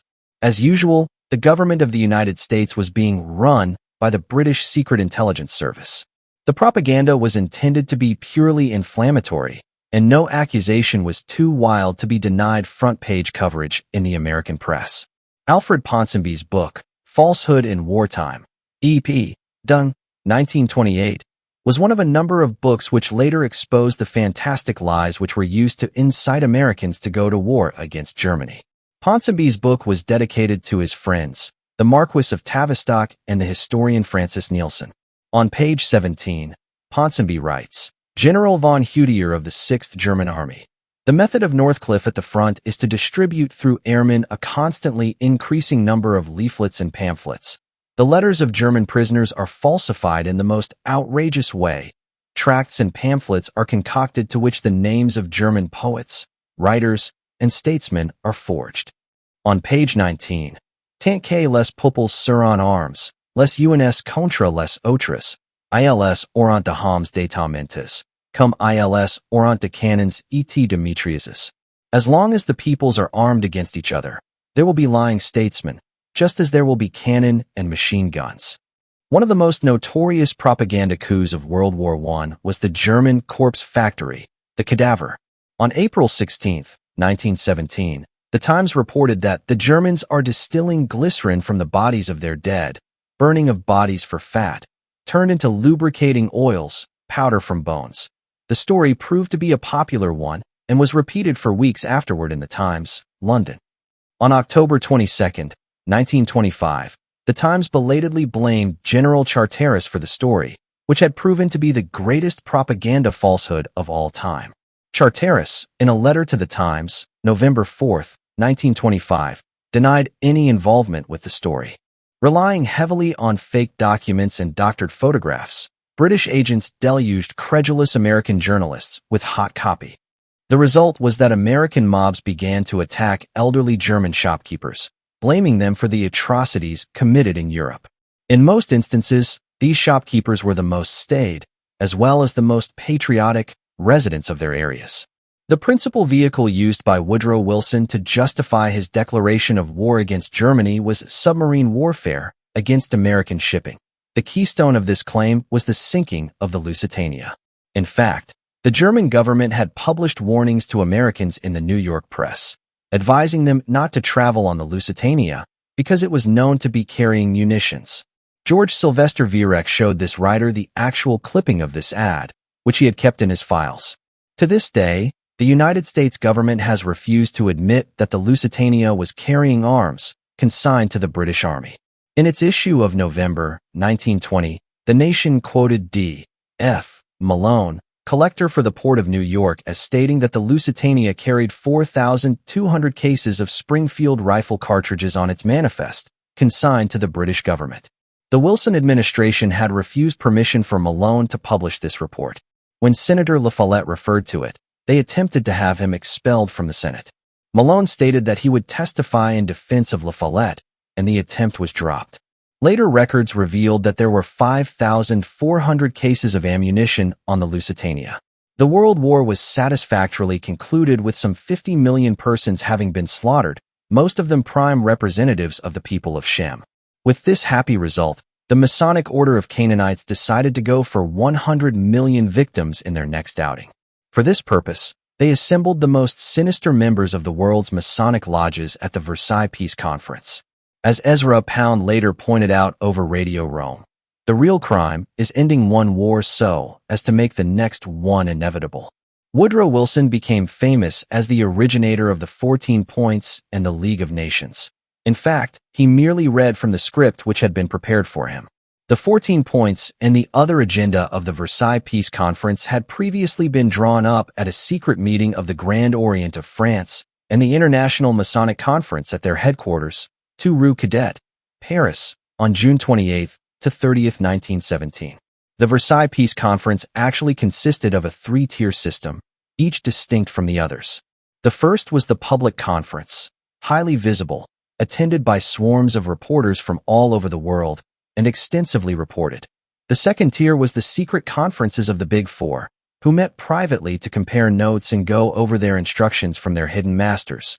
The third tier was the nightly Masonic conferences, known only to a chosen few, at which the actual decisions of all agenda at the conference were discussed and decided upon.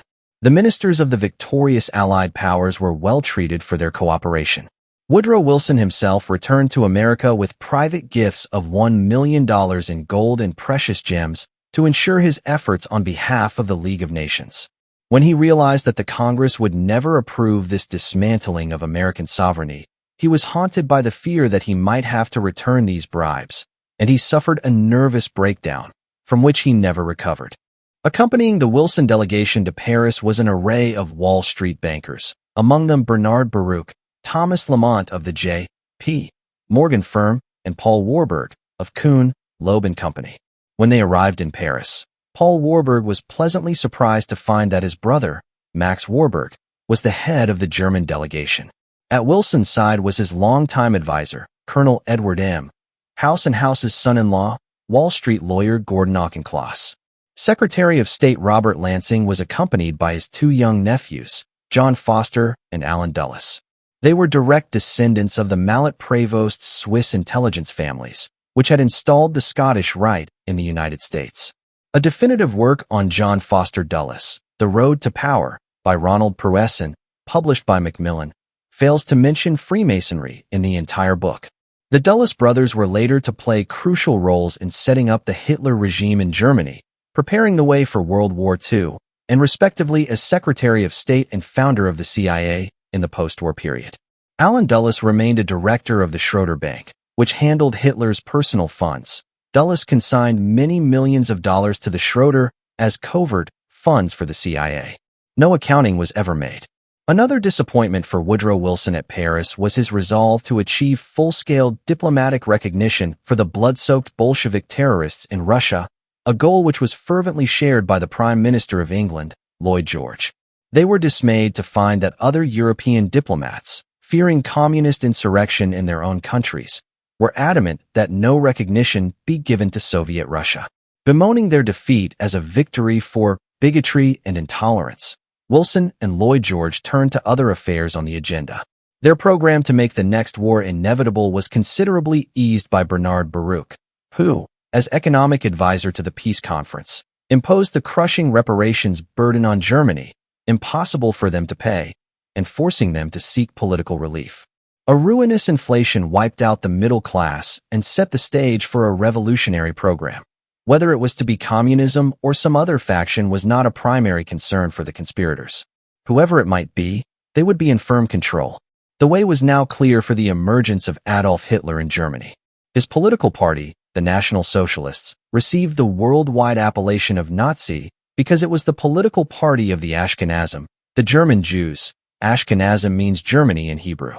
Documents exist with the signature of Adolf Hitler just above that of Max Warburg, who, with the Oppenheimers, was the principal backer of the Nazis.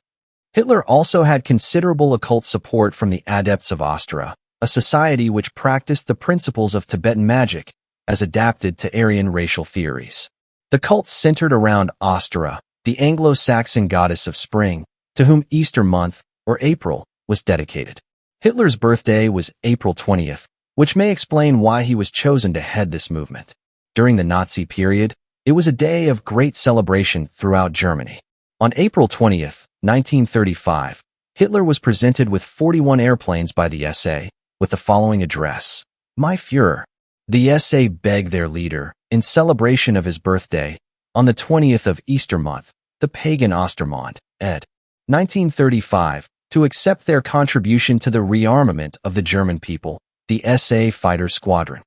Tibetan magic claims to be untainted by its principal rival, Kabbalism. It also claims to be more powerful than any other known school of occultism, either Egyptian, Kabbalistic, or Hindu magic. Some of the Astra adepts close to Hitler became practiced in the highest principles of occult Lamaism. It was the overconfidence produced by the early successes of the regime, which had followed the advice of these adepts, the expansion into Austria and Czechoslovakia, and the unexpectedly easy military successes in the first 2 years of World War II, which led them to their downfall. Whether Astra actually is superior to Kabbalism and its other rivals may never be known, but whatever magical support Hitler and his circle may have been able to call upon, they were no match for the international organization of the Masonic Order of Canaanites. Hitler's greatest flaw was his lack of experience on a larger stage. It is doubtful if in his entire life he ever heard of the Canaanites. Both Hitler and Mussolini, early in their regimes, were quick to outlaw the Masons, failing to realize that Freemasonry and the Illuminati have always been underground movements. They had been proscribed numerous times in numerous countries. These bands only gave greater encouragement to their furtive conspiracy. Neither Hitler nor Mussolini realized the awesome power of the determined men of Masonry, who exercised total control over the democratic powers. Another considerable influence in the early days of the National Socialists was the Ariosophists, the Arian branch of the Theosophists. Based in Vienna, the Ariosophists exercised dramatic influence on Hitler's writings during his formative years. It is doubtful if he ever knew that Theosophy was merely an extension of Kabbalism, or that he was involved with those whom he considered his sworn enemies. Once World War II had been satisfactorily launched, it seemed that nothing could stop Hitler's triumphant progression across the battlefields of Europe. He failed to realize that Napoleon had also strode victoriously over those same fields, only to die miserably of arsenic poisoning on a remote island. No one in Germany could see that this was merely Act 1 of a carefully staged drama. Act 2 would open with the entry of the United States into the war, a possibility never envisioned by Hitler, and Act 3 would be Götterdämmerung, the melodramatic immolation of Germany and Brunhilde. Involving the United States in World War II was predicated on the successful operation of an end-run play, which Hitler never considered. He had no intention of provoking the United States. When the British intelligence director, Sir William Stevenson, repeatedly murdered young German sailors on the streets of New York, the German government ignored the incidents. Despite the expenditure of millions of dollars on frenetic war propaganda, the American people remained insensitive to the threat of Nazism. Charles Lindbergh, Jr. led a nationwide America First campaign which seemed certain to keep the nation out of the war. The answer to the Roosevelt-Churchill dilemma was Pearl Harbor, one of the most artfully planned slaughters of American soldiers, sailors, and Marines in American history. It seemed that everyone in a position of authority in London and Washington knew that the Japanese intended to attack Pearl Harbor, which was hardly surprising, because the Japanese secret codes had been broken months before. The nightmare of the plotters was that the Japanese commanders might inadvertently find that their codes had been broken and call off the attack on Pearl Harbor, since they would know that the defenders would be warned. The Washington conspirators, while breathlessly following the slow course of the Japanese fleet toward Pearl Harbor, avoided intimating to Kimmel and Short, the American commanders in Hawaii, that they were in any danger. Alerting them, of course, would warn the Japanese and cause them to turn back. The Japanese commanders later said that at the first sign of an alarm, they were prepared to turn back toward Tokyo without pressing their attack. A meeting of the conspirators at the White House on the evening of Pearl Harbor found them haggard with suspense. Only a few more hours, and they would know whether they had won. That is, whether the Japanese would attack and destroy the American fleet and installations at Pearl Harbor. Never has any group waited for bad news with such intensity. President Franklin Delano Roosevelt, who lived throughout his life on handouts from his mother, the opium money amassed by her father, Warren Delano, Bernard Baruch, who had imposed the reparations debt upon Germany, General George Marshall, whom Senator McCarthy was later to call a living lie. These were the men who had staked everything on this gamble to involve the United States in World War II. If it failed, they had no backup plan. Hitler refused to pose any threat to the United States. A book describing Stevenson's exploits in the United States, A Man Called Intrepid, on page 329 provides irrefutable proof that the conspirators knew what was to happen. Roosevelt used his son, Colonel James Roosevelt, to convey his private communications to Stevenson to ensure secrecy.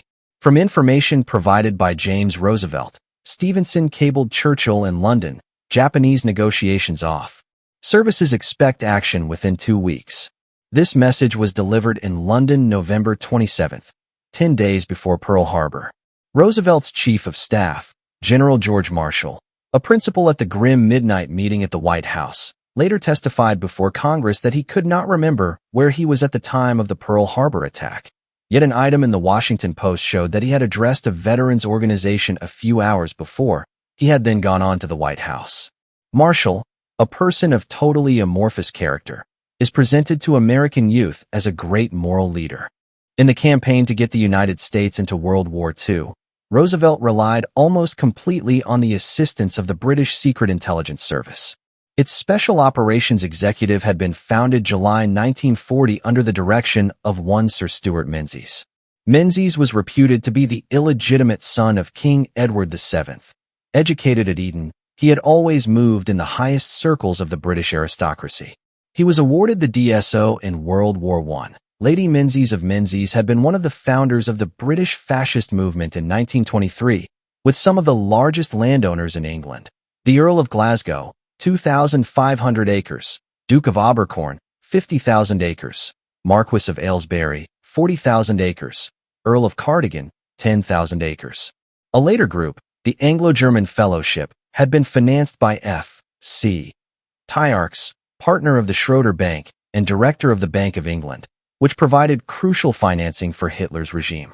Also in the fellowship were the Duke of Wellington, Admiral Sir Barry Domville, and Lord Mount Temple, chairman of the Navy League. The cipher and signal branches of SOE were set up in Marks and Spencer's headquarters building. Its chairman, Israel Seif, had been a founder of the Fabian political economic planning movement. With Menzies were the co-founders of SOE, Hugh Dalton, brought up at Windsor Castle. His father had been tutor to George V, Sir Frank Nelson, later acting Director General of the United Nations, Sir Robin Brooke, later a Director of the Bank of England, Hugh Gaitskell, later Prime Minister, and Lord Christopher Mayhew. The SOE operators took General William Donovan in hand to create their American organization, the Office of Strategic Services. The British, who were past masters at every type of espionage and covert action, found willing, if inept, students in the millionaires' sons who volunteered for the OSS. President Lyndon Johnson later remarked about their successors in the CIA, "Do you realize that those boys are all the sons of millionaires whose fathers were terrified to have them enter into the family brokerage business?" Apparently a good time was had by all in London during World War II. Such stalwarts as Paul Mellon, his brother-in-law David Bruce, Henry Morgan of the J.P. Morgan family, and many other fraternity brothers from Yale, Harvard, and Princeton. World War II did manage to meet its quota of 100 million victims, many of whom were entire families of the people of Shem, such as the victims of the fiery holocausts at Dresden and Cologne. Because they were the victors, no trials were ever held of the perpetrators of these atrocities. The Masonic Canaanites had succeeded in bringing off another great triumph: massive human sacrifices before the altar of Baal. One of the first tasks demanded of American Army officers when they entered Germany was that they re-establish the Masonic lodges, which had been closed by Hitler. In Italy, the victors quickly reopened the Grand Orient lodges throughout the country. They were heavily financed with covert funds from the OSS, and later received large payments from CIA operatives in Italy. Chapter 10. The Menace of Communism. For 35 years, the present writer wrote on and spoke about communism without knowing what it was. After consulting hundreds of reference works on communism, he had found not one mention of the fact that communism was but one branch of the world revolutionary forces of the Masonic Order of Canaanites. The present writer has previously pointed out that the members of the First Communist International were Lionel de Rothschild, Karl Marx, and Heinrich Heine. Not only did Karl Marx maintain close ties with the Jesuits and Freemasonry throughout his career, he was also directly related to the British aristocracy through his marriage to Jenny von Westphalen, a descendant of the Countess of Bulgaris and Argyll, two of the oldest titles in England. The Countess had been governess to William of Orange before he invaded England and chartered the Bank of England. It was the Masonic connection which obtained a steady income for Karl Marx through commissions for writing for New York newspapers. Lenin also maintained close Masonic ties during his years in Switzerland, before he returned to Russia to lead the Bolshevik Revolution. In Switzerland, he had become the member of a secret lodge under the name of Ulyanov Zetterbaum. He received regular financial support, as well as occasional visits, from Sir Alfred Milner, founder of the Round Tables, later the Council on Foreign Relations, and Lord Palmerston, Foreign Minister of England. Both Milner and Palmerston had attained the 33rd, or revolutionary degree. Meanwhile, the richest man in the world, the Tsar of Russia, seemed helpless in the face of his country's slow slide into anarchy. Long before the advent of Rasputin, his court had been rife with occultists. The Tribune de Genève headlined a dispatch on December 21, 1902. Russia, an occultist at court. The Daily Mail correspondent at Odessa telegraphed that paper the real facts concerning the occultist Philippe's presence at the Tsar's court. Philippe has gained great influence over the Tsar. The dispatch further stated that Philippe Nizier of Lyons had been presented to Nicholas by Grand Duke Nicholas Nikolaevich. Earlier, in Lyons, Nizier had been sued for the unlawful practice of medicine. A French doctor, Gerard Incas, had written voluminously on Kabbalah and magic. He had been introduced by Philippe to the Grand Duke. Incas wrote his treatises on magic under the name of Papoose. The Swiss Gazette noted, December 20th, 1902, few people know that there exists in Paris a kind of small university of occultism, where students register, examinations are passed, and academic degrees conferred. For instance, one can obtain a diploma of Bachelor of Occult Science, or Doctor in Kabbalah. Papoose is president and organizer. Thus, the occult influence at the court of Tsar Nicholas is traced directly to a school of the occult in Paris. It is not too fanciful to conjecture that this school operates with the backing of the Grand Orient of Paris, since Freemasonry is always concerned with the occult. The Tsar's later inability to act decisively in times of crisis, which led directly to the downfall of his government, may have been due to drugs or hypnotism. The world's most powerful autocrat was described by observers as remarkably passive and unable to take direct action when his regime was threatened with revolution. Indeed, King Louis had reacted in much the same way at the onset of the French Revolution during the weeks before he was deposed and sent to the guillotine. It is difficult to believe that such absolute autocrats would meekly resign themselves to the will of the people and go unresisting to their deaths. Apparently at the mercy of the occult influences at his court, Tsar Nicholas was arrested, and a provisional government was set up. This government was headed by Kerensky, a 32nd-degree Mason, who had been chosen as head of the provisional government by Joseph Slyasberg, the Grand Master of the International Order of B'nai B'rith in Russia. Kerensky had only one mission, to hold the fort until Lenin arrived on the sealed train from Switzerland. After the Bolshevik Revolution, Kerensky was permitted to peacefully emigrate to the United States, where he became a well-paid lecturer at leading universities. The Masonic Order of Canaanites always takes care of its own. Princess Paley, wife of the Grand Duke Paul, stated that the English ambassador at St. Petersburg, Sir George Buchanan, fomented and directed the Russian Revolution on direct instructions from Lloyd George, head of the Liberal Party in England. The Bolsheviks were provided with ample funds for their takeover of Russia. On September 21, 1917, Trotsky received a telegram from Stockholm. The management of the Bank of Max Warburg and Company informed him that a current account had been opened for him at Stockholm for the purposes of his undertaking. Trotsky had previously been presented with $10,000 in cash by the Rockefellers when he sailed from New York. Other funds were forwarded to him from Berlin through the Discounte Gesellschaft, the Naya Bank, and the Siberian Bank, among other intermediaries, such as Helfin Parvis, Ganetsky, Kosliski, and Krasin. After the revolution, Krasin went back to work for Siemens, the giant German electric company.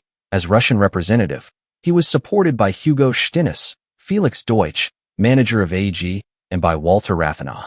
Although all of the Tsar's enormous deposits in foreign banks was retained by those banks without payment to any member of his family, a small portion of his Russian assets were set aside by the new Bolshevik government as a secret fund which would exercise final control in the Soviet government during the ensuing decades. This trust was composed of Dzerzhinsky, founder of the Chayka, the British secret agent Sidney Riley, and W. Averell Harriman. The trust was a continuation of the Parvis Fund which had brought Lenin to power, an operation which had been directed by the influential behind-the-scenes figure, the Venetian Count Volpi di Misurata, a black nobility figure who had put Mussolini in power, orchestrated the numerous Balkan Wars, and secretly directed the Russian Revolution. Oddly enough, the Bolshevik Revolution was greeted with enthusiastic approval of many of the world's leading financiers. One of the most prominent of their number, Jacob Schiff, senior partner of Kuhn, Loeb and Company, New York, telegraphed his greetings, as recounted in the New York Times, March 19, 1917. A persistent foe of the tyrannical autocracy, the merciless persecutors of my coreligionists, May I congratulate through you the Russian people upon what they have now so wonderfully achieved and wish you and your colleagues in the new government every success. The minister, Milyakov, a longtime friend of Schiff, replied, "We are united in hatred and antipathy to ancient regimes now overthrown." Here again is a direct quote from the Will of Canaan, "Hate your masters." One of the most misunderstood events in history is the Allied invasion of Russia after the Bolshevik Revolution. This invasion, again, was featured recently in the Soviet press as urgent reason not to trust the United States. In fact, the Allied troops were sent to Russia to divert the successful counter-revolution of the White forces and at the same time, to give the Red Army propagandists, principally Trotsky, a rallying cry to the faltering Red campaign, that Mother Russia was being invaded by foreign troops. This proved to be an irresistible call to the Russian peasants, who immediately rallied behind the Red Army and gave them total victory. In fact, several divisions, mostly British and American, were sent to Siberia, where they remained for a year and a half, without participating in any action. None of the troops had any idea of what they were doing there. They returned home as mystified as when they had departed. Had they been assigned to invade Russia, of course, they would have landed on the European coast and marched straight toward Moscow, which could have been easily taken by these well-armed and trained divisions. They had actually been sent to Siberia to betray the White Russians. This maneuver was exposed in the New York Times, February 15, 1920, when Vladivostok was liberated from the Kolchak faction. There is a pronounced pro-American feeling evident. Revolutionary leaders mounted the steps of buildings across the street, making speeches calling the Americans real friends, who, at a critical time, saved the present movement.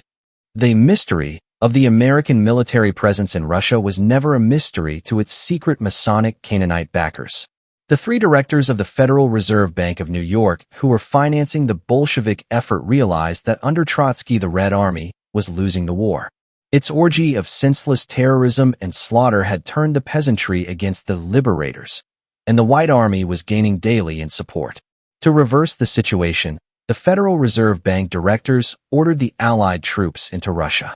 Quartered near the Kolchak forces, they gave the impression that they were there to support the White faction. The Russian people were given to understand that the Allied forces were sent to restore the old autocracy.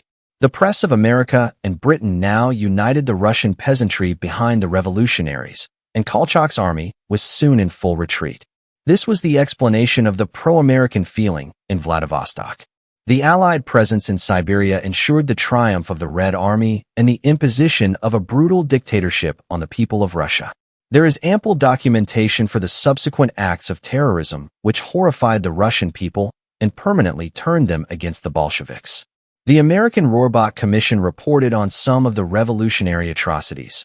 The whole cement floor of the execution hall of the Chaika of Kiev was flooded with blood. It formed a layer of several inches. It was a horrible mixture of blood, brains, and pieces of skull. All the walls were bespattered with blood. Pieces of brains and of scalps were sticking to them. A gutter of 25 centimeters wide by 25 centimeters deep and about 10 meters long was along its length full to the top with blood. Some bodies were disemboweled, others had limbs chopped off, some were literally hacked to pieces. Some had their eyes put out of their heads. The face and neck and trunk were covered with deep wounds. Further on, we found a corpse with a wedge driven into its chest. Some had no tongues. In a corner, we discovered a quantity of dismembered arms and legs belonging to no bodies that we could locate.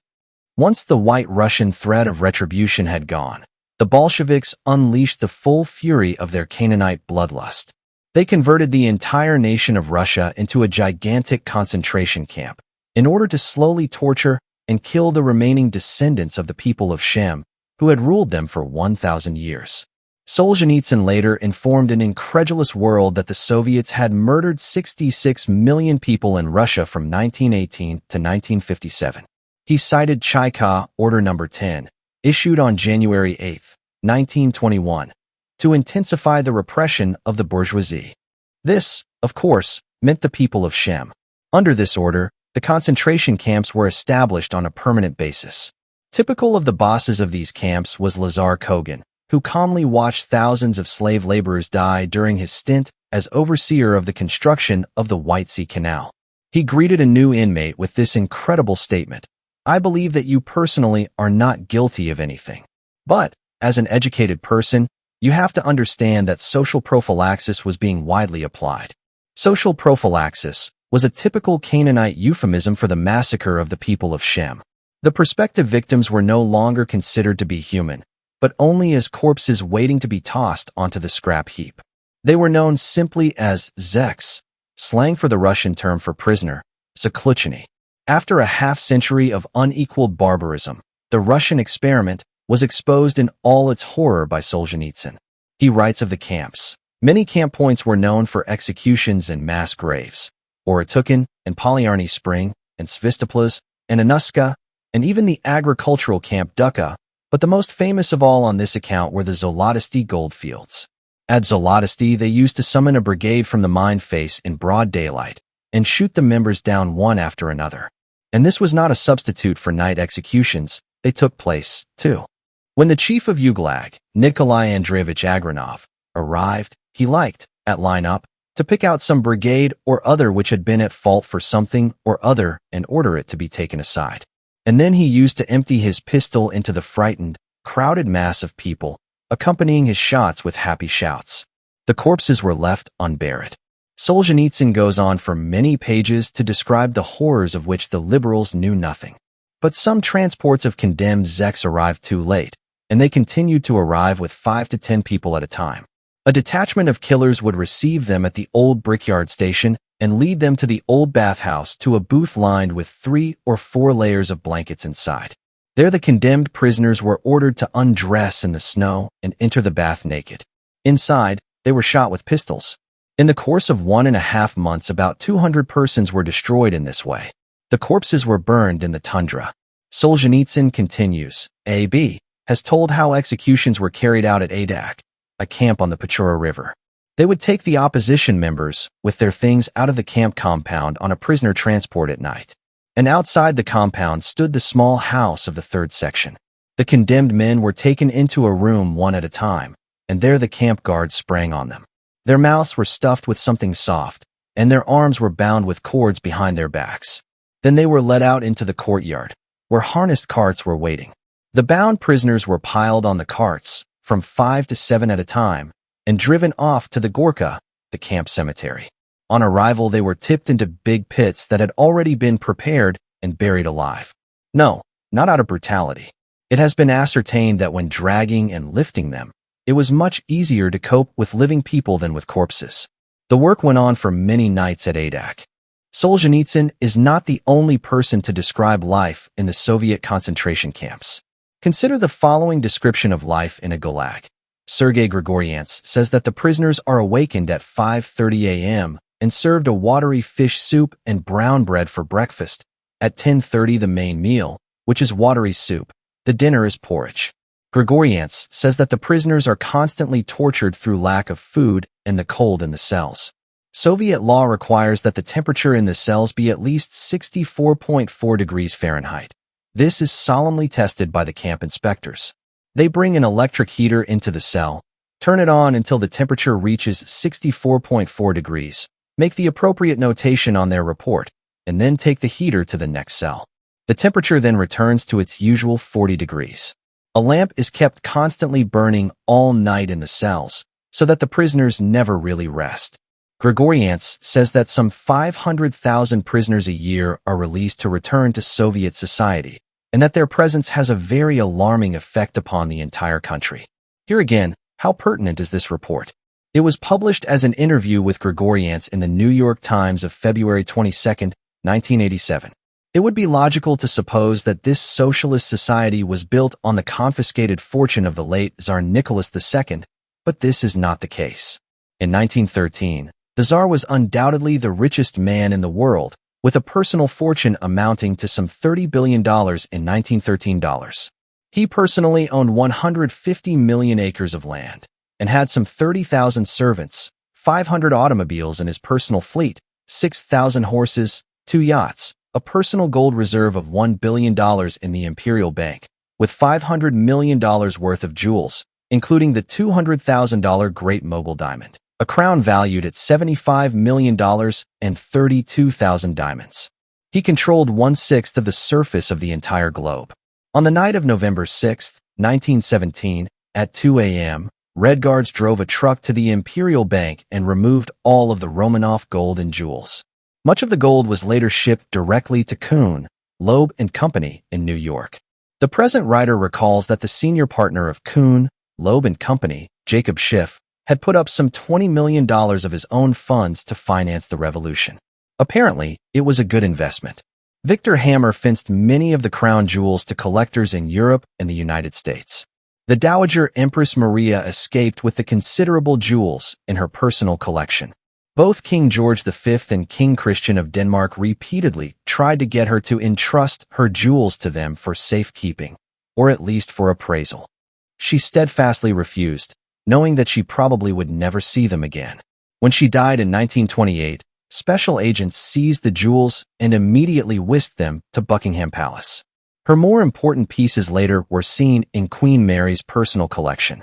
After the Revolution of 1905, the Tsar had prudently prepared for further outbreaks by transferring some $400 million in cash to the New York banks, Chase, National City, Guaranty Trust, J.P.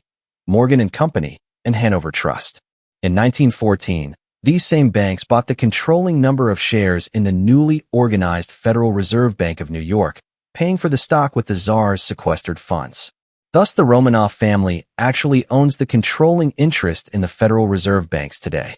Other deposits of the Tsar included $35 to $50 million in the Bank of England, $25 million in Barclays, $30 million in Lloyd's Bank, $100 million in the Bank of France, $80 million in the Rothschild Bank in Paris, and $132 million in the Mendelssohn Bank in Berlin. Since 1917, a cloud has hung over the financial structure of the Western democracies, threatening their jerry-built financial structure, the fear that some court, somewhere, might eventually rule that the Tsar's funds must be turned over to the rightful heirs. This would affect not only the ownership of the Federal Reserve Bank stock, but, with payment of interest, would mean the end of the 10 largest financial institutions. Does anyone wonder why the United States government, which is under the total direction of the Big 10 banks, continually makes every effort to finance and feed the crumbling Soviet Empire? Can anyone predict the financial calamity which would ensue if the Romanovs were restored to the throne of Russia and asked for their money back, or if they got a court ruling anywhere in the world to that effect? This catastrophe loomed on the horizon at one point. The New York Times of July 20th, 1929, reported on the progress of a lawsuit brought by the Tsar's mother and 32 of the Romanov heirs against Guaranty Trust and National City Bank. E. Dudley Kohler, an attorney representing James Egan, public administrator, issued the following legal notice which appeared in the Law Journal. Notice is hereby given to all persons, corporations, banks, trustees having assets, deposits and securities of the late Nicholas II, that a statement and account of same is forthwith demanded, and in the event that no such statement of account is rendered, all such persons will be held responsible for the amounts, plus interest and the cost of discovery proceedings. Both the case and Kohler then disappeared from the pages of the New York Times. Apparently no account or statement was ever given. To have done so would have provided legal evidence of the debt and would have made repayment inevitable. Charles Recht, counsel for the Soviet Union, retained Edward H. Fallows to represent the Soviet government, but no further legal proceedings are to be found. Nevertheless, the Romanov demand did have tremendous repercussions. The threat of a tremendous withdrawal from two of New York's most overextended and precarious banks caused an underground pressure against call money, or cash, on Wall Street, which then precipitated the crash of 1929. Even though the Masonic Canaanites controlled the courts in the United States, they could not be certain that the Romanovs might not find a court in some other country which would grant them a judgment, or even an injunction against Guaranty Trust, a J.P. Morgan-controlled bank, and National City Bank, the Rothschild and Rockefeller Bank in New York. This threat, coming at the very height of the stock market boom of the 1920s, cast a pall over the dealings of the speculators and caused immediate pressure on short-term funds, resulting in the Great Depression. To avoid such threats in the future, Roosevelt-Litvinov agreements were concluded between the United States and Russia in 1933 and 1934. In these agreements, the United States unilaterally recognized all claims of the Soviet government to funds of the Imperial Russian government. Whether this could be made applicable to the funds of Tsar Nicholas has never been tested in court. The Roosevelt-Litvinov Pact also put the diplomats of the world on notice that Roosevelt had now formalized the extended support formerly rendered to the Soviet government by private interests such as the Federal Reserve Bank of New York and J.P. Morgan and Company since 1917. Not all of this was from private banks. It included a gift of $20 million from Woodrow Wilson's Special War Fund, which had been voted him by Congress. The money was dispatched to Russia by way of Elihu Root. The Red Cross, Kuhn, Loeb and Company, and many other Wall Street firms had been active in financing the Soviet government. Henceforth, that burden would be borne directly by the American taxpayers through subsidies provided to the communists by the U.S. government. The dedicated financial support of the communists by the world's leading bankers did not go unnoticed. François Coty, founder of the perfume firm, wrote, in Tearing Away the Veils, published by Revue Internationale des Sociétés Secrètes, 1930, Paris, the terms capitalism, socialism, communism are so many themes distributed among well-paid demagogues to create confusion in the minds of the masses destined to become slaves. Universal slavery is the immediate aim of the Bleichroeder Group, which they strive to attain through the medium of a new war. The Bleichroeders were the German representatives of the House of Rothschild. Wyndham Lewis, who during the First World War had co-edited Blast and Vortex with Ezra Pound, wrote in his book, Count Your Dead, They Are Alive. A Rothschild or a Morgan makes his money in a very different way from a Nuffield or a Ford. The former deals in money as a commodity. His business is essentially allied to that of a moneylender. He makes nothing.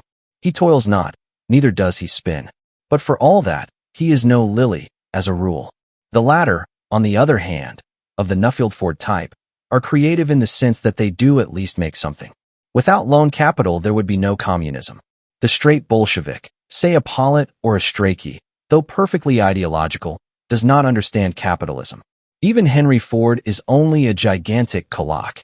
Ezra Pound called him the epitome of the American hired hand.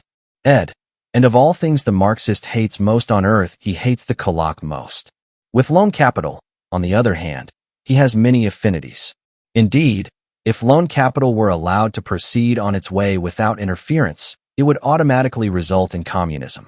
I felt that the Soviets were altogether too thick with the capitalists. I remarked that these lords of capital who do not seem to hate communism quite as much as we would expect do not belong to us. We get nothing out of these people, but they get a great deal out of us. The richer they become, and they are a very few, the poorer we become. Wyndham Lewis' observations may have been inspired by the activities of the Left Book Club, which was directed by Victor Gollancz during the 1930s, featuring Harry Pollitt, head of the Communist Party of Great Britain, John Strachey of the Daily Worker, and Claude Cockburn, alias Frank Pitcairn, editor of The Week, who was special correspondent for the Daily Worker at the Spanish Civil War battlefields. Gollancz headed many front groups, such as Friends of the Soviet Union, Young Communist League, and Committee for the Victims of Fascism. No intellectual has ever started a committee for the victims of communism. After the Bolshevik Revolution, there were abortive communist uprisings in Germany and Hungary. The German Revolution was quickly eradicated, but Bela Kun, in Hungary, actually established a short-lived communist reign of terror. His mass murders and lunatic orgies, he had formerly been a mental patient, left the nation bankrupt and devastated. When a legal government was restored, the Hungarian government published the archives of the Masonic lodges, proving that the communist revolution had entirely originated as the work of the Freemasons. The Hungarian government then closed down all Masonic lodges throughout the country. The Hungarian government later sought a loan from the United States to rebuild their shattered economy.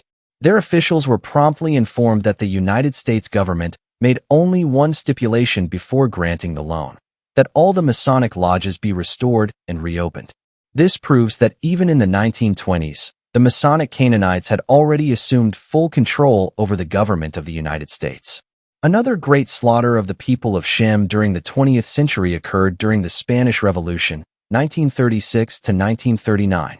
The massacres were significant because they were a war of the Canaanites against Christians, and because they took place on the Iberian Peninsula, from Heber, of the people of Shem.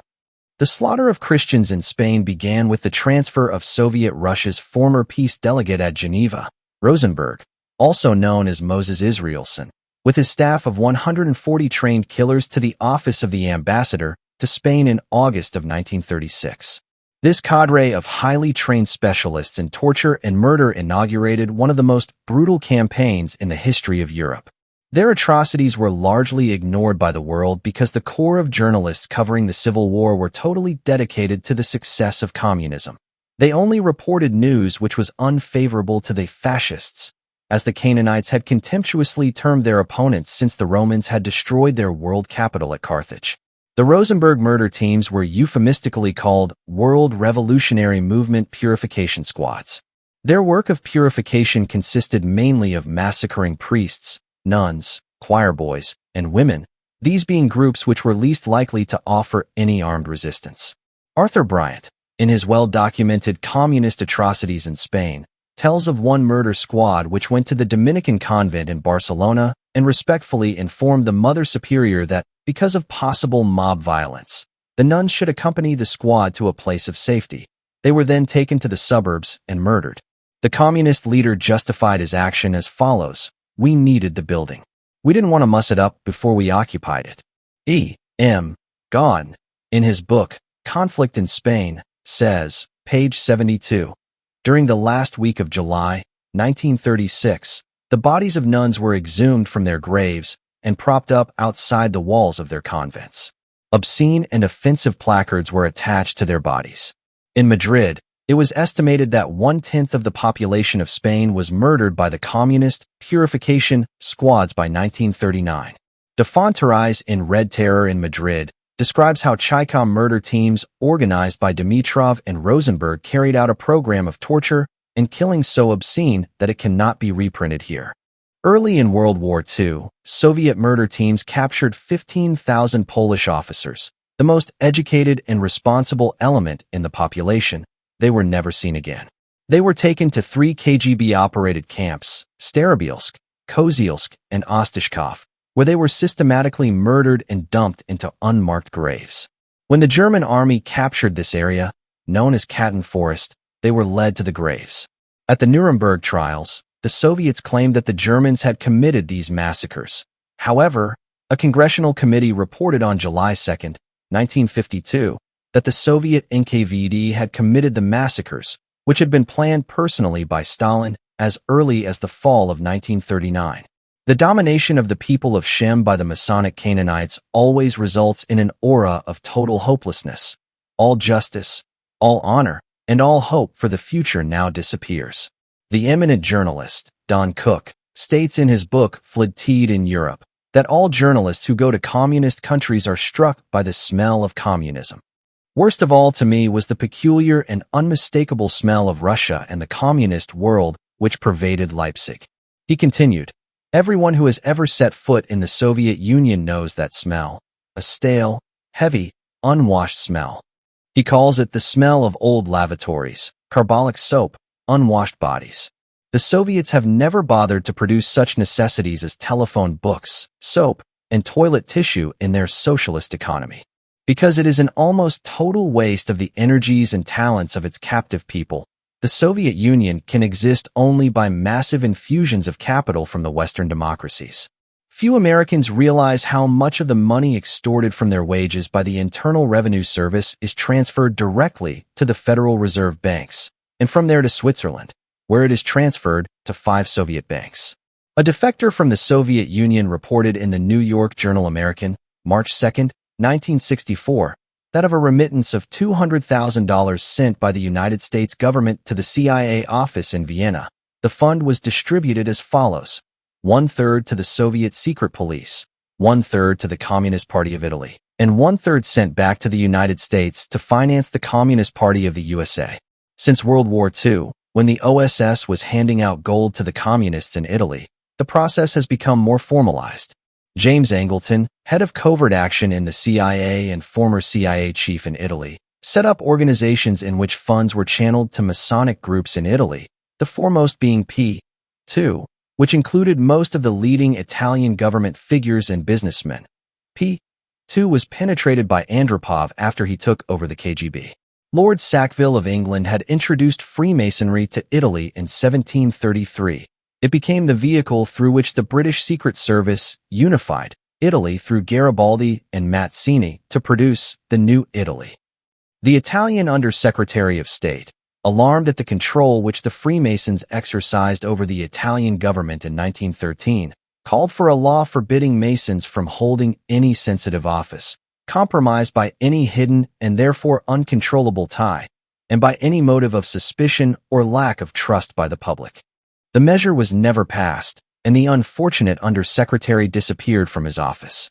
However, a decade later, Mussolini did outlaw the Masonic lodges in Italy, causing the Canaanites to scream worldwide imprecations against the brutal dictator and fascism. Today, the Red Billionaire, Jean-Baptiste Doming of France, carries on the vital work of feeding the helpless Soviet Union with the finest produce of the European free democracies. He is a partner with Guy de Rothschild in distributing vegetables, the firm Sragri. Doming also directs the firms Interagra and Sacopa, which recently furnished 1 million tons of soft wheat to the Soviet Union at far below market price.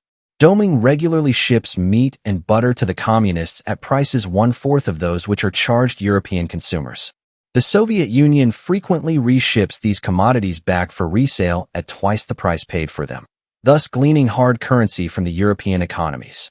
None of this would be possible except for the international power of the Masonic Order of Canaanites. The promise.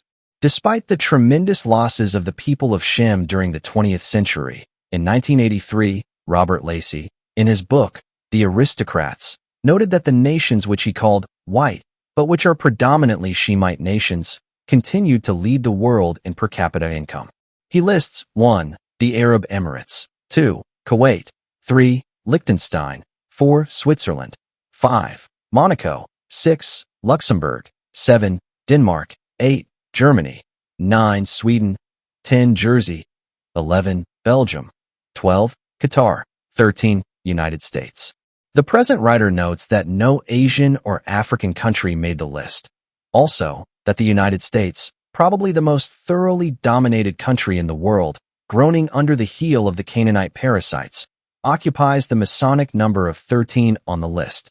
The United States also ranks well down the list in such primary concerns as infant mortality, quality of medical care, education, and other important indicators. The principal cause of the United States' precipitous drop in world rankings is the continuous looting and raping of the nation by the Masonic Canaanite conspirators. For instance, of a defense budget of $248 billion in the peacetime economy, some $140 billion is paid directly to the NATO nations of Europe, the allies in the struggle against world communism. The United States dispenses some additional $200 billion annually in aid to other countries such as the State of Israel, of which some $50 billion is channeled to the Soviet Union and her satellites through food subsidies and monetary manipulations. The Soviet Central Bank, Gosplan, routinely sends officials to Switzerland to meet with the representatives of the Federal Reserve System at the Bank for International Settlements, where they plan new raids on the Treasury of the United States. A network of European banks regularly transfers funds to the Soviet Union, which are routed to them from a number of United States government agencies.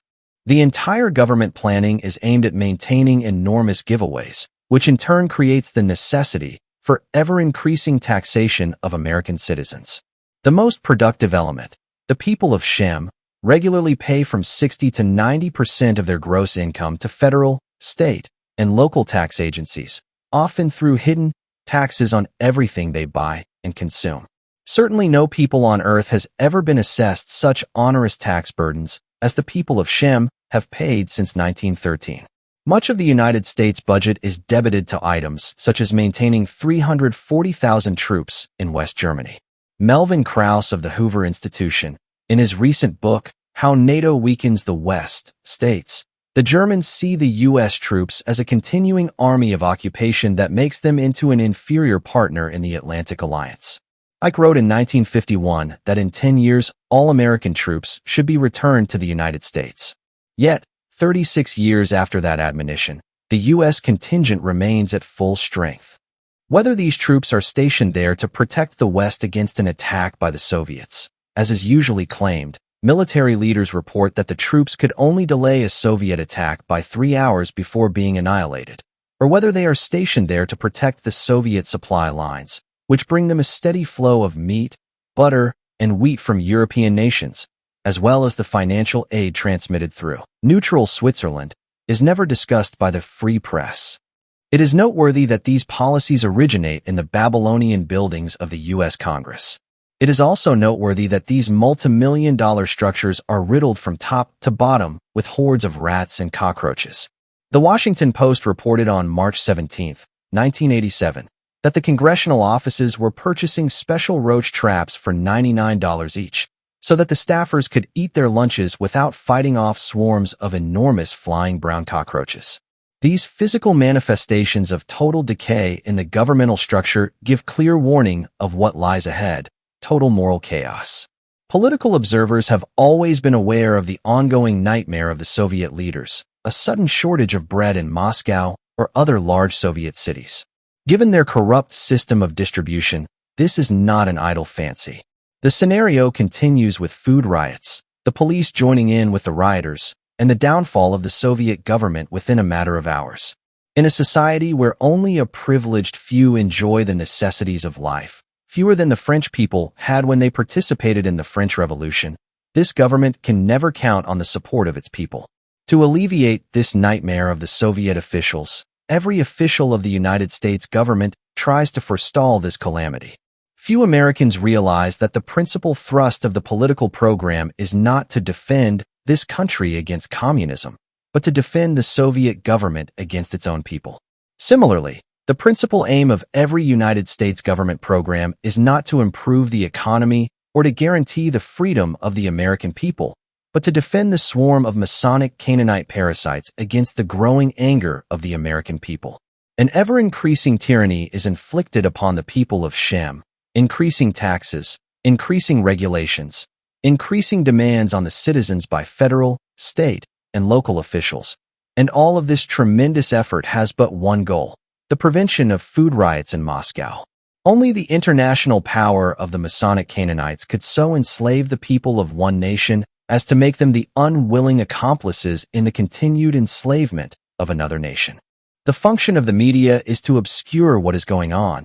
It can never be entirely concealed. Therefore, the free press continually leads the public off on false scents: Watergate, Irangate, San Salvador, South Africa. Any congressman who spends one moment on any of these problems should be arrested and taken out of his office to face charges of high treason. These are not the concerns of the American people or of any of its lawfully elected representatives, who have taken an oath to defend the Constitution of the United States. The occasional revelation of a free lunch is hailed as an instance of corruption, but the important bribes, from $10,000 up, are never reported in the press. For instance, on May 9, 1934, the B'nai B'rith Masonic Organization, which was holding its national meeting in Washington, presented a check for $1 million to President Roosevelt as a personal gift. In 1987, the story of the year is the Iranian arms sales controversy. Here again, B'nai B'rith plays a central role. On December 3, 1986, the Washington Post noted that Prime Minister Yitzhak Shamir of Israel had cleared the $42 million arms sale with Seymour Reich, president of B'nai B'rith International, the scandal which threatens the Reagan presidency. Reagan is powerless to defend himself by disclosing the B'nai B'rith operation. All of those involved are in violation of 18 U.S.C. 794.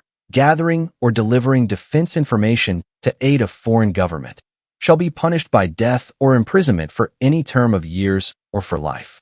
The Reagan presidency itself represents the high watermark for the black nobility Canaanite control of the government. The Jesuits had boasted that a secret sign was to be given to the world when the ecumenical movement had successfully overcome its worldwide opposition. This sign would be the swearing in of a U.S. president while facing the symbolic occult obelisk.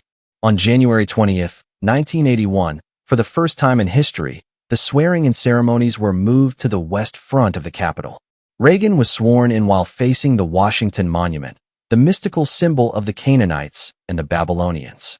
Battered by the inflation and extremist policies of the Carter administration, a weary American populace hailed the Reagan election as a genuine turnaround for their government.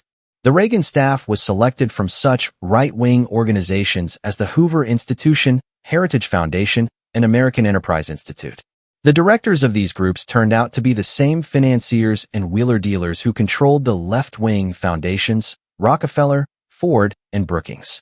The Heritage Foundation was run by Sir Peter Vickers Hall, England's leading Fabian socialist, who placed the Englishman, Stuart Butler, in charge of Heritage's policy-making apparatus.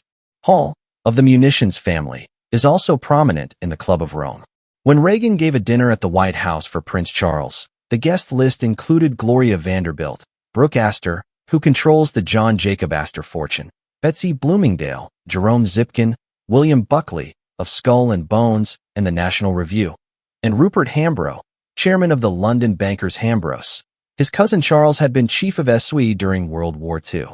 These chosen leaders manipulate every aspect of American society, not the least of which is their control of music and the fine arts. Lincoln Kirstein was quoted in The New Yorker, December 15, 1986, on the manipulation of the American art scene. John D. Rockefeller's notion of Lincoln Center was that it was a piece of real estate which he controlled. He had no interest in the performing arts really, or in any other kind of art. On the other hand, he had enormous interest in control. The Rockefellers single-handedly created the Museum of Modern Art, which foisted modern art on the American public, making millions in the process. Reproductions of soup cans and beer cans were sold for many thousands of dollars, while the more traditional museums, also controlled by Rockefeller appointees, scooped up the more valuable symbols of the culture. They also promoted the Impressionist painters into the multi-million-dollar class, the highest prices being paid for Picasso and Monet. Most critics agree that Picasso produced no important work after 1915, yet he painted thousands of pictures during the next 60 years. Kirstein comments of Monet, op cit, Monet is clumsy, unfinished, a pathetic transposition of three painters, Goya, Velázquez, and Titian. A few days later, a Monet sold in New York for $11 million. Ed. One of the worst influences in cultural history is the Museum of Modern Art.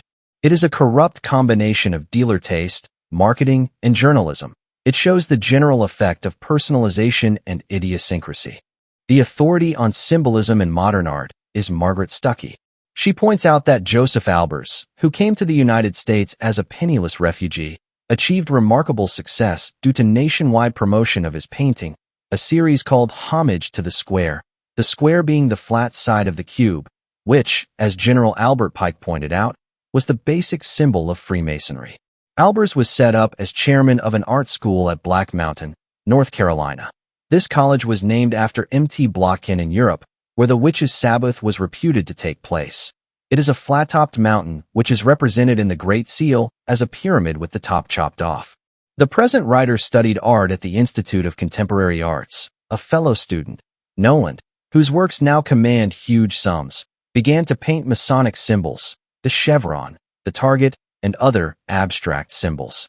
So-called non-representational art is not non-representational at all. It is the secret reproduction of occult symbols. Salvador Dali spent years studying occult symbolism at the previously mentioned Papoose Institute in Paris. He always carried a forked cane which he had reproduced from ancient drawings of a wizard's staff. He was touted in the United States by Carr S. Crosby of the Black Sun Press. The Black Sun is an occult symbol representing the far side of the sun. Abstract art was promoted by the Rockefellers because it is the modern depiction of the cults of the ancient world, principally the demon worship of Baal. These mystical symbols are understood by only a few Kanasheni, the Gnostics, or knowing ones, who perpetuate the secret organizations and dabble in their mystical powers. These same symbols are to be seen in the background of many Renaissance paintings, when Baal worship was sanitized as Neoplatonism. Abai Warburg, of the Warburg Institute, spent his life studying these occult symbols of the Renaissance, except for a fortuitous nervous breakdown lasting 4 years, which kept him out of army service during the First World War. Warburg traced the development by which the classical representation of deities in art were transformed into occult symbols by the artists of the Renaissance, in which they now appeared in a demonic mien. Warburg was able to trace this symbolism through the emblems reproduced on heraldry and the costumes used in these paintings. This occult symbolism now is the mainstay of the modern abstract school of painting. Abstract art also represents the Canaanite forces at work to deliberately debase the high standard of living reached by the people of Shem in the classical world. The occult symbols which were infiltrated into Renaissance art were an important step in this program, but their real success did not come until the 20th century, when rags dipped into paint and flung onto canvas, or pieces of scrap from junk heaps, became the new version of high art. This was but one aspect of the ongoing campaign against the people of Shem, which was enshrined in the principles of liberalism. Harold Lasky defined liberalism as the political counterpart of capitalism. Liberalism is also the political program of Freemasonry, which has always been anti-capitalist. It is especially opposed to the development of modern technology, which dealt the death blow to the profitable slave trade of the Canaanites, as machines replaced the use of slave labor. The United States is now in the forefront of the Masonic Canaanite conspiracy to dismantle the modern industry which has been developed by the people of Shem. As a result, the nation now has the Rust Belt, miles of deserted factory buildings from the East Coast to the West Coast, thousands of independent farmers driven off their farms by loan capital, ruined because they were independent producers or kulaks, and a threat to the Masonic Canaanite control of capital. The linchpin in the Canaanite program to destroy American industry was the assault on auto production, which provided one of every 7 jobs in the United States. This was accomplished by enlisting the defeated fascist enemies, Germany and Italy, in a plot to flood the United States with foreign cars. Anyone suggesting such a possibility in 1948 would have been considered insane. The entire program was implemented by one man, General William Draper, of Dillon Red. His firm had previously handled the financing of Germany's rearmament program in order to make World War II possible. He was appointed the czar of post-war Germany's economic program, where he organized Volkswagen and other producers to mount a serious challenge to American production. After setting up this program, in 1947 he was moved to Tokyo as Undersecretary of the Army, where he single-handedly created the Japanese miracle. While General MacArthur postured as the new emperor of Japan, it was Draper who ruled the country from behind the scenes. He commissioned Joseph Dodge to control the development of the Japanese auto industry. Dodge later became the president of Detroit's largest bank. The Draper Plan resulted in a massive 2-pronged attack against American auto production. The result was bankruptcy for thousands of small producers throughout the United States, who turned out parts for Detroit's mass production. To this day, Draper's name is unknown in Detroit, despite the fact that he brought the city to its knees. It was a typical operation of the Masonic Canaanites. Every agency of the federal government has now been enlisted in the campaign to destroy American industry and production. The principal weapon is the Internal Revenue Service, which seeks out and destroys anyone who is engaged in the productive use of capital. The IRS moves in and confiscates all assets, so the business can never again go into production. This is a deliberate policy. Those groups which are cooperating in the campaign to destroy the United States are automatically granted tax exemption by the IRS, whether through reducing production capacity, encouraging homosexuality to reduce reproduction, or to defend the United States against its internal or external enemies who are headquartered in Washington. The special fury of the IRS is unleashed against any American who is considered a patriot or even a conservative. Churches and schools which teach Christianity are padlocked by federal agents and their proprietors thrown into prison. Those churches which preach the doctrine of the Masonic Canaanites are immune from such onslaughts. These patriotic churches and schools represent a serious threat to the final solution, which the Canaanites have planned for the people of Shem. Plan Neama, named after the demonic being who first introduced human sacrifice and cannibalism to the world, is a documented plan for the systematic extermination of all the people of Shem in the United States. Plan Neama is simply the American version of the massacres perpetrated during the French, Russian, and Spanish revolutions. The plan is a simple one. Newspapers, radio, and television will announce an imminent attack. The recent TV series America was an important step in conditioning the American people to non-resistance in such an event. The Russians took over the country without a struggle. Everyone will be instructed to assemble in schools and auditoriums in every town and city in the United States. Only the fair-skinned people of Shem will actually obey this command. Others, of Canaanite extraction, will be told that they should return to their homes. Once they have been herded into these buildings, the people of Shem are to be killed, but only according to regulated procedures, that is, with hatchets, clubs, and knives. The use of guns will be prohibited, probably because there were no guns in the time of Nehemiah. Their use would violate religious principles. Also, the use of more primitive weapons assures a much greater flow of blood, which is always a basic objective of ritual slaughter. Should any Canaanite be inadvertently present, he or she will be protected by using the secret password, Tubal Cain, the brother of Nehemiah, and the password of the Freemasons. Plan Nehemiah will remain in effect until the people of Shem have been entirely eliminated throughout the United States. The teams of specially trained killers will be provided by the hordes of immigrants who have been imported into the United States during recent years specifically for this program. The people of Shem will be selected for extermination primarily by their physical characteristics, fair skin, blue eyes. Although this will not be the sole qualification, lists will have been drawn up of the people of Shem in every area. These lists will be the final means of selection. This will be the final strike against the blue bloods, a term which originated after the Moors had invaded and conquered Spain, the Iberian Peninsula, home of Heber, the people of Shem. The Spanish coined the term sangre azul, or blue blood, to mark those old families which refused to be contaminated with Moorish or other Canaanite mixtures. Those with very fair skin could be seen to have veins which showed blue against this background, while those of swarthier appearance showed no blue blood.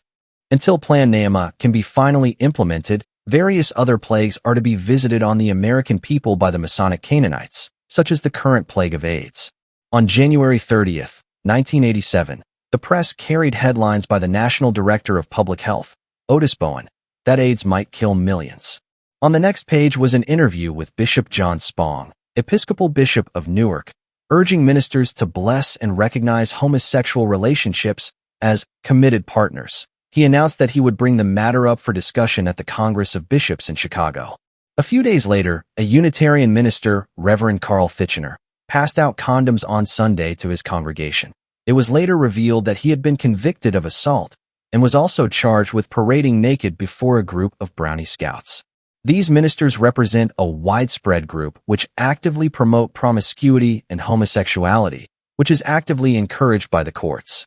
Chief Justice Sol Wachtler of the New York State Court of Appeals, a classmate of the present writer at Washington and Lee University in the 1950s, recently ruled that an adult bookstore could not be closed down because sexual acts were routinely being committed in the store by its patrons.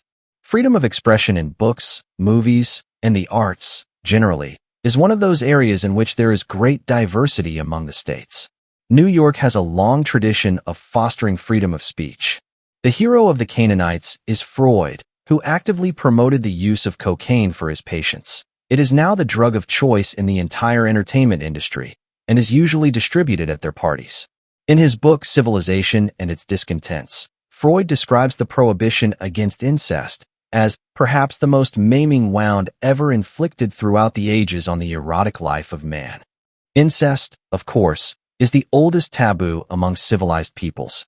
Debased though these teachings may be, they are basic to the program of the Canaanites.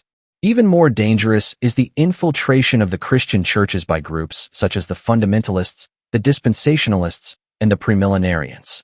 The present writer has pointed out that few fundamentalists realize that they are directly descended from the New England abolitionists and their ties to the transcendentalists and the Unitarians, who basically rely on the Kabbalah and other occult influences for their ministry. This will come as a shock to those who have accepted the teachings of these groups, but the historical record is clear. It descends in an unbroken line from the demon worship of Baal to the present day. The premillenarians teach that Christ will suddenly return, as taught by Origen. Another offshoot, the postmillenarians, teach that Christ will return and reign for 1,000 years. During this period, the Jews will be converted. The dispensationalists believe that the time is approaching when man will be tested for his obedience to some specific revelation of the will of God. There are 7 dispensations. 1. The innocence of Eden. 2. Conscience, the expulsion to avoid evil. 3. Human guilt, including capital punishment by government. 4. Promise and blessing to the seed of Abraham. 5. Law, the disciplinary system. 6. Church belief in the gospel of Jesus Christ. And 7. Jesus' kingdom, the millennium, with God's promise to Israel fulfilled. Satan's final rebellion when he is cast into the fire. Christ delivers the kingdom to his Father. The promises of these groups, which deluge millions of television viewers each day through radio and television, the multi-million-dollar TV ministries, are based upon misinterpretations. The dispensationalists claim that their doctrine is based upon Christ's parable of the fig tree, which actually refers only to nature and the physical seasons. It does not apply to Israel or to any other nation. In spring, when the fruit of the Palestine fig made its appearance before the leaves, it was a certain sign of the approach of summer. Jesus used this parable in connection with his great prophecy, which he delivered during Passion Week, in which he foretold the destruction of Jerusalem and the temple, the end of the age, and general judgment. Dispensationalists are now asking on television that the viewer watch for the leafing fig tree as a sign from heaven that they should support the Canaanite invaders of Israel. The Canaanite propagandists operate a billion-dollar industry in the United States which masquerades as religion. If it were true religion, it would not automatically obtain tax exemption from the IRS, as each of these groups does. They are granted tax exemption by the government because they are broadcasting a message which the government wants the American people to receive. What is this message? It is the false doctrine that it is not the people of Shem to whom God made his promise, but to the spawn of Canaan, those who live under the curse of Canaan. Typical of the Canaanite propagandists is Jim Bakker, head of PTL, Praise the Lord. In 1980, Bakker published a book, Survival to Live, in which he rejoiced in the execution of Haman and the massacre of the women and children of the people of Shem by the blood-crazed Canaanites. Bakker denounces Haman as one who had threatened the Canaanites, as told in the Book of Esther. Bakker terms the Canaanites the anointed ones of God. The television propagandists claim that these anointed ones, the Canaanites, are the true people of Israel, and that God promised them the land of Israel. Not only is this blatant falsehood, it is also highly profitable. Bakker joined Christian Broadcast Network in 1965. Having learned the propaganda line, he branched out on his own. He now has a $129 million a year industry and operates a theme park called Heritage USA, which had 6 million visitors in 1986. There are 2 500-room hotels and 2,000 employees. Bakker and his wife suddenly fled to their Palm Springs, California, mansion when it was revealed that he had been paying $115,000 blackmail to a former paramour, while his wife Tammy admitted to a 17-year dependency on various medications and drugs, for which she was now undergoing treatment. They have 500,000 subscribers who pay at least $15 a month to PTL, as well as a host of other enterprises. Bakker then resigned, calling in Jerry Falwell to take over PTL and hinting darkly of a rival evangelist who was trying to engineer a hostile takeover. Yes, it is big business, subject to all the intrigues of any profitable multimillion-dollar operation. Tammy had raised some eyebrows when she made a pathetic national appeal for prayer to bring her dead poodle back to life. She and her husband had embarked on a whirlwind of spending for such things as gold bathroom faucets, huge rings, and other stigmata of the true martyrdom. Bakker and his fellow operators ask no questions about how all this bounty flows to them. They preach against secular humanism and communism without any inkling that their evangelical movement traces directly back to the very forces which they denounce. From 1830 to 1870, Jeremy Bentham's utilitarian socialism dominated English legislation, while a simultaneous program, evangelicalism, was being promoted by the same forces to take over Christianity. Dr. Dale is quoted by A.V. Dicey in Law and Opinion in England. Macmillan, 1924, the evangelicals must encourage what is called an undenominational church. It regarded with indifference all forms of church polity. It demanded common religious teaching and common beliefs. It cared nothing for the church as an august society of saints. In short, evangelicalism, the forerunner of the present crop of Canaanite propagandists, was first of all ecumenical. Second, it cast aside the spiritual heritage of the church in favor of a robust dedication to fundraising and political propagandizing for goals rarely openly revealed. The Evangelical Alliance was formed in London in 1846. A branch was soon formed in the United States which was first known as the Federal Council of Churches of Christ and is now known as the National Council of Churches of Christ, a left-wing propaganda group. Yet it shares the same origin as that of the television evangelists, who claim to be anti-communist. What is this origin? The evangelical movement was sponsored by the same British intelligence leader, Lord Shelburne, who had directed the French Revolution. Shelburne imported a French radical into England, Étienne-Louis Dumont of Paris, who was the disciple of Count Saint-Simon, the founder of social science. Dumont's principal English disciple was Jeremy Bentham, now known as the father of utilitarianism. Shelburne had become the power behind Britain's political scene by lending William Pitt, the Prime Minister, large sums of money. After Pitt's death, the British Treasury was obliged to pay off these debts, amounting to £40,000. Because of his international intrigues, Shelburne was the most feared and hated man in England. Edmund Burke called him a Cataline or Borgia in morals. He was known publicly by a contemptuous nickname, Malagrida. The press caricatured him as a Guy Fawkes preparing to blow up his own comrades. Henry Fox called Shelburne a perfidious and infamous liar. King George III called him the Jesuit of Berkeley Square. This master of espionage used his power to enthrone three men as the intellectual dictators of English life: Jeremy Bentham, John Stuart Mill, and David Ricardo. Mill was named after Sir John Stuart, a close associate of Shelburne, who obtained for both Mill and his father James Mill high-paying posts with the notorious East India Company. Bentham was the son of a wealthy London lawyer and lived off his large inheritance. Ricardo was a dealer in consols with his friend Nathan Mayer Rothschild. All three were heavily influenced by Dumont and St. Simon's teachings. They worked to create in the 19th century the climate in which collectivism was to flourish in the 20th century. Dicey points out that the fundamental principle of collectivism is faith in the intervention by the state in every matter to be extended indefinitely. He also pointed out that collectivism meant the end of freedom of contract. Dicey pointed out in his Lecture 9, The Debt of Collectivism to Bentham. The machinery was thus provided for the practical extension of the activity of the state. He pointed out that Bentham's policies affected the transfer of power from the landed aristocracy to the new middle class of merchants and bankers. Bentham taught a system of hedonic calculus, in which moral judgments were to be determined only by physical pain and pleasure. He also promoted a psychological hedonism based on the pleasure principle, which denied natural law. Bentham wrote, "Every person is the best judge of his own happiness," presumably indicating individualism, but his system of state control means that a bureaucrat decides everyone's happiness.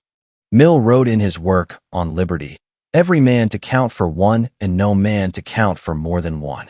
This happy situation was to be reached by granting all power to a utilitarian state. This group also promoted the anti-slavery movement in the United States, which culminated in the Civil War. Immediately after Bentham's death, the Reform Act was passed in 1832. Dicey says this installed collectivism in Europe. Bentham's body was embalmed and is now on display, dressed in his usual clothes, surmounted with a wax head, at University College, London. The reader may doubt that a case has been made here that the same forces of British intelligence, the Bank of England, and the East India Company, which foisted totalitarian utilitarianism, also known as communism, on the world, also created the modern television evangelicals. However, the line of descent is clearly drawn from the demon worshippers of Baal to their emergence in a more intellectual mean as Pythagoreans, Platonists, Neoplatonists, the Enlightenment, and the French, Bolshevik, and Spanish revolutions. Throughout, the line is demarcated by the teachings of Kabbalah, the denial of natural law, the denial of spiritual development of mankind, and the goal of enthroning the Masonic Canaanites as unchallenged masters of the world. The real message of Christ is not understood by these propaganda groups. The Bible tells precisely what God intended and what Jesus Christ would provide. First, resurrection. God said, I will ransom them from the power of the grave. I will redeem them from death. Hosea 13 verse 14. Then there is the vision of Isaiah 26 verse 19. Thy dead men shall live. Together with my dead body shall they arise. Awake and sing, ye that dwell in the dust, for thy dew is the dew of light, and the earth shall cast out the dead. Jesus promised, Verily, verily I say unto you, if a man keepeth my saying, he shall never see death. John 8 verse 51. Second, the promise. The television propagandists deliberately conceal the identity of those to whom God made his promise. Jeremiah 31 verse 31. Behold, the days are coming, saith the Lord, when I will make a new covenant with the house of Israel and the house of Judah. I will put my law within them, and I will write it upon their hearts. This promise was not made to the Canaanites, whom God despised, and to whom even Jesus denied his compassion while he was on this earth. The true heirs of the promise are positively identified in Galatians 3 verse 14, that in Christ Jesus the blessing of Abraham might come upon the Gentiles, that we might receive the promise of the Spirit through faith. To give a human example, brethren, no one annuls a man's will or adds to it, once it has been ratified. Now the promises were made to Abraham and his offspring. It does not say to offsprings, referring to many, but referring to one, and to your offspring, which is Christ. For if the inheritance is by the law, it is no longer by promise, but God gave it to Abraham by a promise. And if ye be Christ's, then you are Abraham's offspring, heirs according to promise. The promise, then, is quite clear, if ye be Christ's. Obviously, this excludes the Canaanites who have invaded and illegally seized Israel. Thus far, the present writer has written much about evil, which plagues man's existence. Now he can write about good, that is, God's promise to the people of Shem, the people who have carried his word throughout the world. In every nation, the people of Shem have been persecuted and massacred by the Canaanites, the true anti-Semites. Often the people of Shem have been helpless before these attacks because they did not know how to identify their enemies, the true enemies of God. With Satan's help, the Canaanites attacked and seized the land of Israel. The Bible says, If ye be Christ's, then you are the true heirs of Israel. The Canaanite invaders now occupying Israel are not Christ's. They are the mockers and blasphemers of Christ. Thus God's anger is not only against the Canaanites, but also against God's people, the people of Shem, who have allowed this blasphemy of God. Hundreds of American youths were recently killed in Lebanon because they had been sent there by the Washington Canaanites, not to fulfill God's promise to the people of Shem, but to aid the Canaanites in their satanic atrocities. Now God waits for the people of Shem to rally to their mission, to launch a new crusade to regain the Holy Land from the Masonic Canaanites. The sordid conspirators and their multi-million-dollar propagandists must be challenged. To whom did God make the promise? To Abraham's seed, those of Christ. Not one of the million-dollar publicists for the Canaanites will mention this in their highly paid television ministries. They must be mockers of Christ. They must be challenged with the truth.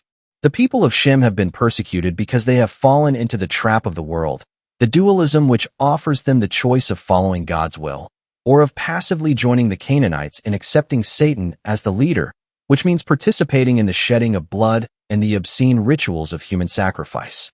Today, America is obedient to the will of Canaan, engaging in lechery, robbery, and international Masonic conspiracy. America, who God intended to lead the world into the path of righteousness, now is called the Great White Satan because the fair-skinned people of Shem have been deceived into carrying out Satan's work on this earth. The choice is one which must be determined and made, and the decision is not far off. Will the people of Shem accept God's promise to Abraham, or will they continue to allow themselves to be deceived by the satanic Masonic order of Canaanites? There is nothing in between, and if they persist in doing the satanic work of the Canaanites, America will become nothing. That this audiobook was uploaded by Hidden Whispers Revelation on YouTube. Please subscribe and like the video to support this work if you enjoyed listening.